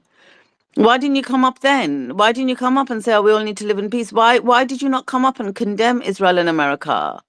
Like, when you say these UN and these organizations are toothless, yes, they are. But you know what? You'll get a job in the United Nations any day of the week because you speak their language.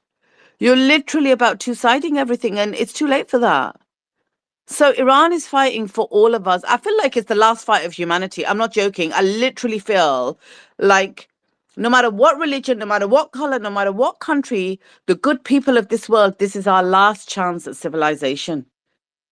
And I literally feel like Iran has to win this. They are going to win this. And I just want to add, there's so many people in this community. It's so beautiful. But I truly think instead of just listening, it's great to listen, but everybody's got to get put in their input so we can all learn from each other and see what other ideas we can come up with or what we can analyze together. Because if it's just a few people talking or a couple hundred people talking, it's great. But let's just all listen and let's just all talk. Let's just all engage. So that's what Revolution's got to do. That's what everybody's got to do, and myself as well. And I think that that would be great for the community. I don't know if it's something that it is or not, but it's just my opinion.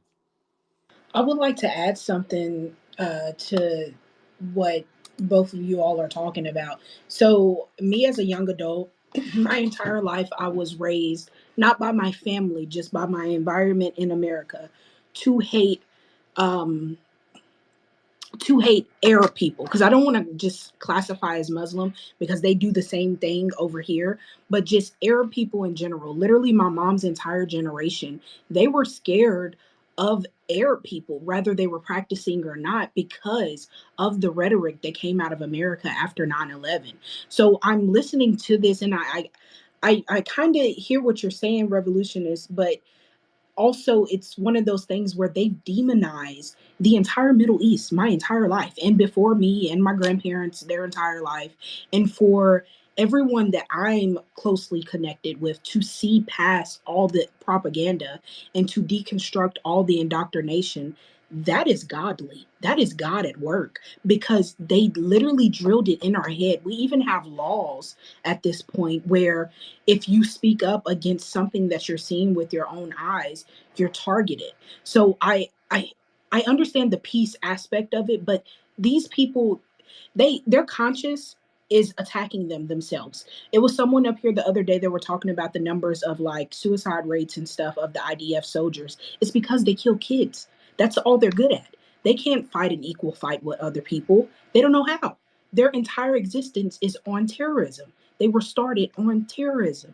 So I get the piece of it all, but there can't be peace until there's an accurate and proportionate retaliation, and then there can be peace, especially when kids are involved. That's all I'll say. Yeah, can I say something? You can have peace between weak and strong. You have to have peace between Who's either weak? weak or Who's between weak? strong. No, Who's weak? Who's weak? Okay, Revolutionist. Who's okay. weak? Who's weak? Yeah. Then again, you guys gonna get mad with me, okay? Are Israelis? Don't just Are say the who's Israelis? weak. Okay, now are the Right. Israelis in the Okay, wait. I'll tell you how it's gonna go. You're gonna tell me who's weak, and then you're gonna mute your mic, and I'm not gonna get mad with you, but I will respond to you. So who's weak? Go ahead, unmute your mic and tell me who's weak.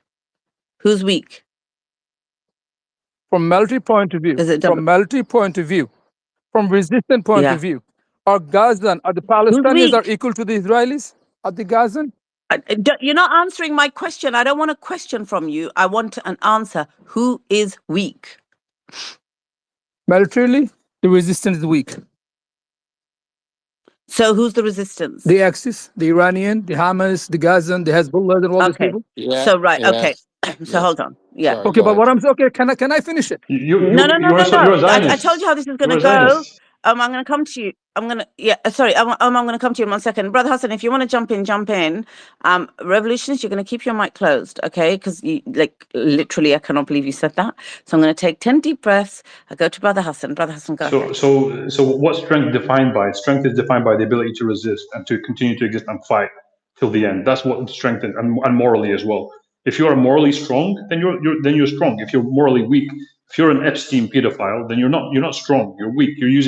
You're completely captured by your desires and your inclinations, and you're unable to control yourself. Being strong is thinking strategically, thinking patiently, gradually escalating, gradually finding ways to resist, finding any means possible. Being being weak in for if you look at Iran, for example, it doesn't look weak now, does it? Look at the strength it's shown. Look at the whole world trying to fight it. If Iran was weak, it wouldn't have all of NATO, all of Europe, all of America, the biggest army in the world, all the military, all the technology at once. That's not being weak. So your measure of weakness is completely wrong. Completely wrong. Now, can I answer to it? Now, can I answer to it? No, not yet, because I haven't finished with you, right? So listen, and I want to go to Brother Omar because I feel like he's actually, do you know what? Brother Omar, you deserve a right to respond before I do because you're there, you're in the region, and this impacts you more than me. So go ahead, and then I will respond. I appreciate it. It impacts us the same exact way, sister. But like my brother Hassan said, I mean, he defined exactly what's strength and what's weak. What are you trying to prove here? Like, what you're trying to say is basically you want to live in peace and you want a comfortable life and you want to be with the powerful. So you don't want problems in your life. You don't want to resist. You don't want to do anything, and you just want to live on the Sirat al-Mustaqim by not doing what you have to do to live on the Sirat al-Mustaqim on the righteous path. Like, it does not make sense, brother. You're talking all over the place, and and I don't mean anything, but it's coming out of ignorance. So just listen more, and I promise you, I think you will change your mind, and you will realize that you are in a state of mind where your limited capacity is not allowing you to really share your true thoughts and emotions or your fear. Fear is good when you use it to your advantage, but when you're fearful and you're talking the way you're talking, I mean, you're just all over the place, and I got to tell you, just read the room, man.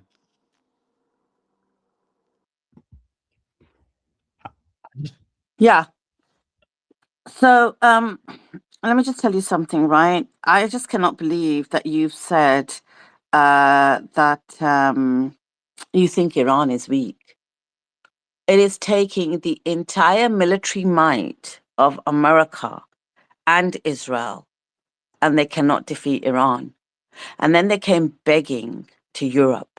Have you heard the statements that Trump's made about Keir Starmer and the European leaders because they didn't immediately jump up to help, and now they're all helping? Then they're begging. There's a war on in Russia, Ukraine, but they're telling Zelensky, give us those weapons. We need them to fight Iran.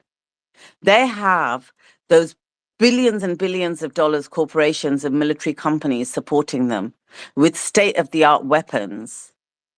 And Iran is fighting alone and still bish-bash-boshing them all over the world.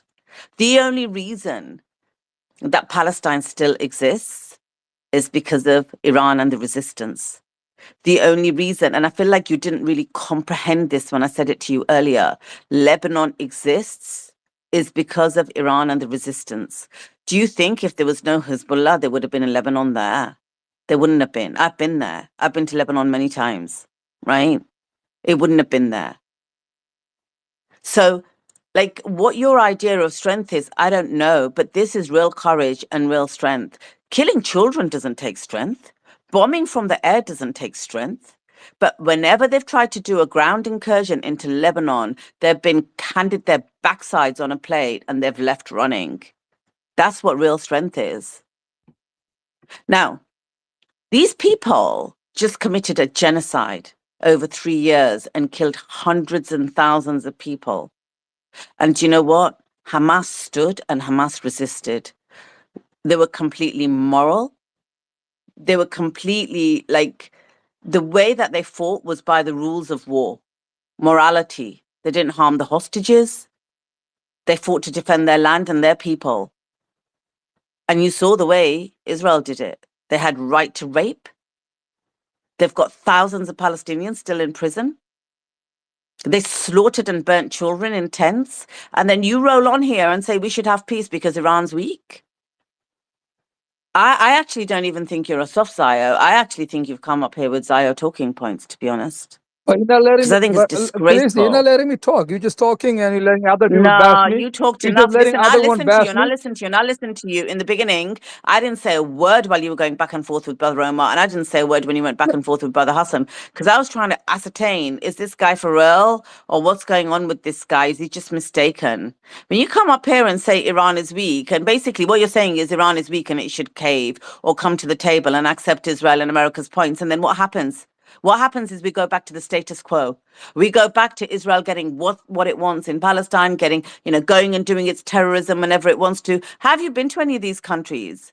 Have you been to Chevron and Shatila and learned what Israel did? Because my family took me there, right? And we're Sunni, but we don't do sectarianism rubbish. They also took me to, do you know what?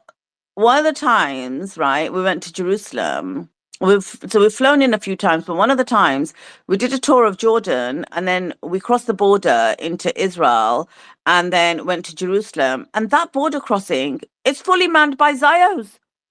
Like literally Zios run that outpost in the middle of desert land this way and desert land that way. And you're stood there, you're in this holding center for like 10, 12 hours, and they just rule over you. And like if people say the wrong thing, they've got cells underneath that holding center. And they just lock you up and no one cares. Your government ain't going to do anything. The Jordanians aren't going to do anything. That's called occupied, right? But let me tell you something. I went to South Lebanon. As much as Israel has tried, it's not occupied. You go to a place called Melita, they've got an outdoor museum of all the Israeli memorabilia from when they were handed their backsides in 2006. You need to understand the difference between strength and weakness. Bombing kids and killing them is not strength. It's Iran is the it's You need to strength. conspiracy. decolonize your. You need to His name is decolonize your. revolutionist. His name is the revolutionist. Sorry to interrupt, but he's looking for peace. It's just this. There's so much contradiction here, man. It's crazy. Listen, no, I'm not looking for peace. You guys misunderstood me. Now you're Okay? changing your You words, guys know. man. You guys listen. You guys just want to talk. You guys won't let me talk. Go ahead. What Go I'm ahead. saying Go is ahead. this: Go when ahead. you fight an enemy who is armed to the teeth, you cannot fight with a bamboo stick. I understand what your faith is. I understand what you guys talking about, courage, this and that. But courage doesn't give you Look everything what you want. Palestinians and my people and my family fought in Gaza with. They fought with sticks. They fought with man-made Yasin 105 Listen, this is that of cost. course, yeah. This is why we have 100,000 dead. But what I'm saying is this: when you fight from that level. That's what I'm trying to say. Take the example of North Korea. Why can nobody touch them? Because he got nukes, right? Everybody understand that, right? 45,000 square mile, what? Less than 10 million people. They what? Nobody dare to touch them. Why? Because they have a Have you nuclear been to power. North So Korea? why Have you been couldn't? to North Why Korea? couldn't? Come on, man. You guys don't let me talk. You know what I mean? I don't believe in this, BS resistance. I believe in strong resistance, do or die shit. You know what I mean? That's what Okay, I mean. I don't mean do or 100,000 die people shit getting killed means for we nothing. stick together and we share the same values and opinions and we share the same history and we look at it the same way. Not coming and saying, "Oh, I got to be with the strong so I can take them down from within." When everybody from Palestine to Lebanon to Yemen to Libya to Iraq to every single Middle Eastern country has gone through the hell and back, and you're saying, oh, we got to be strong to fight them. Like you're not making sense, man. And I'm sorry to to get a little overreacted. I really don't do this, but you're just really, really, really all over the place, and I really don't want to answer anything else. He- You know what, right? You call it a BS resistance. I think it's hilarious you have a profile name called revolutionarist. There's zero revolution in you, man. You couldn't even fight your way out of a paper bag. What do you know about strength? Like, literally, your ideology is so No, spineless that I think nobody my should listen ideology to you. is And you know no. what? I think, no, wait. I need to say something. I need to finish. Don't interrupt me. I think you need to change that your profile name because that's an insult to anybody who's ever been a revolutionist. Like revolutionists are admired and respected. Anybody look across the world. Like no one would want you on their side. Let me tell you something. Nobody would want you on their side. Like what the hell is that name about? I'm feeling really like triggered just looking at your profile name right about now. But YK, you want to jump in, and then Yeah, we move on. I'm taking it with grace because I mean, I have no knowledge of the different sects and stuff, but I'm a human being. I'm a human being, and human beings have humanity. They have morality, and I'm trying to understand where you're coming from, revolutionist. Just sitting here listening, but it's just I'm not able to comprehend if your entire family has been destroyed, wouldn't you join up a resistance to then take back your life essentially? Because then it's a repetitive cycle. Like you're bending the knee to someone who's destroyed you your entire life. So I'm not understanding. Maybe you're not explaining correctly or something because I don't think that you dislike the resistance, but I am confused as to why you would say that a resistance of different people in different parts of the world who are fighting back literally against their oppressor. They're not strong. That takes a lot of might. I've said this before on here and I won't get too lengthy, but the first time I ever seen anything come out of Gaza ever in my life, it was a older woman and she was holding in a bag. Her baby was blown apart and she collected all the pieces of her child in a bag. That's strength. She stayed. That's strength. That is courage. So I'm not understanding what you're trying to say, and I'm listening to all sides because I try to be unbiased, but it's not making sense. That is a show of that is a show of courage. What the IDF does, that is not courage. That is not strength. That's why their mind attacks them. Their mind attacks them because they know what they're doing is immoral. That's why their suicide rate is so high because they know what they're doing is immoral. They never go up against an enemy that can match them up. They go against women and children. It's not even an equal fight at all. That's all I wanted to say. I- I'll be quick. I'd just like to add something onto that, yeah. So it's in response to revolutionary, but I'm not interested in a response from him. This is for YK and for all other listeners who might be thinking, why is he saying that, right? And here's what I want to caution you about. For the oppressor to continue with their oppression, they don't need from you what they don't need is more weapons. Their ideal weapon is to disarm you without having to do anything. And the biggest Trojan horse that I've ever seen in my life, having lived in apartheid South Africa, is the message of peace, because it disarms the people who are oppressed, number one, because it's a receptive message. It's a message that you want to hear. And it also disarms all the other people that will fight for you. So when people like revolutionary who come about who have the subtle messages of peace, and the Higgs deal in, and the heels dig in, even though it is explained to them what the consequences of it is. I do look upon it with skepticism. I see it as a Trojan horse. That is the message of the oppressor, not of the oppressed. The oppressed, their function is different. Their function is to resist, and peace is not resistance. Peace is the opposite of resistance. Yeah. Saracen, well said. And you know what, revolutionists? I hate to say this, but you're getting absolutely annihilated in the YouTube chat. What is it? Somebody said here, right? They said, I can't find it now. Oh God, there were some really good comments. Imagine calling yourself a revolutionist but talking so much BS. Oh, that was from VFFVX, but there was somebody else who made a comment about your name, which I thought was really funny. The name is just cracking people up. How can you even have that name?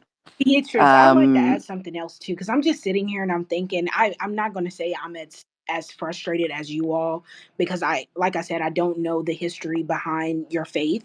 I'm trying to learn, but I don't.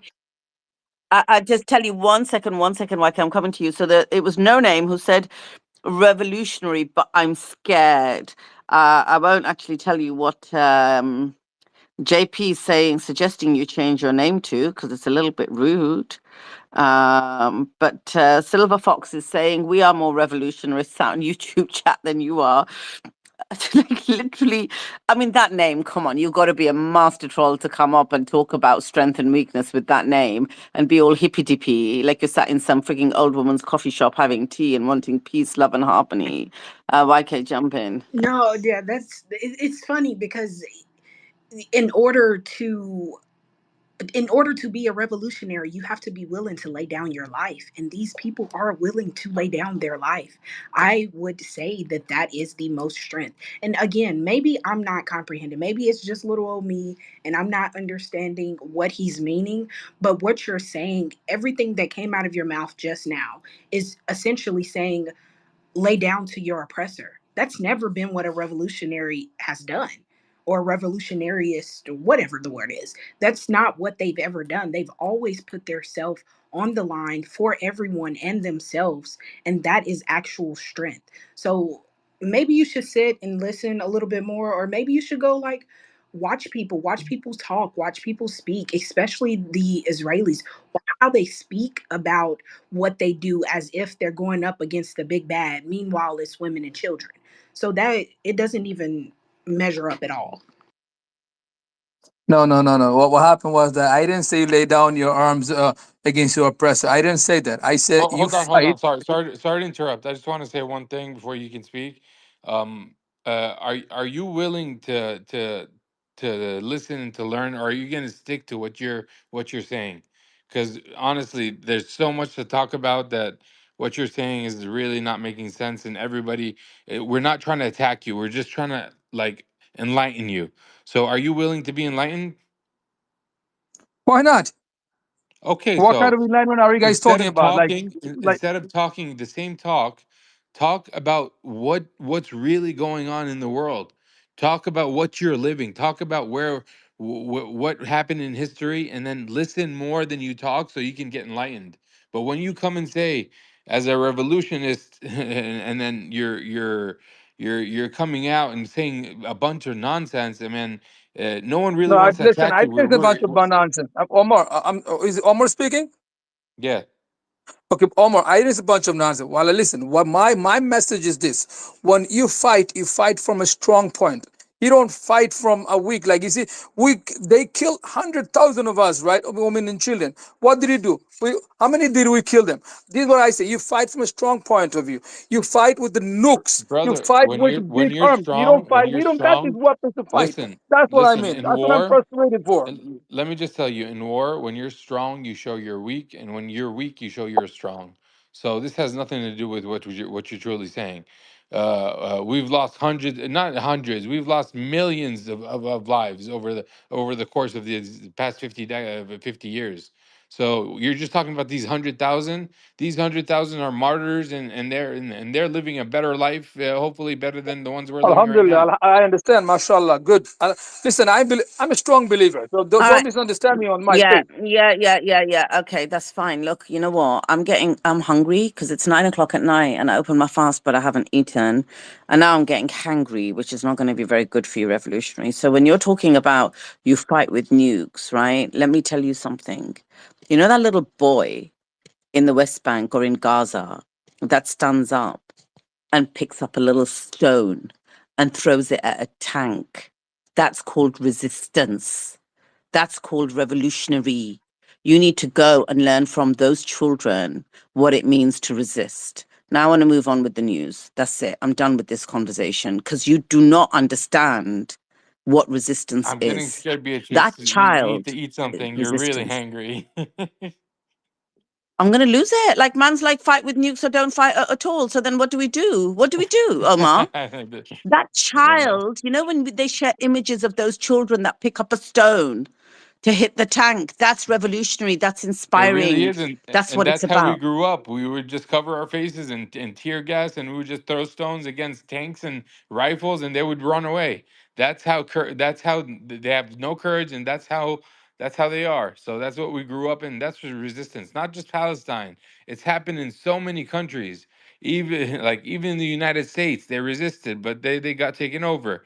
The Indians, and it's happened over the course of all of history, not just Palestine. So the fact of resistance is just standing up for the truth, for your rights, for your land, for your people, for your family, for your home. That's resistance. That's all that it is. So this man's really all over the place. Absolutely. Okay, let's move on. I'll go to some news. Brother Public, are you there? Hello? I'll have to call him. Let me give him a call. Hey, Khaleesi, did you see that?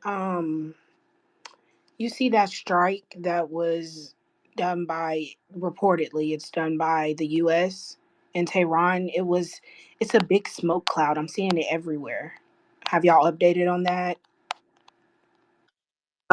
Is that the one? Where is that? That's probably the one that Manco sent me, and I checked it out. And is that the £600 one or something?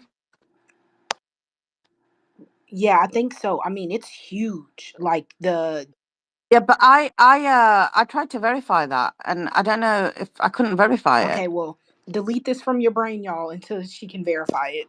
I just wanted to check in on it. Yeah, no problem. Thank you. Alicia, I'm Just sorry, give guys. me I'm leaving, but thank you so much for giving me the space on time. Okay, I appreciate it.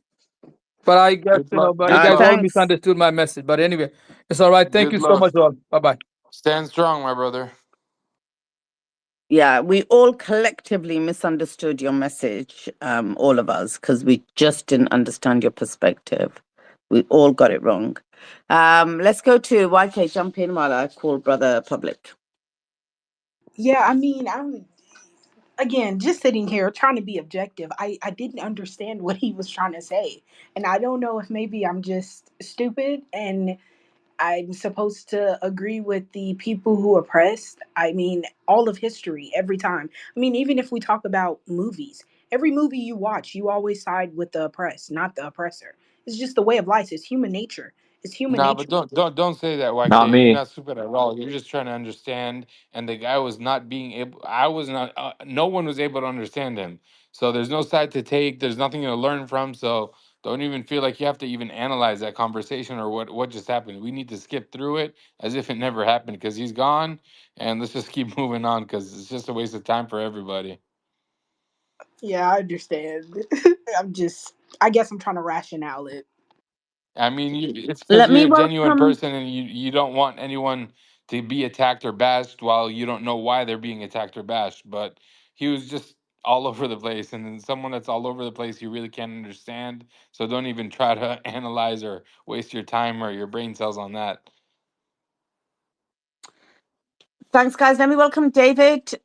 David, haven't seen you around for a day or so. How are you? Thanks for joining us. Thank you very much, Beatrice. I was driving along, actually listening for the last 2 hours. Before I make my main point, I'd just like to say something. I heard you discuss this. You made a point that Russia, did not come to the assistance of the genocide, or indeed. What is it? Yeah, David, what did they do with this UN resolution? Why did they not vote against it today? Well, it was in their best interest not to. I mean, that resolution was basically, to put it in the best of context, was toilet paper. It does not mean anything to them. If I just break forward, I'll just go in reverse and then I'll come forward. Yeah. Look, I appreciate that because you know what? As I was talking about Russia, and I do think that Russia does look after Russia. You heard what I Yes. said. I was hoping that you would come up. I did send you a mic in the DMs because I can't see mic requests on here. So if you ever are waiting, like Brother Public, I think he's gone to sleep now. So if you're ever waiting, just DM me and I'll send you a mic in DMs. But I was hoping you'd come up and talk to us about this because there are people who come up here and say, oh no, if it goes to nukes, Russia's going to do X, Y, Z. I think Russia's very Russia first. And I don't believe they will. But then you are from the region, so maybe you can actually share with us what you think. Go ahead. Well, I'm only temporarily, excuse me, from there. I am Irish. But look at it this way. You made a point that Russia has been very absent from, interjecting in Gaza or indeed in Syria. Gaza and Syria has taken place while it's been fighting 32 countries of NATO, whereby the very existence of it as a country has been questionable. Everything has gone against it in the last couple of years. I mean, since 1991, Russia was systemically destroyed in the 1990s. It wasn't until really 2 to 3 years after Putin took power did the country start standing up for itself. In context to what even John Mearsheimer put out a couple of days ago, where he said that a peer-reviewed study he had just spoken on showed that 38 million people had died directly or indirectly because of American sanctions since 1971. Russia has been one of those. The demographics in Russia, if you look at the mentality of it, like in the 1990s, over 30 million people died prematurely in Russia. The average age of men dying went down as far as 58, 57, 58, from 72, 73. Suicide, depression, alcoholism, everything went wrong in Russia. And honestly, that's still there with them.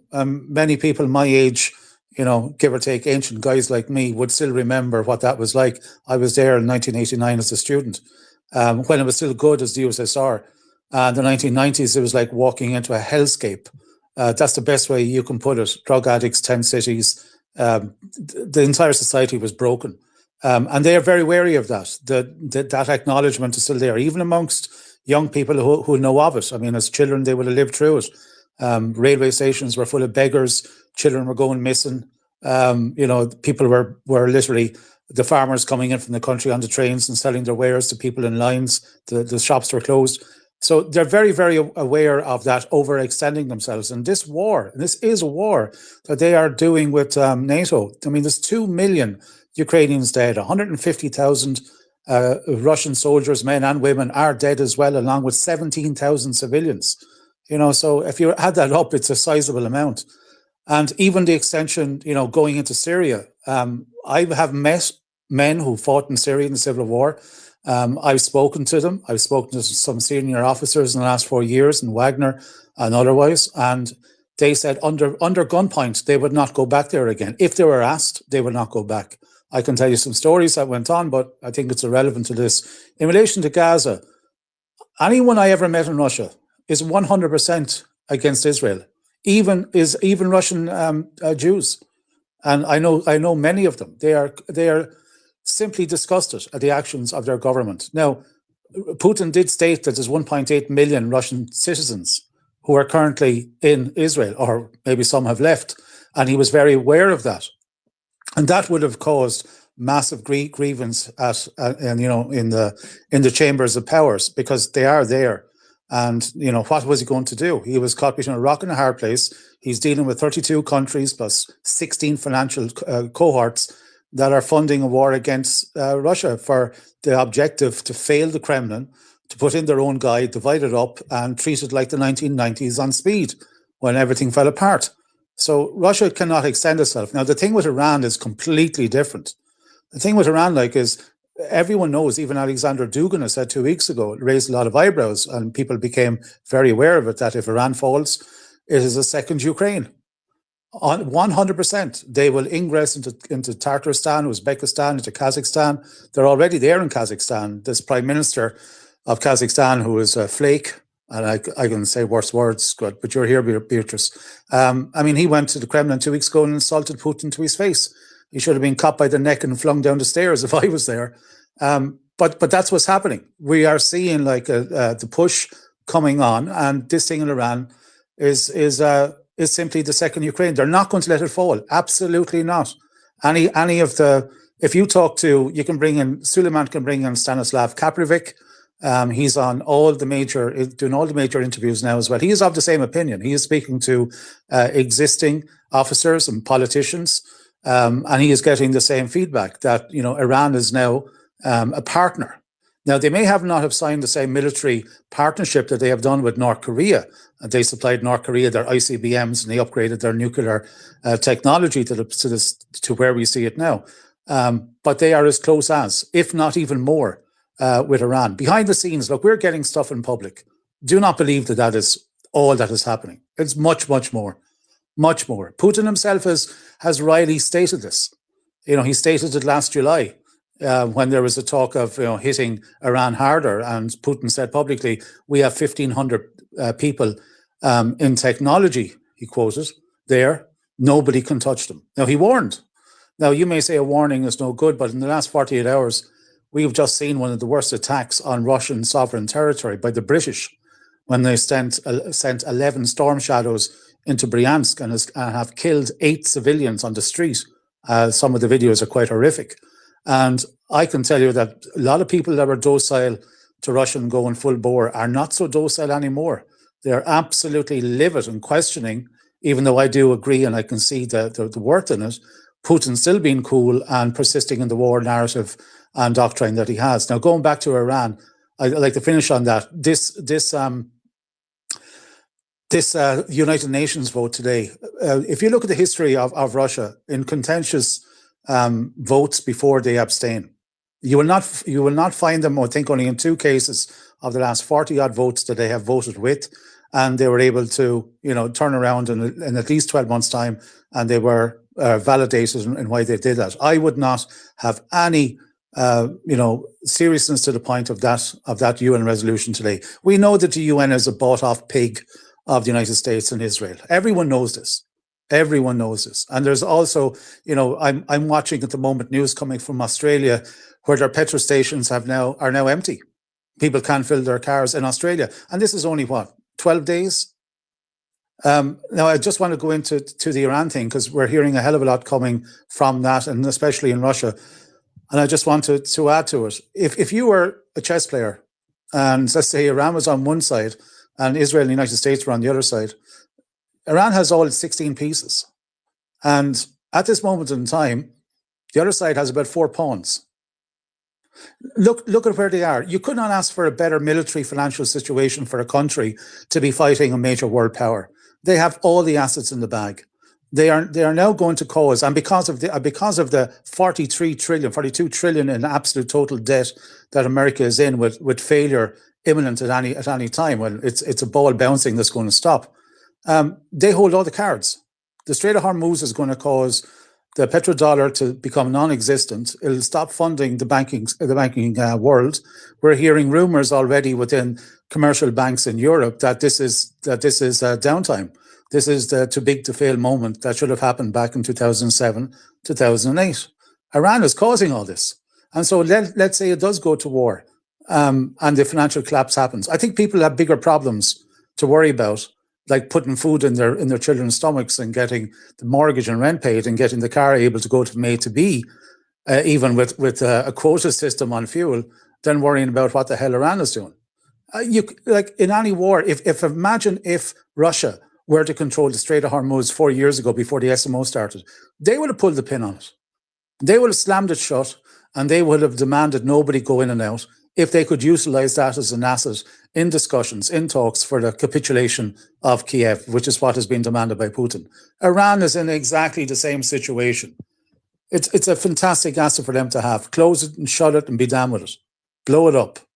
What are they going to do? Now, furthermore, in relation to the military power, let's be on both sides here. 4 years of war in Ukraine, we know, everybody knows, that NATO has zero. They have zero munitions sitting in Europe. They have no production facilities that have been augmented to start up yet. They're talking about it, the coalition of the willing, or as most people now call it, the coalition of the brain dead. They are doing nothing. The old Mother Hubbard, the cupboard is bare. America, I believe last August there was an inventory done, and an alarm was given to Trump to say that the minimum requirement of shells, artillery, etc., in the American coffers was 25% below normal. What have they done since? Absolutely nothing. They have literally gone to the back of the cupboard and taken out what they have, and they've expended it almost all already on Iran. So you tell me what they're going to do in 2-3 weeks' time. Well, they're robbing from everywhere. As you said, I heard you say they took the Patriot system. I saw the pictures from South Korea. They're taking from everybody. Everybody. The Brits are even flying cargo planes all over the world. We do know that this was happening even 2 years ago, when there were shells coming up from Uganda. They were buying inventories out of warehouses from most of the African despots, and whoever would take $1. Even the idiot in Serbia, and he's after doing it again, the president of Serbia, providing munitions that they had sold to other countries, now giving permission to sell to Ukraine. Zelensky, who? They have nothing. He's now crying on TV saying that nobody is giving him anything. They're giving everything to Israel. He has nothing. He has no air defense missiles. The last of the Storm Shadows have just been used. And there's a real strong talk at the moment amongst very conservative parties in the Kremlin that they want to hit a site in England. Now that is very strong talk at the moment. It's really serious now at the moment what they have done in Bryansk. It has antagonized people that never would have voiced, in physical retaliation against the Brits themselves direct, but they are talking about it now. But Iran, let's talk about Iran. 20 odd years ago, they set up their military, assets all over the country. The dead hand switch, same what Russia has on its nuclear button. They built up their inventories. They put in silos, an unknown quantity of silos that not even CIA or Mossad know where they are, because if they did, they'd be hitting them. They're not even touching them.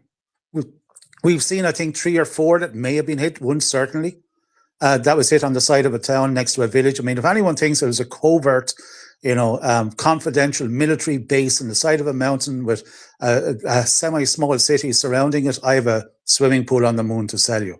It was a dodge. It was just a decoy for them to waste some bombs on.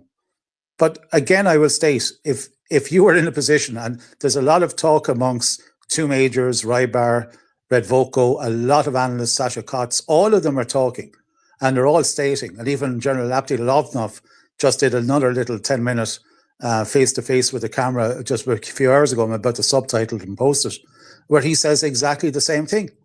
He said the Americans know nothing of the assets of Iran. They don't know where they are, what they have, their capabilities, or anything. Everyone in the Russian sphere is saying that these missiles that have landed, and you have the serial numbers of them. I mean, Opsons can take it, whatever is there, and they're saying they're 10 years old. There's been 2 generations of upgrades on missiles within the Iran military since 2014. 2 upgrades. None of them have been used yet. A handful, just to show. They haven't touched any of their Durans, as we call them, the Shaheeds. I mean, Russia is able to get out 1,000 a day if it wants. Iran could too. Are they doing it? No. I don't know the reason why they're not doing it. I mean, Larry Johnson, Daniel Davis, several other Western analysts have said why they're not. They feel that they don't need to yet. They're just keeping pressure on. The Strait of Hormuz is their golden card. The Strait of Hormuz will cause the financial collapse of the West. I was just told back in Ireland now that the price of a litre in some places is €2.10. That's about $2.50 a litre, or what would it be, $12 a gallon in state money. That is almost as bad as what it was when it went to the highest ever just a few years ago. And our economy is not going to be able to suffer that. The Germans are saying they have less than 6 weeks left in stock. They have no nuclear. Wind, what? Solar, what? What are they going to do? Putin just gave the order to turn off the taps prematurely. Like, Europe is gone. And Iran has all the cards in its hand. Anyone that says that, you know, you can definitively say that Iran's stockpile is zero, prove it. Now, I can't prove the numbers that they have. We have rumors. And I certainly can't prove what the Americans have, but I can have a good judge of the way they're incapacitated in supplying Ukraine, which was their mainstay for 4 years, which was their mainstay since Victoria Nuland caused the coup in 2014. So their objective for the biggest turnover of the biggest country in the world with the largest assets went dead because they have nothing to give the Ukrainians to shoot at the Russians. So what the hell have they got to shoot against Iran? Nothing. All we're listening to is Western propaganda, and I'm seeing nothing. I'm seeing a lightweight in the room, in the ring, with a super heavyweight. There's nothing there. And like, I just did a call. Just leave it at this, Beatrice. I did a call to someone just when I arrived back. There's a group of lads that are in Russia, checking on the Iranian hits, and they've upgraded their numbers to 1,150 determined strike hits into Iran. How many sorties have they said they did? 12,000? And yet the Russians are finding less than 1,200 hits. That's 10%. There's a massive amount. I'm going to say again, Tomahawks lose 30% of their munitions with no input. They have a 30% failure rate. And as Stock Ritter said today with Nima on Dialogue Works, he explained why that is. If anyone wants to go look at Scott Ritter on Nima Dialogue Works today on YouTube. You know, and they're taking them down. So if we are only seeing 10% of these so-called 12,000 sorties that have gone in 12 days, where the hell are the rest of them? They're either A, not doing the sorties, or B, Iran is knocking them down at the same rate that Russians were doing against the Ukrainians for the last 4 years, which was 90 to 94%. So like, it's just a bit of clarity here, but I'm fed up. I'm going into spaces and I'm listening to this rancid, you know, pro DC and pro Tel Aviv propaganda. And I've heard it for 4 years. Remember, folks, these are the same people. And in my perspective on the Russian war, that have lied and lied and lied and lied every single day. And the proof is that Russia went up against 32 countries in this one. If even 10% what they said was right, Russia would be on their knees at the moment. So it's rancid propaganda. Yeah, look, I appreciate that, David. And if you heard me talking, I did say that in the Russia-Ukraine conflict, I feel Russia's justified, right? At the end of the day, that was NATO who instigated that. And I know it's a very divisive subject, but that's where we are. But I just don't understand. Look, no one's giving any credence to the United Nations, right? We know it's a toothless organization. It's just a talking shop based in New York. Completely get that.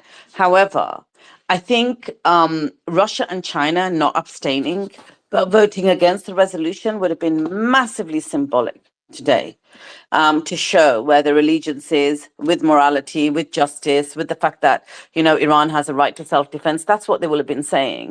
And I think there are a lot of people that would have actually held them in higher regard. And I just think an opportunity has been missed for them to do that, The diplomatic world works differently with boots on the ground. We know that there's covert deliveries going on, have been for over 2 years. The Russians have been integrating into Iran since 2022, the end of 2022.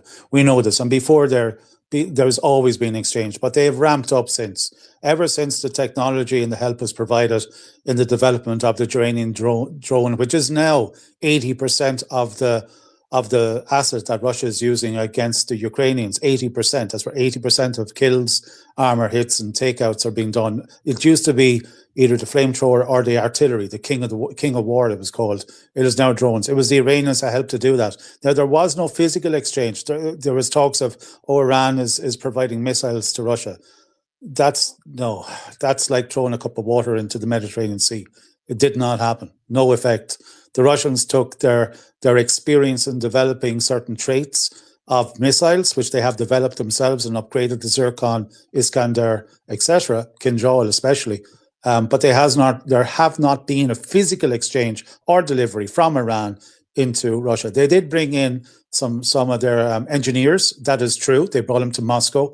There's a Krasnoyarsk development. It's a large industrial complex just southwest of Moscow. They did have them in there. It was made public actually on a couple of Telegram channels, but there's been no exchange. So this partnership is here, but people need to understand. Iran has taken over from the provenance of India. India has been kicked out. I mean, you're hearing very aggressive talk about India and what they have done in the last couple of weeks. It's a shame. These guys went for the short-term gain, and Iran has taken that spot. They are now the critical. Oh my God, David, it's not a shame. It's good freaking riddance. Who wants to be on the same side of India as anything? Literally, no. I know. But like for Iran, like, I mean, they are the kingpin now. You see billions of dollars being spent in the rail routes coming across from China. I mean, Kazakhstan for a while got involved. But Russia, like, is wanted. I know Russia has an issue with Azerbaijan. I mean, they need a good kick in the you-know-whats.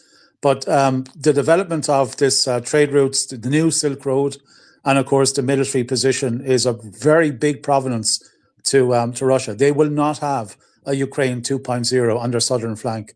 There's a large warning. I mean, Dugin said it. We're watching now a full integration of American Western espionage into the stands. I mean, it's full bore at the moment. Turkestan, Uzbekistan especially, but Kazakhstan is basically sold out. As I said the other night, a woman shouted literally in the street that her city is Russian. It's predominantly ethnic Russian. She got 2 years in jail in Kazakhstan. So they're really doing the same assholeness, excuse the French, that the Ukrainians and the Baltic states are doing with their neo-Nazi ideology against the ethnic cleansing of Russians. They're doing the same now in Kazakhstan, and that simply will not be allowed. So that is why Iran is a very important fixture. As well as that, financial-wise, the price of, look, I'd say straight out, Gazprom are already saying there's going to be 160 a barrel in April. And these are the biggest trading entity on the planet. If they are saying that behind closed doors, you know it's coming. And if Russia develops, outproduces or goes up to the full quantity of supply that they can, which is about 15 million barrels a day, they are going to make $500 billion over the next 12 months in extra. I know I say that's profiteering at the demise of the West, but it's just simple fact. And for Iran to have the chokehold on the world, because Europe is now down 35% in physical supply of crude. I mean, that is, you might as well go home and turn off the light. There's nothing left in German industry or French industry or Italian industry to go when you do that. Or everyone stops driving their cars and heating their homes. So Iran holds all the cards. Anyone that says differently, I'm sorry, you're biased or you're ignorant. That's the only thing I can think of. Doesn't make sense. Thank you very much, Beatrice. Thanks, David. Can I just ask you a question, right? So, 2 questions, actually. Do you think this is going to go, because there's been a lot of discussion around this, right? Do you think this is going to go towards nukes, number one? And number 2, if America and or Israel do use nukes, do you think I know it sounds crazy, but it has been discussed. Do you think Russia will, or any of the other countries will?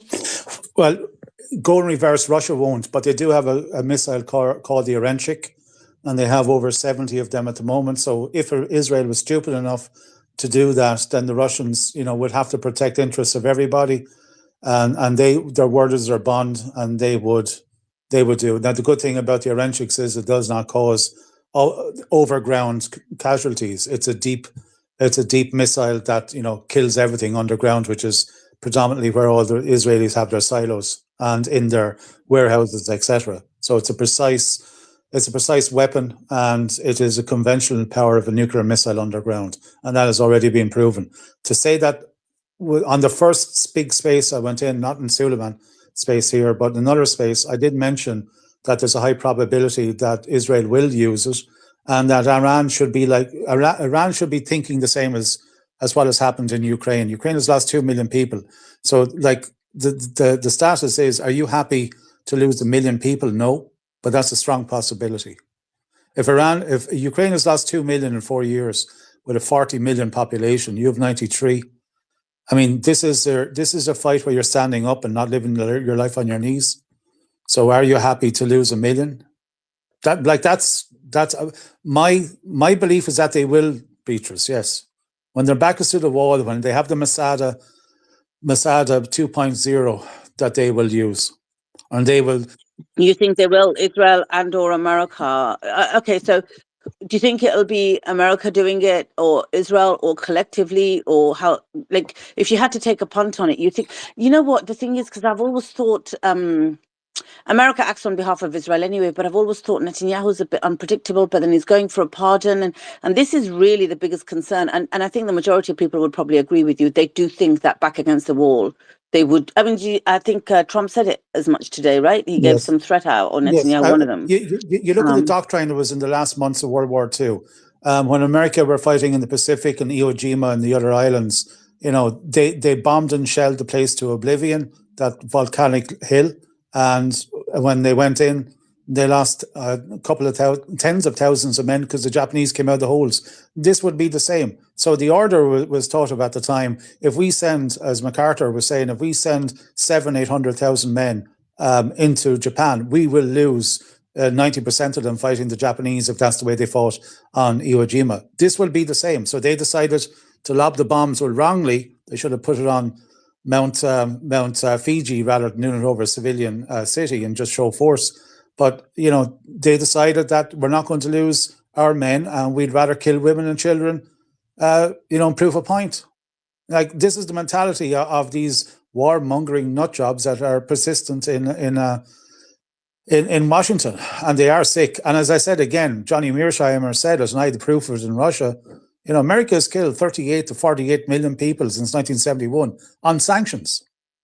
On sanctions, poverty, etc. The World Health Council said that, or what WHO said after the 2007 failure, the banking failure, 100 million people on the planet Earth died prematurely in poverty, depression, etc. And that's their figures, not mine. That's theirs. So what would America do? They're not going to put troops in. They cannot. It's Iwo Jima 2.0. You're up against even a more tenacious adversary that have their country like a military Fort Knox or Alamo. There's just simply no way that they can do it. It will be a massacre. Oh, you don't think they're going to put boots on the ground? No, how suicidal could you be? How suicidal? But they don't care, though, David. They don't care. Like, it's like Zelensky sending the troops to their death, and they just treat these kids as. I mean, it's hard to fathom that there are 2 million Ukrainians dead. That there's over 3.5 million children without a father now in Ukraine. It's hard to get your mind around it. It's 4 years now, and I can't comprehend it. But we have the videos. You have thousands of hectares of cemeteries all over Ukraine. And the Russians are holding over 500,000 body bags that Kiev does not want back. 70,000 alone in Kursk. It's sick. These people are sick. There's no other 4-letter word for them. They're sick. And they'll do the same to Iran. And Iran is now more valuable to them than Ukraine ever was. because Iran has stopped the world from working. And I could use an expletive, but I would be go for it, Iran. David, can I ask you? Can I ask you this? Sorry to interrupt you. Do you think the whole like the war with Russia and Ukraine is something that's been pre-planned? So, if the Zionists, not if, when the Zionists leave the state of Palestine, occupied Palestine, end up going to Ukraine and back to Poland, do you think that's a feasible analysis, or is that something that's off the table? I remember reading Dugan on that, like, and there was a thing where he was saying that, you know, the 1.8 million Russians would most likely come back home, or, you know, and who else do you have left then? There has to be some form of integration. They're not all going to leave. Like, there's still 30% of them there that think that Gaza, the bombing in Gaza, is not a good idea and it should never have been done. So who's going to leave?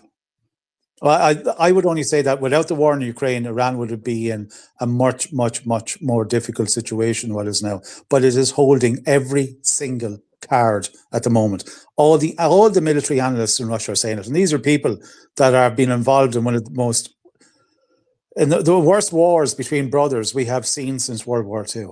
You know, it is the worst war since World War II. I mean, if you look at it this way, we always spoke in school or whatever, talking about Khmer Rouge and Pol Pot as a total genocide. Well, that was 1.7 million people that Pol Pot did. Zelensky has now done over 2.2 million. He's 500,000 worse than Pol Pot. And it's not sinking in with us. So look, my opinion is, yes, Beatrice, I believe that when it comes to it, these twisted bastards will probably throw a nuke, whether they do an airburst just for show, or they put it over or into a major population area to put fear and to make them surrender. That's just how far they will go. I can't answer that. But yes, that's what people are talking about at the moment, especially in Russia. That's what they're saying. But Iran holds all the cards. I mean, anyone here thinks that they're weak? Absolutely not. NATO has nothing. You need to realize this. NATO has nothing. You're seeing the proof. America is running all over the world. The Koreans are having a fit over their Patriot systems going. A fit. Has anyone looked at what they're discussing over there? You know, the Japanese are crying over it too. Like, when you have to go halfway around the world to get stuff that's only going to last possibly one day, you know, and you're pissing off a major asset in the Pacific that, by the way, just last year, Rutte was over there trying to form a Pacific NATO type structure. What kind of meeting would he have now? He'd be told to sling his hook. So if they're doing that and breaking those type of commitments and future partnerships, they are in a very, very, very bad way. Thanks, Beatrice. Yeah. 100%. Yeah, David, I appreciate that. I think I saw NPC or Manco. Did you guys have a question for NPC? Did you have a question for David? Yes, I did. Good morning, everyone. David, Good morning. Thanks for joining. Thank you for letting me in. David, from your perspective, what are the terms of, I guess, surrender? And when I say surrender, I'm not talking from the Iranian side. I'm talking from the US side. And do you think, with Trump's ego, do you think those terms will be accepted, or he'll be forced into accepting these terms of surrender? Because I can't see this war going on for too long with the state of the world, like you said, financially, stockpiles depleting, bases completely ruined all over the GCC, and in Israel completely under Iranian fire control. I guess, what would the terms be from your perspective? Well, first and foremost, in 4 weeks, we're going to have a financial banking collapse. Central banks are going to be freaking out, and everyone's life will be focused on get some form of a deal done with Iran, any form. We don't care. We don't care what happens to Bahrain, Qatar, UAE, or the fiefdoms there. Just get the oil moving, and Iran will be the guy demanding whatever. They will demand, number one, all military bases within, say, a 1,500 radius of the boundary of Iran gone. All American bases, all NATO bases, adios amigo. They will also say that Israel will have to get rid of its nuclear missiles, and that an international group of designated countries will oversee that. And whatever sort of agreement will be done with the Palestinians on land changed back. I mean, I'm all about giving them the Gaza and the West Bank back, and more actually, more than Gaza. Let's give them a hell of a lot more. So that's what you're looking at. Those two If I things. could if I could just say something about that, I mean, I love Ireland and the Irish people, and I appreciate everything they've done for the Palestinian cause and everything from all the way back since they stopped even selling Jews inside supermarkets and everything they've done. It's gone appreciated in every single Palestinian home it's talked about. But one thing I can say is it's not what they're going to give us. It's what we are entitled to, you know? So Exactly. if Exactly. they propose a two-state solution, it might work, but the thing is that the inner talks that I've reached is if we sign a two-state solution, that's basically saying that they have a right to the land, because that means that we signed that this is our side, that's their side, and in reality, it was never their side. It was all been ours. Even if you go back to the Bibles, I'm sure you know, you've seen it's only Palestine, Judea, Samaria is only Palestine. It never mentioned Israel. It mentions the sons of Israel, and they think those are the chosen people, but in reality, it doesn't mean the Israelites or the Jews. Omar, So I do have an opinion on that one. My hero of the 20th century, Joe Stalin, gave them a lovely little piece of real estate way out in eastern Russia called the JAO. And it's a beautiful place. It's 6 times bigger than Israel, beautiful mountains, rivers, lakes. Nobody will ever torment them out there. Off they go. That's off my they go. opinion. All right, off they go. I'm with you, 100%, 100%, man. But David, do you reckon with Trump's ego, you reckon any of this will take place? Because Well, this guy's got such a massive ego, and it's all about him. It's got a narcissistic personality. yeah, but imagine what's Um, going to happen, though. I mean, in I 4 don't weeks, think he cares. in He's got his billions. You know, he's made his money. He's got his billions. He's not going running for he, another term. he I hasn't made his honestly don't money, think he and see, cares. he was in debt, and the Jews came and basically made him a bail them out, puppet and you know told what I mean? him, "We'll Yeah, get you out agreed, of debt." agreed. Yeah. Look, I really don't care. I don't think Trump will even come as a piece on the chessboard when the banking collapse happens. I mean, he is completely inept. He's bereft of the use of a full English language. He can't sling 2 words together. He's obviously severely suffering some form of dementia. Do you think he's going to be able 100%. to curtail, when billionaires arrive in the Oval Office saying, my business is gone, my bank is coming on top of me, there's chapters 11 everywhere. You need to understand what's happening. They went bust with Ben Bernanke when the Big Short film happened, yes? When they were Yeah. dragged around the table and all the banks said, JP Morgan, Bank New York, Mellon, all the guys went in there and said, if you don't give us 900 billion, signed off of Obama, we are gone on Monday morning. No ATM will open up. We're busted. But David, that makes me more nervous, and the reason why I say that, this is the US. Think of it as a business, mate. They will just print money and bail out. They did that They during can't print COVID. any more money. They cannot print They any can't. more money. They can't. Absolutely not. China, look, Japan is about to go. Yeah, they're that close to it. And the infrastructure of Europe, Germans, French, Italians, they're about to go. Do I have to make any more noises? In 4 weeks, the financial world will come to a dead stop. There's 2 billion a day stopped out of the petrodollar. And if America is borrowing money to pay the interest on their own loans to internal external creditors, how does that work? There's 2 billion a day. Work out how much they're borrowing. They're borrowing $1 trillion every 100 days. That is their capability of repaying the interest on their loan of borrowed funds. There is no money in the system. When they went bankrupt back in 2007, it was only cash owned by drug lords in Central and South America that kept the cogs going for the first 10 days while they got their heads around it. This time, it's a complete capitulation. There is nothing there. 100%. Let Iran go and let them bust them. I know it's terrible for my country as well, but this is, I watch all these programs, and it all boils back to one thing. These bastards came at Iran day one. They killed 180 little girls. End of story. End of story. And I'm not being overly emotional on it, but if they do that and if you watch Scott Ritter's program today and the one he did with Daniel Davis a few days ago, these sons of bitches with their 5th Tomahawk knew that was a school. They knew Of it was. course. And they still went down with the fifth one a couple of minutes afterwards, after surveilling and seeing that there was crowds of civilians going into a building.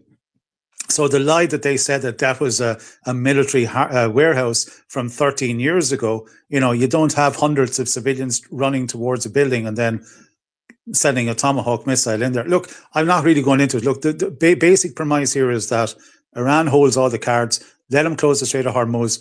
They can't put boots on the ground because it's going to be Iwo Jima. And Beatrice asked the question, will they do a nuke? I would say they will when their back is totally against the wall. But Iran has to ask for all military to go. Same as Russia. Russia has the same consideration for Ukraine, the demilitarization, the denazification. So in this, guys, Iran is the same, the demilitarization of all the bases in the area. And if you want to call them Nazis for what they have done, yeah, get rid of the American Nazis. 100%. Thank you so much, Beatrix. Sorry, David and Beatrix. I'm going to drop down to listener. Thank you. No problem, NPC. You're welcome to stay up. Thanks for joining.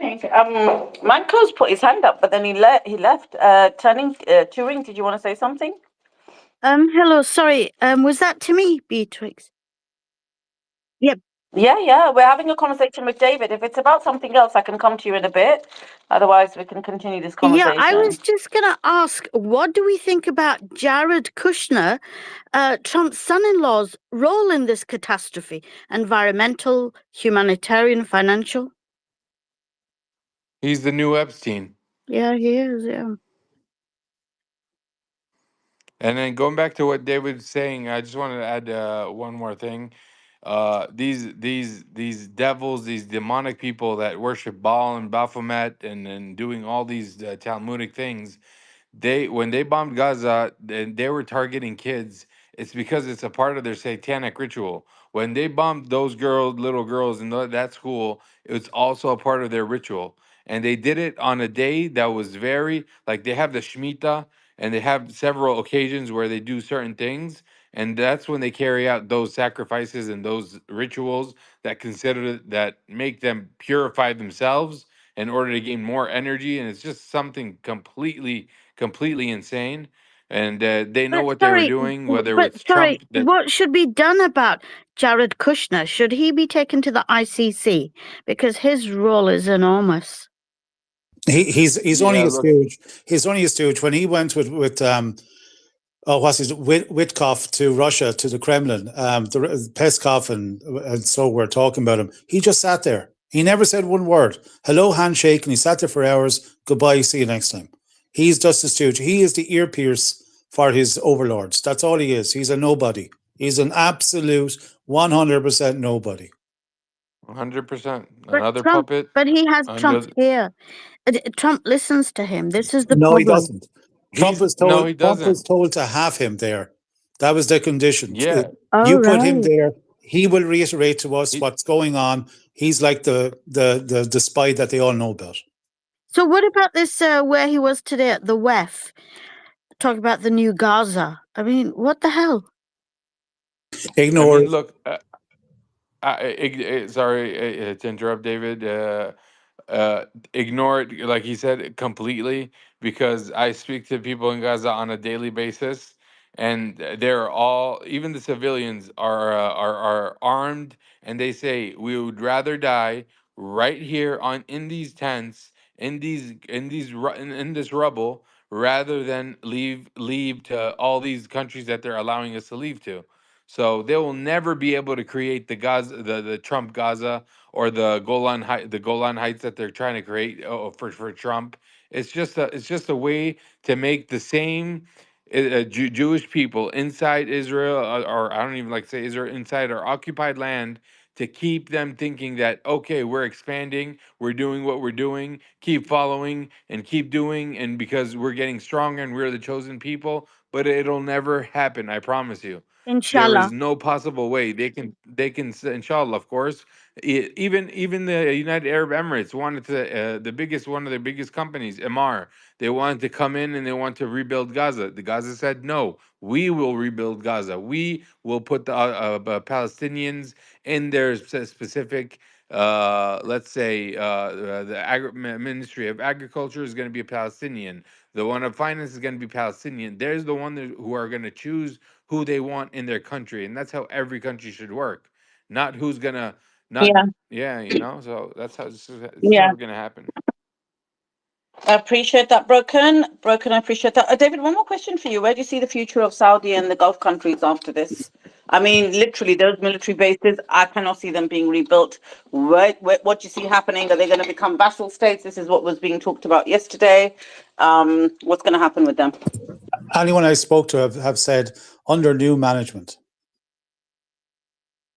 Under new management. The Thani's like, I worked in Qatar for a couple of years. Did you call on me? And I would say that it's all vassal states, yes, but for a new owner. And that's the only way Who do you think? the only way it'll have to happen. Russia or China? Well, Iran will be the lead on it, but it'll certainly they'll be asked to join BRICS. They will be asked to join BRICS to say, look, guys, you have an option here. You can come with us, or and the or won't be nice. Or stick with the status quo, which is America and Israel, who you've already had a good taste of, basically. I mean, by rights, look, the only reason that Saudi and co are siding with the US, the only reason is because since 1960 odd, all the monies that they were provided from the sale of their goods is domiciled mostly in American banks. Anyone want to Google Citigroup? When it was formed, why it was formed? There's trillions and trillions of dollars still domiciled inside American banks, held by America, and there was a restriction on the payment back. Yeah, we went in there. Yeah, we did the infrastructure, them and the Brits, etc. And then we'll buy your oil, but a percentile of that oil, we will determine how much you get back. But we are keeping most of it. Yeah, we're giving you a check, but percentile of the check goes there, and that's the only reason why they have them under their kilt. Nothing else. You mean to tell me they have free use of their money? If you look at the banks in Saudi, who owns them? Who is the major shareholders in the real Saudi banks? They're Americans. They're not allowed to do poop. You Google, don't listen to me, my word for it. Check it out. Trillions of dollars are still held in the States. That's why when Trump went in there, why do you think they were signing trillions of dollars? Oh, this guy gave me $1 trillion, he gave me $2 trillion, blah, blah, blah. That money is in the States. It's all in the States. It's not sitting domicile in Saudi banks. So they're literally giving them face authorization to use money that's currently physical in the States. So look, this is all just bluster and bullshit. That's the only reason. And like Russia and China will say, look, anyone believes that Russia's the number one military in the planet at the moment, without a shadow of a doubt, covers all spheres of munitions and etc. They're number one. China is going to be number one within 15 years, by far. They're developing at a rate in 10 years that Russia would take 50. And they're already 10 years ahead in most aspects. Russia's 10 years ahead on literally every bit of war machinery that you can think of, including stuff that's not even on the drawing board in the States at the moment, like nuclear-powered missiles and a Poseidon missile, 100 megaton infinite swimming missile that's located off the eastern and western coast, 100 megaton, thousands of times bigger than the Nagasaki bombs. Look, this is Beatrice, your question is correct. They'll be given an offer. Join BRICS, no more your bullshit. You can still have your Lamborghinis and Ferraris in London and Paris. You can still have your casinos wherever you want to, but you belong to us now.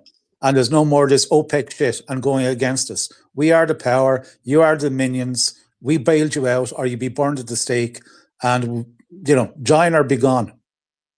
And if it was me, I would do it.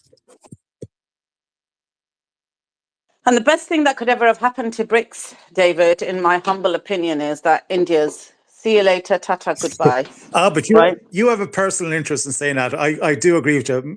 Us and the Brits have our own antagonisms as well. I do agree. But India will be a $5 trillion economy very, very shortly. I mean, it's just the leadership. You can't really say it's all of them. It's the leadership. Whether he was coerced or volunteered to be stupid, I don't know. But it was a real stupid position. He took a gamble. He'd say, Iran will lose. He obviously spoke to Trump And Trump said, no, we're going to beat Iran, and then we're going to subjugate Russia and China, and you better come with us or you're going to get the back heel as well. No, something like that went on, because that's the only thing that explains that gross stupidity. David, you were saying that America can't borrow any money anymore, and if they do, no, sorry, not borrow, they cannot print money anymore, and if they do print, they will capitulate in the matter of weeks. Well, I just want to get into like the war that's going on with US versus Iran. I think Iran illustrated some high level strategy where they, it's basic fundamentals where they just realize that these people do not listen to anything, and the only way you can ever get them to listen or hurt them is through financial stability, instability, sorry. So Iran's been, throwing, I know some people on the space have said that these are Israeli white flags. I don't think so. I think this is Iran saying that, hey, Saudi or UAE, you guys are complicit in this war. If you are stopping our drones, you're complicit in this war. If you are helping the enemy, and you know what? Here you go. Here's a little blast in your infrastructure. Here's a blast at your oil refineries. So my question is that, what do you think, David? Like US, I mean, it's costing them money. And I get a little confused when you say they're not printing money. I think they're still printing money. How else would they survive? They can't survive off of taxes. Taxes does not cover most of the cost. And there's enormous expense that's going on. And especially with the war, the expenses are even higher. So financially, where do you think this goes? Does this disrupt the US Okay. or?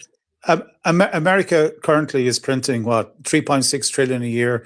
By the time Trump leaves office, they're going to be about 52 to 55 trillion. America at the moment is like 1923, 24 Germany. They're at a critical juncture that if indeed they print more money, it will become the hyperinflation era of 1920s Germany, or what we saw in Mugabe in Zimbabwe. That a point will be reached whereby their creditors will say, you're printing so much money, what we have in our banks in physical or electronic format is worthless, is diminishing, and now no longer do you have the petrodollar. Do you need to understand, Faison, the issue is that the petrodollar has held this entire institution together. The exchange of currency from other countries, trade, etc. They no longer have that. That is going. You have Japan at 240 odd % of a debt level. We're being given this bullshit. Oh, they can hold that. They can absolutely not hold it. Look, I just want to go back to the military part of it. What we have seen done by Iran in the last 12 days is only comparison to what the Germans did to the French in World War II along the Maginot Line. That's the only comparison you have. Complete neutralization of military bases, of the establishment order in that area that's been there for over 60 years. You're looking at the Dunkirk of the American military in the Middle East. They have pushed out the men. There's no staging ground in that area for 1,000 kilometers because the missiles will eradicate them. We haven't even seen the big boys come out yet. I mean, we don't know the numbers. I'm not going to say what they are, but I've been told what the numbers are. I'm not going to make myself look like a complete raven idiot, bad enough at the moment. But the numbers that they have are enough to do the job. Let's just say that. And how else are they going to be touched? Again, folks, Iran is a natural fortress. It's an Iwo Jima of a size of a country. They cannot be touched on the ground. And I think you're forgetting as well, they have partners in the area, in sovereign countries all around there. They have people who would normally not be friends of Iran, but what happened to Khomeini, they are now friends. And wherever there's money, there's the ability to buy friends and to buy munitions and to buy, if you want, what NATO is doing in Ukraine, mercenaries, if that's the word you want to use. Except what I think we'll see is religious mercenaries that will do it for a dinner and a gun.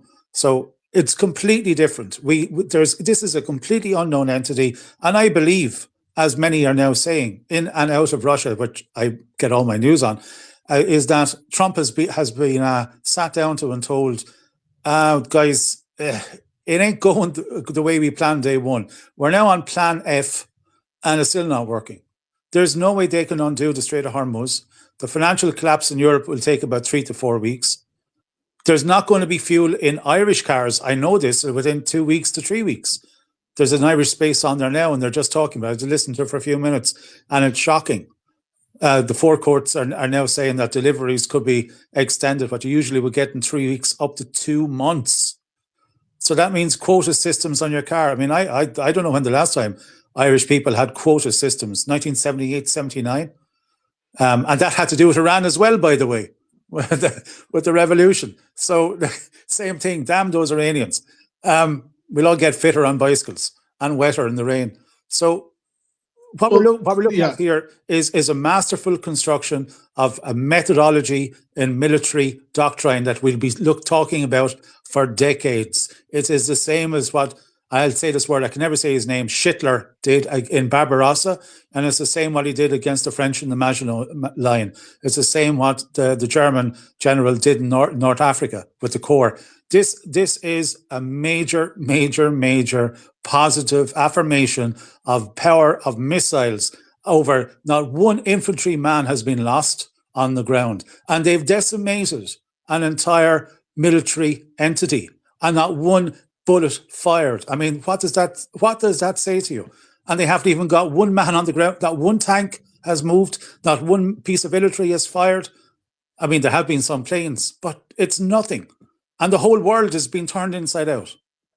Bravo is all I can say. Bravo, and more of it.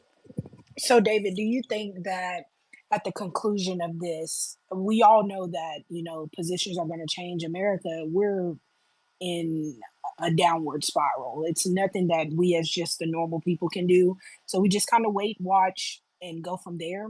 But who do you think will be that power to kind of fill that vacuum? Because Iran is doing something that people said couldn't be done, and it's happening live in front of our eyes. So what happens going forward, or what's your guess?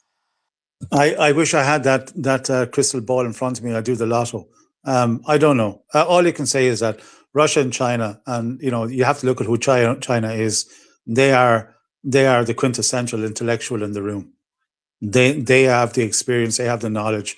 I lived there for several years amongst some top business people, etc., and generals actually in my job. And I can tell you, these people work on the level we only dream of working. So the advice that they will be providing to Iran when this is all over is the golden goose. China goes for 10, 20, 50-year terms of thinking. What they have done in 40 years, humankind has not done ever. 800 million people are out of poverty since 1986. They'll take the rest of them out in the next 15 years. They're an advanced society. They're like Buck Rogers in the 25th century. They want the best for Iran because what's good for Iran is exactly what they need. They need the oil. They need the partnership. They need the markets. They need to augment, these societies that their goods can be sold into. China has the thinking. Russia has the biceps and the weaponry, and that's how it is at the moment. And the two, they're undefeatable. I hear this complete utter bullshit from people talking about Russia's weak. They can't take Taiwan. They'd sneeze and Taiwan is gone. I'm fed up listening to it. I have a low tenacity for bullshit anymore, and why haven't they taken it then? Why hasn't China taken it? They don't need to take it yet. I mean, the people, I lived in Taipei. The people in Taipei are Chinese. 75, 80, 90% of them in the morning would say if they were given a choice between America and China, they would take China. China's their motherland. It's only been taken from their hands because of an illegal, corrupt criminal organization that ran from Mao Zedong back in 1949. These people are Chinese. You need to open your eyes, go there and live there and talk to them. And there's plenty of people I can drag on here, American business people that would say exactly the same thing in this space. If Beatrice wanted to go and interview them, I can bring them in here. They have the same thing. These are people running American organizations in Taiwan. They know what the ground is. They would be handed the keys back and they'd leave. Look, the point is, I'm not here to talk about China and Taiwan. We're here to talk about Iran. The point being is, Iran has all the cards. Nobody can touch them. If you believe that, you thought that as well in Ukraine. Everyone's singing and dancing. The whole world was singing and dancing. 32 countries in NATO. You know, Biden being jolly about the decimation of Putin. You already were digging his grave and handing him his coffin for the last 4 years, saying, "Get out of Ukraine. We're going to run you out of it." Have a look, people. Have a look what's ever happening. You can't submit a country that's the biggest nuclear power in the world with the greatest army. It's simply not going to happen. It's the same. And when that institution of the Russian armed forces are backing Iran, nobody is going to take them. Trump can bluster all he wants. These ignorant fools in the Pentagon that think they're living in the 1960s pre-Vietnam. I mean, they're idiots. They're absolute total idiots. And it's been proven in Ukraine. Ukraine is a ground that has decimated the American hegemony of this world. It's been proven that it's a false entity. It cannot do what it's promised to do. Russia has proven the opposite.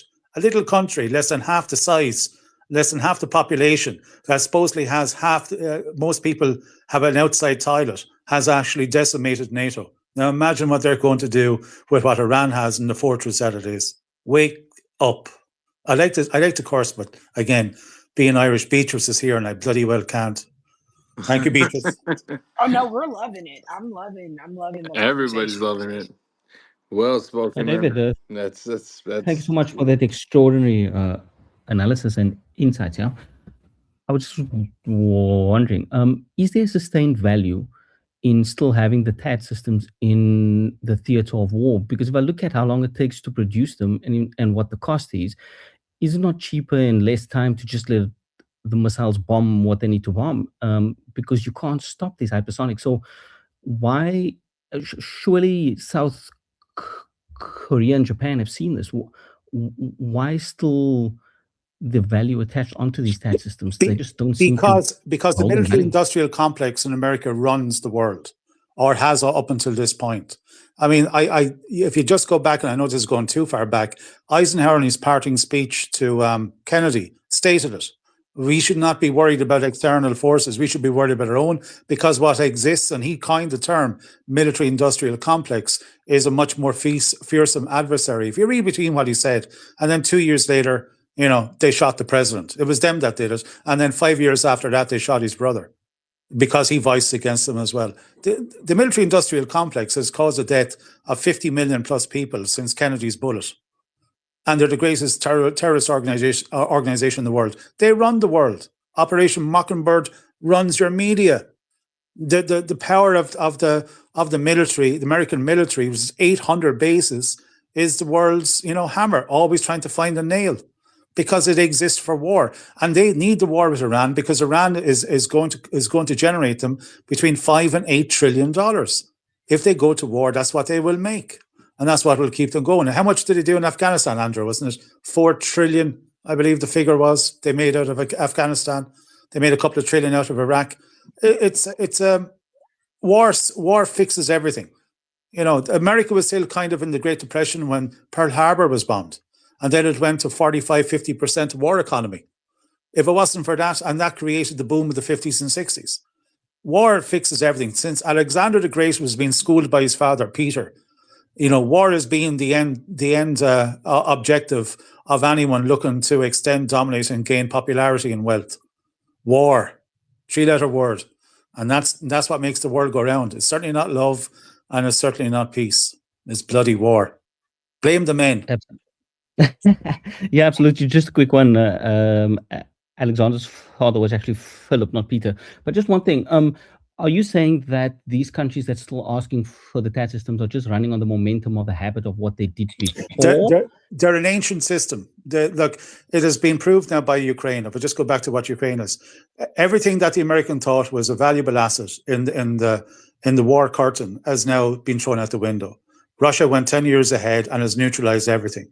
For many, many years, I don't know if you go back to war doctrine, the Russians started off 1942 with a flamethrower, which was an old truck with 40 rockets on. And that is what won the front. And that is what got them to Berlin. The tank as well. But the tank has been nullified by the drone. The flamethrower has been nullified by the drone. Hypersonics, as we can see, are dominating the air.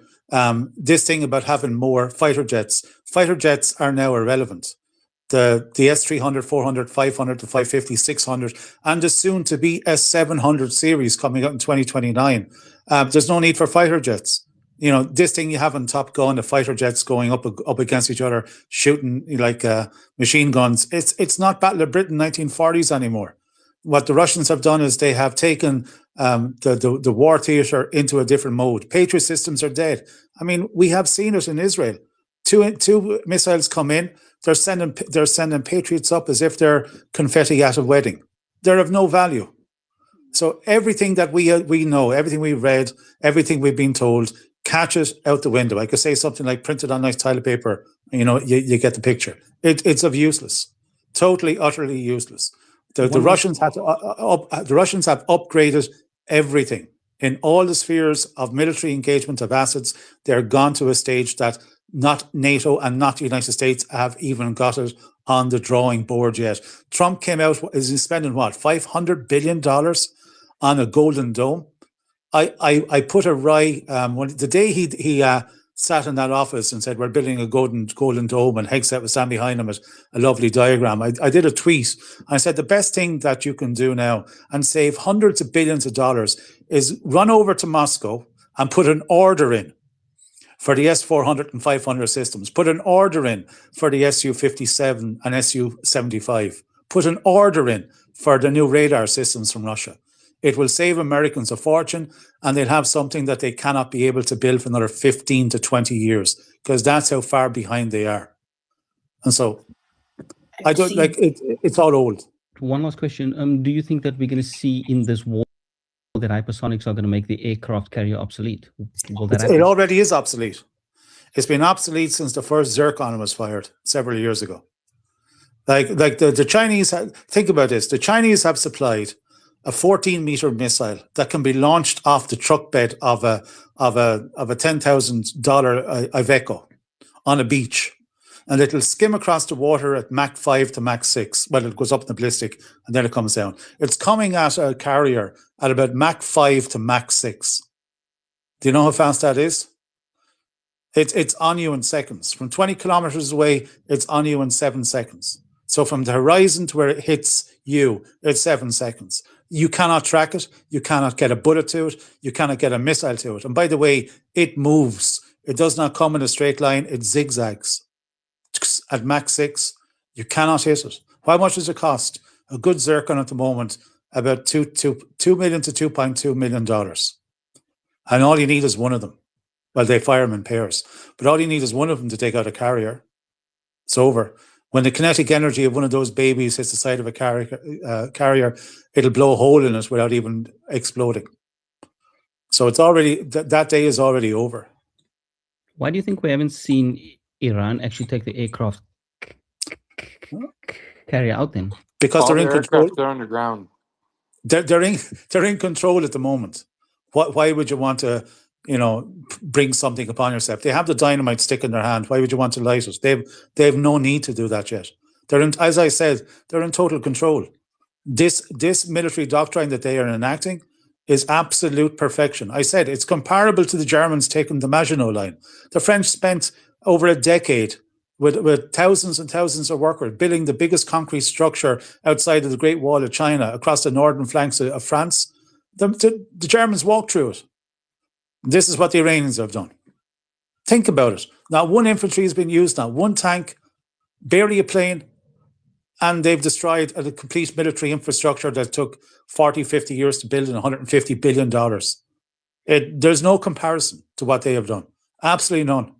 And the thing is, them holding the power, holding the dynamite stick, holding all the arsenal that they have. If it was any other country, if it was the Zionist country, if it was maybe the United States in a hard time, they would not be so easy about it. They would go all out, just like they did in Iraq, where we watched the news and everything just turned all at once. It just turned into fire. But it'll be Iran's Dresden and Dusseldorf. It'll be Dresden, Dusseldorf, and a Mosul and a Fallujah. The Iranians have respect for human life. Exactly. That's the critical difference. They're an existential threat to their country, and the restraint that they have is to be absolutely admired. They could have totally gone for. They could have gone dirty. They could have caused fear and panic. They could hit the sanitation works. They could have hit the desalination plants, caused absolute carnage to people, like what the Israelis did in Gaza by hitting hospitals. And God only knows how many people have died because of non-access to proper medical care. We've seen the cancer patients, etc. We all know somebody who died of cancer. You know, the Iranians have. Morally, they're running the best. I know this was used wrongly before, we all heard it, but they are running a very moral war, and that they're only hitting intelligence and military assets. And see, this is what happens whenever the states use all their money being a bully all over the world while the rest of the world is just working for their country. Because I mean, it's insane. I never would have thought that Iran would be at the position that they're in right now. I could have never in a million years. But I mean, they have America on their knees, and Trump is a madman. He's just making decisions with no objective. Can I ask you a question real quick, David? And then I'll drop back down. Of course you can, Amanda. My favorite. I know, my favorite. Listening to you is like sitting around listening to my uncles talk about when they were in the IRA or my grandfather in 1921. But I don't have an Irish accent, lost that. But I did hear you swear the other day in Irish, so I did catch that. The question I have for you, and I've listened to you for, I don't know, 3 or 4 years now. So I have CNN on. I don't ever turn my television on, but I have it on in the background just to read what the ticker's going on. And Trump is in Kentucky right now, doing a rally trying to beat Massey and make sure he loses. And he says that the war is over, that we won. This is happening like 5 minutes ago. And Senator Hawley has said it's time to declare a victory. So do you think this is something going on where they have to they know they've lost? It's quite evident to anybody who's on X. Do you think this is the beginning of them turning the narrative and trying to figure out how to proclaim victory so the American people that are brainwashed and asleep think it's a victory to come out of this war that they started? That's my question. Why do you think they're issuing these statements all of a sudden? I mean, I think we're about to enter a Richard Pryor moment here, Eddie Murphy moment on stage, or even Robin Williams, where they're going to try and convince us that the joke is real. You know, this is just madness. How they're going to state politics. Whatever they say, just think opposite. It's that's politics. it. They have lost. And look, I am impartial to this. Yeah, I even though I may sound, I'm a raven loony pro-Turanian idiot, I am completely impartial. I have learned to resist, certain colorful language and viewpoints, because I've had to retract myself several times in the Ukrainian war, where us believers thought that Russia would dominate within 12 months. We never thought that, Kiev would go and sacrifice 2 million men and women in such horrendous, happenings, is the best way of putting it. And but they did. So I don't know. But Amanda, I'm trying to figure out a winning point here. There are no avenues here where they're going to gain structure. If Iran did not have the country layout that it has, the obvious assets that it has, the partnership arrangements that have already been proven with the integration of radar, like intelligence in these type of wars, especially using missiles, as we saw just recently, last 48 hours in Bryansk, where British Storm Shadows, 11 of them, had British officers and technicians pushing the button and designating the targets and flying them into continental Russia, sovereign Russia, hitting Russian soil, that this is the same thing. What Iran has done with intelligence, I mean, the Russians and Chinese have supplied them the active targeting. They have done what the Brits did with the Storm Shadows and Bryansk. They are giving them everything. I mean, if you look at the videos that us, Joe Public, have been allowed to witness, I posted it 3 days ago. Has anyone seen that video of the Chinese satellite providing live video feed of one American airbase? Well, I was told they have them all. Well, I was told that in HQ Tehran, they have a big screen like NASA with about 30 screens up, and they have all the air bases and all other points of interest, including Israel. Live, Well, action I feed. will have to tell you, I'm going to drop down to listener, so thank you for letting me speak.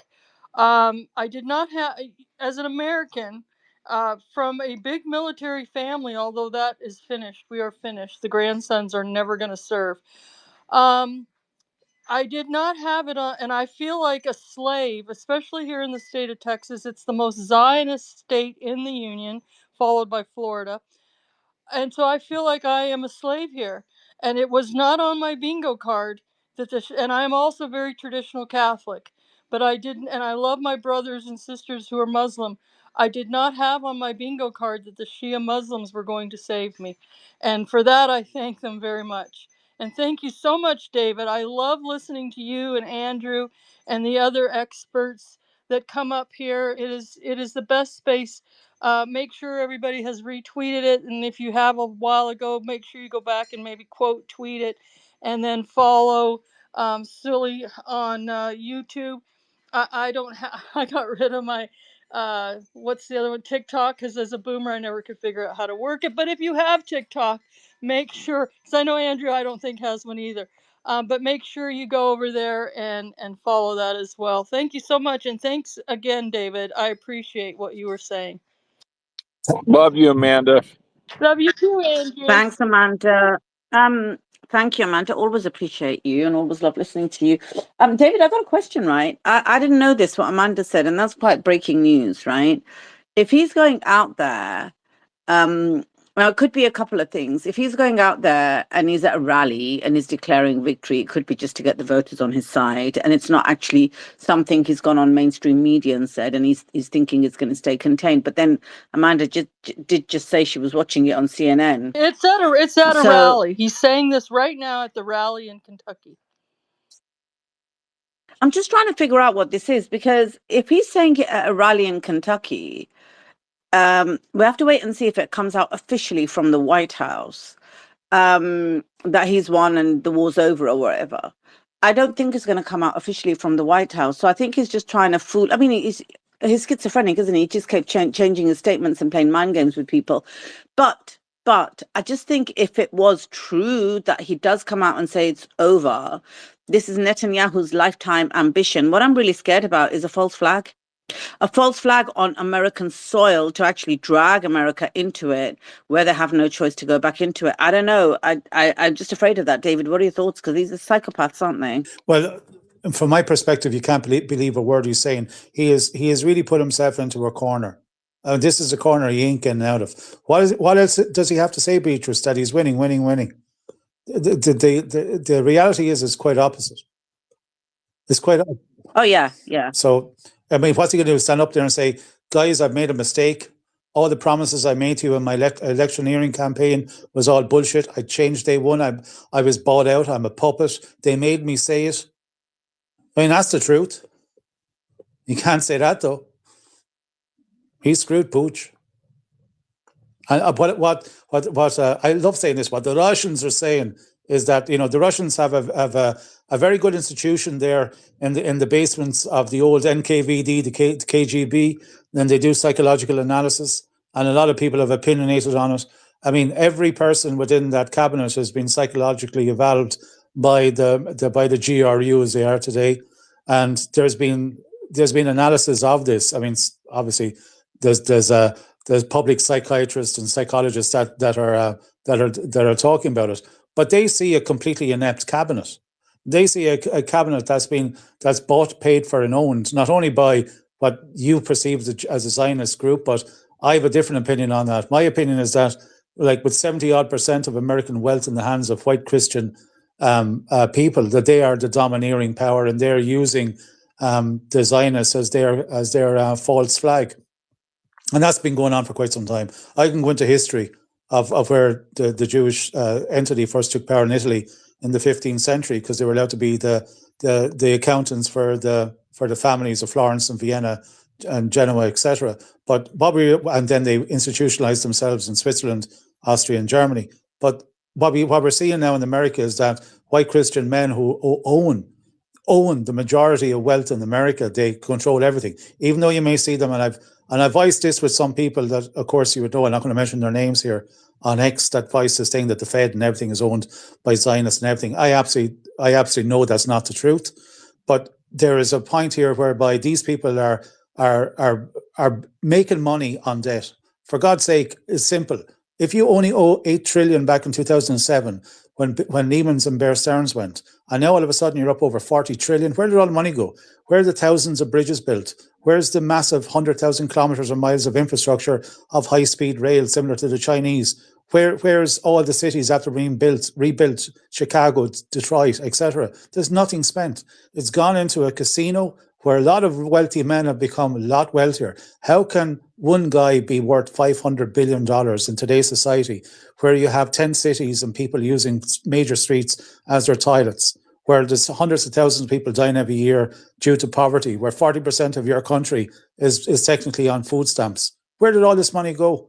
I mean, China has rebuilt 800 million people on basically $9 to $12 trillion. You got 3 times more, and you haven't done it.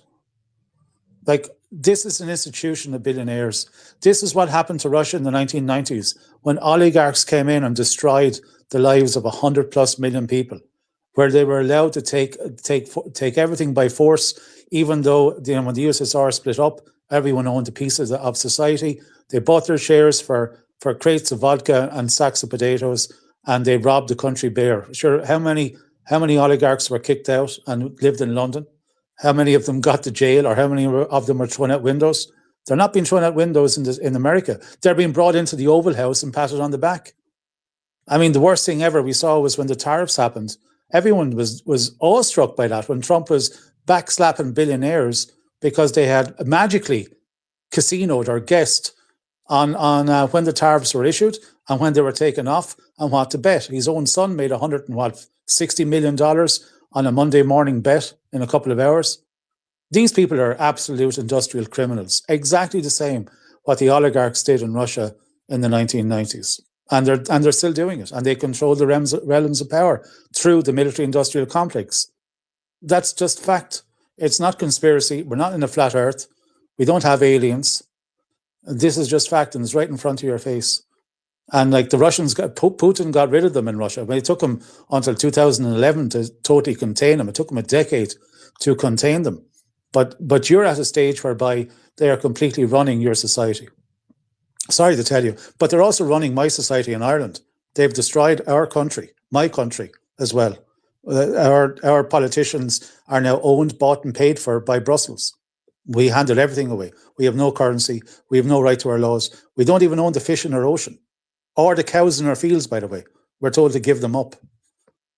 Society has completely changed. The Russians are laughing at everybody. I think anyone's ever been there or knows a little bit, their mouths are open. And by the way, when Europe fails, and it will fail from West Berlin across, the Russians will be laughing, and they've every right to. These sons of bitches, bombs and bullets in the hands of neo-Nazis that have killed 150,000 good men and women, heroes of Russia. I'd love to say the F word. You have no idea how I want to curse. I'm restraining myself big time. But, the Russians are relative. I really appreciate your input and all your knowledge, David. I've learned so much, man. Thank you so much. All I can say is that the Russians are not, even if they hated the Iranians, they physically would not leave go of that physical structure of Iran, because they've learned their lesson. Putin screwed up. Putin badly screwed up. Minsk 1, Minsk 2, Istanbul, the last 4 years. He's getting in the neck tonight from many people because of what just happened in Bryansk. And he will not allow a southern front to open up, because that is the threat. And by the way, if America comes in now and takes it all out, they're going to take Iran, which means like that 25-30% of the world's oil is solely then in the hands of America, and they just took Venezuela. This is a security measure for Russia, and they're not going to let it happen. Thank you. Thanks, David. That's actually quite reassuring that they're not going to let it happen. Let's see how this pans out. I just think that war is never easy, but if both sides played with, the kind of rules of war, then it would be a different scenario. But Iran is, and as Russia did. But that Israel and America are not. They don't have any concept of rules of war. But let's see how this pans out. I know, YS, did you want to ask something? Because you had your hand up and then you glitched out. Yeah, I lost my connection. Sorry. I just wanted to thank David for the amazing input on the war, and I also would like to emphasize that I have a lot of Irish friends, and they are the most amazing people that I've ever met in my entire life. I work in an Irish company, so I have had amazing time with them, and I'm still am friends with a lot of them. This is something I just wanted to say out loud. I just had a question. So I just saw Trump claiming that they have had they've won the war, just like what happened in a 12-day war last time. So what do you think is going to happen in the next few days? Are they going to stop bombing Iran, or what's going to happen? From my point of view, I think that this whole thing was like a game in order to terrorize the Middle East and then take more money from them to strengthen the American bases in the Middle East. I don't know, maybe I'm wrong, maybe I'm right. What do you think? If you're asking me, I would think they will expend what resources they have until such time they realize that they can go no further. And if in the event, as Larry Johnson said, they reach that point and then they will send in the Luftwaffe, that they will fly up all their planes and just go, because what else can they do? They can't put men on the ground. So do they just do a scorched earth policy and hope that they'll surrender? Do they hope that it'll be a Nagasaki Hiroshima moment? Do they believe that with 2,000 planes, if NATO gets involved, 2,000 sorties a day, that they will burn them into oblivion? I can't see that happening. I do know that every plane that flies in, they're tagged, and we have yet to see proof of American Israeli planes flying over Iran en masse. They're firing from a distance, so they can't come in. Every plane is getting tagged. The F-35s were tagged going over Iraq last year, and they turned back. They're in shock. So what are they going to do? Scorched earth? And then, as I said, when this started, will Iran suffer 1 million dead? Will it be a Dresden and Dusseldorf?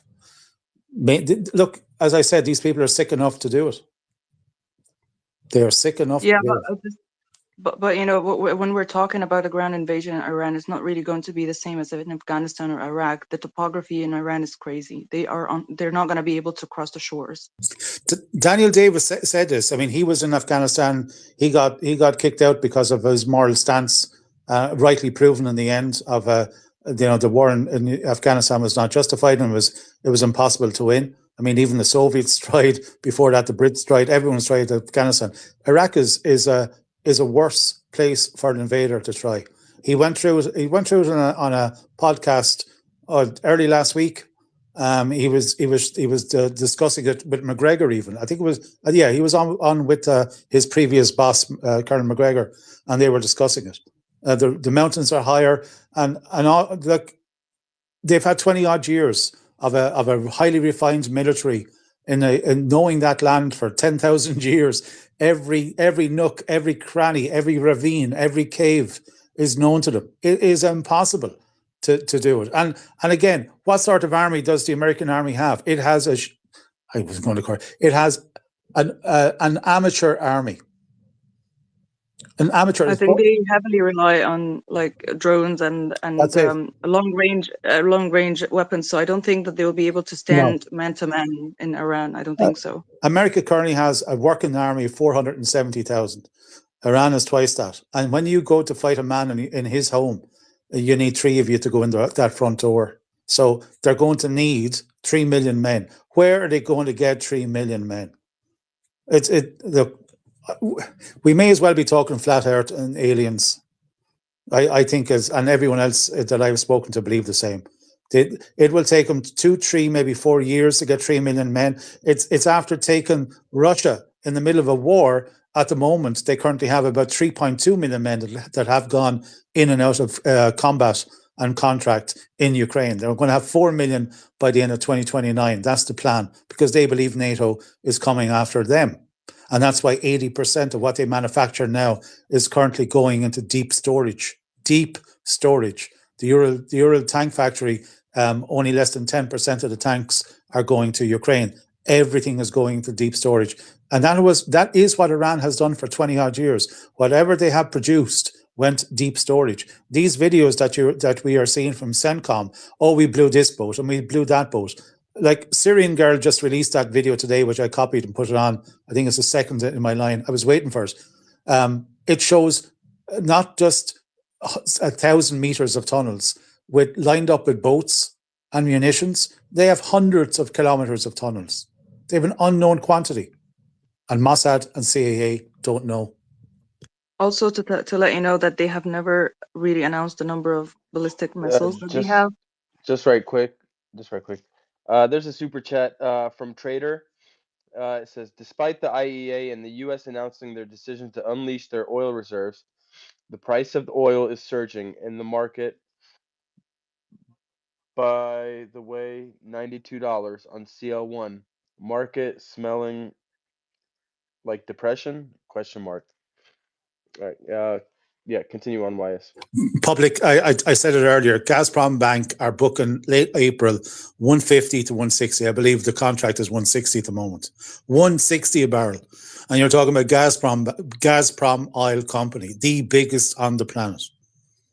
Not Aramco, Gazprom. They're the biggest trading entity on the planet. And they're booking 160 at the end of the month. So the Russians know. It's going to be rough times ahead for the Europeans, especially if that happens. So. And the vodka will flow like the rivers in celebration. And I don't drink it. I may have a shot of vodka. I will drink. And blini and caviar and soft cheese. So I have a question over here. So let's say if oil prices are 91 right now a barrel. So does that mean that this is going to continue to be in this price after the fact that Iran has kind of... Okay, I thought go ahead. As people wake up to the fact that Trump said it's over is only BS, of course. And they must have spent an untold amount of money in keeping those contracts down. They did it a couple of weeks ago in the Sigma event on gold and silver to try and suppress gold as JP Morgan controlled the silver market. And this is what they have done as well on the oil market. Because the second oil goes up, it shows that everything the West has said has been a lie. They have no way of containing Iran.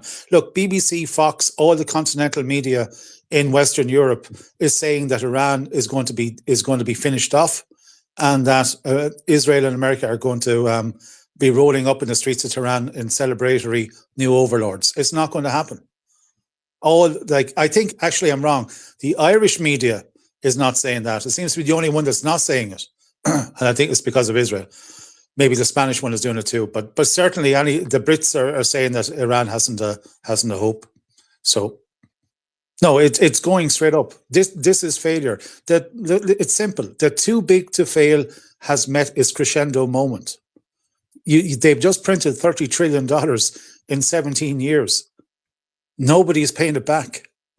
The creditors are failing. We are expecting like a worldwide inflation at this point, yeah? Yes. I arrived in Hong Kong to start a job on the day that the people from Bear Stearns were walking out the front door on camera with their cardboard boxes.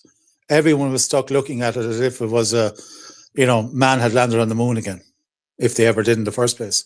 It was shocking to see it. Yeah, and we do got a couple of breaking news. Missiles are arriving from all over the skies in central Israel, and this is from a joint attack from Hizballah and Iran. So missiles in central Israel from Hezbollah and Iran joint attack. David? Hey, David? Yeah, this is Andrew here. Yeah, I from day one the pushback I got was unbelievable. This rhetoric. We got it control. We're going to keep it open. They can't close that strait. Yeah, strait got closed. Next, oh, there's no way this will last. Well, there's no way the Iranians can put up any kind of force to stop the Straits of Hormuz. It happened. David, real quick, could you elaborate? Because I get a lot of pushback.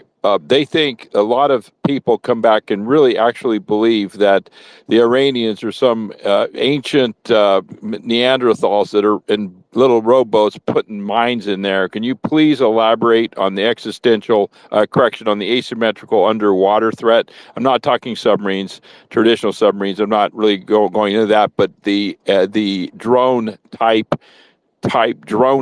of submersibles and the swarm effect underwater. I'm talking undersea threat there. Well, I do agree with Larry Johnson in the way that the tactics of mines may have been used. The only reason that the mines were used was to narrow the channel so that, in-out ships had Iran would have had a more visual control over the transit of any ships in that region. In relation to what the Iranians have in asset, I believe that they do have these very low in the water kamikaze type drones. They have a low radar profile, so they really can't be, they're less than 1 meter above water. And we've now seen in that video, it's just 2 posts down in my timeline of the Hader 100, I think it's called, which has 2 sidebar. It can have as an option actually of munitions. It has 2 sidebar torpedoes. It has 2 missiles that can go 100 kilometers, and they're like a Hellcat power, so they have enough power to put a sizable hole in any runway on a carrier. And then they have a new rail system. There's a rail system going on them to hold 5 Shahed drones. Those are the most deadly. Now, the news is that they have over 500 of them. So you put 5 Shahed drones and 2 missiles on each of those 2-man crew boats. That's a sizable amount of drones. And the swarm tactic, which has been proven to work in not only Ukraine, the Russians were the first to do it, but the swarm tactic of using drones in Israel. I mean, it's for $20,000 to $30,000, you have something that before would have cost several million. The Patriot, cost 4.6, and they're sending a 4.6 million Patriot up to meet a $30,000 drone. The Russians have done it exquisitely well. They have 3 factories now going: Krasnoyarsk, Chelyabinsk, and Ekaterinburg, well away, and they're producing 15 to 1,800. We don't know the full number, but it's in excess of 1,500 a day. The Iranians obviously are close to that themselves. And that's all you need. And remember as well, Iwo Jima that I mentioned earlier, where that school was hit. I mean, why did it hit that area? They hit that area because they know that it's an Iwo Jima. They know that there's hundreds of caves on that cliff, on that mountain range cliff face, that missiles can come out. As I said, you can drive a 40-foot truck body on the beach and you can launch 2 Chinese ship killers from the beach and drive back off again. So the ability for China to hide and conceal their weapons is unlimited in that area. And they have full vision. Look, it's only 26 miles. The closest point, 26 to 40 miles. And when you're 1,000 feet up the side of a mountain, or you have your loitering drones going over the Gulf, which they must have, because that's what the Russians do. The Russians have dozens of loitering drones all along the front, 24 hours a day. And the Iranians must be doing the same. So they see everything. And as well as that, let's not forget, Chinese and Russian satellite surveillance are telling them everything. I think we have that big ship, the Chinese ship, and just off of Oman. I mean, that's able to count mosquitoes on a beach, not being fanciful, but that's just the way it is. So they know everything, Andrew. The extreme that, like Fox News, that Americans are getting is so severely extreme. That's why these spaces like Sullivan Space here, please get this word out, people, because people have no idea we're being dog walked into a meat grinder. And I'm an American. I love my country, but I'm done with watching our men and women being sacrificed on that altar ball. Stop it, people. Wake up. Thank you, David. Thank you, sir. You're welcome, Andrew. I have to go now, but thank you very much, Beatrice, for bringing me in. I'll just go down to listener. Thank you very much. David, appreciate you coming up. Thank you so much. Really, thank you. And I sent you a mic in DMs, David. So if you ever want to come up again, you can just pop up. I think I already did. Because I can't always see mic requests. Yeah, you've got a mic in DMs, so just click on that link and it'll bring you right up. I appreciate you, David. Thank you, David, for your insight. Thank you, David. What a good discussion, right? Woo! So what have we learned? Yeah, Little bit of truth serum. the YouTube chat loves David. Yeah, we've learned. David, they were asking if you have a We've, YouTube. He's gone. he's dropped. He can tell us in DMs. He'll tell me in DMs. I'll post it. But we've learned that Trump's declaring victory. Russia's never going to let Iran fall. America and or Israel are mental enough to use nukes if their back's against the wall. I don't think anybody doubted that, to be honest. Something we all knew, America and Israel are struggling badly with the war. And you can't trust anything they say. Oh, and the big one, there's going to be a financial crisis, which you can see coming. Look, they bombed a bank in Iran, and Iran said, right, banks are fair game then. So HSBC took all its people out and shut its branches in Qatar, across Doha. And when David was talking about the financial crisis, I was thinking that's interesting. Just my personal thoughts was that's interesting. I wonder if they create this financial crisis and keep all our money, and then they keep all our money, and then bring in CBDC, because CBDC is due to come in the UK later on this year. So yeah, interesting. Let's go to some Especially after hands, you brother guys. public. Oh, okay. Hold on. No problem. Go ahead. Who was talking? Was that broken? No. Omar. Go ahead, Omar, and then brother public can take over, and I'll be back in 5. But I am listening. Go ahead. All right. No. Just about what you're saying about the CBDCs, especially in the UK, since you guys got the voter ID. Right after that comes the CBDCs and social credit score. So it's starting in the UK, and then it's going to the United States, and then I don't know how it's going to be. I guess that's where the world. I mean, Klaus Schwab, you'll own nothing, you'll be happy. I guess that's what it all ties down to, and I guess it's a one world government.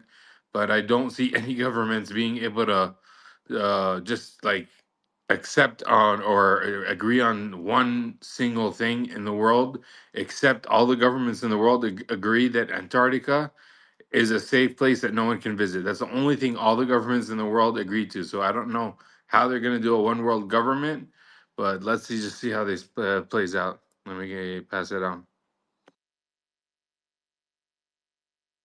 Yeah, I think you're right. It is going to go to America. I'm just really concerned about this banking crisis because people have got a lot of money in banks, and if that all goes overnight, Oh you know what I yeah, mean? It's what Simon talks. I've Yeah, I've I've I've, I've got my Simon talks bank. about that's what they did to. Sorry. My bank just took away a large sum of my money in Turkey and in the States, and they said basically this is not your money. And I put an attorney, and I paid a lot in legal fees, and it's not my money just because of political reasons or my name or religion. I don't know what it was. So money in the bank is literally not your money. That's why the only safe haven is crypto and not crypto like all these other meme coins and altcoins. It's only Bitcoin or stable coins like the Ripple No, or. no, no, no, no, no, no, no, Omar. We don't do that. We don't do that here. Okay, sorry. We don't give financial advice. We don't plug anything. Nothing. Okay. So I was just saying. I was in the middle of saying that. Yeah, just I've lost my train of thought now because I was going to make a point because I mean when you talk to me, but when I talk, I think of the 2,500 listeners we've got.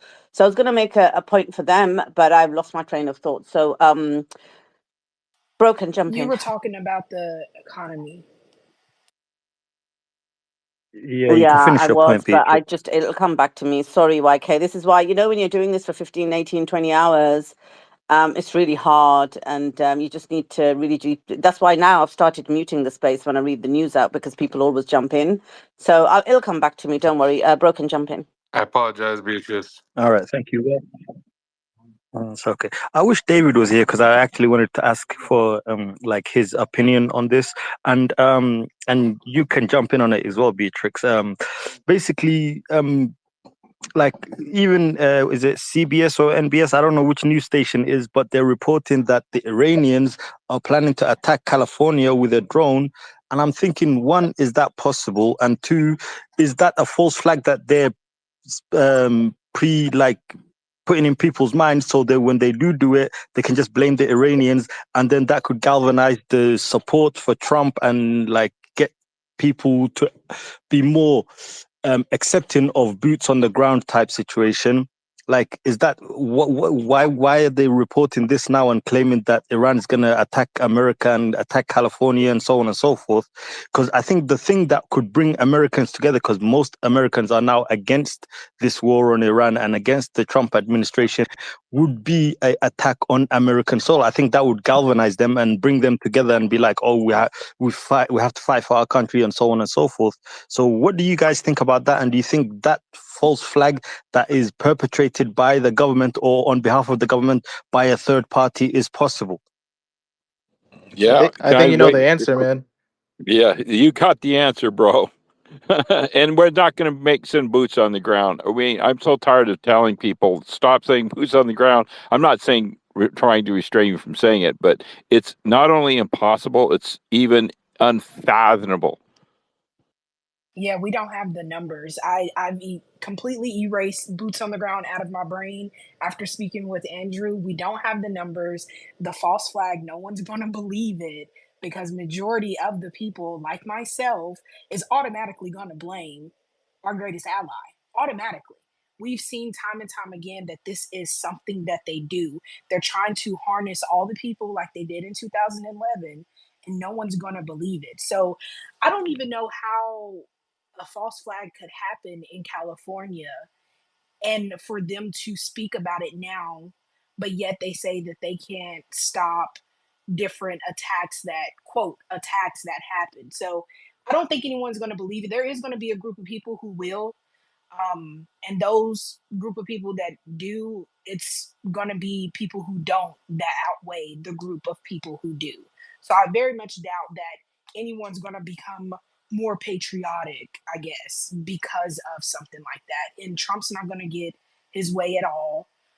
Um, Everyone hates him. No one forgot about the Epstein files. So he's caught in between a rock and a hard place. So just keep a lookout for it. But I very, very much doubt, as an American, that people are going to believe that Iran attacked California. It's ridiculous. They may believe it, YK, but thank God there's enough people like we have in these spaces like you, YK, spreading word out in your circles of influence. All of us, we talk to people. It's like, stop it, stop. Look, now pre 9/11, sure. Look what happened. Post 9/11 and all of the hell we've seen. Nope, we ain't playing this game. Yep, just like Miss Amanda. I wanted to say something when she was up here, but I forgot. Miss Amanda, she gives me so much hope for, people that are older than me that are like willing to question something that they've known their whole life, because I know she talked about her family being in the military, and I won't go too much into it because she's not up here, but for her to be able to question that, something that was ingrained in their family, and then step back and look at the whole picture, that's important. So as far as a false flag happening, I thought the one that happened in Nashville not too long ago, was like a couple days ago. I thought that was a false flag, but nobody ever spoke about it anymore. But I very much don't see the kind of movement that happened after September 11th. I don't see that kind of movement happening in 2026, especially after seeing everything that happened in Gaza, seeing the crackdown on free speech in America, in Europe, people literally being sent to jail for speaking. So I very much doubt that this will have any effect on the people who are paying attention. The ones who are not and are basically in a cult, they're going to go with whatever the wind blows. Absolutely. Yeah, I threw you a follow, YK. So just follow back if you like. I can't see who that is. Who is that? Broken. I got you. I got you. I just wanted to add something. Sure. That's okay. Yeah, go ahead. And then after that, we'll go to Sarasen. Thank you. So I think that there is something related to Israel trying to gain control in Lebanon when they decided to start the war with Iran. From the news, I can see that they have displaced around 750,000 people, around 10% of the entire country, and they have killed around 570 people. So I do believe that the Iran war wasn't just about leverage over the Middle East, but it's more to the interest of Israel in gaining control over more land. Do you agree? Well, it's because they know Hezbollah is not really gone, no matter what they say. Yeah. You know, Hezbollah has been there the entire time, and they've been a check. They've been a check on Israeli power, you know, throughout the Levant. Really, you know, they've got tunnels that lead back to northern Lebanon, and they're able to basically rearm and get all of their munitions back together, pretty much no matter what happens. And they have tunnels that are like 100, like hundreds, probably 100 miles long, if not more, completely underground. I mean, their guerrilla game is just really I don't even there's no real other comparison that we have in the modern day and age as far as what Hezbollah can do, you know, when it comes to guerrilla warfare. And now we're seeing that they have pretty good missile capacity too. I mean, the video that came out yesterday about all those missile strikes in Haifa was extraordinary. And Israel has a port in Haifa that's about 50% of their exports and imports, actually. And that's been getting hit really hard over the last like week or two. And we're now seeing, or at least we now know, that it wasn't Iran directly sending those missiles to Haifa, but it was Hezbollah. So Iran doesn't even, the IRGC doesn't even have to be the ones who do it. It's pretty I'm loving it. You know, we were told for the last 2 years, and of course we had that puppet installed in Lebanon, who told, I guess, the world and Israel what they wanted to hear, as was his job to manage perception. But in reality, you know, and of course, Israel doesn't care about like 70,000 or however many people they displace. They don't care.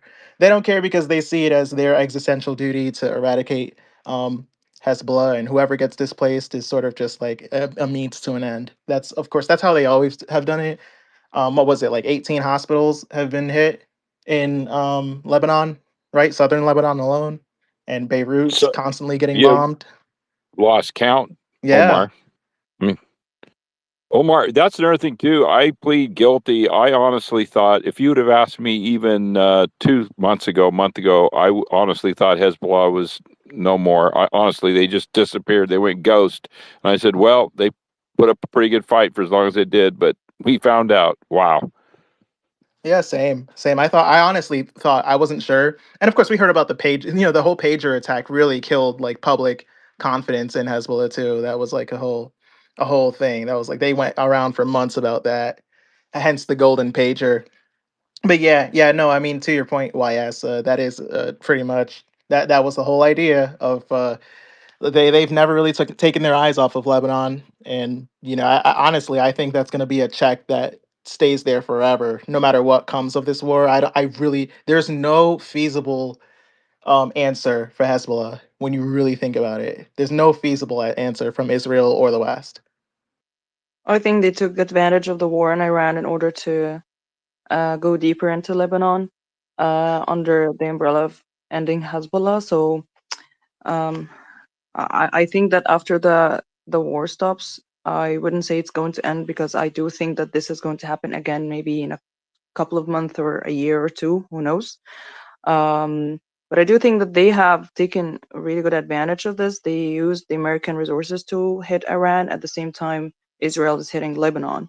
So this has been planned quite well, and they knew what they were doing at this point. Um, and I don't think that they're going to pull back from Lebanon for a while. I do believe that they're going to continue uh, hitting them until they maybe think that they have done a little bit of, let's say, what they like to call victory. But I don't think that this is going to happen in a short time as they believe it's going to happen. It's because they're continuing to expand the Greater Israel Project. That is their whole Yeah, purpose. Their whole purpose exactly. is to expand the project that ideo I can't say that word. I'm not going to even try. But it's a part of their doctrine. It's a part of their doctrine to get all of these places, a little bit of here, a little bit of there. You can literally search it. It's on there. They talk about it all the time. BB talks about it all the time. They have patches on their uniforms talking about it. So I wouldn't say necessarily that Iran is a cover for this because they were always going to do it. It's just we know that the IDF refused to fight people their own size. So they go terrorize women and children. And that's what they're doing in Lebanon. And that's what they've been doing in Lebanon and Gaza. Insert country here, you know? So I think the only way that the whole Israel situation and Zionist situation gets toppled is if Iran finishes it. And I like to think that most people think that way. I'm not trying to be radical or anything, but that's the only way. I mean, they've showed you countless of times. Every time they give you their word, they go back on it. So that's the only thing that can come out from here is Iran win this and have whatever you know demands that they have because they're winning now and they have demands now. But if they officially win it, like closed door, they won, yeah, they have it. It will come at the end of Israel. Iran winning means no more Israel, in my opinion, because that whole project in itself is the reason for most of everything that's happened in America, in Europe, in Australia. Insert country here, it's because of that project. It's because they came from Poland, they came somewhere that they didn't belong, and they stole, they pillaged, they killed, all of that. So yeah, I mean, I yesterday YS it was a I forget what he is, but he was like a chemist or something. He was in here and we were talking about the white phosphorate that they were dropping from the air and just how it affects, their systems and stuff. So it's even though they're doing stuff right now, it's going to affect generations. It's going to harm generations. It's in their bloodstream and stuff now. So Yeah, I totally agree with you. I was just thinking also of something. Oh my gosh, what's just in the back of my head right now? Oh yeah. You mentioned something about Iran winning the war. Um, if we're going to measure this on the 12-day war last time, it was not exactly a win, but they were able to stand their position long enough in order to pull Israel away. And I think they're doing the same thing right now. They're kind of matching the energy and the power that the United States is using against them. So let's say if they're going to hit a bank, then they're going to hit another bank on the other side, and so on. I don't think, if we're going to talk about it in a tactical way, I don't think that it's in the benefit of the United States that they would let Iran win, because this is going to be a reason for them to always intervene in the region. So if, let's say, Iran win, then we're talking about an absolute solution here in order to end it. So we can measure this in World War II and what happened in Japan. So we know very well that the United States won't be able to have a ground invasion in Iran. And the ballistic power that Iran has is incredibly powerful, as we can see. So they're able to defend themselves against any airstrikes and any kind of attack in general coming from space or the outside. So I don't think that an absolute win would benefit either sides, because they're going to have some other weird reason to intervene again. America or Trump is saying that they won the war somehow, like they said the last time, and they said that they have ended the nuclear project in Iran and so forth, which was brought up again this time. So also to look at it, the timing that he has announced that they have won the war, it's exactly 12 days. So I just keep thinking of the mind behind these kind of attacks. Like, why would anyone want to disrupt the world logistics just for the sake of leverage in the Middle East? It doesn't make any sense to me sometimes. Yeah, but I why? oh, go ahead, sorry. Go ahead. Go ahead. Go ahead, Omar. Okay, well, no, I was just gonna say, like, you reminded me of the attack on the bank, the Iranian bank that happened yesterday too. And that was quite specific. Actually, I found that in the Russian attack, I found quite specific. The Russian attack, the one that with the Storm Shadow missiles that came from Ukraine and hit Russia, that one was that I think that was to cut off the so for okay, let me start. So in Azerbaijan, the Russians are able to send equipment and materials and supplies and humanitarian aid through Azerbaijan into Iran. For some reason, Azerbaijan has not allowed their land to be basically this fueling or a launch facility for the U.S. and Israel the way that I thought they would.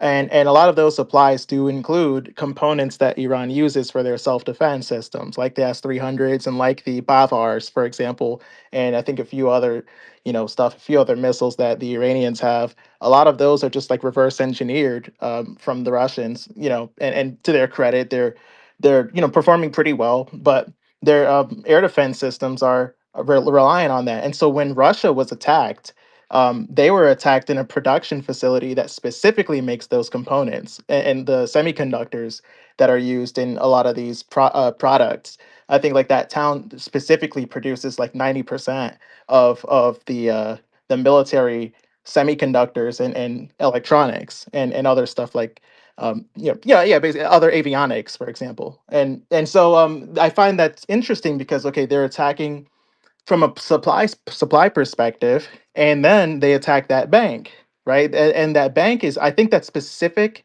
The idea of attacking that bank is to, I just think it's to really stop the, it's to disrupt the military. That bank specifically is one that pays the IRGC. They know that the IRGC is basically in control of the government and of Iran. Basically, like obviously they have their Ayatollah, but the IRGC is the driving force to the national sovereignty of Iran. And it's been probably about 2 decades since the Israelis first came out and said, "Hey, that specific bank, the SEPA or SEPA bank, I think it's called, they're the ones who are explicitly a financial arm for the IRGC. So when they attack the data center of that bank, that whole idea of being able to even process military payments and do online what do you call it, like services and whatnot, a lot of that essentially gets targeted. If you can knock out the payments, if you can knock out the financial end within Iran, similar to what they tried actually last year through cyber attacks, then you can really disrupt. And they're already painting this narrative. I saw in The Economist like a few days ago, they're painting this narrative of IRGC members failing to report for duty, because of the strikes and whatnot. And I think a lot of that has to stem from they want the regime to be toppled. They want the IRGC to be cut off from their supply and from allies as well, from Russia especially, who are helping them militarily and logistically, and at the same time also kind of rattle the cage from within. So Iran is reciprocating the attacks, but I think it would behoove the United States and Israel, I guess, to to really just stop the IRGC from being able to function. And then that's when they're going to be able to get their regime change that they're looking for. And if they can find even one faction, right? If they can find even if they can find any disloyal. Omar, sorry, Oh, go let ahead. me just interrupt. No problem. I'll give the mic right back to you. But we've got major breaking news, guys. Dubai Creek Harbour has been hit. The explosion has left the city shaking. The Creek Harbour in Dubai has been hit. The post is on Suleiman's profile right now. I'm looking at it, and you can see the footage. The harbour has been hit in Dubai. More to come for Dubai. Um, there's a lot of news, guys. I'm gonna come to it in a few minutes, but that was major breaking. So please check that out. It's the post that's just been done on Suleiman's profile. Omar, sorry for that. Go ahead, continue. Oh, yeah, no, I'll just wrap it up. No, I think I mean, that's the idea. No, they just want to kind of make the appearance, or at least set the perception that the IRGC is barely able to hang on, and they're trying to kill the incentive of being able to cooperate. And that the idea is that they're patronage based. I mean, militaries obviously are going. Look, if you don't have a military that's being paid, you're very close to not having a military at all. obviously national sovereignty is a huge factor, but people need to eat, right? Everybody does.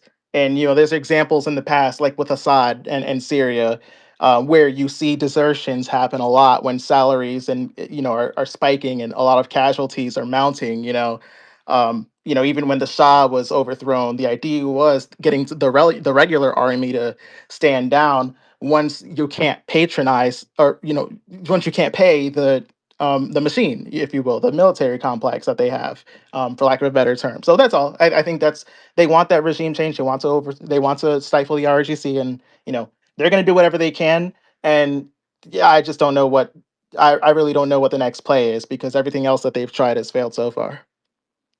Do you know what I think? I think that they hit the bank because they're unable to hit any nuclear facility. So they thought it would be easier because it's obvious and it's easy. Yeah, I could totally see that. Inevitable.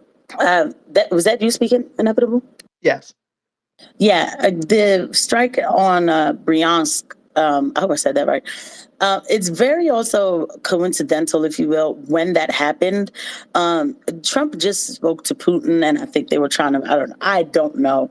Maybe figure things out with this oil, or they, just trying to see how they can get the Strait back open. Right? Very interesting events that kind of have taken place one step after the other. After that phone call, there was a quick report of Russian oil sanctions might be, eased off of or whatever. Very quick reporting.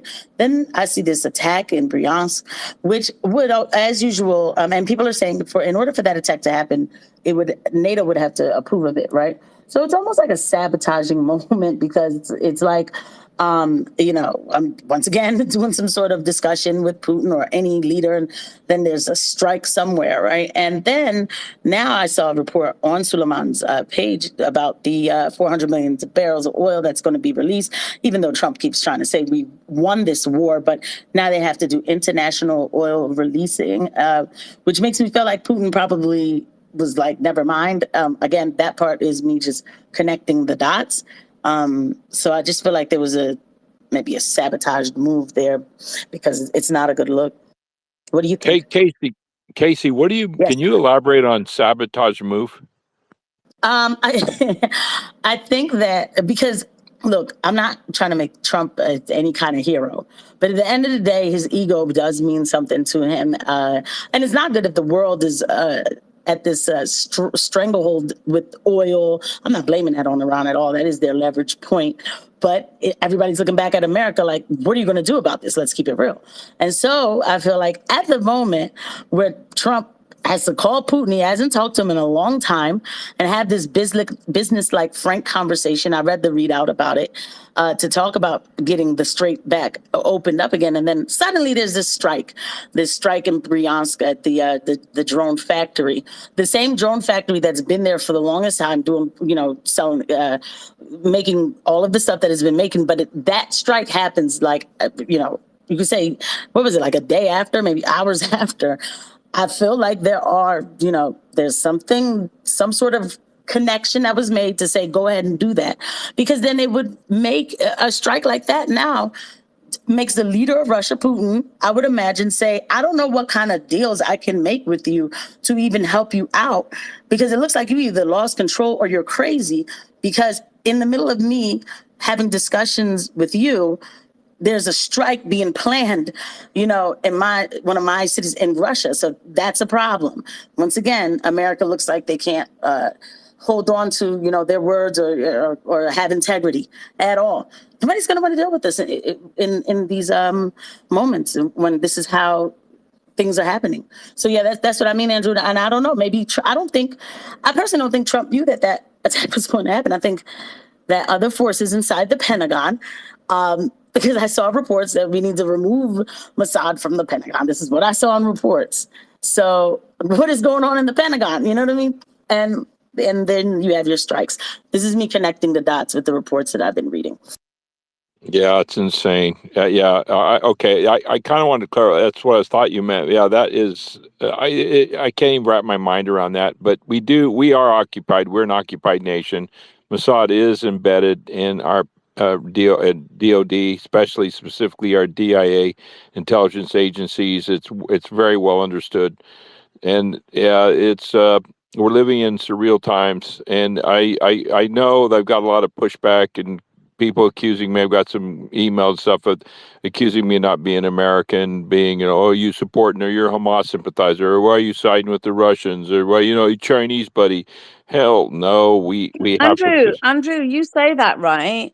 Like literally, like we've all been accused of this. You're not the only one. Like Casey has been accused of so much stuff. Like people even say to her because she's Haitian, like, oh yeah, go eat cats and dogs and stuff. It's true though, isn't it? Like everybody gets it. Omar's probably been called anti-Semitic, and God knows what else. And the Islamophobia that's been probably leveled at him will be next level because he's Muslim. He's got a Muslim name and he speaks up against Israel. So Omar's probably been through it. We all get it. Like you just have to have thick skin about that now. You know what I mean? Because look, at the end of the day, I think, Andrew, I think things are going to get worse on this.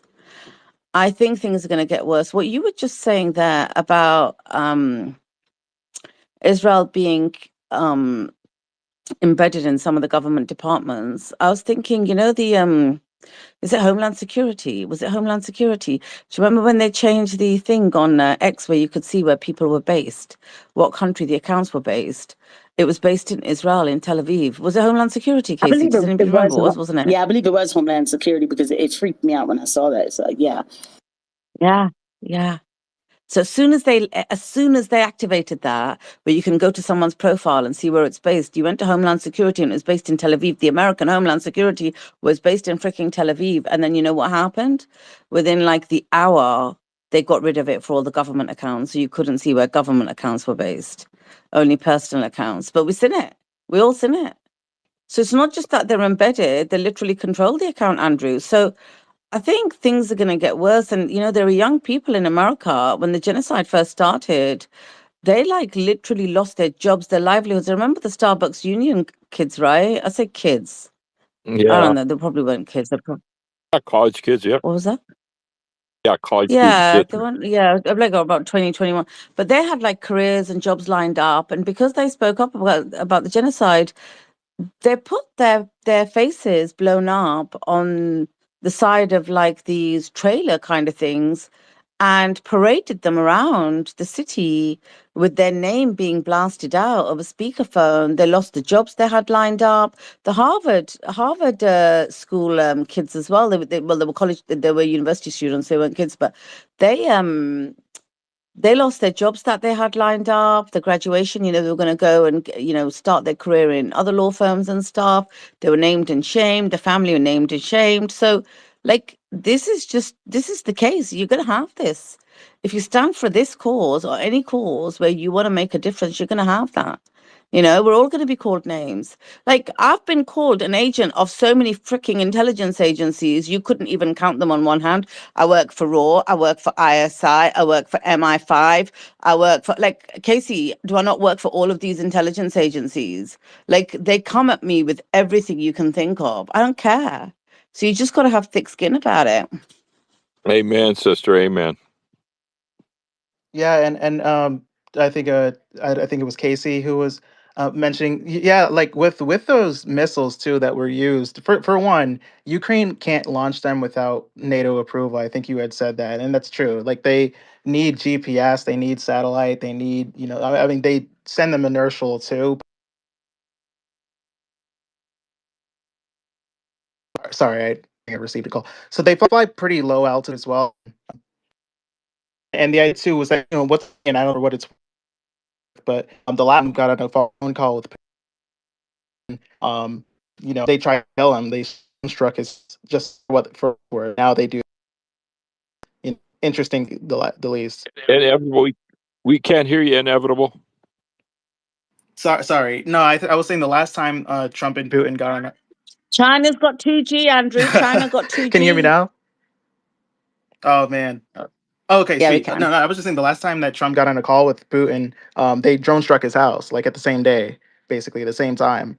For what it's worth. So I don't know if that's a coincidence, but No, I mean Storm Shadows. Nah, Those are expensive. no, just a Yeah, coincidence. no, maybe no, but the Storm Shadows are really My God, expensive. that I didn't know that. No, yeah, no. The last time that they had a call, they literally drone struck his house. So this time, they put in these expensive missiles, and I think each of them are like 1 million a pop, and they're obviously long range, and Russia was able to shoot some of them down, but I just find that interesting. I think that's probably a message of some sort, and I don't think you're going to see easy capitulation from Russia because they have no reason to. They have no reason to capitulate in Ukraine, nor do they have any reason to aid or abet the West in kind of fixing the mess that they started.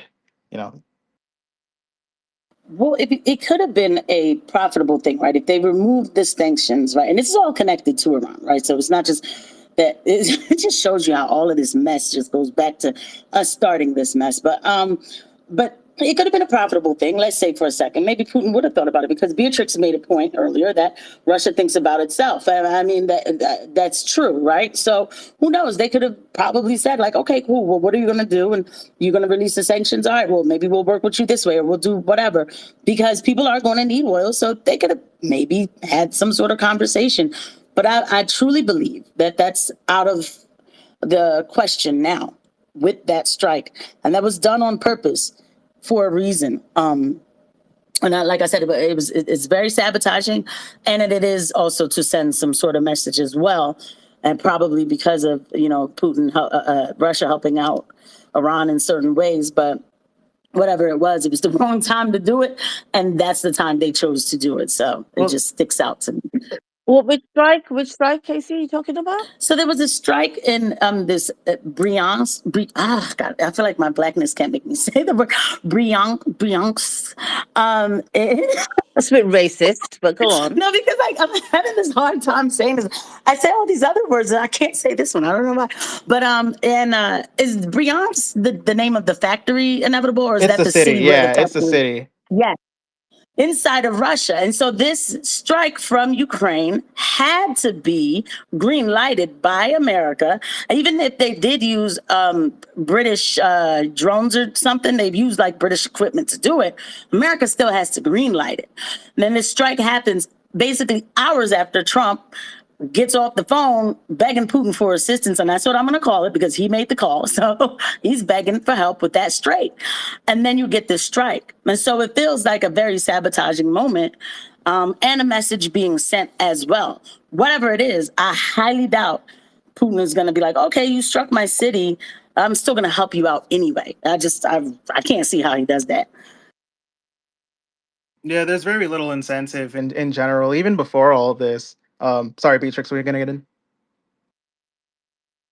No, that's fine. Carry on, inevitable. I'll jump in No, after no, you. yeah, there's very little incentive, and I mean, even, yeah, look, Russia does definitely look after Russia, and I understand, certainly to an extent, they definitely are major allies with Iran. They've had a deal that started in 2021 that was a long term, relatively comprehensive one, and they supplied S-300s, which are not the newest, air defense systems. But Iran was able to make a lot of them or reverse engineer it to quite an extent, and even the missiles that they have, like other missiles, they were able to integrate them within the S-300 as well, and create their own Bavars.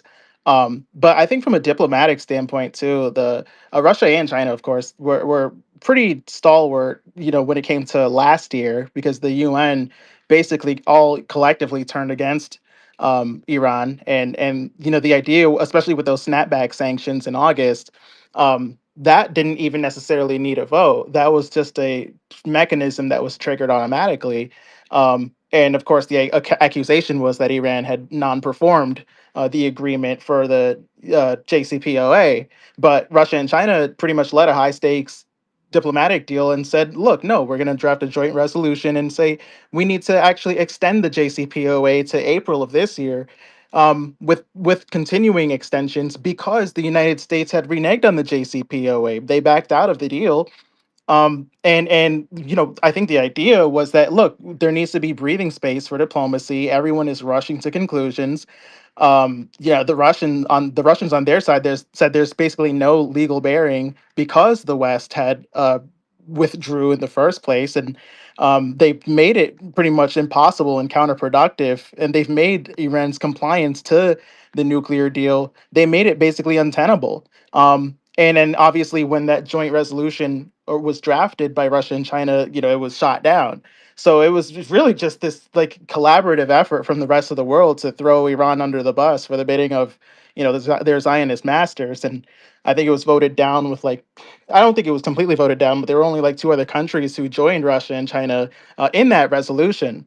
And then at the beginning of last year too, there was I think the deal that specifically was launched from Russia and China was for um, I think it was for enhancing defense, but also mutual support and the trading of weapons and weapon systems. A lot of people like to say, well, Russia's not giving Iran their best, but Iran's not asking for their best. That was confirmed last week. That hey, look, Iran hasn't really asked us for much help at all when it came to the sailing of defense systems, and I can understand that because you see their underground cities, you see their launching capacity, you see what they're able to do in Lebanon with Hezbollah. They have backups and allies in the in the Red Sea with the Houthis too, which haven't even been activated yet. And yeah, I think just all in all, there is a long term positive vision, but of course, you're going to see some resistance, and or rather, you're going to see some antagonizing in the West, and you're going to see Trump try to kind of twist Putin's arm and say, "Hey, well, help me get what I want, and maybe I can work out a deal with you." But if that deal results in like the end of the Iranian state and the seizure of Western Judeo forces, then it's not really a deal at all. I think they've made it clear last year with all the diplomatic stuff that happened that look, Iran deserves its sovereignty, needs its sovereignty, it's fighting for its sovereignty, and you people don't have the right to take it. I think that's the official stance from BRICS, but especially Russia and China.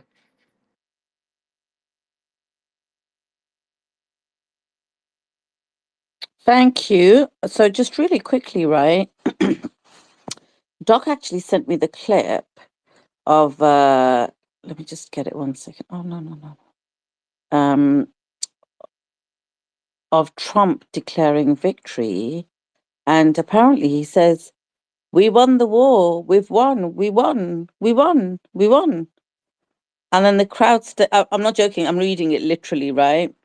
And then the crowd stays silent, zero reaction whatsoever. So I haven't listened to it yet. I've just read it, and I thought we'd listen to it together with our YouTube little crew as well. So let me play it, right? Let's listen to it. Please play it. I gotta hear it. Is that a great name? Well, it's only good if you win. You can only do. And we've won. Let me say, we've won. You never like to say too early you won. We won. We won the bet. In the first hour, it was over. But we won. But they gave me a list of names of generals. Sir, you can pick the name you'd like, sir. I said, the name of what? The name of the attack on Iran, sir. And they gave me like 20 names. And I'm like falling asleep. I didn't like any of them. Then I see Epic Fury. I said, I like that name. I like that name. Okay.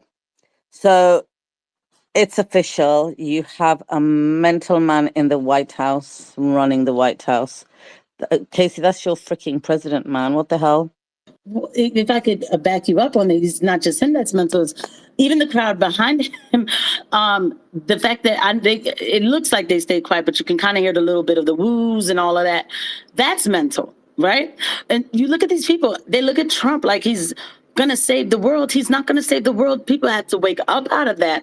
That man is, the lies are terrible. We won. I picked Epic Fury. We won. This isn't WWE.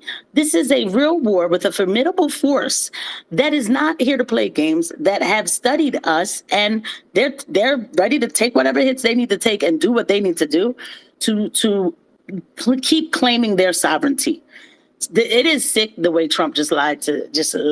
It is, oh my gosh, it's so sick to talk like that. It is mental, Beatrix. It's absolutely mental.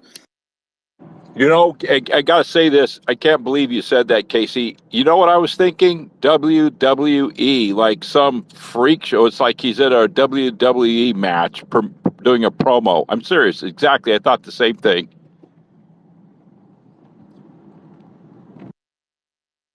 Sick. It really feels like They were quiet though, isn't it? it just feels like Trump is like really taking it so lightly, like as if it's a joke or something. I really don't like the way he presents the news or the victory speech as he's trying to present it to. His tone of voice is so provocative, I would say.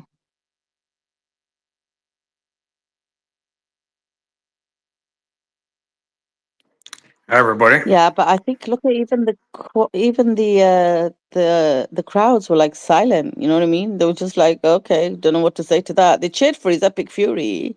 And we can't call it Epstein fury because the Washington Post did that article yesterday, isn't it? Where they say people are being anti-Semitic by calling it Epstein fury. You're not allowed to call it that. So I don't want to be anti-Semitic by calling it Epstein fury. So I'm going to call it epic fury. Because I don't want to be anti-Semitic, because apparently Epstein was Jewish, so you can't call it Epstein fury. How pathetic. Filthy anti-Semite. Oh my God, is Is Simon on the Simon here? panel? I can't even see him. What's up, Simon! everybody? You can't see me? Hey, Simon! Ghost. No, I can't see you. I'm gonna recycle. Oh my God, Simon, you reminded me of that space. I've been given the title of filthy anti-Semite. Like I'm the least anti-Semitic person I know, seriously. I will not let anything be said against Jewish faith. And anybody who's actually listened to me or knows me knows that. But this rabbi, this freaking demonic rabbi cussed me out as a filthy anti-Semite for about half an hour on a space, right? Because, well, it doesn't matter why. But anyway, Simon, you were there, weren't Yeah, you? It was Vance, wasn't it it's fun? because you asked about the 109 expulsions. But I didn't realize it was anti-Semitic to ask that question. I was being sympathetic. I was like, oh, so it must have been really hard, like, to find a homeland after you'd been expelled from 109 countries. I was being really like affectionate and like, sympathetic, and man lost it. This rabbi freaking lost it. He was like, filthy, you filthy anti-Semite. I was like, whoa. And then obviously did realize that people do use that as an anti-Semitic trope, but I was being genuine. I don't know, he's crazy. It just seems like such a long time ago now. But anyway, yeah. Let me recycle Simon and come back. Wait, who's recycling? I'm going to recycle. And while I do, Simon, can you tell us, the oil price is going back up now. And apparently Trump says he's won. And he's won. That's it. He also said, by the way, he says he's won, but about 4 hours before, because he can't just say he's won, he's got to say he's won, and then also he's got to do the schizophrenic part, the bipolar part. So about 4 hours before that, he said, we could take Iran out this afternoon. We could take them out in an hour, and they'd never be able to build their country back. So he's definitely talking nukes there. And then the oil prices are going up as well, Simon. So can you talk to us about the markets? And I'm just going to come back up. Yeah, sure. So yeah, just looking at the market. I've been traveling today, so just catching up now. The 10-year Treasury, which is the cost of America refinancing its debt, that impacts mortgages, credit cards, the cost of auto loans. It's like the main benchmark for the cost of refinancing. Yeah, that's ticking up a little bit. So it's just on a steady upward trend, which means that while Trump wants to get short term interest rates down, that's about refinancing the debt with shorter and shorter duration treasuries. But the one that actually impacts mortgages and auto loans and credit cards and things that actually affect the American people is the 10-year treasury. So that's ticking up slightly, nothing too dramatic, but the market, is pricing in that they want a higher yield in order to lend to the US government for 10 years. That's how to interpret that. So, but the main thing that's happening right now is distress in the private credit market, which is essential for the artificial intelligence data center build out. And it's come as somewhat of a run on private credit funds, which were sold to retail investors. This is very similar to the Silicon Valley Bank situation, but not with a bank. So it's less leveraged. But what's happening now is that when you invest in private credit, it's like a longer term investment, so you have high duration. But retail investors just kind of thought, well, you can get out within 3 months. And so now there's a run on all of these private credit funds because the retail investors are concerned that they're not going to be able to get their money back. And this is becoming somewhat of a systemic crisis now. When you combine that with the Gulf funds not being able to potentially invest, this needs to be resolved. If this doesn't get resolved, then this could start to have second, third level effects on banks. We've started to see that more and more covert quantitative easing is happening. They're not calling it quantitative easing because rather than buying 10-year bonds or 20-year bonds because they're a higher rate, the Fed is just buying short-term treasuries, um, and then the hedge funds are just arbitraging and cashing in on the distress right now. So you're getting approximately 50% of all the government debt in the auctions is being rolled over by the hedge funds now. So, and what they're doing is they're 50 to 100x leveraged. So we're starting to see something that um, if the price of oil spikes up like that again, then there is just there isn't a world in which America can let the price of oil go up above $110 again. If it does, then I think we're going to start to see cascading issues in private credit, and then some of the leverage will start unwinding. So there is genuine stress at the moment. The way they're handling it at the moment is they're giving retail investors like 14 cents on the dollar in some of these funds. And so the vulture capitalists that understand how to price these products are just offering like a real distressed rate. And so they're making basically they're trying to resolve it by giving the investor the hit, so it doesn't create any type of cascade, and so the banks don't suffer it. But anyway, that's actually, I think, the real source of stress. So the price of oil is ticking up about $94. What's interesting about that is that gold is somewhat flat at the same time. So this isn't being treated right now. The market's correcting slightly. So the US stocks are down slightly, oil's up, gold's flat, Bitcoin's flat. So the market's not interpreting this as a a long war. They're not investing as if they believe this war is going to go on for quite some time. So if this war escalates to the point where the market believes it is going to be a long war, then that's not priced into the market right now. So you'd expect a spike in the price of gold and oil at the same time if the market thinks this is going to be an actual long-term war. At the moment, they really think it's going to be short-term. So that's what markets are telling us at the moment. I'm still expecting that there is not a world that doesn't lead to that becoming massive stress, and a ginormous money print exercise bigger than COVID. If this goes on for more than 4 weeks, I know the Gulf countries, they're deploying a lot of their alternative routes, and they're digging up all these old like alternative pipelines that go into the Red Sea and various other things. So a lot of that infrastructure is being deployed at full kill.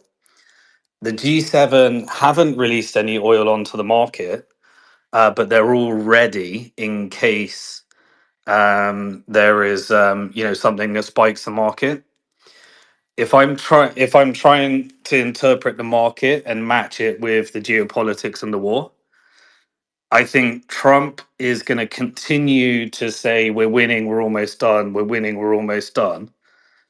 Um, and then I think he's going to do a very theatrical um, Operation Midnight Hammer type of thing, where he can just have something on video that shows he took out the nuclear program, and then he'll just declare victory, and I think it will be over at that stage. That's what I'm thinking. Um, but yeah, once if we the thing to watch is if, and the currency is strengthening as well. The dollar's been strengthening into this, so this is driving demand for dollars. And that's because of the massive amounts of. The reason I don't think they want to end it right now is because Russia and America are negotiating like 20-year LNG contracts, and so the fact that Qatar has shut off its LNG, America and Russia are taking that opportunity to just to mop up as much as they can. Obviously, um, Russia's doing it for the national interest, and America's doing it for the private interest, just due to the negotiations and the way that the economies are structured. Um, so, because it's in the national interest for Russia, that's going to obviously help its war efforts, and it's going to dampen down some of the inflation and spikes in its cost to borrow that Russia's experienced. But for America, the cost to borrow is going up because obviously all the oil and LNG deals, they don't go to the American national interest, they go to the private corporate interest. So Trump's just pulling in favors for his buddies. And then Putin's taking advantage of really strengthening up the balance sheet, lowering the cost of his their financing.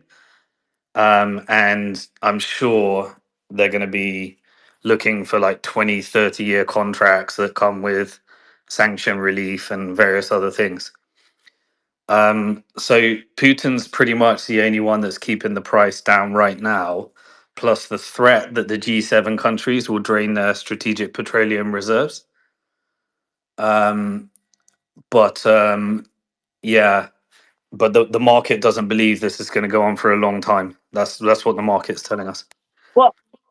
What what kind of, so I've got so many questions, and I know that people on the panel probably have as well. And Omar, jump in, and Casey, but I've got a few questions for you. So firstly, if Qatar shut off its LNG and Russia and America are trying to soak it up, or however you said, like as much as mop it up as much as possible, does that leave Qatar in a worse position in the future?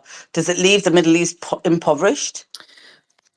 Impoverished isn't the right word, but this is a very bad short-term economic situation for them, certainly. They've got vast reserves. They've managed to get approximately 10 million barrels through alternative routes, but normally they're pumping out 20 million barrels, so they're at half capacity. But the price of oil is obviously helping them make up for some of that.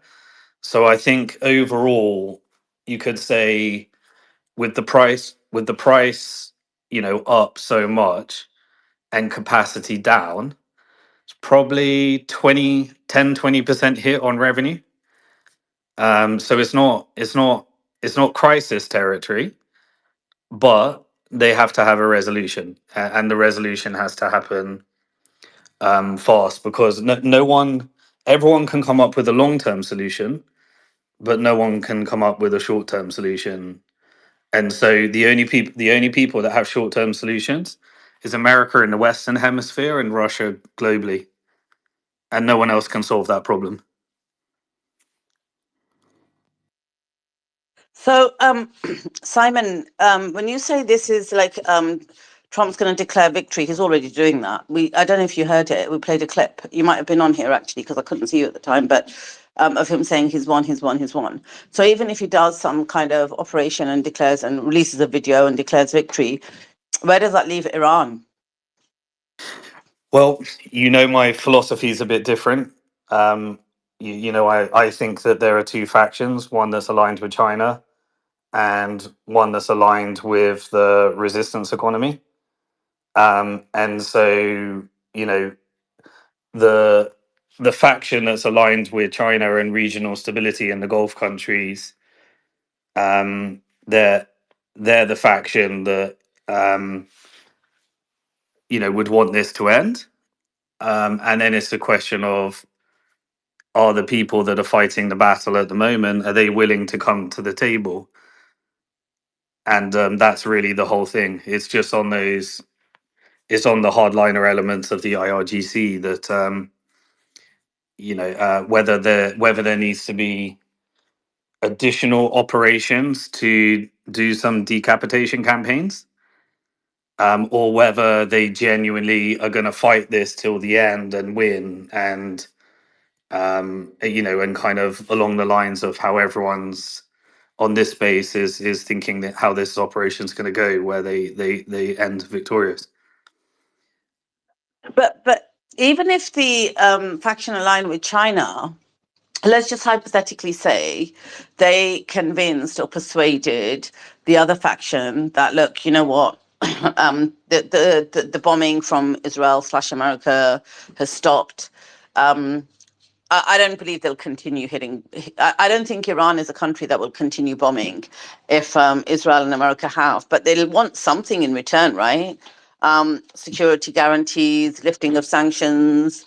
They'll want something in return, is what I'm saying, right? It's not just going to be Trump declares victory and then Iran goes back to status quo, right? No, and What do you think? whatever they want, Trump will frame as a victory. If they wanted sanction relief, he'll just frame it as, we managed to get their oil.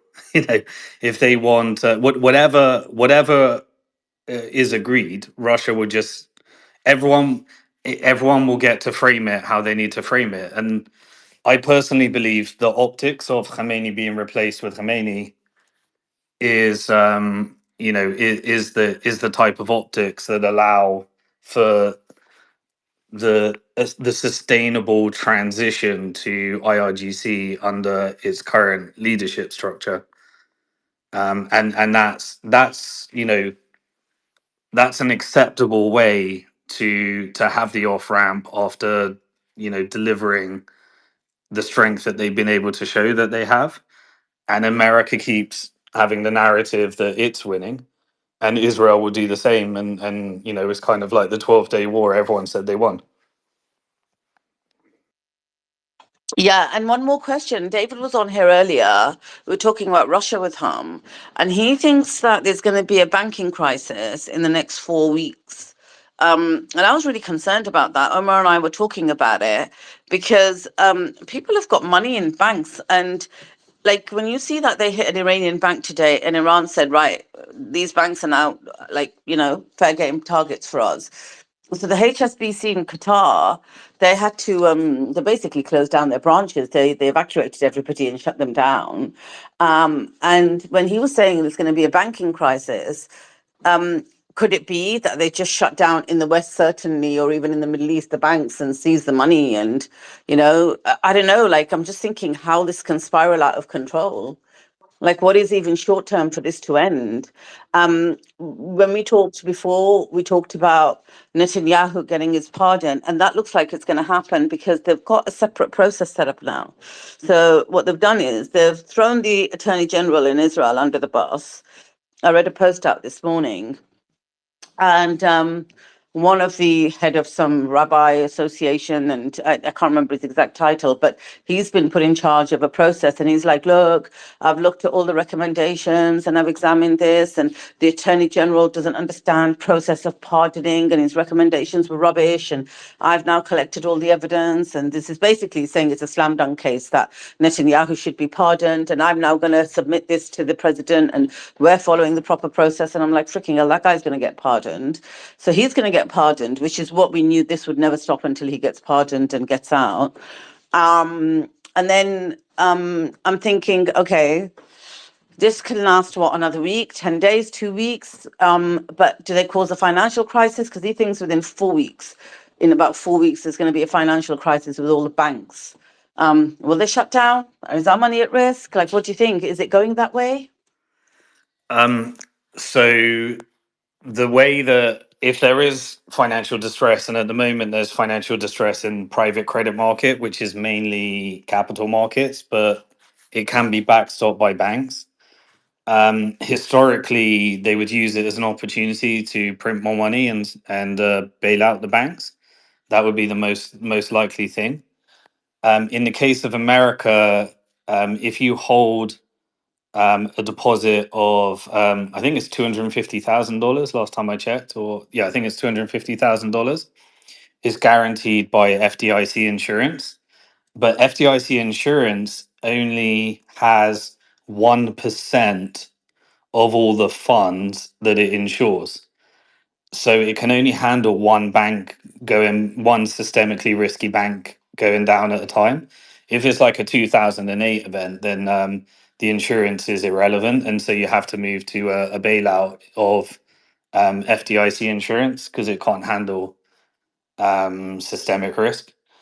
So more likely it won't affect the individual consumer, but it would lead to a big print and an inflationary cycle that can only be offset by accelerating AI and unemployment or getting the price of oil down. So those are the only fixes to this. So I would tend to agree if this goes on for more than 4 weeks. I think you could see some real cracks in the system and they would start to expose themselves. But if you had gold and oil going up at the same time and this lasted for 4 weeks and the strait is still closed without a genuine solution, I don't think the financial system can handle that without a ginormous Federal Reserve intervention. So again, everything's pointing towards a quick fix here. Trump will have to tackle and have his victory narrative, and I think most likely he'll do a midnight hammer operation, blow up something, come up with some video. Maybe he wants to do something that looks like a Maduro operation, where he creates a Hollywood movie, like snatches a bunch of highly enriched uranium, and puts it on a Hollywood production and says, "We won. We're MAGA. We're the best. We're the biggest. We're the strongest. We're the best." And that's what I'm expecting. So if it affects the Federal Reserve over there, it's going to filter down over here to us, right? I guess in the UK. Like, Oh, I basically, I'm mean, saying in well, 4 weeks. it's In, actually vice versa. Any stress in Europe, Japan, UK, takes out US with it. So the whole banking system is interconnected. You can't have crisis in one banking system without it taking down the entire system nowadays. They're all deeply like last time with Silicon Valley Bank went down. Remember, Credit Suisse went just literally got wiped out. Like a major Swiss bank, and it they just had to go bail out, print some money, create a new tool, and then just just make the problem worse for everyday Americans and make a bunch of stockholders rich. so if it's not over in 4 weeks' time and it looks like it's going down, we better start withdrawing cash out of the bank. Well, I find it's mainly so. Last time in the European bank crisis, the only time we've had a bank bail in recent times. That means that if you had a deposit above 150,000, which was mainly Russian oligarchs, so in the Cypriot banking system in 2013 during the European banking crisis, you ended up with stock in the bank and your deposit was just wiped out. They haven't done that in European, American, or British banks. But in general, you should only really, just as in general, you should only have a small amount of cash in your bank to last you like your whatever your risk appetite and cash flow needs are, whether that's 3 months, 6 months. That's what you should have in the bank. Anything above that should be invested in markets. And in this situation, You want things you own. You don't want things where it's a promise from a financial institution. Because right now there's a bunch of people that have private credit funds with a promise from BlackRock and the most reputable, largest institutions in the world that are saying you can't sell this security and get cash. So I don't think it's I don't, but I think it's prudent for everybody to have things you can hold anyway. But obviously, in an environment where you have to make international payments or digital payments, and money comes into a bank, just limit the amount that you're exposed to that, and hold things that aren't IOUs from other financial institutions. That's mainly with your savings as well. But I can't really give financial advice.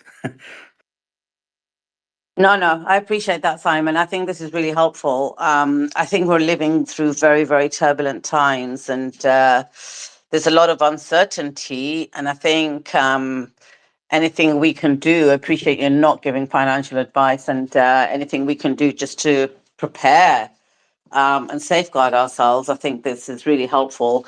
I know there's a lot of people who've got questions for you, and I'm going to go to them. I just want to give some breaking news really quickly. So, guys, Dubai Airport has just been hit minutes after Address Hotel in Creek Harbour was hit by a drone. This is the second time today Dubai Airport has been attacked, and you can see the footage. Pummels of smoke coming out of Dubai Airport. It's on Suleiman's page. Dubai Media Office confirms authorities are evacuating the building right now after an Iranian drone struck it. This is Dubai Media Office saying that they were also struck by a drone. The Address Hotel in Dubai Creek Harbour was hit by a drone. That's all on Suleiman's page. You can see all the footage. There's a lot of news coming out, today. Also, guys, just really quickly, I have been checking this to everybody on here and everybody on YouTube who's helped with the 200 target. We're just a little bit short, so I'd like people to go up to the nest. That first tweet on the left-hand side, the nest is above where you can see Simon, Suleiman, and myself on this page, on the space. If you just go above us, you see two posts. The one on the left-hand side, the tweet on the left-hand side, please follow that link, YouTube, and go and press the bell icon for me and subscribe to it. It costs nothing, but it supports enormously. And Suleiman puts all his interviews on there. He had an interview this morning. I think it was with Lieutenant Colonel Daniel Davis, getting his perspective on what's going on and how things are panning out and how he foresees this playing out. So there's a lot of information on there, a lot of content on there. So please do go and give that a follow. Casey, jump in and then we'll go down to the rest of the hands. Yeah, thanks. First off, let me do that plug too.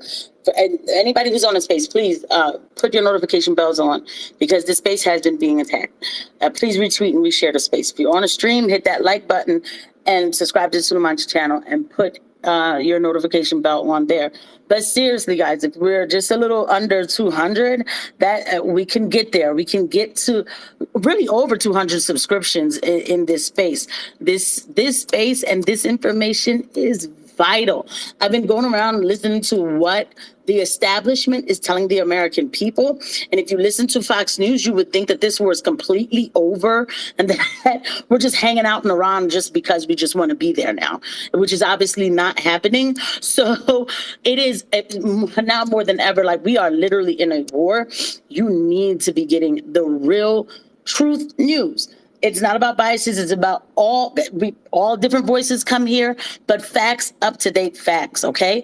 Because again, I'll just say it one last time. If you listen to Fox News, you would think Iran didn't even hit with one missile. Like they absolutely have no weapons and they don't know what they're doing, which is obviously not true. So please subscribe to Suleiman's channel and hit that notification bell.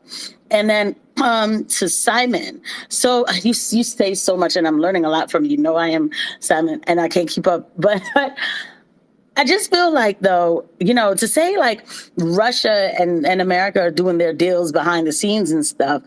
And me and Inevitable, we were just talking about this strike in Bryansk, which I think is very, like, it's important. Like, it just shows again that while you're talking to Putin or whatever, having whatever talk, sabotage can happen. I just don't see how Russia even could trust America to come up with some deal behind the scenes. And if things are going so well, well, I'm not saying that you're saying they're going so well. I can't even see you on the space. I hate that. But why would Trump have to have this international release of 400 million barrels of oil? Meaning that they expect this to last a little longer. I feel like that's just to ease things off until I don't think they know what they're doing, to be honest, but they don't want people of the world to get hysterical.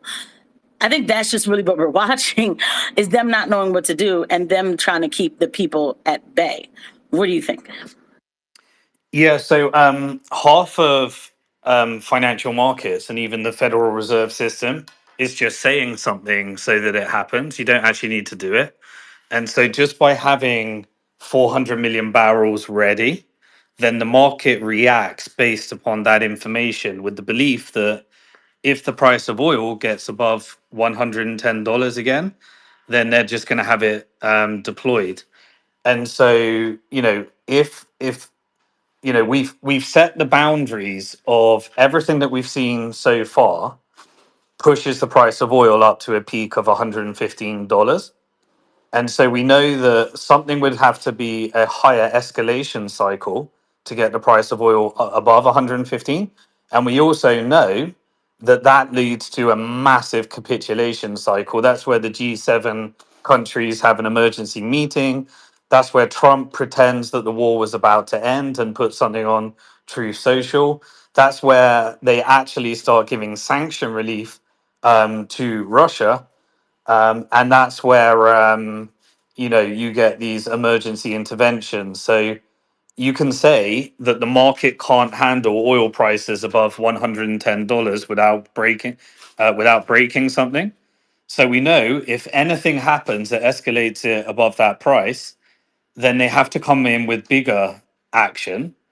And there's only so much you can do manipulating the futures market and still risk being on the wrong side of a short squeeze that would then need a ginormous bailout. We got Dark Side on the stage as well, and this has really been his thesis for the last 2-3 years, and everyone's been violently opposing him because he was saying this was going to happen. He didn't know what the event would be, but he's been always saying that something's going to happen. The market, he's been predicting this for a while. So it turns out it's the Iran war. But yeah, you're completely right. So what the Fed does, a lot of it is just optics. Like during the Silicon Valley Bank, they made a facility available, and then just by saying this facility is available, the market calms down and reacts just due to the announcement recently. There was a big issue between the Japan when the Bank of Japan started increasing its rates and it started breaking a lot of the hedge fund trading strategies and leverage in called the Japan carry trade, and it had some real issues with the currencies, the Japanese yuan versus the dollar. And so what they actually do, the Treasury, both from the Bank of Japan side and US Treasury, they put out a call to get a quote for selling dollars and purchasing Japanese yen. And then the market front runs that. And then you start to get, just by making a call and saying, give me a quote on this trade, then everyone front runs the trade and it has the impact anyway. So you're completely right. Just saying something, but if it becomes a taco, which is what happened during, remember when Trump was saying we got to deal with China, we got to deal with China, and then the markets would love it. But eventually you hit the boy who cried wolf and you become taco if you can't fulfill it.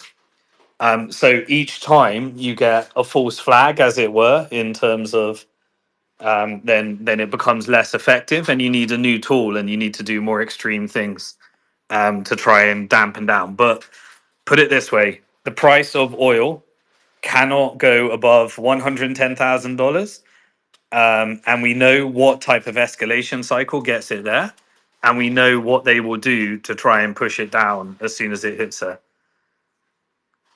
Yeah, 100%, Simon. I would just add that, in the case of Silicon Valley Bank, that was a money problem, and that can be fixed by printing more money and giving it away through the facility. But you can't print oil, right? And that's where this gets really interesting. And one of the reasons why I've predicted this is simply because it is the weak link in the Western financial system, right? Force majeure is the weak link. And I pointed out a couple days ago on the space. Look, once you started to see those force majeures, we're in trouble. The system is in trouble because somebody has the other side of the trade. And if you had a contract to buy oil at $70 from Kuwait, and you've since sold that oil short at $72 to somebody else, well, now your buy side is gone because Kuwait declared force majeure, and you owe somebody oil at $72, but it's trading $93. And in size, that's millions, if not billions of dollars in losses that are going to start building up in the system. So Right. yeah, Could you explain force majeure for people that don't know what that means? yeah, force majeure is a standard clause. It's a French term, and it's a standard clause in all financial contracts, which mean in the case of an act of God, I cannot fulfill my side of the transaction of the contract. I'm canceling it. So all of these contracts have a force majeure clause, and as we've seen now, Kuwait, Bahrain, a bunch of others will be following, are declaring force majeure, meaning we're not going to honor our contract to sell you oil because something happened outside of our control, and war and bombs are outside of their control. So they've canceled their side of the contract. The problem is the guy on the other side of the contract, he has a contract with somebody else, and he can't declare force majeure because there's been no act of God, just the price has gone up in his world. So you end up with this counterparty cascading effect. And as we're seeing now, look, this 172 million barrels that the US has committed to the 400 million barrels, that's 40% of our SPR. Like, this is a problem that we can't solve because we can't print oil. So ultimately, this is, my prediction has been all along that if I was China, if I was Russia, this would be my attack vector onto the Western financial system, is I would put them in tremendous pain through force majeures. And this is exactly what's happening. And we also have the silver market out there that's looking very, very distraught, but nothing in compared to the size of oil. I mean, oil is a massive market. So it's not as much the oil price that matters, it's this counterparty cascading effect that will lead to real crisis. And again, the Fed can print money and they can hand out money. They can just print money all they want, but they can't print oil. And that's where this problem becomes a real attack vector on the entire Western financial system. And Iran was very smart because there is a way that you can get your oil flowing again in the Middle East. And they put their terms and conditions out, and they said the Strait of Hormuz is open to any country that removes the US and Israeli embassy from their country. And so there is actually a way around this contract. You can expel your US and Israeli embassy, and the Strait of Hormuz is open to you, like it is to China. So Spain expelled their U.S. ambassador today, but not the American one, just the Israeli one. Did you hear about the UN resolution today, Simon? Because I know you've been traveling. Did you catch up on that? No, what did I miss? There was a draft UN resolution presented by Bahrain.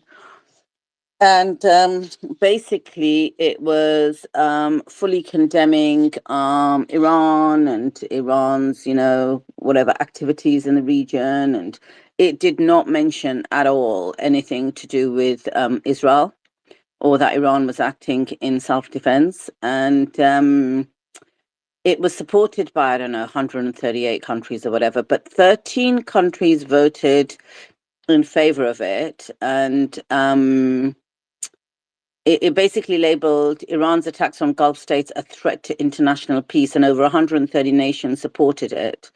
And 13 countries voted yes for it. 0 voted against it. And Russia and China were the 2 that abstained. They abstained. So yeah, that's what happened today. It's quite alarming. I mean, I know it means nothing. It's just a UN resolution. Nobody listens to those, but yeah, that was quite surprising. Yeah, so Just some more interpreting the breaking news. politics, I mean, let's work through that. So if you're politique, so obviously Russia and China have strong relationships with the Gulf countries. So, you know, they're big trade partners, particularly China. So you still have to two-side this to some degree. So you can imagine that you could abstain for a couple of reasons, right? One, because it doesn't mention Israel and America too. And so maybe they abstained because they were like, well, we're not just condemning Iran, we want to condemn Iran, America, and Israel, and then we'll agree to it. Or another way of interpreting it is it's just they need to play some degree of neutrality here because they are they are effectively the mediate the most. I mean, China's the most likely off ramp negotiator in this whole situation. So I guess it's trying to maintain a neutral stance if it's going to be, it's a big win for China if they can deliver peace, and the optics are that that's meant to be America's role. And if China ends up delivering that role, that's incredibly symbolic. So you can imagine they're playing a longer term game here rather than just the optics of it. Yeah, I would say it's that, because if they weren't happy with the wording because it didn't condemn Israel, they could have tabled a motion on it, an amendment. And they didn't table an amendment to it either. So there was that. I just want to give some breaking news really quickly. Middle East is on fire tonight. There was Boom Boom Tel Aviv earlier. And now Beirut, Israel's target civilians, and bombs have been displaced. Bombs have hit displacement tents in Ramlet Al Baida in Beirut. There was something else. Oh, yeah, that's it. An attack near Bahrain International Airport. Just that place next to Bahrain International Airport is completely ablaze. That you can see the footage, huge fire. That's on Suleiman's profile. And once again, Dubai Airport was hit. Dubai International Airport was hit as well. Yeah, so what else happened today? So there was Netanyahu's pardon. There was a UN resolution we talked about. Trump did a little bit of a we won thing, but he also gave this other statement out, which is a bit threatening. He said, we could take Iran out this afternoon. We could take them out in an hour and then never be able to build their country back. So I'm assuming he's threatening nukes there. But then there's also, who was this? Bloomberg. I think Bloomberg reported this, that Trump's begging via Oman for Iran to accept a ceasefire. Ali Larijani, Iran's security chief, looked directly at Donald Trump and posted publicly, even those greater than you could not eliminate the Iranian nation. Be careful not to get eliminated yourself. They're like proper, they're like, get lost. So I don't think Iran's got any stomach. Iran didn't ask for a ceasefire last time either, Araghani said. He said it was Israel who asked for an unconditional ceasefire after 12 days. They're doing it again, on their knees again. The Epstein coalition with 5,000 many civilian targets, 170 schoolgirls, and the most expensive military on earth. And Parliament Speaker Khalibaf said, Iranian Parliament Speaker, we're definitely not looking for a ceasefire. We believe the aggressor should be punched in the mouth so he learns a lesson and he never thinks of attacking our beloved Iran again. Well, I think that we're punching him, you're boshing them in the mouth. And he went further and said Iran intends to break the cycle of war negotiations, ceasefire that Israel used to reset and rearm. Very true. And the Strait stays closed. This was interesting. So this is Tom Newton Dunn is a well-known British journalist. He's a kind of person that comes on mainstream media, mainstream TV all the time, and he works for one of the mainstream channels. And he posted, Iran is exporting more oil through the Strait of Hormuz than ever before the war, blocking other tankers but waving its own through, an abject humiliation for the White House. So I think I get a feeling, Simon, and we'll go to the other hands now, that Trump is pretty isolated on this, to be honest. Netanyahu's got his own gig going on with his pardon. I think he's set them off on the path of war and he's not really that bothered about it. He hasn't made any statement about it. He's not there as the commander in chief or anything. He's just not really been seen and not bothered. Khamenei got killed. He's all right with that. And Trump's pretty isolated on this because the Gulf nations, he's not done anything to protect them. They're not attacking Iran, which is very symbolic that they're not lashing out on a military front against Iran. And then, I mean, these European countries here, what have we got? We've all sent like 20 men, 100 men here or there. It makes nothing. It makes no difference. He's not really got the power behind him now. And on Iran's side, there's a lot of support, and Russia's actually spoken out in support of Iran. I believe China also supports Iran when push comes to shove in this situation. And so maybe you're right. Maybe Trump will have to. I just don't know. I don't know where this is going. And I think we're just all so tired of it now because it comes after 3 long years, Simon. Yeah, so two things on that. Firstly, yeah, Iran and China obviously keeping the trade going because they're just selling oil to China. You can imagine they got very favorable terms. So I don't think price of oil is going to be factored into the equation. They probably did their deal up front. Obviously, China would want to take advantage of the situation, and Iran wants to make sure that it's got its partner. So it's a win-win to get some discounted oil and to allow China to keep flowing as well. And what you have to understand here is the Gulf and American relationship will never be the same again. What Trump has effectively done here is he has choked the Gulf countries and started taking some of their contracts. So he's basically stealing Qatar's business. And so to think that the Gulf relationship and the American relationship is going to be the same after this, I think is a bit misguided. So effectively, this is long-term enemy making. Qatar bought Trump a plane, and Trump retaliates by effectively sparking a war that cuts off their oil. And now Trump is negotiating contracts for American corporations to steal all that business. That's not the type of thing that you forget long term. You might have to suck it up at a certain point, but immediately I would be looking at who are my partners. Now my bases have been blown up. Maybe I need to start looking at this. If we end up with some level of normalization in the region, I need to check out Iranian technology. I need to check out Russian technology. I need to check out Chinese technology. So it really splits the world up into this long-term trend of multipolarity.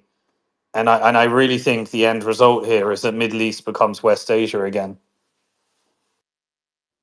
Yeah, great point, Simon. Just one thing real quick, Beatrice. I think you have to realize, and the oil markets are certainly realizing, that through arrogance, we, being the US, has no defined path to victory. Iran, on the other hand, has a very clear, well-defined path to victory. And it's not a kinetic path. It's a financial path. It's keeping that strait closed and forcing these nations into force majeure. That's how they win this war. Joa missed it last night. I tried to explain it to him.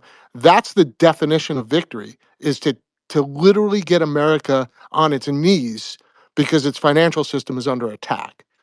That's victory. And certainly China knows it and Russia knows it. So Dark, can you explain the derivatives impact if force majeure happens at a level of scale that impacts the financial markets and counterparties can't it cascades through their hedges, and how do you think that plays out? Because that's a bigger issue. that's the only issue, Thomas. It's not really about price. It's about counterparties. And we've talked about this over and over again on Bitcoin spaces. Look, if counterparties begin to lose trust in each other, and mind you, I'll say it again: the U.S. dollar is the world's largest biggest religion by far. And once that religion loses faith, you lose faith in your counterparty, you stop lending, you stop transacting, everything becomes on a cash basis, and the entire system, which is a debt based system, locks up. So, look, that is the path to victory for Iran. And I'm not sure what the path to victory is for the US because they haven't defined victory for us. If it's unconditional surrender, as he suggested a few days ago, well, the only way you get there is either nukes or a massive ground invasion. And I don't think the United States has the stomach for either.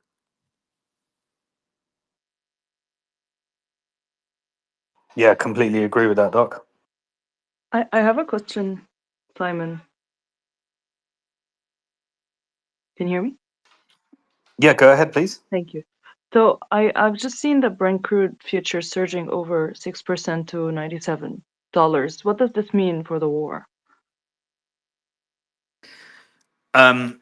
So if we take what happened before, once oil gets above $115, the world panics. The world cannot sustain it, and the world does extreme measures in order to get the price of oil down again. So what effectively means is it puts a time frame on this war, because the longer this goes on for, the more likely you are to have a black swan event. At the moment it's the private credit markets. It could also be, all of those futures that people need to cover. Something like what Darkside's saying is going to break. And every week that this goes on for, the more likely something is to break that creates cascading impacts on the financial system, which means the strait needs to open yesterday. And every day it's not open, the more risk is being factored into the system. And you can tell by the cost of the US rolling over its debt, which is not extreme at the moment, but it's going up. Gold price is flat, oil's going up. So the market right now is not factoring in a long-term war. If that spikes because some event happens that spikes oil again, then you imagine if gold and oil start going up at the same time, then people think this is going to break something and this is going to be a long-term war.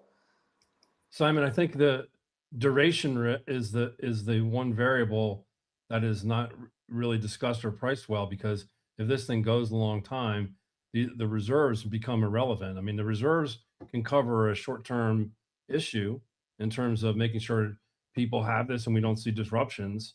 But what's that going to buy you? 2 weeks, 3 weeks? If the duration goes longer, is a real problem. Dark said we still don't. Oh, sorry, my mute button. As Dark said, we still don't know who was on the wrong side of the silver trade. you know, we do know that there was a bunch of QE and covert QE that happened in the background, but we got no idea who was on the wrong side of that silver trade. Somebody was. So I have another question, Simon. So let's say they open the Strait of Hormuz, and then what I remember is that some of the oil refineries have stopped production. So we're talking about at least 3 weeks to get them up and running again. How would this impact the supply chain in this case? Oh yeah, I mean, look, these damage can be fixed, supply chains disrupted, but once you get the announcement that the strait is open, which only happens if there's either a victory or a deal, oil prices will crash, and insiders would have known that that was going to happen, and so they would have made a load of money on the oil price crashing, and perhaps they would have fixed some of their issues that they're trying to hide right now, if they were on the wrong side of this trade. But yeah, look, the second the strait opens again, whatever's broken is going to break, and once oil starts crashing again, then we move into this world of what have we learned here. So US enters into negotiations with a country and then bombs them and attacks them, and so the whole world adjusts to that reality. And the Middle East countries say, hey, we just had all of our business stolen from us because America launched a war on Iran. So the whole world adjusts to what just happened. And I don't think nobody will voluntarily choose to do business with America because they can't trust them. So the only reason they would do business with America is if they're forced to, or they have no choice after this. So one more thing, Simon. The reason why I asked you about the crude futures is this news have been showing after the speech of Trump, Trump gave about the victory. So I would assume that when he does a stunt like this means that after a day or two maximum, he's going to show a video of some sort of explosion in Iran and then call it a victory. So do we have an indication, like a clear indication, that this war might end in a few days or weeks? I mean, I personally, I do think that the world won't be able to handle a few more days in this situation, especially with the Strait of Hormuz closed and a risk of a lot of countries running out of oil reserve. Yeah, so if Trump's saying the war's over and oil futures are going up, all things being equal, let's assume there's something else we don't know about, which there could be. But all things being equal, it means the market doesn't believe that the war's over. So the taco trade is losing credibility because that's how the market would be interpreting it. The thing that would make me believe that this is, at the moment, the market doesn't believe this is long term because gold and oil should rise together if they think this is long term. At the moment, the dollar is strengthening, gold is flat, and oil's going up. If if the market thought long term, I'd look for gold and oil to be going up together. At the moment, they're not. Simon, we're also in backwardation in the futures contract, which basically means front month contracts are much higher than the out months. Like right now, April is 93.58, and December of this year, just 8 months out, is 73.91. That's a $20 backwardation, which is pretty steep. Now, who's Thomas, that could you really? explain that to everyone in terms of real simple language? Well, so basically, backwardation is when front month contracts, because there's contracts in each month for oil. When that is in backwardation, when the front months are higher than the out months, we're in backwardation. And what you would expect it to be is, and I don't know why they call it this, is contango is the normal condition, where the future months are slightly more expensive, and you get a nice gradual rise up. And we're not seeing that. And so, what a backwardation suggests is a short-term supply squeeze that people need oil now. They're not worried so much about 8 months from now. If we were to have a systemic crisis where oil production was damaged to the point where it would take 1 to 2 years to replace, then you would start to see higher prices in contango, which means not only is it high now, but it's going higher in the future. That's not what the financial markets are saying. They're saying it's short term. So this means everyone's trying to get oil now rather than in the future. Is that the simple way of Yeah, explaining yeah, it? Yeah. yeah. And look, the oil market is crazy because if you take delivery and you can't use it, we have that crazy situation back during COVID where oil went like negative $30 a barrel because people had no place to put it, and they were storing it on tankers, and they were just paying people to take it off their hands. Right now, people need it now because people, it's used in every aspect of modern life, and you need it. So if you're short now because of what's coming out of the Gulf is basically trickled out. Is like hardly anything there. People are relying on reserves. And again, another thing to remember when you look at reserves, there's a bathtub, that's the reserve, and then there's a drain, and that's how fast they can pull it out. And so it's not unlimited how fast they can pull it out. And so I don't know what the exact calculation is, but they can't replace all the oil, even though they have a big bathtub. They've got to trickle it out to go do that. So same is true with these pipelines in Saudi Arabia. They have a 5 to 7 million barrel a day that they can transit from east to west into the Red Sea, but they can't. That's about the limit.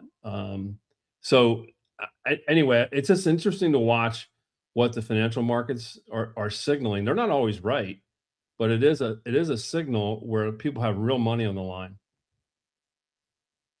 Yeah, Okay, it's so why that's it's why we sorry. follow the money. Just people ask because anyone can say anything, but when you put your real money on the line, it means you've got real conviction behind what you're saying. So it's why people follow markets rather than what politicians say. Because it's like, you could say this is definitely going to happen, and then if someone says to you, "All right, I bet you $1,000 it doesn't happen," you might be like, "Ah, okay, yeah, I'm not really that. I just kind of said it." That's why people follow money rather than words. Yeah, think of like what the market said. If I have oil now and I don't need it, I'll sell it at 93 and buy it back at 75 in the futures market. That's how it gets played, and the opposite is true, right? If I don't need it now, but we're in heavy contango, meaning the price is rising steeply through the futures series, I may buy it now and pay to store it, right? Because I'm worried about my ability to afford it in the future. So again, these are just you can go look at the Chicago Mercantile Group, and you can see, just look up the oil future quotes, and you can see the time series and the open interest in each of the contracts to get a sense of what the money is betting on. It's the same thing about looking at Polymarket. Look at the Polymarket and see what the sentiment is, see how deep that market is, see what the sentiment is. If it's a thin market, then there's not a lot of signal. If it's a fat market, meaning there's a lot of money bet, then somebody might know something, or somebody has more information than you have, and it just becomes a signal to you in terms to assess what you think is really going on. Yeah, and oil is a very smart market because it's to make sizable bets in that market. Most people are on some inside track. Yeah, I think it's probably. I don't know. I leave it to people who are in the industry, but I would say oil is probably the smartest of smart markets because it is an industrial commodity that is used, and industrial users have a low. There's a little bit of price inelasticity in terms of their preference to buy. If they need it, they need it. And if it's $80 or $90, all they care, it's not going to change their buying behavior. So there's a little bit of inelasticity for a large swath of the buyers. So that's the same is true in the silver market. That's not true in the gold market. Gold market is a financial metal, and it almost becomes strictly a financial decision. But if you need it, you need it. And industrial users have a level of price insensitivity that makes the demand inelastic to the supply, which means that you can have a very quick squeeze here because people aren't going to give it up. They need it. If I don't need it, again, if price goes up a little bit, I'm going to sell it and just buy back later. Simon, Toms, can I bring in a reality check here? I'm talking the Straits of Hormuz. One thing we have to really keep in mind, and we said this from day one, Trump can say, we're going to open it, we're going to blast it, we're sitting in the forces.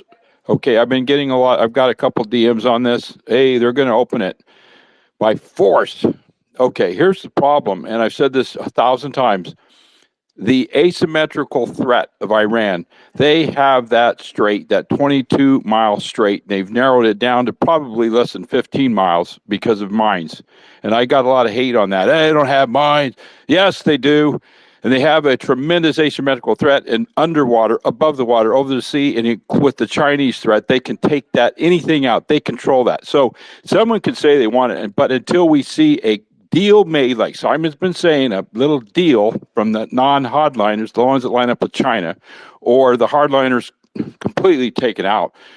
But until we see an actual military complete disassociation, or let me say this, a complete lifting, removal of their ability. And that's naval warfare 101. Oh, trust me, it's naval warfare 101. It's controlling the straits. You should see what the Straits of Malacca down in Indonesia and in the South China Sea. The Chinese have got that figured out. But anyway, until we see real things happening, all the rhetoric does not mean jack squat. And I'll land it there, gentlemen. I'm learning a lot here with you, gentlemen. Thank you. Yeah, Andrew, I agree 100%. Now you're speaking as I understand you're an ex-submariner, so you know operationally, the complexities of operating very large ships in a narrow channel, and then when you turn it into a shooting gallery, it's even harder. And so even in a normal operation, they're going through single file. So and because you have to, it's like you got ships coming in and going out, and these VLCC, very large cargo containers that carry the crude oil, they're really big and they're expensive. And there's, the owners of these are not going to just, they're not going to risk losing their vessel because you just can't go. They don't sell them at Walmart. You just can't go buy it or replace it. It takes a long time. You can go buy a used one, but these things have a 15, 20-year life. They're expensive, and you're out of the market if you lose your ship for that ship. So people are going to sit back. If you were an owner, you would sit back too. You would be very careful, notwithstanding the fact that there's a lot. So I think, to me, I would say, beyond the fact that it's military issues, there is an administrative closure to the straits that, from a business perspective, the people who are participating don't want to play. So if I don't have insurance, or I don't have my procedures in place, I don't have my risk mitigation protocols, uh, uh, any of that, I'm just going to sit and watch someone else go first. And I know the Exactly. administration, they said they're gonna backstop some of the war losses, but again, there's a lot of paperwork and a lot of promises. Is that real? Lawyers going to go look at that? How long does it take the lawyers to look at that before they say, okay, take a risk and go through the straits? That's why I think you're in an administrative slowdown, and maybe Iran's letting a few go through, but it's not a functioning waterway right now. Yes, sir. And it's Iran's biggest bargaining chip. So they'll keep that bargaining chip like it is everything. You only get to do this once, and so they're going to want a lot while they've got this leverage.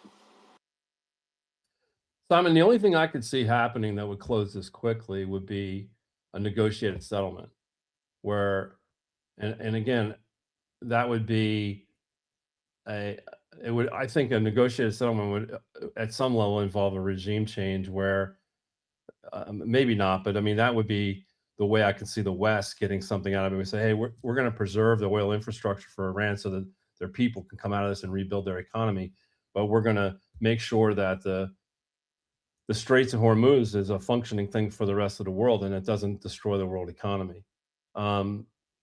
If you can get that kind of negotiated settlement, but I don't think Israel would be on board with that. I'm not sure they get a full vote. I know you have Simon, you have a point of view about their power dynamic in the whole scheme of things. But let's assume that the chess pieces on the board are as stated, and it's the U.S. calling the shots. What does the U.S. get out of it? They don't. I don't think that at this point the U.S. is going to get much more out of an extended war here. They made their point. If they can get a regime change or the form of a regime change, then I don't think they want to destroy Iran's ability to come back as a functioning society. Otherwise, you just foment problems in the future. If you destroy their country top to bottom, you have 90 million people who are going to be forever pissed off, and you're never going to have security. Yeah, the only thing that's feasible here, so regime change is off the table. Like, this fantasy from the monarchists that think that the Shah's son is going to come in and save the world, like they live in an alternative parallel universe, or they're paid agents. They just don't know how this works. But so regime change is off the table. from but I do believe that there are factions that would do a deal, and there are factions that won't do a deal. And so we've seen that Israel and US have been effective at decapitation campaigns. And so, but I don't believe you can decapitate the entire IRGC, which means your only option is to have decapitation campaigns, but IRGC that is left that would do a deal. So there's no removal of the IRGC. I think that's off the table. There's no regime change. That's off the table. But is there a capacity to do decapitation campaigns and be left with an IRGC that would do a deal? But how long have you got to do that before something breaks? You're either there already, or you've got to get there very quickly.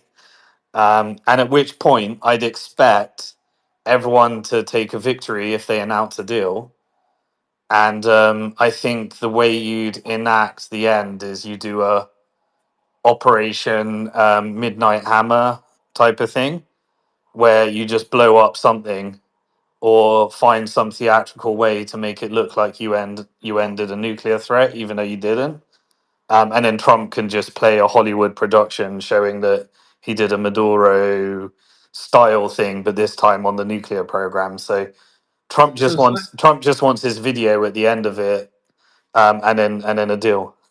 Simon, do you think there's a scenario where, you wouldn't necessarily call it a regime change? It may de facto be that, but the outcome is a more secular Iran, and the son who took over, Khomeini, I think that's how you pronounce it, but he's basically bribed out of office. My understanding is, and I don't know if it's true or not, is I saw some information that he has quite a bit of Western assets, a lot of it in London, the UK.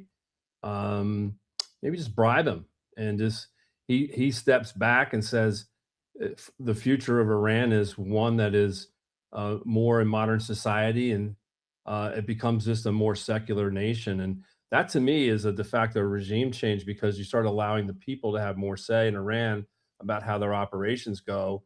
And we did, and you just get, I think you get more stability, because you take away sort of that radical element where they're funding Hamas and Hezbollah and some of the more radical elements that come from a centralized theocracy. Yeah, you'd need. That's what I think. Basically, again, the language offends people, so you can't help but have this conversation without offending a lot of people, because everyone's got like a different idea of what's going on here based upon what Israel's done to their people and the genocide and all those things. So the limitation of language means you're going to get a lot of hate from anything you say in this conversation. I'm But choosing my words very carefully. yeah, I'm not unfamiliar with what you're saying, so I'm trying to say things very diplomatically. yeah, Uh, it's but impossible. Trust me, it's yeah, impossible. You don't have the words. But I think that's yeah, I think that's effectively what is going to happen. But it's not going to be. It's not. You're not going to interfere in how Iran runs its economy. The things you're asking for is something that demonstrates no nuclear threat. So the Oman framework was that Russia would take care of the nuclear enrichment, and there was some kind of framework that was brewing there. Then it was some kind of security guarantees that Israel and America isn't going to attack you again. So China's the only one that could affect. China and Russia are the only ones that could effectively provide that security guarantee. And then it's agreeing to get the IRGC not to change their internal politics, but to not support any of the resistance and proxy side, which requires a mass normalization deal across the region, which is why I think we've had the taking out of US military bases, and why we're leading to this meeting between Trump and Xi Jinping in April, um, and also why we've had these reset of LNG relationships and the reset of the relationship between the Gulf countries and America. So I see a lot of things that are pointing towards that, and in my simple mind, I see a deal, and I don't see any alternative, because I don't see World War III, and I don't see America genuinely wiping out Iran, whatever that means, and I don't see Iran wiping out Israel to the point where there is no more Israel and they get expelled from the region. All of those events I can't actually imagine happening, and I could be wrong. So that means that the only thing that's left is actually a deal.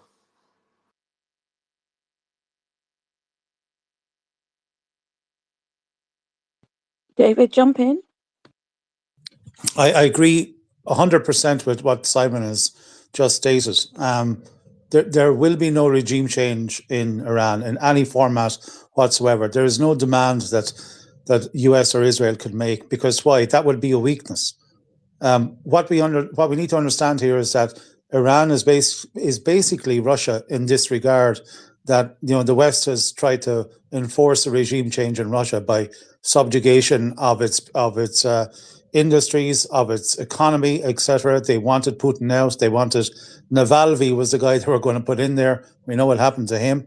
And they wanted the resources. This is exactly the same for Iran. And what you're seeing now as well tonight, just along with what else they're doing, I mean, they've just completely neutralized one of the main ports in Oman. Oman was one of the ones that was, say, external to the Strait of Hormuz in the way that they were restricting oil flow.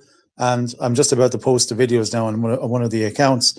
But their methodology is that nothing is going in or out until all their demands are met. And their demands are, the demilitarization of the area. That is their central point. And they're going to get it. And as Simon says, there's going to be an increased level of partnership between Russia and China. And I would say that the partnership between Russia will be the strongest, because they're probably most likely going to go for the same agreement that they have with North Korea. It is the obvious and only way out. Now they have a reason. The reason that North Korea, the reason that they got permission, Russia did not just sign that agreement with North Korea out of the blue. I mean, Xi would have had to, and the party would have had to agree it. There was no way otherwise.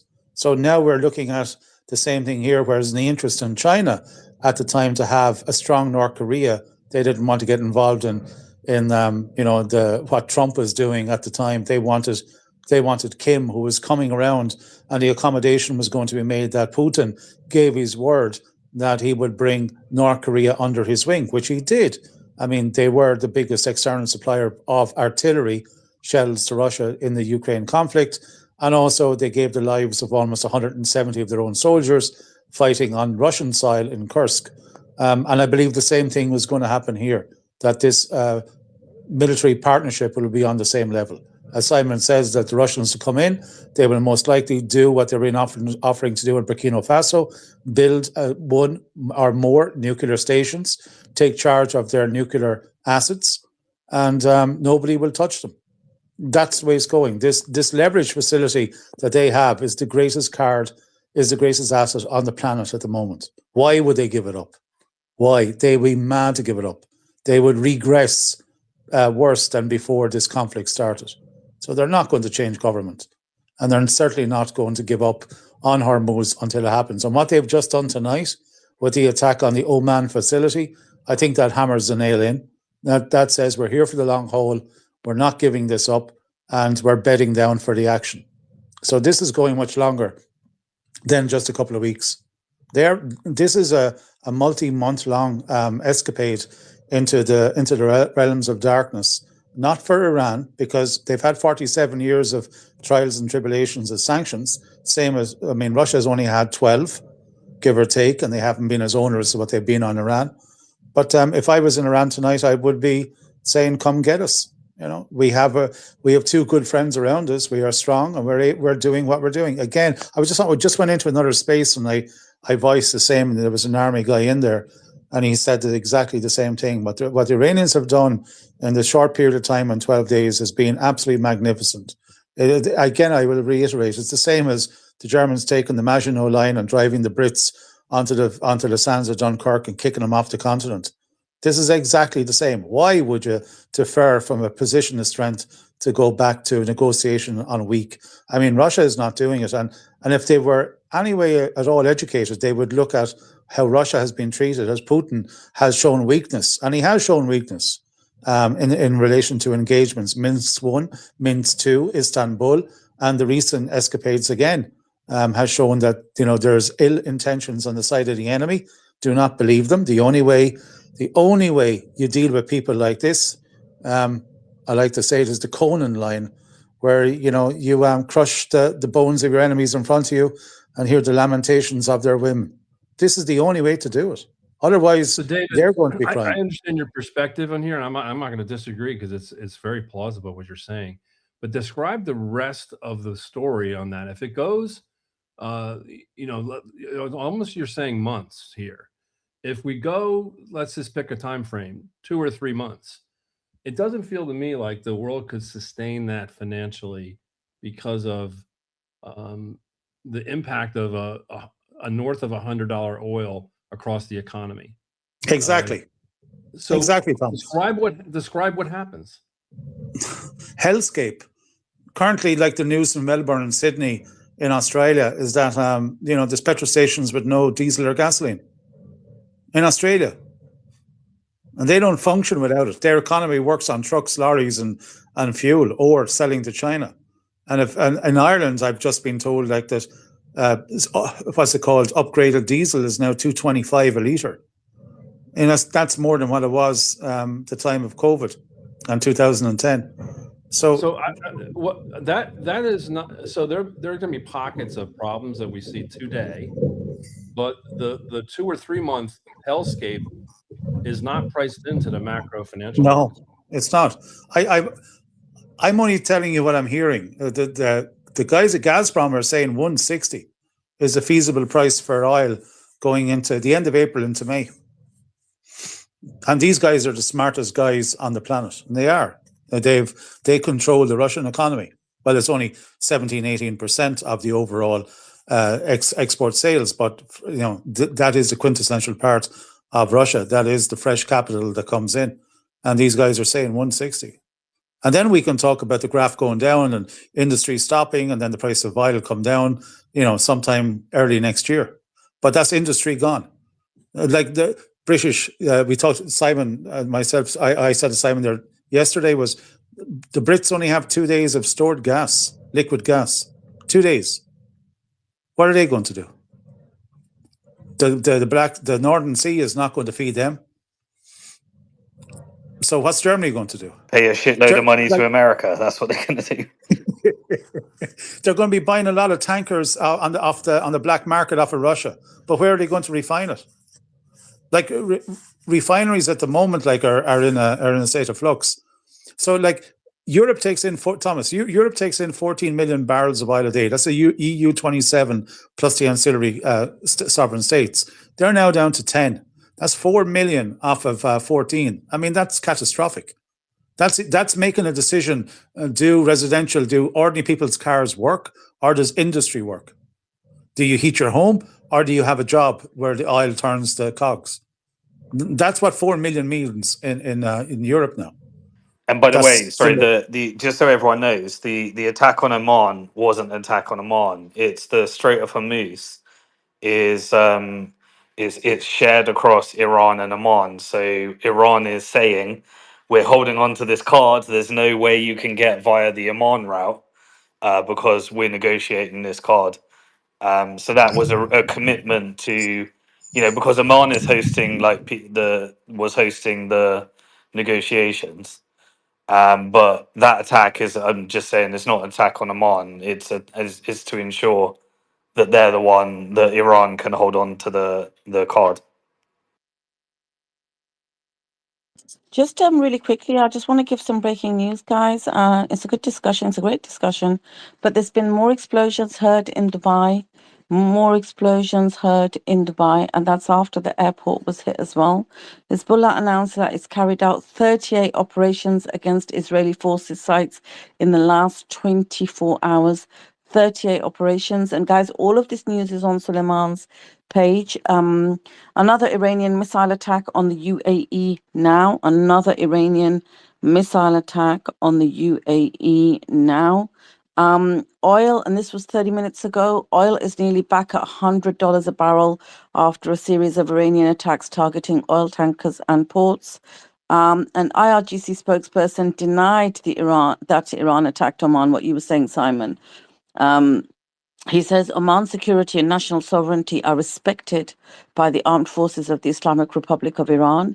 He called the Salalah port incident very suspicious and said Iran is investigating it. It was very suspicious, and Iran is investigating it. Also, guys, earlier on, about an hour ago, Dubai airport was hit, and that was minutes after a Dress Hotel in Creek Harbour was struck in Dubai as well. So the footage of all of this is on Suleiman's page. I just want to come back to something that Thomas, you were saying about the Supreme Leader's son, Mujtaba Khamenei.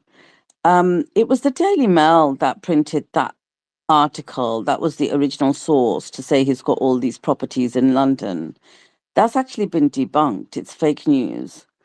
The Daily Mail often prints stories like that to show that somebody's got all I these wasn't. properties in I'd London. seen it, but and I qualified what I said as I don't know if it's true, and I was speculating. No, I appreciate that. And it's really good that you brought it up because I forgot to raise it on the space. And a lot of our listeners will have actually seen that and thought, oh, that's good. Like, he's got all these properties in London. So I'm glad. I really appreciate that you brought it up because it's, we've got almost 3,000 people on here. And I never got around to mentioning it. I did see it a couple of days ago and I saw it being debunked. So, Beatrice, I would go from everything that I would go one step further.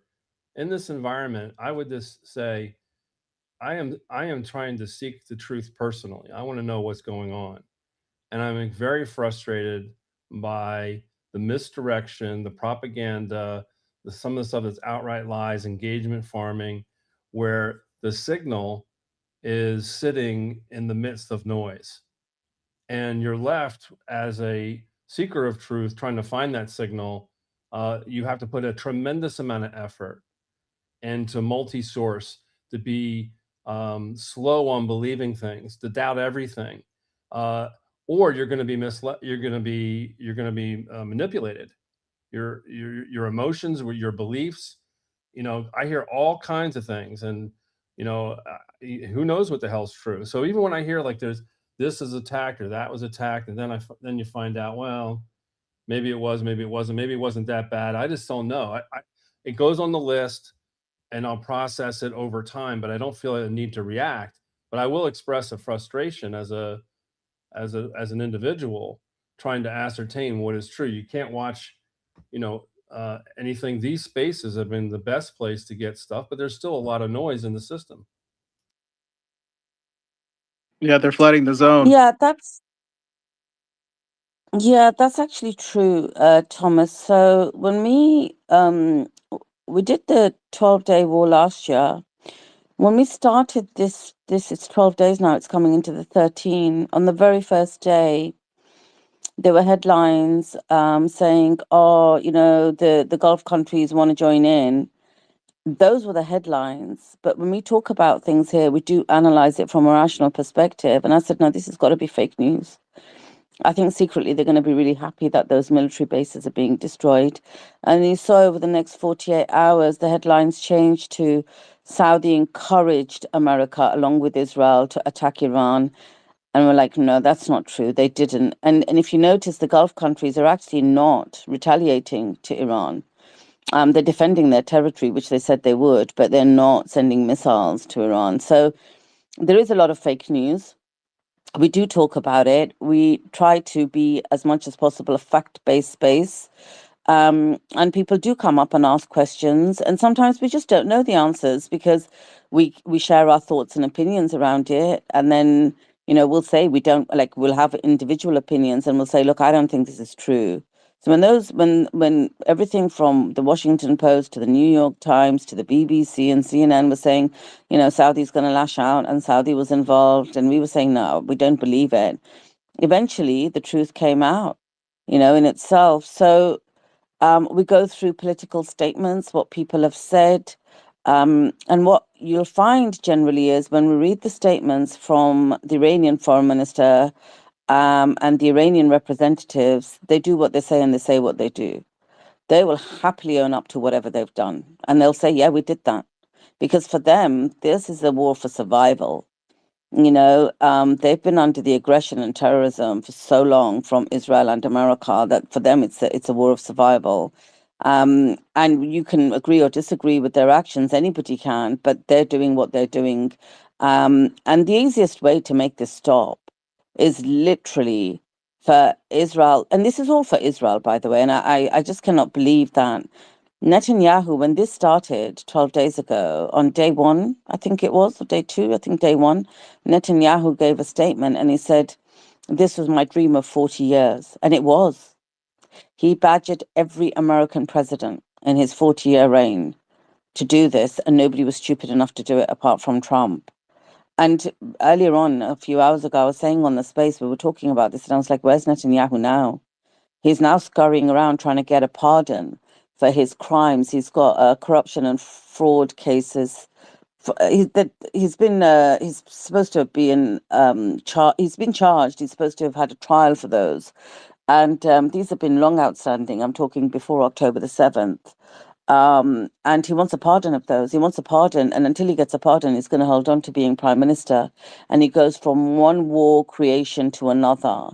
He's broken ceasefires so he can say, I can't go to court. I'm in a wartime situation. He's had 7 visits to Trump in America. And definitely one of those occasions, if not 2, his lawyer went to court and said, oh, he can't come to court because he's had to go to America. Trump summoned him. His last case, 2 or 3 weeks ago, he was like, oh yeah, he can't come to court, his lawyer said, because Modi's come to visit him from India. One of the times he ended up in hospital. One of the times he broke the ceasefire that Biden had set for Gaza. Another time he started bombing Syria and Yemen and said wartime situation. So this guy is all about self-preservation. And this Iran war has just given him another lifeline to hang on. There are protests every night against him. And there have been since even before October the 7th in Tel Aviv because they want him gone. His people hate him. So he's just hanging on to get his pardon. And I was talking about this before you came to Simon, that it looks like he's going to get it. Trump's been writing letters to the president of Israel saying, he's a war hero, give him a pardon, give him a pardon. Because Trump knows the minute he gets a pardon, he's gone.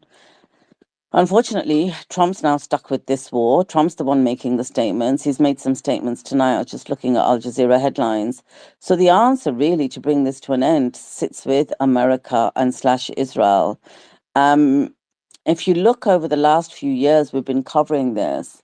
Iran has only ever retaliated after being struck by America / Israel. It's never, ever done a preemptive strike on any country. And it's always done a proportional response. And this, from everything I've read up and all the people, all the Iranian people, not the monarchists that I've spoken to, Murtaza Khamenei, the late supreme leader's son, has the same ideology as his dad. Very much about unity, very much about humanity, like the Jewish people that live in Iran. The Jewish community, it's the biggest Jewish community outside of Israel in the Middle East that live in Iran. They had complete solidarity with the Supreme Leader Khamenei. So they issued a couple of statements. They issued one giving condolences at his assassination, and then they issued another one condemning the Israeli and American attacks on Iran. So what we're fed in the Western media about Iran is complete propaganda. Iran's all about unity with all faiths and no faiths. It's not like that. But if someone's going to constantly bomb you, and this is Netanyahu, because Iran does not want to normalize with Israel. They never wanted to attack Israel. They never wanted to kill anybody. They just didn't want to be one of these Gulf countries that says, yeah, come set your bases up on my land and bring all your ideology here and rule my country through the back door, and it's fine, I'll accept it. They wanted their sovereignty, and because of that, they became public enemy number one. So the reason I'm going and explaining this is because, and it's a really good conversation to have, because we have many, many people come into our listeners who will come up and ask a question, or want to come up and ask a question, but maybe even be too afraid. And they're thinking that the answer to this lies in, fixing it with Iran. My personal belief is it's not. It needs to be fixed through Israel/America, interchangeable. Use them as one, and that's where the answer lies. Because I think Iran will want some security guarantees. They've been under sanctions for decades. Those sanctions would need to be lifted, because you can't, just completely starve a country economically. That's economic terrorism for all intents and purposes. Yeah, I don't know. That's what I was going to say.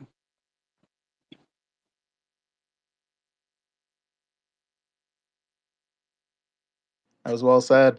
Yeah, no, well, they're flooding the zone, to Thomas's point too. I mean, a lot of it comes from the top. A lot of it comes from Washington, comes from Trump. And all of us are feeling it. I remember the first day of this war, I couldn't stop seeing the narrative of how, the war will seriously undermine China's energy security, and it'll weaken its industrial growth and long-term economic prospects. And yeah, of course, China being Iran's largest buyer and accounting for 80% of their oil exports, a lot of that goes through, rather indirect or opaque routes. But we were told, oh, this is going to be a crushing blow. And, now, of course, everyone's saying, hey, well, this is actually China's going to be the least affected. Oh, yeah, by the way, they've got 1.6 billion, barrels of strategic reserves.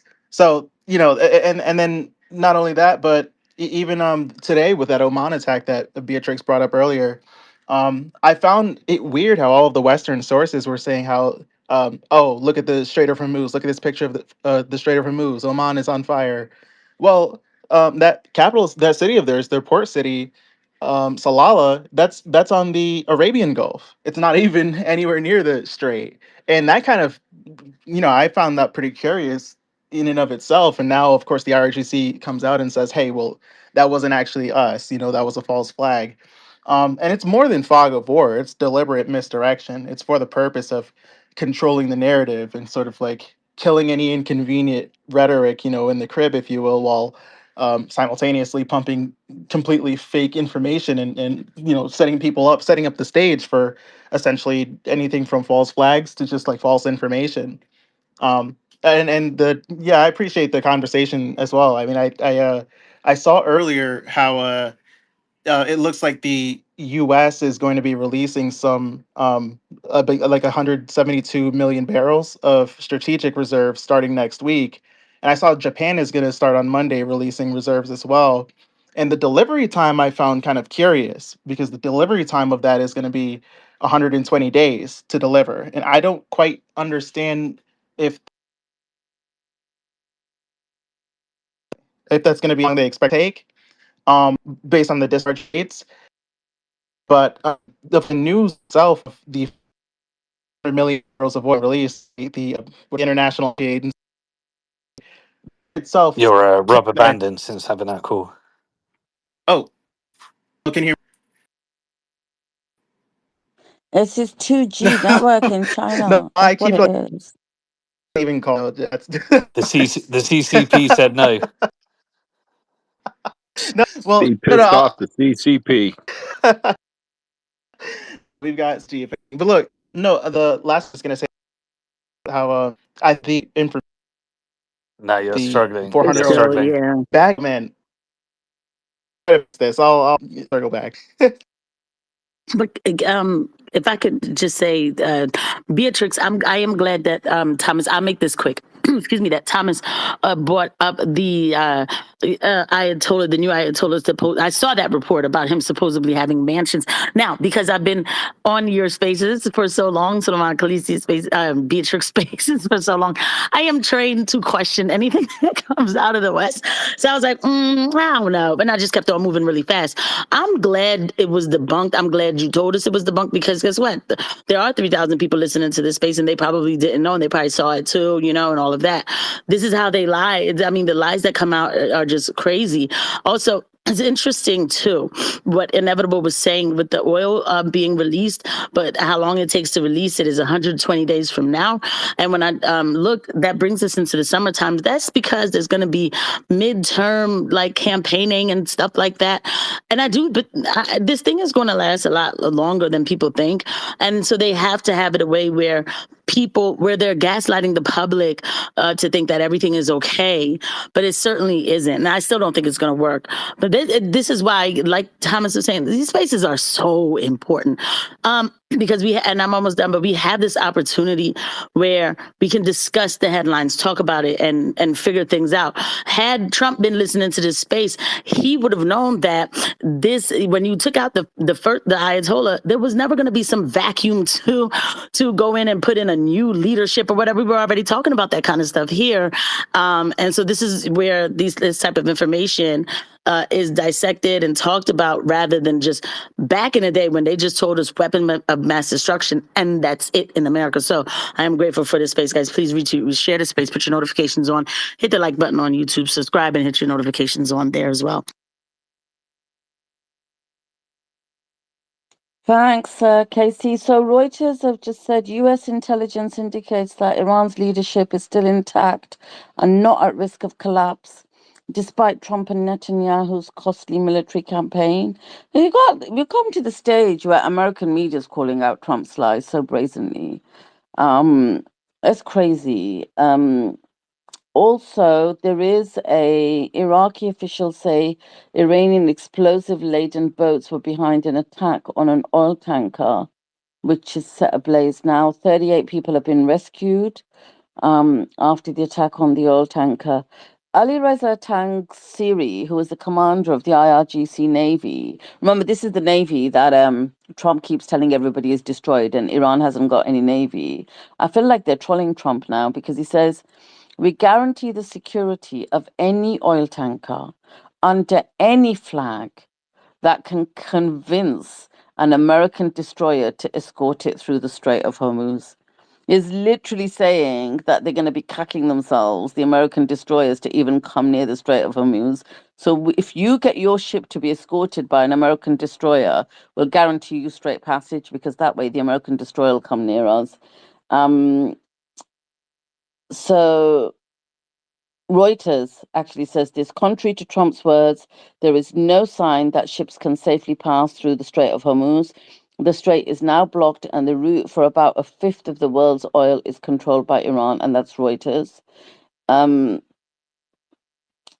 on Suleiman's page, that quote, if anybody wants to see it. I'm just seeing what other news there is really quickly. It was quite a busy day earlier. Yeah, that's it for now, guys.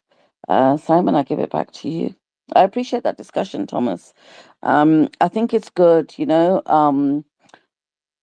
we all listen to each other, and we get people coming up from within the region as well who talk to us, and I listen, and I try to really see all perspectives, and I'm glad you're here, and we had that discussion. Thomas, thank you. Simon, back to you.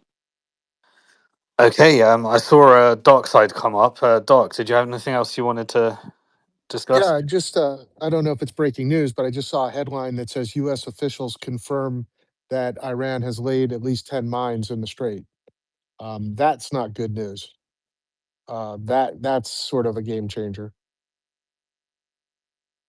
Yeah, someone mentioned earlier that. We Oh, sorry. Go ahead. No, Doc, we had this. We had this a couple of days ago. Was that the same headline, Simon, where that was a congressman or senator said something about the fact that, or am I getting it confused Yeah, because I'm something's very happened, skeptical about that this one. mines Oh, were laid sorry. down?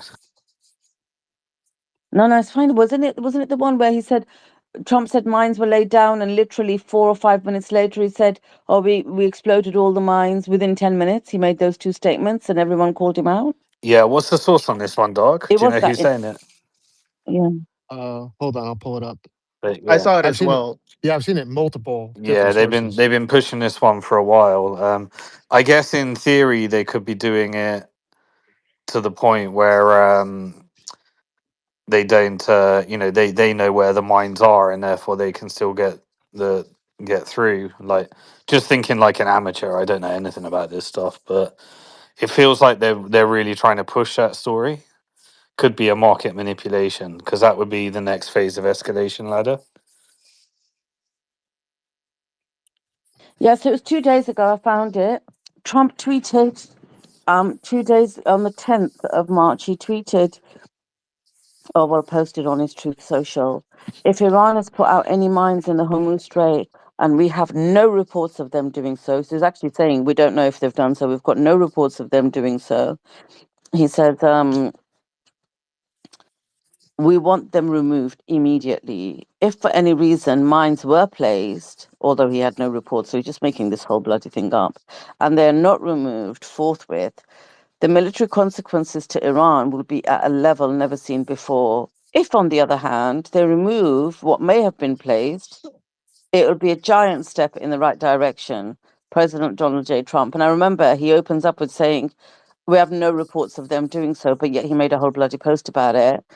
And then it was exactly 10 minutes later. 10 minutes later, he posted, I'm pleased to report that within the last few hours, we have hit and completely destroyed 10 inactive mine-laying boats and or ships, with more to follow. That's it.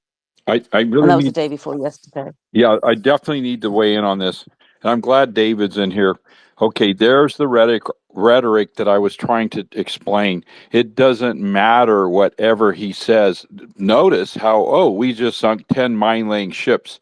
They don't need mine laying ships. They can, they do. The Iranians have figured this out. They figured this out already. All right. The the the bottom line is, let's do it this way. Oh, that's what you say, Andrew. Oh, that's what or anyone else will say. But here's the bottom line.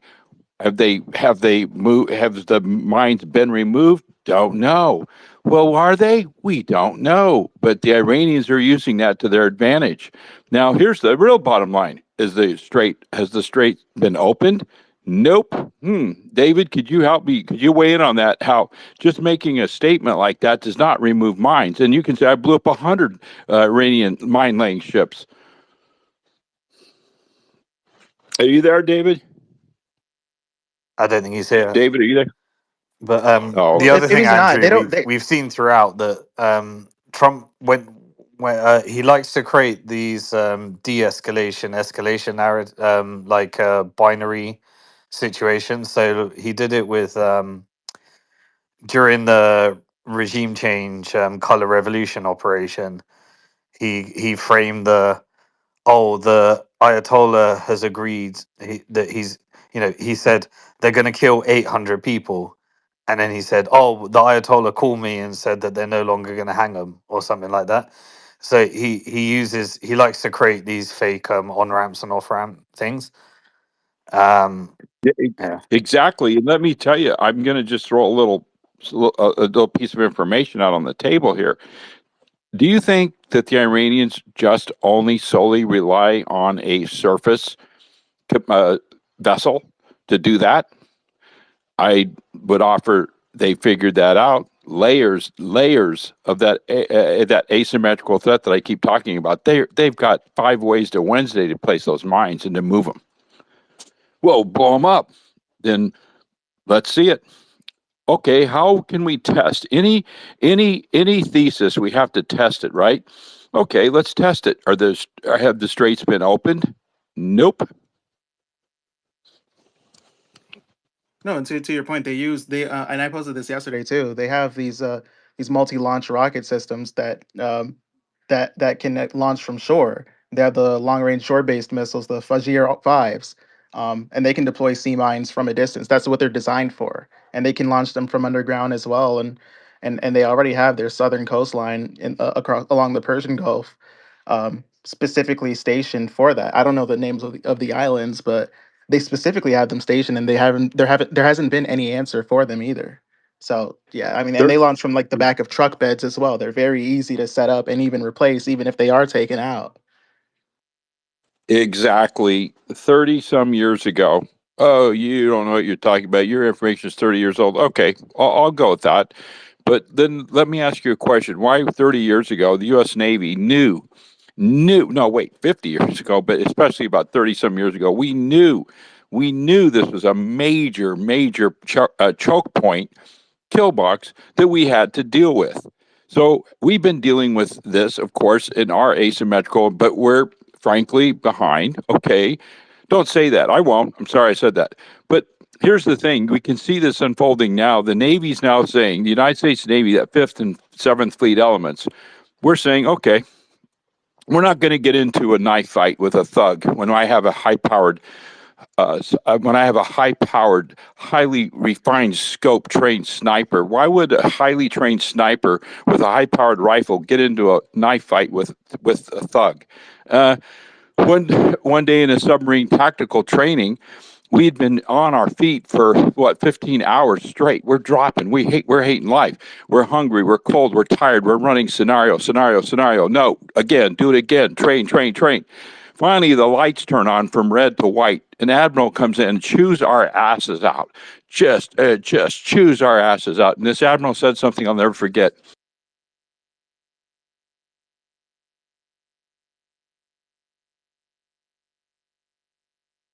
Did we lose the punchline? Did we lose him? He's about to say Oh, just when he was going to tell us as the well. phrase that he'd never forget. Boom. Okay, let's see if we'll try and get Boom, boom. Andrew back. I'll bring him back on the stage. Meanwhile, we got Gary Cardone in the house. How you doing, Gary? Good. I came up when Beatrice uh, was re- was reading the thing from Trump. Did he really say forthwith? Forthwith? Yeah. Did he? Yeah, forthwith. He Oh my did say God! that. I He did can't say that. imagine him using that term. That's definitely not his speech. Is that the auto pen? No. I just I don't see Trump writing using that particular word. But hey,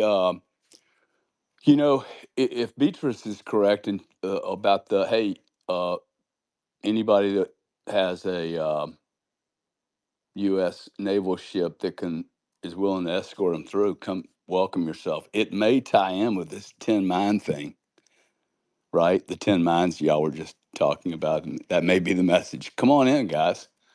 Um, That's there's it, no Gary. is there no light of any kind of like, hey, calm the situation down very quickly, or does this look like it's getting ugly to you guys? Crude oil price would say we're not over for sure. Yeah, Gary, but gold's flat, oil's going up. I interpret that as market thinking there's an off ramps. I think if they thought this was going to go on for a while, I think we'd have oil and gold going up at the same time. Yeah, well, this can't go on too long. This is why, I've said I think this escalates to a large weapon being used. Oh, really? You think Sadly, this is yeah. nuke? I was stunned 2 days ago when you said, "Oh yeah, I don't think that," because I kind of went, hey, I think well, and maybe I'm just saying a tactical weapon that it's so devastating that you're like, or an event like a 9/11. Um, I mean, this has to come to an end. That's all I'm saying. It has to. It's not. I don't see this one ending in a peaceful little. I think it's going to be a crescendo. Yeah, I agree, Uh, but I think it's going to be somewhat Well, theatrical rather than a nuke. I think it would be like Operation, Hammer or whatever, the Midnight Hammer, where he gets his Hollywood movie, but there's a negotiation in the back end. That's what I think is going to happen. But what I think is I don't agree with Gary. I don't think it'll get that point, but if it could, it would take, as Gary mentioned, a 9/11 event. And what's full of my Facebook feed are warnings that California is going to get hit by a drone from Iran. That sounds like it's a setup for a red flag event. Where's that from, Doc? Yeah, It's all I've over my seen that Facebook. also. It's No, I've seen that. yeah. It's Yeah, I so mean, so Trump's just said, right, and I've actually got the clip of him saying this. That's why I asked where that was from. He said he's been briefed on Iranian sleeper cells inside the US, and he said we know where most of them are. We've got our eye on all of them, I think. Now, I'm sorry, but if you know where there's a sleeper cell, you don't freaking just keep an eye on it. And if you claim Iran is the enemy and you know where there's a sleeper cell, you don't say, yeah, we've got our eye on them. If you know there's a this is sleeper a cell, you different take it report. out. This is Doc. This is him. He's putting everything out there. So No, he's I putting understand out that, but there this is the new. no, but one But I'm second, talking. one second. Doc, just one Okay. second. Give me 1 second. Let me finish and I'll come right back to you because I think this is important for the listeners. He's putting everything out there. He said, and I'm literally watched it on Al Jazeera and it was making me laugh and cry at the same time. They're showing Trump's speech on one side saying we've destroyed their navy, their ships that are at the bottom of the sea. That's one half of the screen. And on the other half of the screen, they're actually showing the Iranian navy ships, like literally in the sea, like all of them, like calling him out to be a liar. So he's putting out the whole victory thing out there. He's putting out the threat he did today. I don't know if you saw that, Gary, but he made and this is all televised. This is all like with receipts, of course.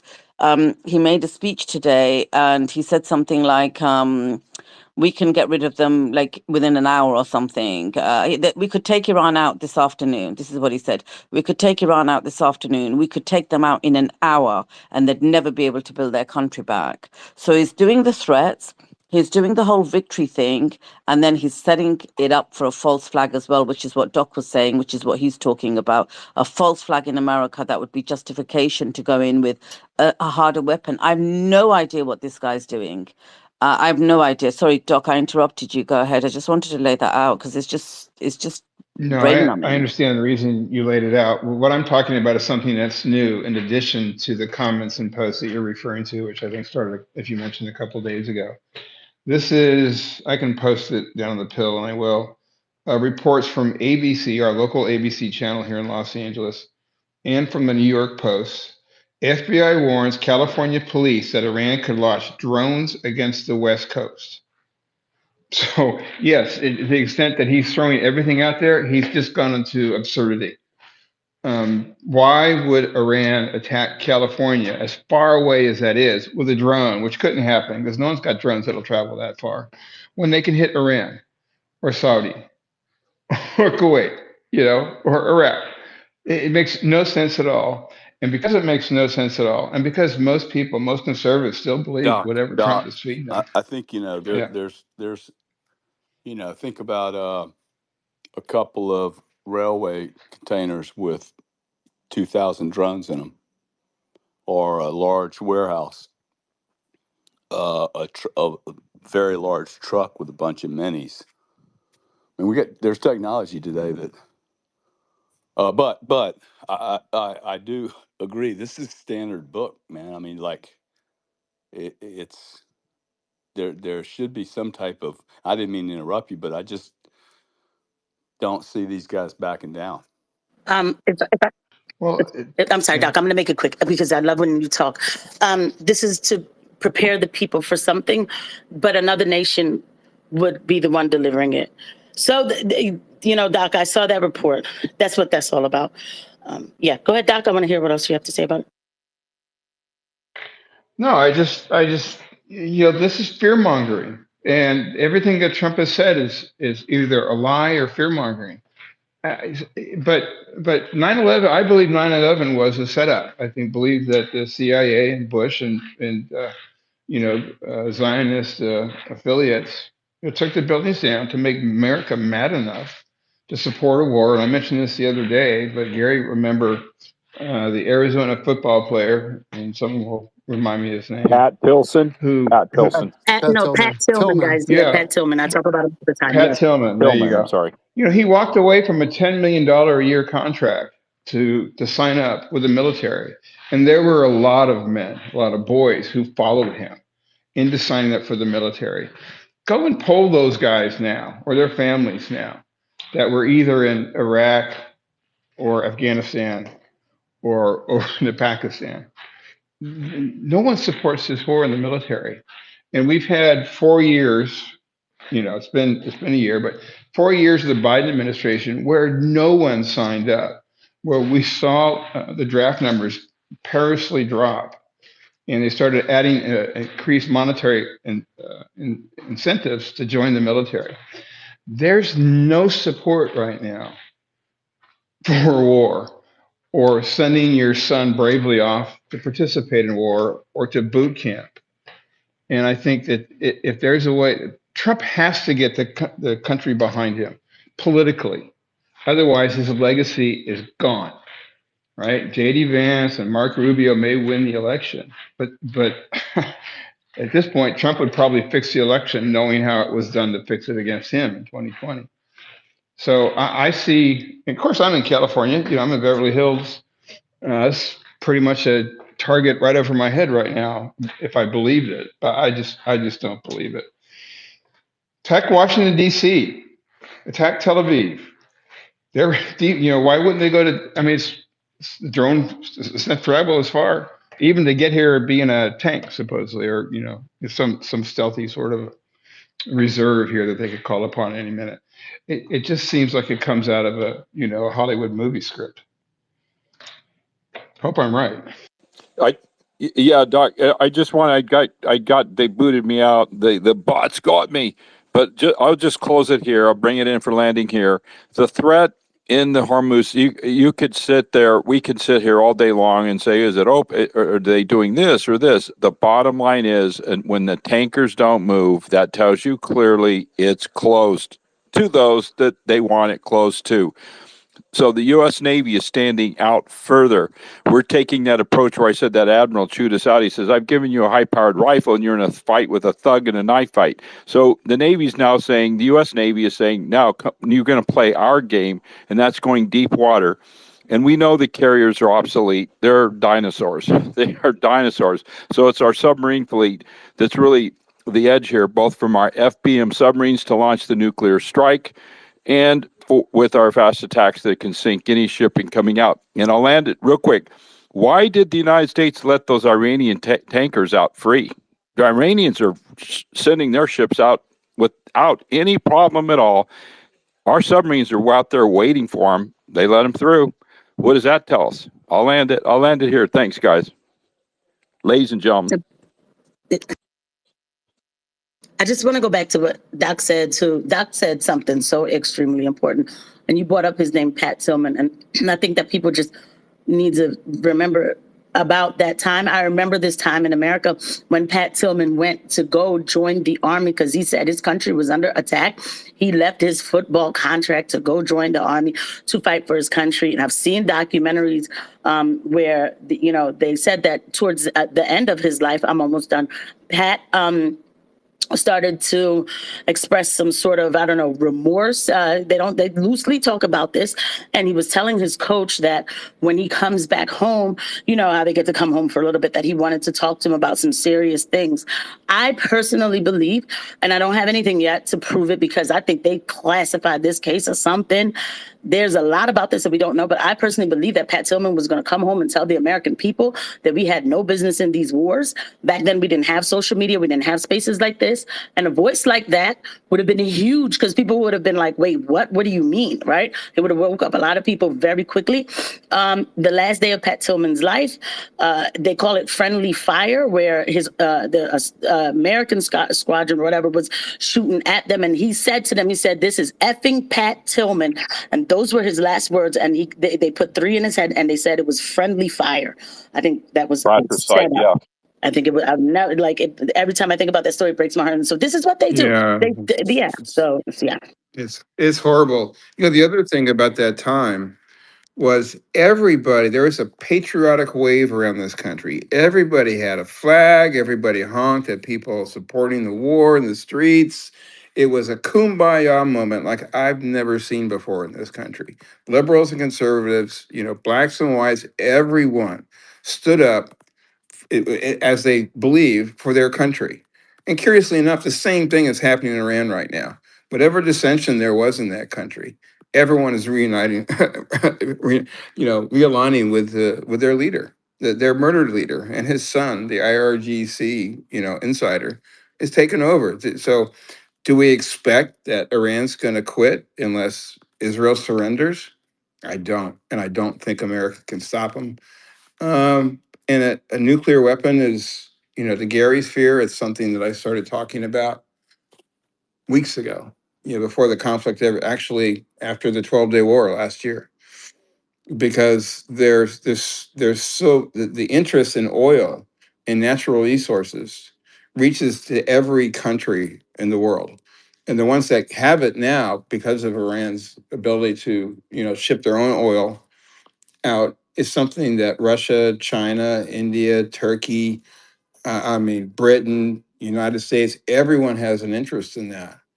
So does a nuke solve that problem? It might end the war. It might start World War III.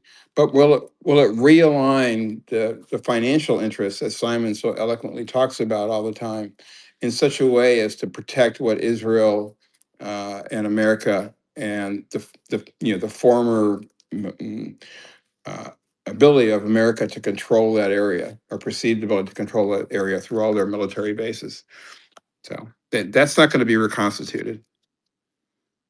So if Trump is not ordering his Navy to attack Iranian oils tankers coming out of the Gulf, yeah, that tells you a lot. It tells you that the money's more important than religion. Money's more important than the Greater Israel Project. Money's more important than America's national interest. So, but this is guess. We're all just guessing about the future, and projecting, at least to some extent, our own personal beliefs and backgrounds. So there's going to be some variability. But the great thing about this space, and I've been doing spaces with these guys for years, is the camaraderie that we found. For the most part, Simon, you weren't here this morning when somebody came up and just wanted to hate you and hate you and hate you. we kept shutting them down. It was Beatrice exposed him as a Zio, I think, at the end, who came back up with a voice changer trying to sing the same tune from a different account. You all have my back, I'm sure. Thank you. Thanks, Doc. And thanks, Beatrix. Did you handle it? Oh Yeah. my God, you're like, thanks, Doc. I had your back. And you're like, thanks, Doc. The gender apartheid on this space never ceases to Yeah, I amaze just got to me. you got to Seriously. stand in when Suleiman's taking his 33 minutes, haven't you? Someone's got to do it. Did you have my back, Beatrix? Absolutely. Yeah, of course, Simon. Always, always. I don't know, like these weird people come up and they shoot their mouth off. Suleiman was here as well. And Suleiman was like bish bash boshing them, of course, like he does. The guy was like, he was an idiot. He was like, oh, but Simon Suleiman was shutting him down. We all had your back. It was the right energetic moment in the morning. So yeah, we had your back. Don't worry, Simon. You ain't gonna let anybody say anything about you at all, ever. Um, there's been a lot of that today, on and off, to be honest. I'm glad that bit's over. I've got a question for Andrew. Andrew, who was the guy that advised against the Iran war, and then Trump, was it Trump or I can't remember which department, let him go, and he'd only been in service 3 months? Do you remember his name? Was I don't that know if Daniel Andrew can hear Davis, me. Lieutenant Colonel, who was interviewed? No, it wasn't Daniel Davis. It was now. It was like recently. It was for the Iran war when they were doing the assessment. He advised the Trump administration that actually, you know what, negotiations are going well. There's no need to do this. You shouldn't really do this. He'd only been in the job 3 months, and they got rid of him pronto. They got rid of him because of that. And there was also Vice Admiral Ketcher, and then Admiral who was it? Alvin Halsey. Was that who it was? I can't remember. I can't remember the name of the guy. Do you remember he'd only been, we looked it up and he'd only been in there 3 months and they got rid of him because he advised against this war. Yeah, Vice Admiral And then there Ketcher. was, I'm sorry, go ahead, Ben. that's the one. Yeah, I think that was the one. And then there was Jeffrey Cruz. He was a US Army Lieutenant General and he served as the Director of Defense Intelligence Agency. He was fired by Pete Hegseth. Do you know why he was fired? Because he done an assessment, an intelligence assessment about American strikes on Iran. And the White House got really angry reading his assessment. And his assessment said that there was less damage to Iranian nuclear facilities than the White House had claimed. So they got rid of him. They fired another national security staff, Kash Patel fired somebody who worked on Iran-related threats shortly before the US bombing began. That's the one that Andrew's talking about. They blocked warnings about, they've just gone complete crazy censorship. Anybody who advised against it, anybody who said it wasn't a good idea was fired and just thrown under the bus. And I just feel like Trump's not really in charge of this anymore. So it is a frightening thought. It's very disruptive. I don't think Trump's statements really help to calm the situation down.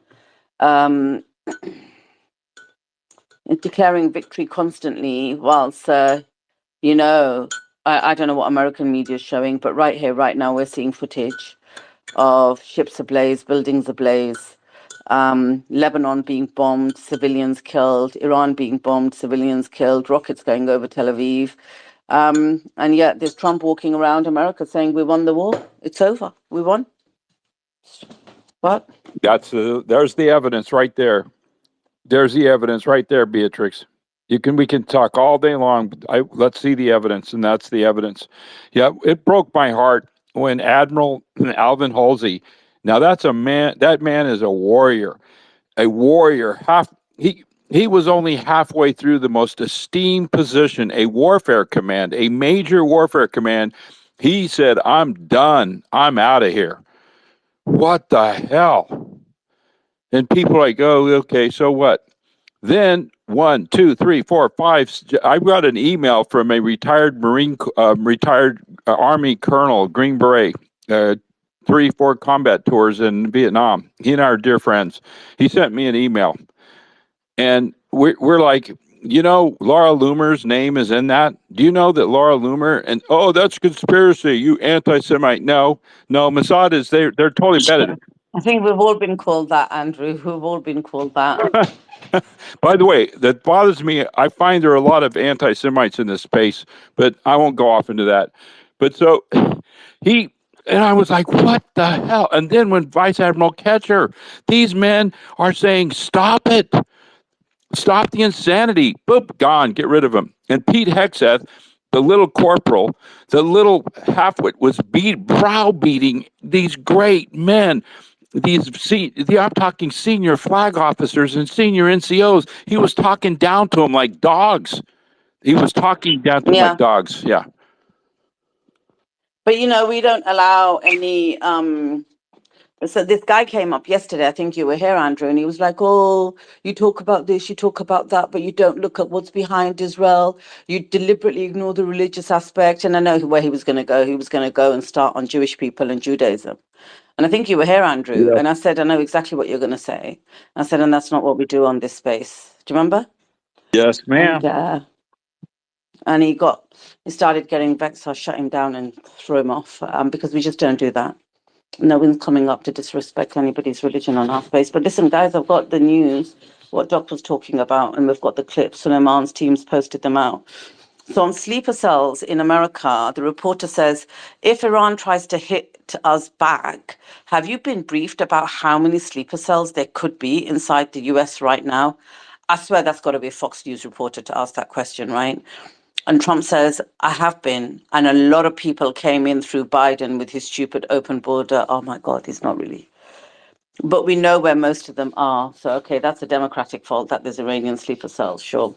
And then he's asked about the new reports that Iran could attack California with drones, which is what Doc was talking about. And he's actually, it is Fox News. Oh my God, I was right. This is on Fox News, and the clips, you can actually hear the little clips if you want.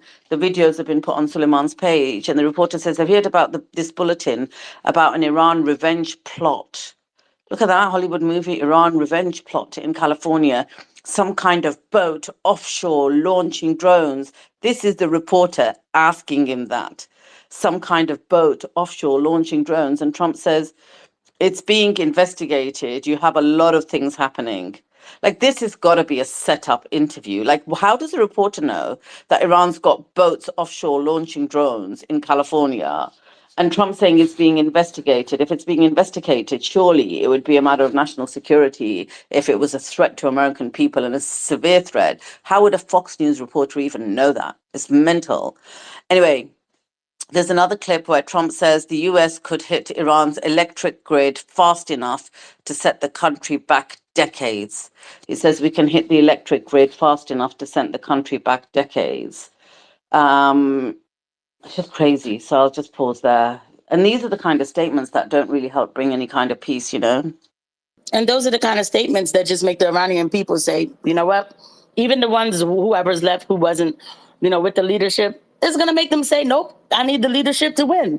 I need my electricity. These people, they still don't get it. So they just keep galvanizing the people. This is free PR for Iran. That's what it is. Trump is free PR for Iran.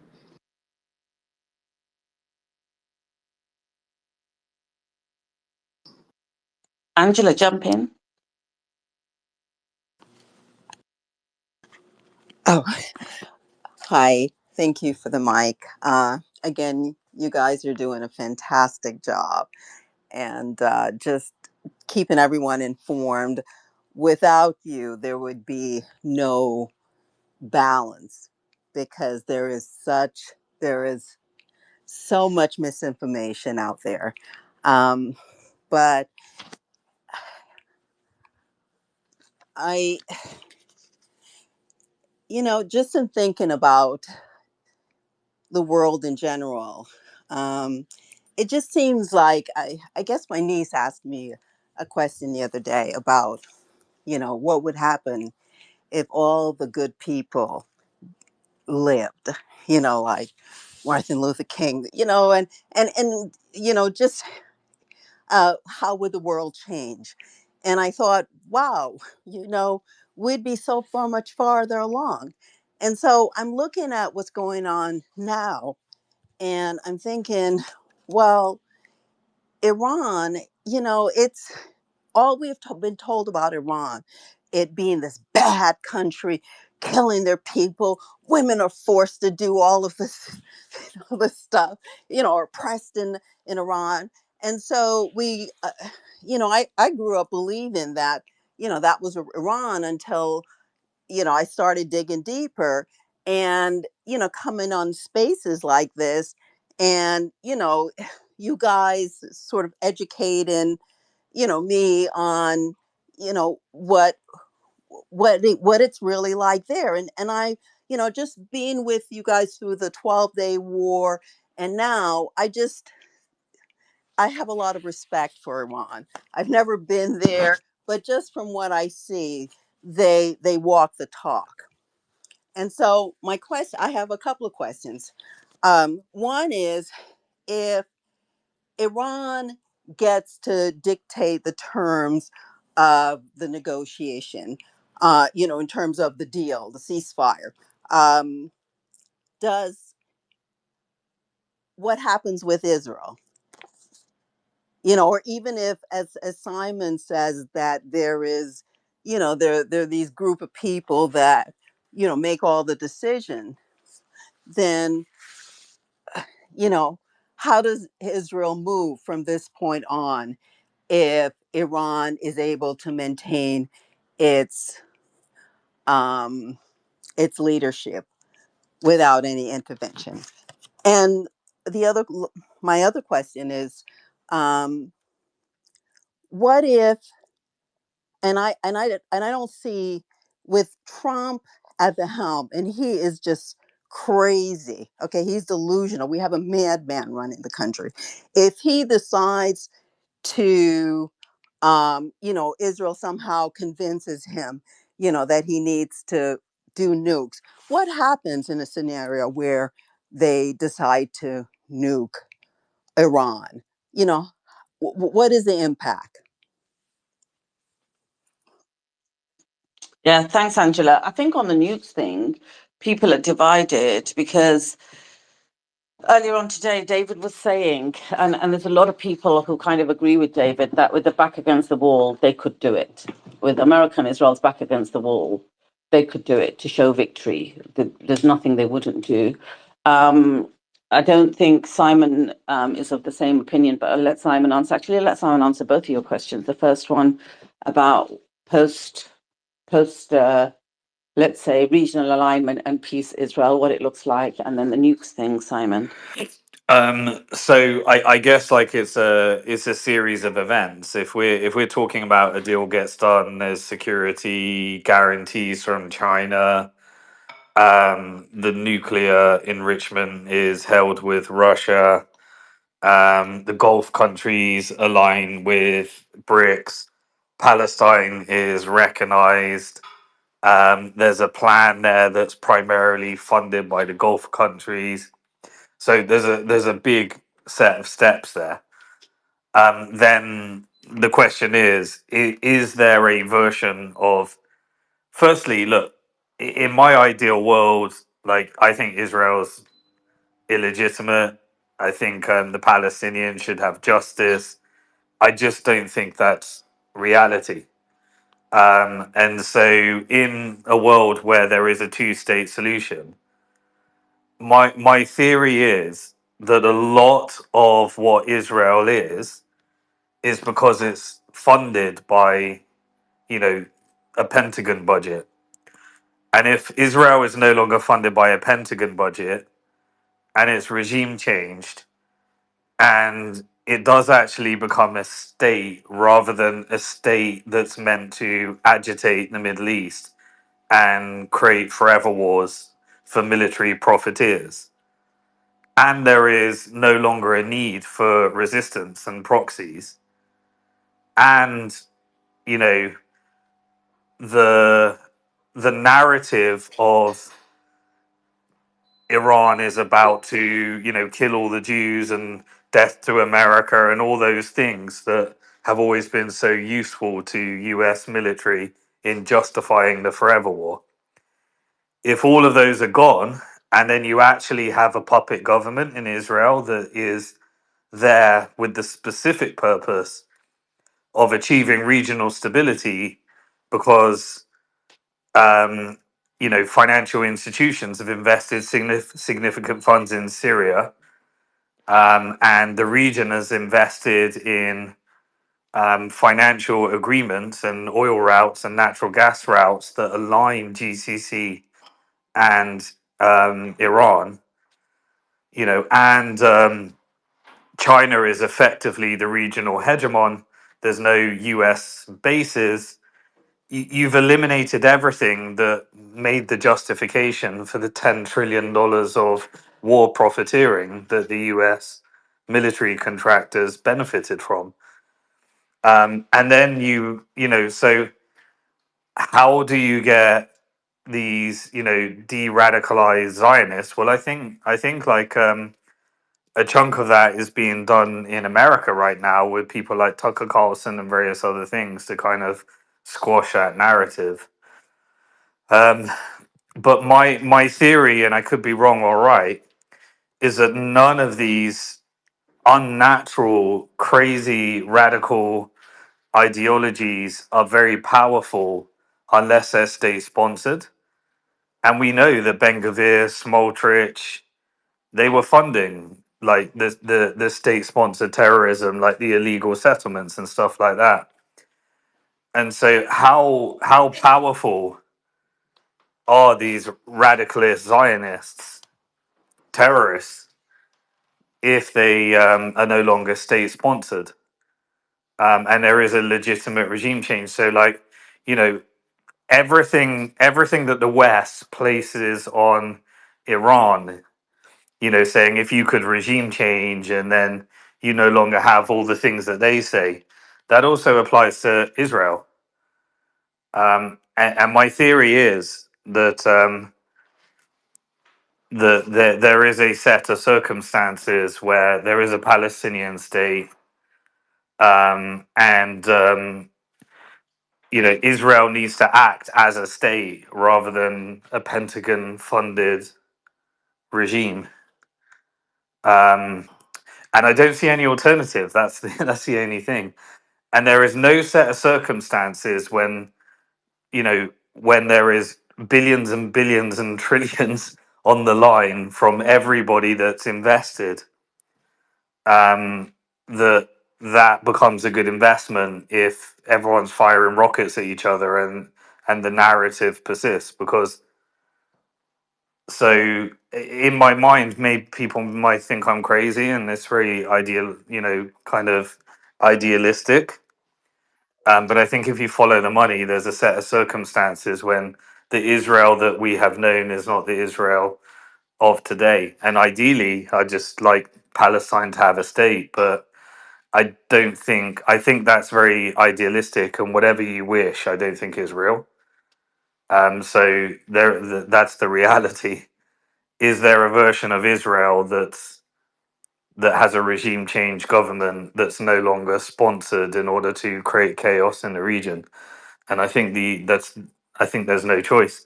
And the only way that's achieved is if you economically weaken Israel, you take away its funding, and you make it a dependent. And so therefore, I think that's why I think you can make it an economic dependent that means that it no longer fulfills that purpose. The alternative to that is is that Israel becomes the hegemon in the region. And that only happens if the US still is a global hegemon. And I don't think the US is still a global hegemon, because I think China's more important to the Middle East at this stage than America is. And I don't think China wants Israel being a proxy for US military war profiteering. That's how it works in my head. We'll see. And what about thanks for that, Simon. What about the nukes? You don't think that's likely, do you? From what I'm seeing, anybody that nuke is about US slash Israel asserting dominance in the region. And I think both Israel and America are fully captured by financial institutions that want regional stability. And I think the neocon, radical Zionist military war profiteering that also needs the IRGC death to America narrative and the resistance economy, I think it's being strategically weakened right now, and none of it's going to exist. So the threat of a nuke by both Israel and Iran was a propagandized narrative that was needed in order to drive everyone to a state where they had to continually keep sending billions and billions and billions of dollars over to fund that wartime economy. So I don't see the nuke as a real thing. I think there were two narratives that were deliberately engineered. One is that Iran is a psychopath terrorist that's 2 weeks away from a nuke. That was engineered and wasn't based upon reality. And that I think a second narrative is that Israel rules the world and they're psychopaths that are about to blow up a nuke that no one talks about, that we pretend that no one knows about. I reckon there's a governance structure behind that nuke that means that it can't autonomously be utilized without the same people that control the American military program.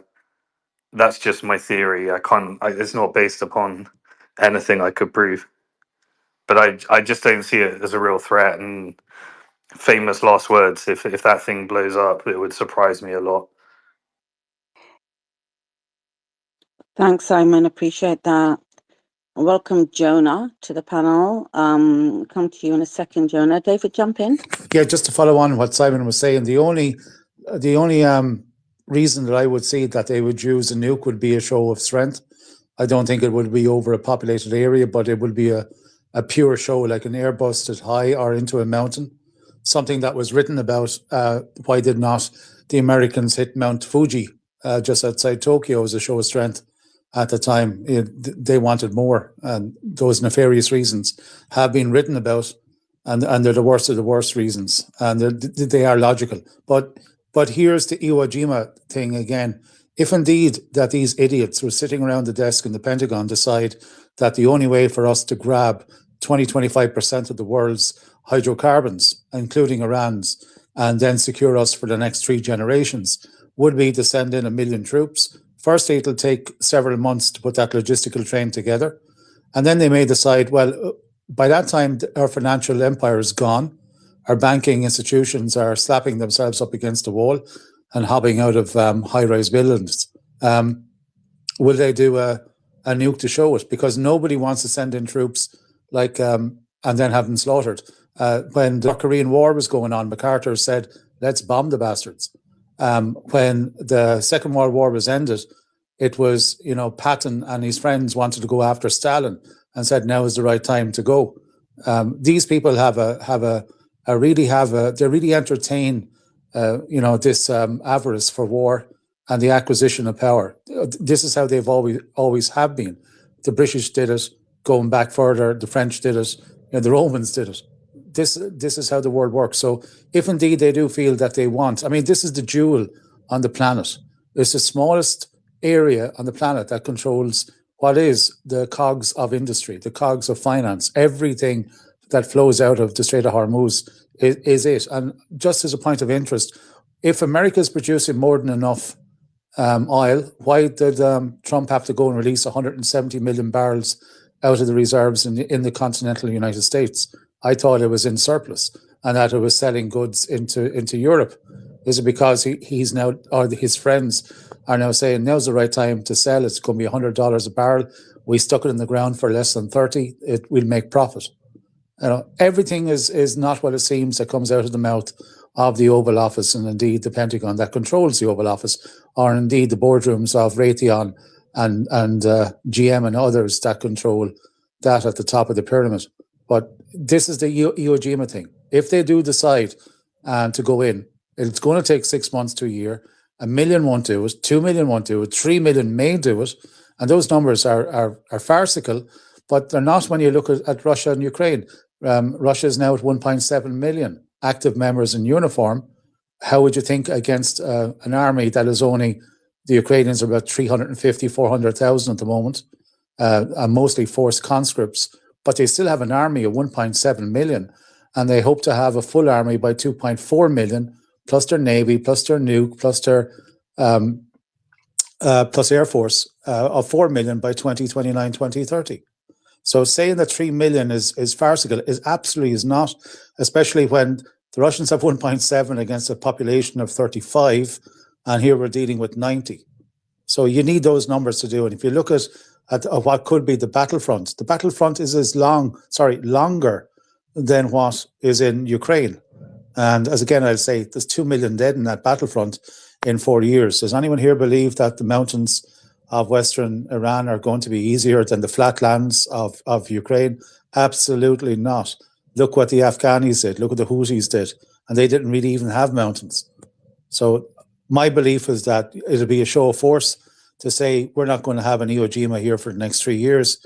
And this is just to show what we're doing. But to throw a nuke over a populated area, that's the end of the financial world. Everyone in the world would revolt immediately. America will be gone. So I do not believe that anyone in Washington will go on that road. Look, we saw it in Ukraine. In 2023, there was all these rumors going everywhere that Zelensky was going to get a nuke or at least a dirty bomb. The Russians were saying, try it on. You'll see what happens.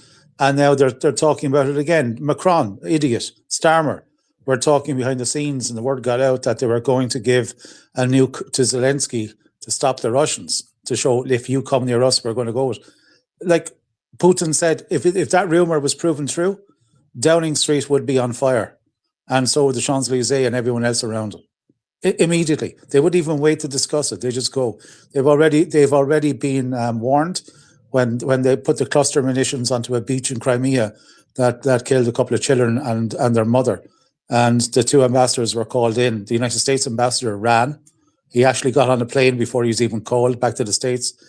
but the English and other. But that's what Russia said. So Iran is looking at this. They know the propensity for stupidity and the avarice and what they can do in war, and they will stand and go at it. So they know it's going to happen. But I said this 2 weeks ago that Iran should get ready for 1 million dead. If it's not in conventional warfare, then it is in nuke. And by the way, final point: there's no money in nuclear warfare. All the trillions are made in men on the ground, as that girl was talking about on that American football player. It's much better to have blood spilled on the ground holding your gun than it is like with a large nuclear bomb. There's no money in it. They made 5 trillion in Afghanistan. They've hidden another 4 trillion in the black market, the Pentagon. So there's money in war. Conventional war is where all the juice is. But I fear that there is absolutely no way. Gary was talking about it. This is going long haul. Iran is not going to capitulate. Absolutely no way. And there's no way to make them capitulate. Absolutely, there is none. No physical way unless you gather 3 million men and go in and bomb the hell out of them. And how are you going to do that? Russia and China are on their side. They're not going to allow it to happen. So, thank you, Beatrice.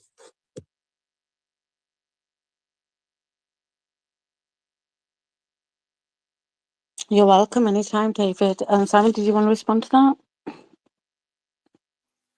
No, I think we covered Angela's. Was it Angela's question?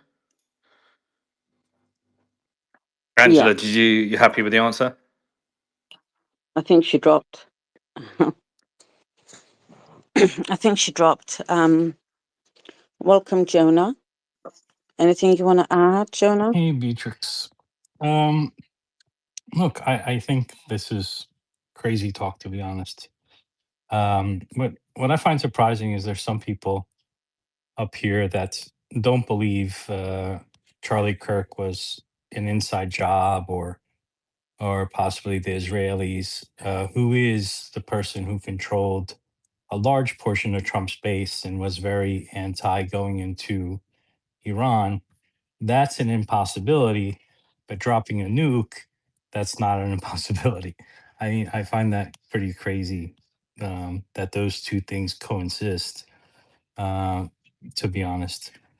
Um, it, it took months and months and months and months to prepare Americans for us to drop a nuke on Japan, right? And you actually liked this old propaganda piece I shared the other day, Beatrix, the one of the Japs are coming to America to rape our women. Remember? You saw, I think it was yesterday I shared it. Yeah. Yeah. They ran that thing for almost a year before, way before, Pearl Harbor. Okay. Because they knew exactly what they wanted to do. They blocked their steel, they blocked their fuel. They knew they would be attacked. But they wanted to go test out a weapon. So for months prior to them even attacking us, they were already running campaigns that Japan's going to invade America and rape our women. And this constantly gets used, right? Hamas came, raped our women. I'm sure you're going to hear about the Iranians came, raped our women. The Muslim rape gangs across Europe. It is a common trope that is rarely proven. Not since the Viking times have people come and swept the land and raped the women. And I have serious doubts if that was even true during Viking times, to be honest, just because, this almost never really plays out to be true. Um, so we'll hear a lot of propaganda. We'll hear a lot of things. Look, we have missiles, we have bombs, we have things that are very powerful. You don't need to go to a nuke. There's not enough time to prep Americans for enough support for nuking Iran. That does have to happen, or else you do lose the country. And on top of it, you have to propagandize the rest of the world a bit too. Um, there's not enough time for that. There's a lot of time for other things to happen. I don't think there's time for that. So unless you think Trump wants to become the Hitler of the West, which really don't believe, um, although I don't like the man, I don't think he wants to become Hitler, then we're not nuking a country, not without seeing a lot of propaganda. And they tried, right? They tried the whole It was Iran that tried to murder Trump. Although, if Iran tried to murder Trump, we would be attacking Iran because they tried to murder Trump, not because they they were developing nuclear energy. Um, Huckabee tried that Iran has. I saw a mothership that was releasing drones over New Jersey, and it's an Iranian mothership. This came from Huckabee, right? When later on we found out it was actually Palantir that were the owner of those drones, that somehow the government didn't know what they are, but they knew they were an alien. Um, you just have to follow the propaganda a lot of times. We're not going to nuke anyone. I think what Trump was saying about the big surprise is the ships that are on their way there. It's not that a nuke is coming. Um, Andrew's up here. I'm sure he can tell you there's plenty of submarines that can launch weapons on Iran successfully, that will cause a great amount of damage without it having to be a nuke. Um, so I don't get why we've gotten into this nuke talk, and every day the nuke talk gets bigger and bigger. It doesn't make a lot of sense. Did you hear what he said today, Joe? What Trump said? He said, I don't know if you caught this or not, but let me just read it to you. Just a short while ago, and it's on Suleiman's page. He said he's made a few statements actually, a bit crazy ones. Mhm. He said we could take Iran out this afternoon. We could take them out in an hour, and they'd never be able to build their country back. These are all things he said while being interviewed on Fox News. He also said, just talking when you talk about the propaganda and Mhm. stuff, for the American public, he said just two little ones. He said. Oh God, there's so much breaking news. Switzerland announces it will shut its embassy in Iran. Switzerland's just announced that, and there are red alerts in Tel Aviv, possibly more missiles from Lebanon, from Hizballah, and a new launch of missiles from Iran towards southern Israel. So what Switzerland he got the said call was, from he says, Joe. well, he was, yeah, it was. He says that the reporter asked him, if Iran tries to hit us back, have you been briefed about how many Iranian sleeper cells there could be inside the US right now? And he says, I have been. And a lot of people came in through Biden with his stupid open border, but we know where most of them are. So he's telling the American public on Fox News that there are Iranian sleeper Yeah, cells. I And don't then think Americans are going to buy that though. I don't know. well, it's on Fox News. I'm sure they'll buy it. And then he says, then the reporter says, have you heard about this bulletin about an Iran revenge plot in California? Some kind of boat offshore launching drones? This is what the Fox News reporter asked him. And he says, it's being investigated. You have a lot of things happening. He says, you have a lot of things happening. They're going to whip this up into a frenzy, Joa. They're going Yeah, to whip sure. this up into a frenzy. And once they whip it up into a frenzy, people are going to be afraid, People are already afraid. Yeah, I'm sure they're going to be afraid. The thing is are American people going to buy it enough? And I don't think they are right now. I think the majority does not. I think the majority are saying, I don't support this war. Why are we there? I still think a lot of the Charlie Kirk stuff about him not being for Iran, I think we're going to see that coming back into question again. Um, why is he dead? Was it because he was Trump's biggest opponent to going into Iran? Um, there's just too many angles here to dismantle this whole thing. And what Trump is saying, look, you, there's a lot America could do to Iran. One of them is, don't forget, 90% of their economy is based on oil. They don't want to attack those oil fields because then Iran will attack the oil fields back. And if you remember, before this whole war even started, before they were even there, I said Iran has a weapon that's way worse than the nuclear weapon, which is they're within striking distance of a large majority of the oil fields of the world. They don't need a nuke, right? Um, as long as they can hold on, I just don't think they will for much. I think a lot of people think Iran's playing the war of attrition. I think America can easily play the war of attrition. Um, for a year after a year, Iran runs out of money. If they blockade the oil coming out of Iran, you lift the sanctions from Russia. Um, what's Iran do then? Go The back. people will revolt, and we'll see. If it's a short thing, then I think maybe what Simon's been saying is right. If it's not a short thing, I think I'm right. If the sanctions get lifted from Russia, also think I'm right. But a nuke, it would be it would be extremely stupid. You would be seen as the evil empire for forever if you don't propagandize people enough, and they haven't done that enough. But they didn't go. Majority of the world. Let me just say Hmm? real quick, George, Joe. I just they didn't propagandize us enough to even go in this war. People don't even like. I don't want to They see don't bad need things. to. Hold on a second. I don't want to see bad things. I don't. Let me be very clear. But they did not Hmm. propagandize us at all to be in this war. There are a lot of confused people out here. So there's that. And then what do we do when our stockpile goes low? We had generals were already saying that our munitions were low with Ukraine. Like this is a suicide mission. I just have no other word to call it, but I guess I just don't see it your way necessarily. With these logical thoughts, there's nothing logical The- about this. It's a completely irrational war. Well, this was even less propagandized than Venezuela, but because Venezuela, I think Venezuela created hubris, which I asked Andrew, what does hubris do when used in military? He said it's completely devastating. I think that's what happened. Oh, look what we did here. We took out the leader, and look, we didn't even have to put in a shadow government. The government that was already there became our shadow government because of all the pressure. Because I'm an excellent negotiator. And I think that's what Trump was hoping. He could care less about Pahlavi.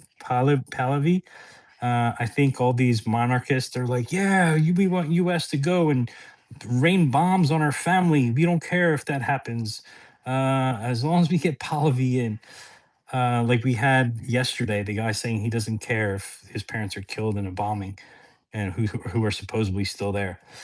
Um, it's I don't think there's enough support for there's a difference about going in. I think hubris created the ability for Trump to be like, yeah, let's do it.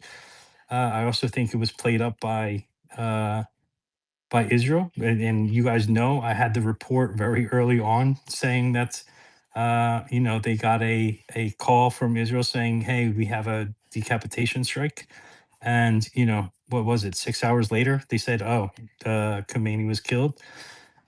I thought it was false information. They tried to get U.S. involved, but apparently it wasn't. And I think they expected an uprising. That's not what they got. Um, so now what? And I think the only option for them now what is hold out, create so much pressure that people will rise up, or fund the rebel groups. Though I don't think the rebel groups are enough to get this done. I Also, don't think. Jared, the You know other what, the other Joe? thing that I think we often forget is a lot of the relationship between Russia, China, and America. Like my understanding is that America is the largest importer of highly rich uranium from Russia. Mhm. So, and if China wants to retaliate to a nuke, it can literally shut down the US military industrial complex tomorrow by stopping exports. Yeah, also fair. Yeah. So if America fires a nuke, America, Russia, and China are actually tied together in ways that most people don't factor into the equation. Yeah. Yeah, it's fair. I mean, look, So, we're in a global world. Like it's you. They would put a nail in their coffin if they did that. The only thing I don't know, to be completely honest, is there the same sentiment for a tactical? And I don't personally know if there is. If they use a tactical nuke, will people's opinion be the same as if it was a nuke? And the reason why I don't think it would be, right? And this is the risky play here. The reason why I don't think it would be is because Israel reported that they were hit with a tactical nuke. Right? Remember, Dee read it out, and I kept asking, "Where'd you get that information? Where'd you get that information? Can you show me proof?" Um, and it was on TV in Israel, but it didn't go anywhere else. Why? Because no one believed it, but no one was in an uproar either. So, because I don't think people understand, it sounds like something small, a tactical nuke. Oh, it's a tiny nuke, right? I think that's how people translate it in their head. But I honestly don't know. That is the one thing that I'm confused about. Would they use a tactical? How would people react? And I would be curious to hear what people who aren't militarily inclined, like myself, if they think most Americans would be like, "Oh, tactical nuke is just something small. It's not a big deal." So, just on the initial point you made, Joe, and then I'll go to David, and then I will come to you, Andy and Luffy. But stay with us because it's a good conversation. So, the initial points you made, in terms of they did expect. I think Trump was misled. I do believe that he was misled into thinking that if he took out the supreme leader Khamenei, the Iranian people, quote unquote, wanted their country back, and it would be a Venezuela, and there would be a revolution, and it was a walk in the park. But he didn't have a plan, so it wasn't a walk in the park. Iran united, and now he doesn't have a plan. I don't think he'll do a nuke. I don't trust Israel, but I don't think he'll do a nuke because I genuinely think his statements are all over the place. He's trying to convince American people it was worth the battle and he's won. He looks like a man who's got the world stress on his shoulders, and I think he wants out. Completely untrustworthy, though. You cannot trust what he might do next, but I feel as though he wants out. So I don't think he'll do a nuke, but not for the reasons you say. Because you said it would be a stupid thing to do. I expect him to do stupid things. He says the most stupid things, and he does the most stupid things. And also, when you say the American public, like you're talking about a country that vetoed a ceasefire to stop a genocide every UN resolution and funded that genocide for 3 years. I don't think they give a damn what the American public think. I think that he's got the press corps, the ones that he wants that are not critical of him. He's giving them the information as though it's classified. All the other press is outside of the loop. Nobody really knows what's going on. Yeah, but I don't think he really. Khaleesi, he does care. You know why we know he cares? Because he kept begging the American people to let the Epstein thing go, right? And because Americans didn't let it go, he kept going TV and talking about it and telling it to let it go. I really wish people would do the same thing about Charlie Kirk. Um, and if it was a nuke, I think that's even worse than the Epstein files. Even when he was speaking, I looked at every live broadcast of his speech. Every single one, people were spamming Epstein, Epstein, Epstein, Epstein. People are not letting this go, right? He cares because the media no longer does control people. I think, I don't know, under a certain age, and even a lot of us, when's the last time you guys actually turned on the news, right? To watch anything, right? Even my mom, who's, she's in her 70s, she's scrolling Facebook while she's watching the news and she's paying more attention to the news on Facebook than she is the news on TV, right? And she's in her mid 70s. Um, People aren't getting the same information the same way. They're not making decisions the same way, and a lot has changed after Epstein's supposed suicide, after the beginning of 9/11, where people like, don't know if that's right, about the bank bailouts in 2008, then COVID, then the election thing. And not that I agree with all of them, then the election thing, everything else being fake or a psyop or this or that. Charlie Kirk's murder doesn't make sense because of the weapon. Like, it's one thing after the other. People do not trust their government more so than I think ever in history. And please, anyone who's older than me, please tell me, has there ever been a time when people were this untrustful of the government? At this point, like, I think there's been times when many Americans were untrustful, but not to the level, not to the quantity where I would say it might be over 50% right now, that really don't trust a damn thing either side says. Am I being delusional, or does anyone else feel this? Yeah, no, you're right. They don't trust their government at all. I go onto their posts sometimes just to see what the feedback's like from people, and it is very much that both sides are coming out equally with disdain against their leaders. I actually think Trump didn't really care about the Epstein expose either. He was just like, yeah, I'm exonerated. I'm exonerated. I did nothing wrong. He's a bad, bad man. And I'm defending Bill Clinton as well. So I just think he's just, I don't know. Let's go to David. But I agree with you, Joa. I don't think anybody cares about, they don't trust the government at all. But David, jump in. Thank you. Jonah, 2 points. You mentioned there that come back in a year. Like, how long do you think the Strait of Hormuz is going to be closed? And do you think the banking world can handle for a month, for 2 months, for 3 months at this No, moment in time? I don't think it would be closed for long. Look, one way or the other, either people expel their Israeli consulate, or America is going to be escorting vessels. One or the other is going to happen. But They're not can going I to be. just interject? They're not going to be escorting any vessels because they'd be holed, and to just kick out their consuls is not going to happen, or indeed work. The main factor that Iran is going to look for is a demilitarization in the Middle East.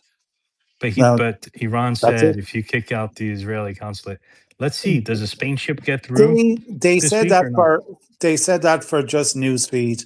They're not going to. That's not Well, going to work. if they said it for newsfeed, that's a huge mistake by them, because they said they would do something, and now if they don't do it, Yeah, but it's not going um, to happen. That's what I said. It's not going to happen. And by the way, just in relation to the nuke thing, but like why a don't you nuke, think it would happen? because it's Israel. They're not going to get kicked out. And I would just want to say, like, you just talked rightly so about Epstein. I Hmm. mean, war is the greatest deflection of all. So let's go to Yeah, war. Let's take the war. Let's put the men over there. Let's cause false flag, Bay Tompkins up and down the Persian Gulf and anywhere else we want to. Let's do this. yeah. Let's go to war. I Boom. think there's no coincidence the fact that for months Israel was attacking Gaza. Uh, on October 6th, September 26th, 27th, 28th, they killed 9 women and children. The month prior, I mean, almost every month except for July, okay, there was an attack on Gaza, bombing, okay, since February, ever since people were out in the street protesting him, right? I don't think that's a coincidence, right? And every time things got ramped up and a court date was coming, oh, new front, I got to open a new front here, preemptive attack. I don't think that's a coincidence. It's just people don't see it that way, or don't want to say that they see it that way, or too scared to say they see it that way. I don't know. Well, The my Israeli opinion, lobby is very powerful. it is, but my opinion is, and it's the opinion of a lot of analysts, is that Iran are not going to subjugate themselves to a weaker position when they are in a position of great power at the moment. The same way as Russia in Ukraine, Russia is not going to do truce or ceasefire. They want the same thing, an unconditional surrender of Kiev, which they're going to get either through diplomacy, but it looks like it's going to go via the boot letter onto the neck of the Nazis in Ukraine, all the way to the Polish border, and maybe beyond, due to the intransigence of the Europeans. But it's the same in Iran. Iran has seen the same thing. You do not trust the West. 4 times in Ukraine, going back in the last 5 years, they agreed, shook hands, and then spat in the face of Russia. And they know they're going to get the same again. That's why the demilitarization is going to happen. It 100% is. And America is not going to do it. They're going to go to war. And if they go to war, they do a show of force, and it may be a tactical that they'll put in there just to save. It's the Iwo Jima effect. Look, these guys are sitting around the table at the moment saying, if we get 500,000 men, what do we do with them? Look what they did in Iraq. I think Iraq, the total was what, 700,000 on rotation within the first 4 years. They're going to need 3 times that for Iran. So otherwise, it's a slaughter. It's a charge of the Light Brigade into the valleys of Iran. So Yeah, they're going to have to do their numbers, and they're not going to have tens of thousands of body bags coming home in a month. I mean, for God's sake, there's 1,200 Ukrainians dying every day in Ukraine. 1,200 a day. We don't see it on the news anymore because they've just gone invisible. But that was there for the last 3.5 years. Some days it was 2,500 a day. We still heard nothing. So what are we going to do with Iran? They will completely ignore theirs, but they won't ignore their own. I mean, you'll have 50,000 dead Americans in the first 6 to 8 weeks. All of Vietnam, 11 but years. I didn't say boots on the ground. Joe, just before you answer, I'll give the mic right back to you, but I've got breaking news. Impacts in Haifa from Iran and Hezbollah missiles. This is the second or third load of strikes, I think. Iran and Hezbollah have been coordinating the attacks. The footage you can see, there is no defense left. There's no Iron Dome. There's no interception. The missiles are going straight into Haifa in Israel. There's an impact in Haifa from Iran and Hezbollah missiles.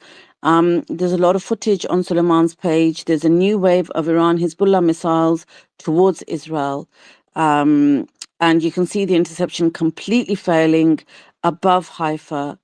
And you've got footage there of Haifa after this new wave, and it's currently going on now. It's a missile barrage, guys. Missile barrage. It's going on right now. It's been going on for the last 12, 15 minutes. Right above Israel, huge red alerts going on across Israel.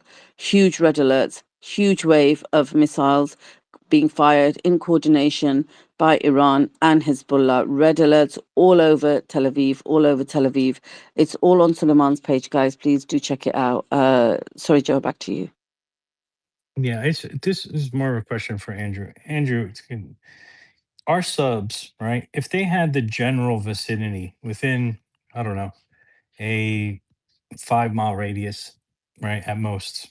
I mean, even a mile radius, they would probably know. And they wanted to use weapons that are on subs. How much damage could they do? Would you really need a nuke to like wipe out an area? Joe, when what you're asking like a lot of complex questions here. Okay, first of all, you're talking about a submarine submerged. How far out can they detect a contact, an enemy contact? Mm-hmm. Okay, that I'm not at liberty to discuss that. That's sensitive information, but let's put this, it's miles. It's in the miles plural. Okay, miles, nautical miles plural. And depending on the convergence layers, depending on salinity, temperature, because for example, in the Gulf Stream, literally I've been at 150 feet and we're going along at 150 feet. And next thing you know, we're about 580 feet drop because of the temperature is huge. So I have to give you an average of salinity, temperature, and what's the other? There's another thing I'm kind of thinking of. But anyway, it depends. But I would say on average, miles plural. So that answers that. Now, surface contacts, more beyond that, those big, like especially a commercial ship or a warship, when they're going at flank speed, their screws or helices, propellers, you can't I can't describe the sound. You can even, with our audio, we have audio sonar and we have it all digital. Miles, sir. So that's miles. I'll give you that. And then your next question, how far can we kill that target? Miles. I'll leave miles plural. Now that's a submerged target and or surface. We also have the capability of our VLS, vertical launch Tomahawks. Now we're talking fast attacks now. I'm not talking FBM submarines. Now FBM submarines, they go out and they hide and they stay hidden. They don't hear a contact and they run, or we use one of our sub attack boats, like if a Russian or a Chinese picks up one of our FBMs, man, they don't stay there very long. They're escorted out of the area. So I won't go into that. But so to answer your question, miles. We can kill threats. Submarine is an awesome weapon. We call it the silent service. And that's what David and I have talked about. David and I both know, the Russians know, we all know the Russians had it figured out a long time ago. Our aircraft carriers are dinosaurs. They're big old, they're sitting ducks. And people say, no, but a carrier, we have submarines to protect them, and we've got combat air patrol. We have coverage. We got combatants, Aegis class cruisers out there. Yeah. Still, they're still targets. Submarines are a different animal. So I hope that helps my brother. Right, but that's what I mean. I mean, Thanks. just yes or no. Joe, just really quickly, there's a super chat and it says by Christo Christian, thank you. It says, let's be real, saying this Iran war was a distraction from the Epstein files. It sure wasn't. The Epstein release was a test and everyone sat by. It goes to show they can literally do anything and get away with everything. So I guess that's how people are feeling, you know, despondent. Like you said, Joa, they're despondent. They feel let down by their government, including over here in Europe. But sorry, Joa, back to you.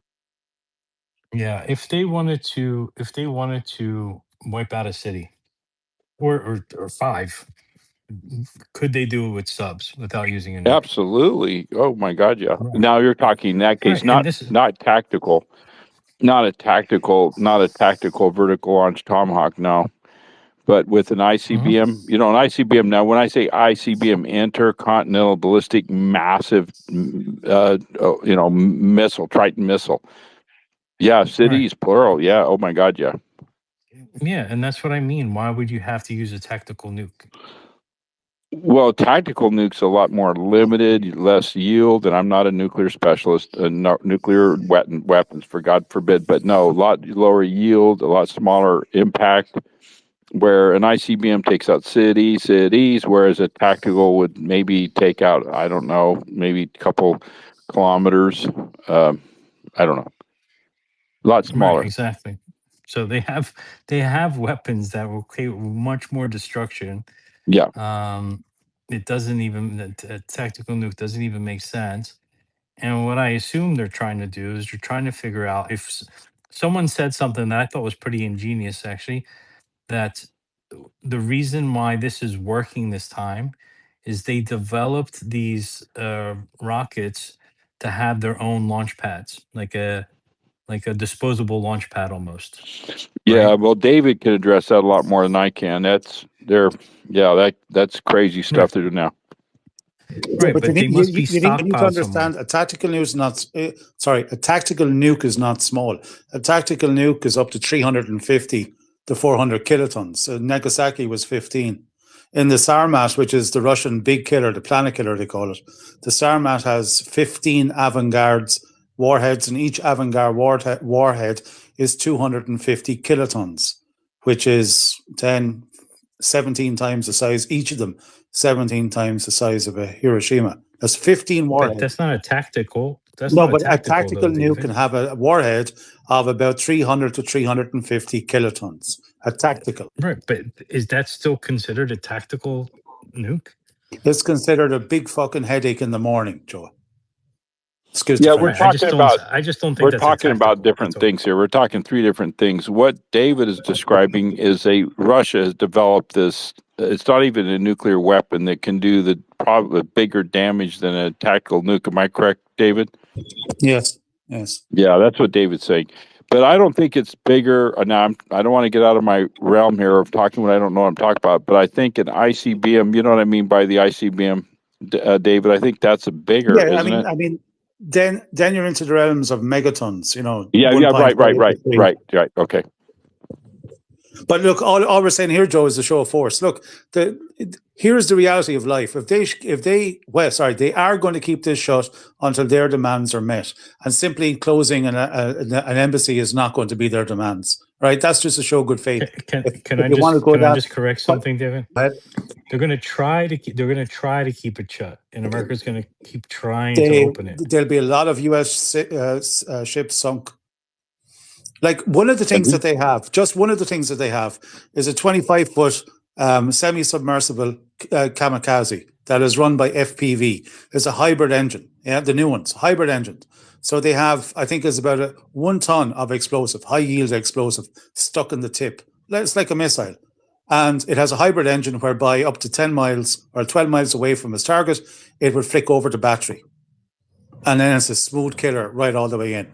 Undetectable, completely undetectable. You'd only see it through visual range. Somebody looking out over at some young lad up in the high rise, and he's looking out and he sees it, and by that time it's too late because they're moving about 30, 35 knots. It's over.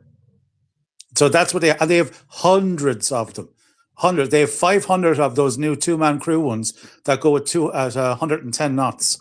And they have 2 missiles, they have 2 side torpedoes, or they have a rail system of 5 UAVs that go 500 kilometers at up to 250 kilometers an hour. You simply cannot get away. If they go escort onto a tanker, it's shooting fish in a barrel.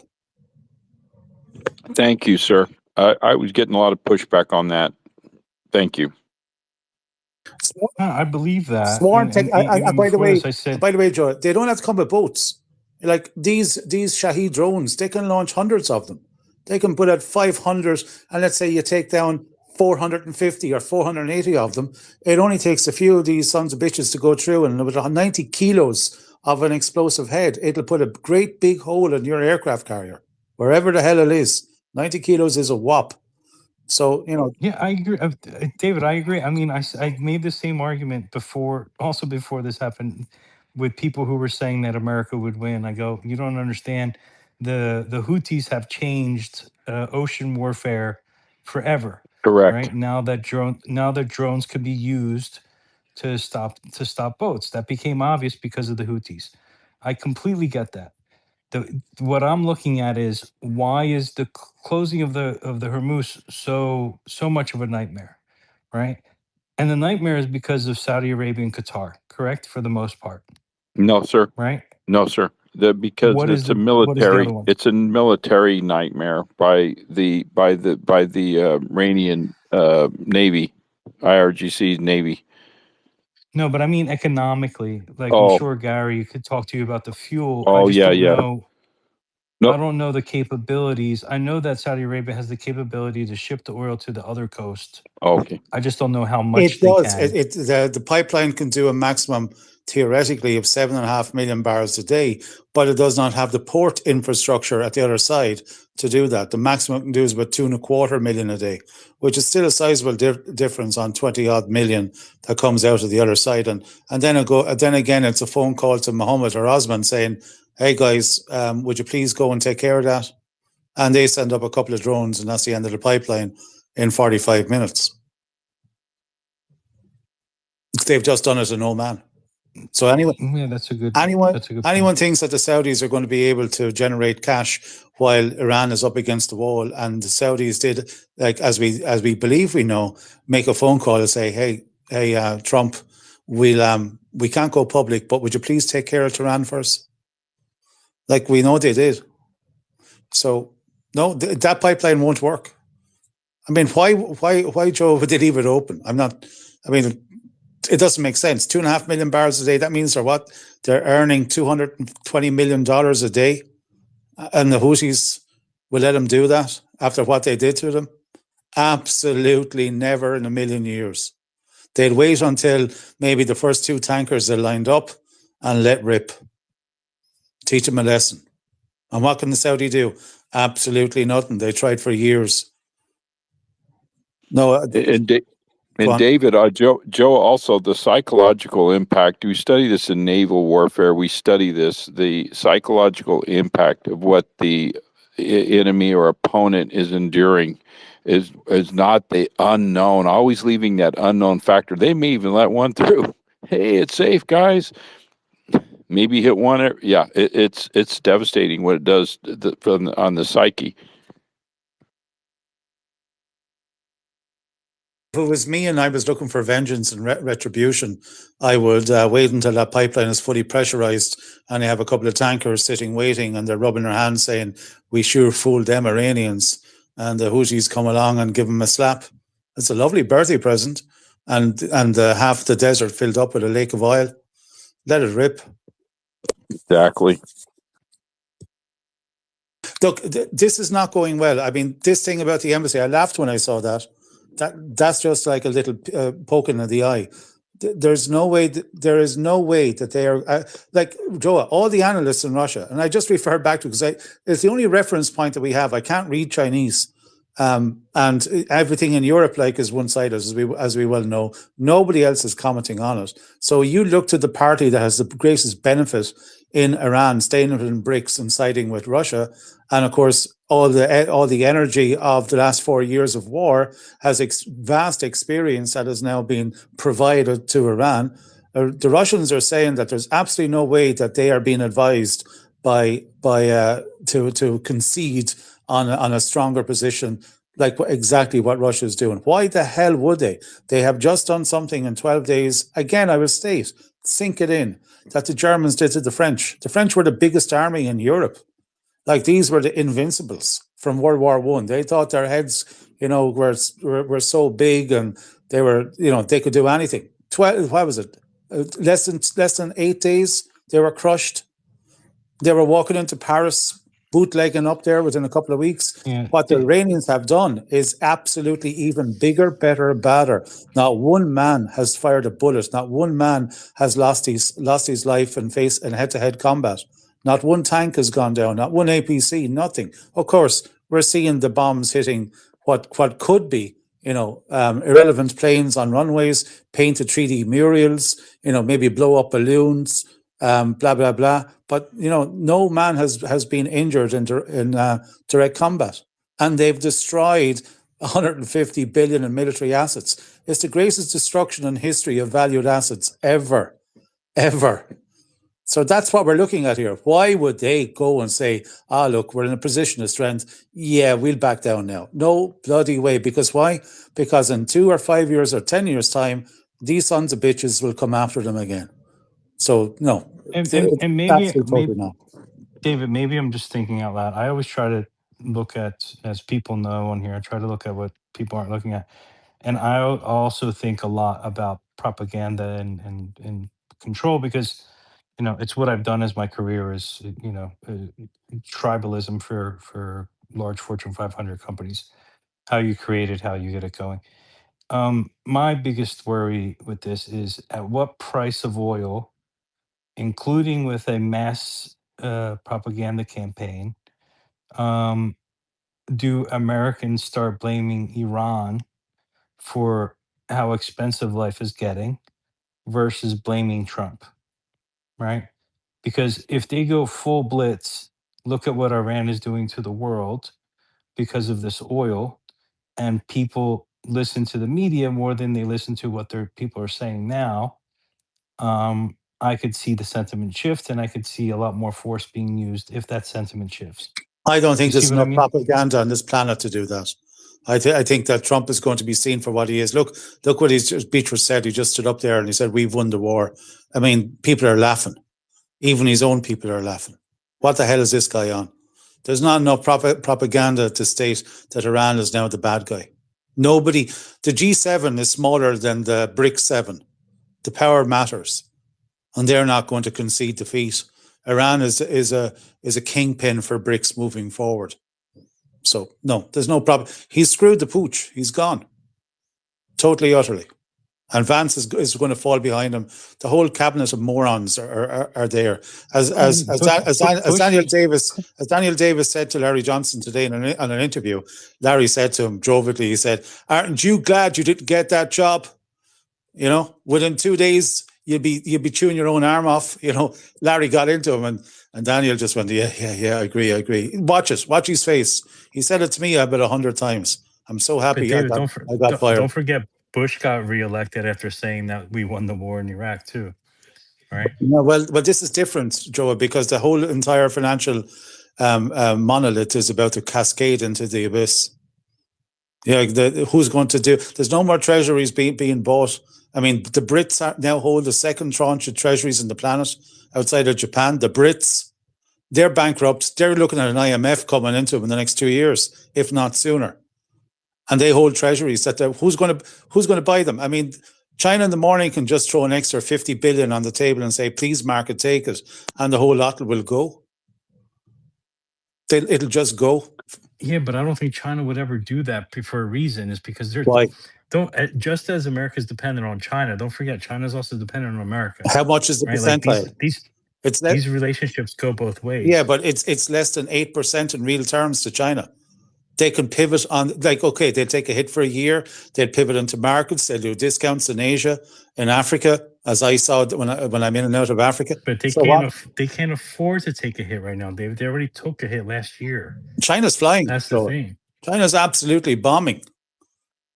What are you talking about? What do you mean? Well, the Irish term means the opposite of bombing, going down. Irish term means it's flying. So it's flying. No, they're recovering. I wouldn't say they're flying. What do you mean they're recovering from what? Positive. I haven't seen them gone down to recover. They had a huge real estate crisis. No, their bank blew up. Western media blew up. Western media said they had a huge real estate crisis. They came to America. No, it wasn't just Western Media. Everglade or whatever it was called. I think it was called Everglade. 310 billion. Simon might remember. 310 billion. Yeah. For a country that can't print money the way U.S. can, that there's a big difference between the two. China is by far more powerful at the moment, and I have to say I totally disagree with you. The point here is that the U.S. is busted, and it's hanging on by its fingernails off a cliff. Everyone knows this. When Credit Suisse almost went pop 2 years ago, they had to demand the Central Bank of Switzerland to put a gun to UBS's head to tell them to bail out Credit Suisse. What does that say to you about the financial empire of Europe? It's screwed. And now we're going to take it down with 4 million barrels less going into Europe. It's going to seize all industry, all employment, all generational wealth will terminate within the next 4 to 6 weeks. 4 to 6 weeks. Germany has nothing. The Brits have 2 days of gas. Ireland is not far behind them. Like, what are we not saying here? Are we all blind? When Europe goes, it all goes. The cascade effect will be horrendous. But the good thing is that if you're living in China or Russia, you'll get by. If you're living in North America, you'll have to probably issue a new currency, but like you have everything you need in your own house over there. But Europe is gone. And like you see what's happening. You have Orban and Fico about to declare war on Ukraine. About to declare war on Ukraine. That's how close they are. 40% of Hungary's oil is now stopped for the last 2 weeks. They're going to have to go in. You'll see tanks going across the border into Transcarpathia very, very, very shortly, unless Zelensky et al. Does it. But the second he does it, that's the end of Zelensky. That's the end of the neo-Nazis. That is the end of them. Because their heartland will be taken over by Hungary. And the Poles will see a chance, Jesus, lads, let's get in there. Galicia calls, 1939. Stalin took their office. Now we're going to get it back. It'll be the end of Ukraine. And that'll cause massive upset in Europe. Like I was speaking last night to a German guy who said that, what are you going to do? And he said, functionally nothing. There's nothing we can do. You won't even go back up and, get Merz to call Putin and demand or beg, plead, whatever. Please turn on Nord Stream 1. Get us in something. Move some tankers into Hamburg. Come on, do something. They won't even do that. Suicide. And there's 4 million barrels less going into Europe and Rotterdam now. It's over for Europe in 4 weeks. You said 1 year. Maybe the Iranians will hold out for 1 year. If the Iranians are still there in 1 year, we're all going on bicycles and wet gear because there will be no cars driving on the roads. There will be no industry. I don't see how intelligent people are not seeing this for Europe. I really don't. When they're all screaming it. They're all screaming it. Yeah, look, I think Europe They're cooked beyond recovery. They're so well done. They should have been taken out of the stove months ago. It's amazing, really. And so few people are talking about it. Like, name me one industry that's going to survive this. Anyone from Europe. None, Gary. None. None, zero. Zero. Like the Russians are laughing. I mean, the monarch may not survive this, quite frankly. The St. Petersburg Exchange are taking bets at the moment about the carcass that's going to erupt in Europe. They're laughing. The bottles of vodka are flowing freely in St. Petersburg. Hey, by the way, while we're talking about this, Angela Merkel, where is she right now? Hopefully rotting in anger at what she did to Is she Ukraine. dead? No, she's not. She's alive. She's alive? Yeah. Yeah. Not in power anymore, though. I mean, she's another one that started the war in Ukraine. She's the one that lied all about it. They lied. They lied to Putin. They told him, sign this, it's all okay, we'll do a deal. And behind the scenes, they were pumping money and training the Ukrainian army to go attack Russia. And they wanted the 1990s all over again. Pure pieces of shit. They provoked Russia. I've been doing it for more than a decade. Well, David, what pisses Americans off and sickens us is why the hell we are just pumping billions of dollars into that, bastards. Unless you just, who gives a shit? But we get pulled into that NATO rhetoric all the time, and we're done with it, man. Well, Larry Johnson said there's 108 billion missing out of the give or take 300 billion that went in there. So 108 billion that went out the back doors. I personally know a guy that was working in a major Liechtenstein bank, LLB, Liechtenstein Landless Bank, and they were given orders to filter money out of Ukraine. Don't ask. This was the greatest mafia takedown of banking due diligence we've ever seen. It was a free flow of money all over Europe. You mean to tell me that there's guys arriving at the border?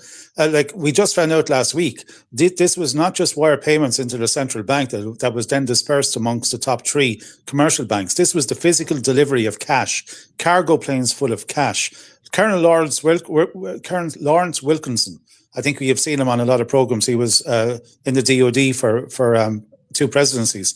He said that he was minding, I think it was Kabul or Baghdad, when cargo planes filled with 20, 30, 40, 50 pallets of cash, each pallet of cash being $100 million. And within 24 hours, half of it was gone. And I think it was Judge Knapp that asked him, what do you mean it was gone? Well, diplomats flew in from all parts of Europe and the world with their aluminium suitcases, took what was there and left. It wasn't just the Afghanis that did it. If you check Judge Knapp, Lawrence Wilkinson, pallets of cash, he actually says it. And there's a man, when he says something, you believe it. But we now just found out last week exactly the same thing happened in Ukraine. These pallets of cash were put in on train containers, shipped across the Polish border, brought into Kiev, and as you wanted, come collect your cash and get out. Go Google it. It was just found out last week in the news. But Larry Johnson said one of his associates, and he didn't say who, is just he's 108 billion that he's asking Congress to say, where I've now found it. Here it is. It never went into the system. It's taken back out again, and there you go. But there was cargo planes, more than one cargo planes of cash came in. Lawrence Wilkinson stated this, and others have stated it as well. War is a game of pleasure for those that don't fight it, and they extract as much value out of it on the blood of other men. And that is why Russia is so pissed off. They started an unnecessary war against them. They killed 16,000 Russian civilians, men, women, and children, babies included. So, I mean, these people have no conscience. As Gary, you asked, where's Merkel? That bitch knew what she was signing. That bitch signed the death warrant of over 100,000 people. They knew what they were doing. They knew an army was to be created to not just stand there and look brave with strength and to make Russia put up their hands and surrender. The Russians, if you're going to pick any country in the world to fight, you do not pick Russia to fight. It'd be like the 12th century Mongol horde. You do not go after them. I think we all know that. They sacrificed 27 million people. My wife's family marched from Crimea all the way across to the Urals. Her grandparents, over 80% of the family dead. And you pick on the Russians. My God, there's young men now carrying their grandfathers' flags, raising them in the same villages, in the same areas in Donetsk and Luhansk that their grandfathers did 80 years ago. Nobody has a clue. It's a shame. It's a shame the real story is not told. But we won't hear it from Western media. And now they expect the Iranians to do that, get down on their knees when the position of strength. Show me a war in any time in history where the winners, put up their hands and surrender.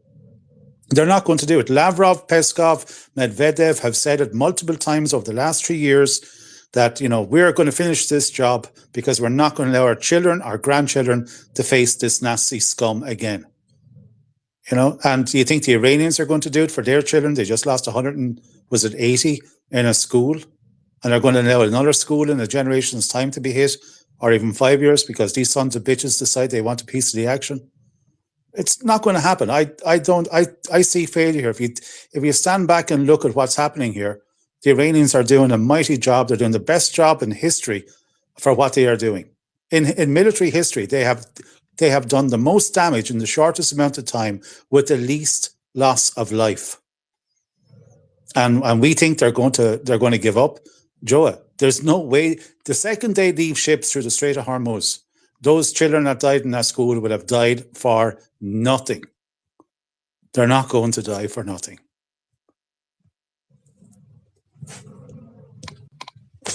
Let's go to Luffy.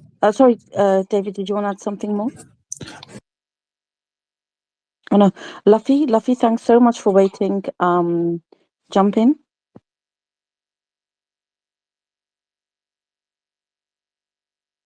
Okay, I think Luffy's gone. Let's go to Andy. Andy, are you there? Yeah, I'm there. I mean, yeah, Thanks for waiting. Jump in. yeah.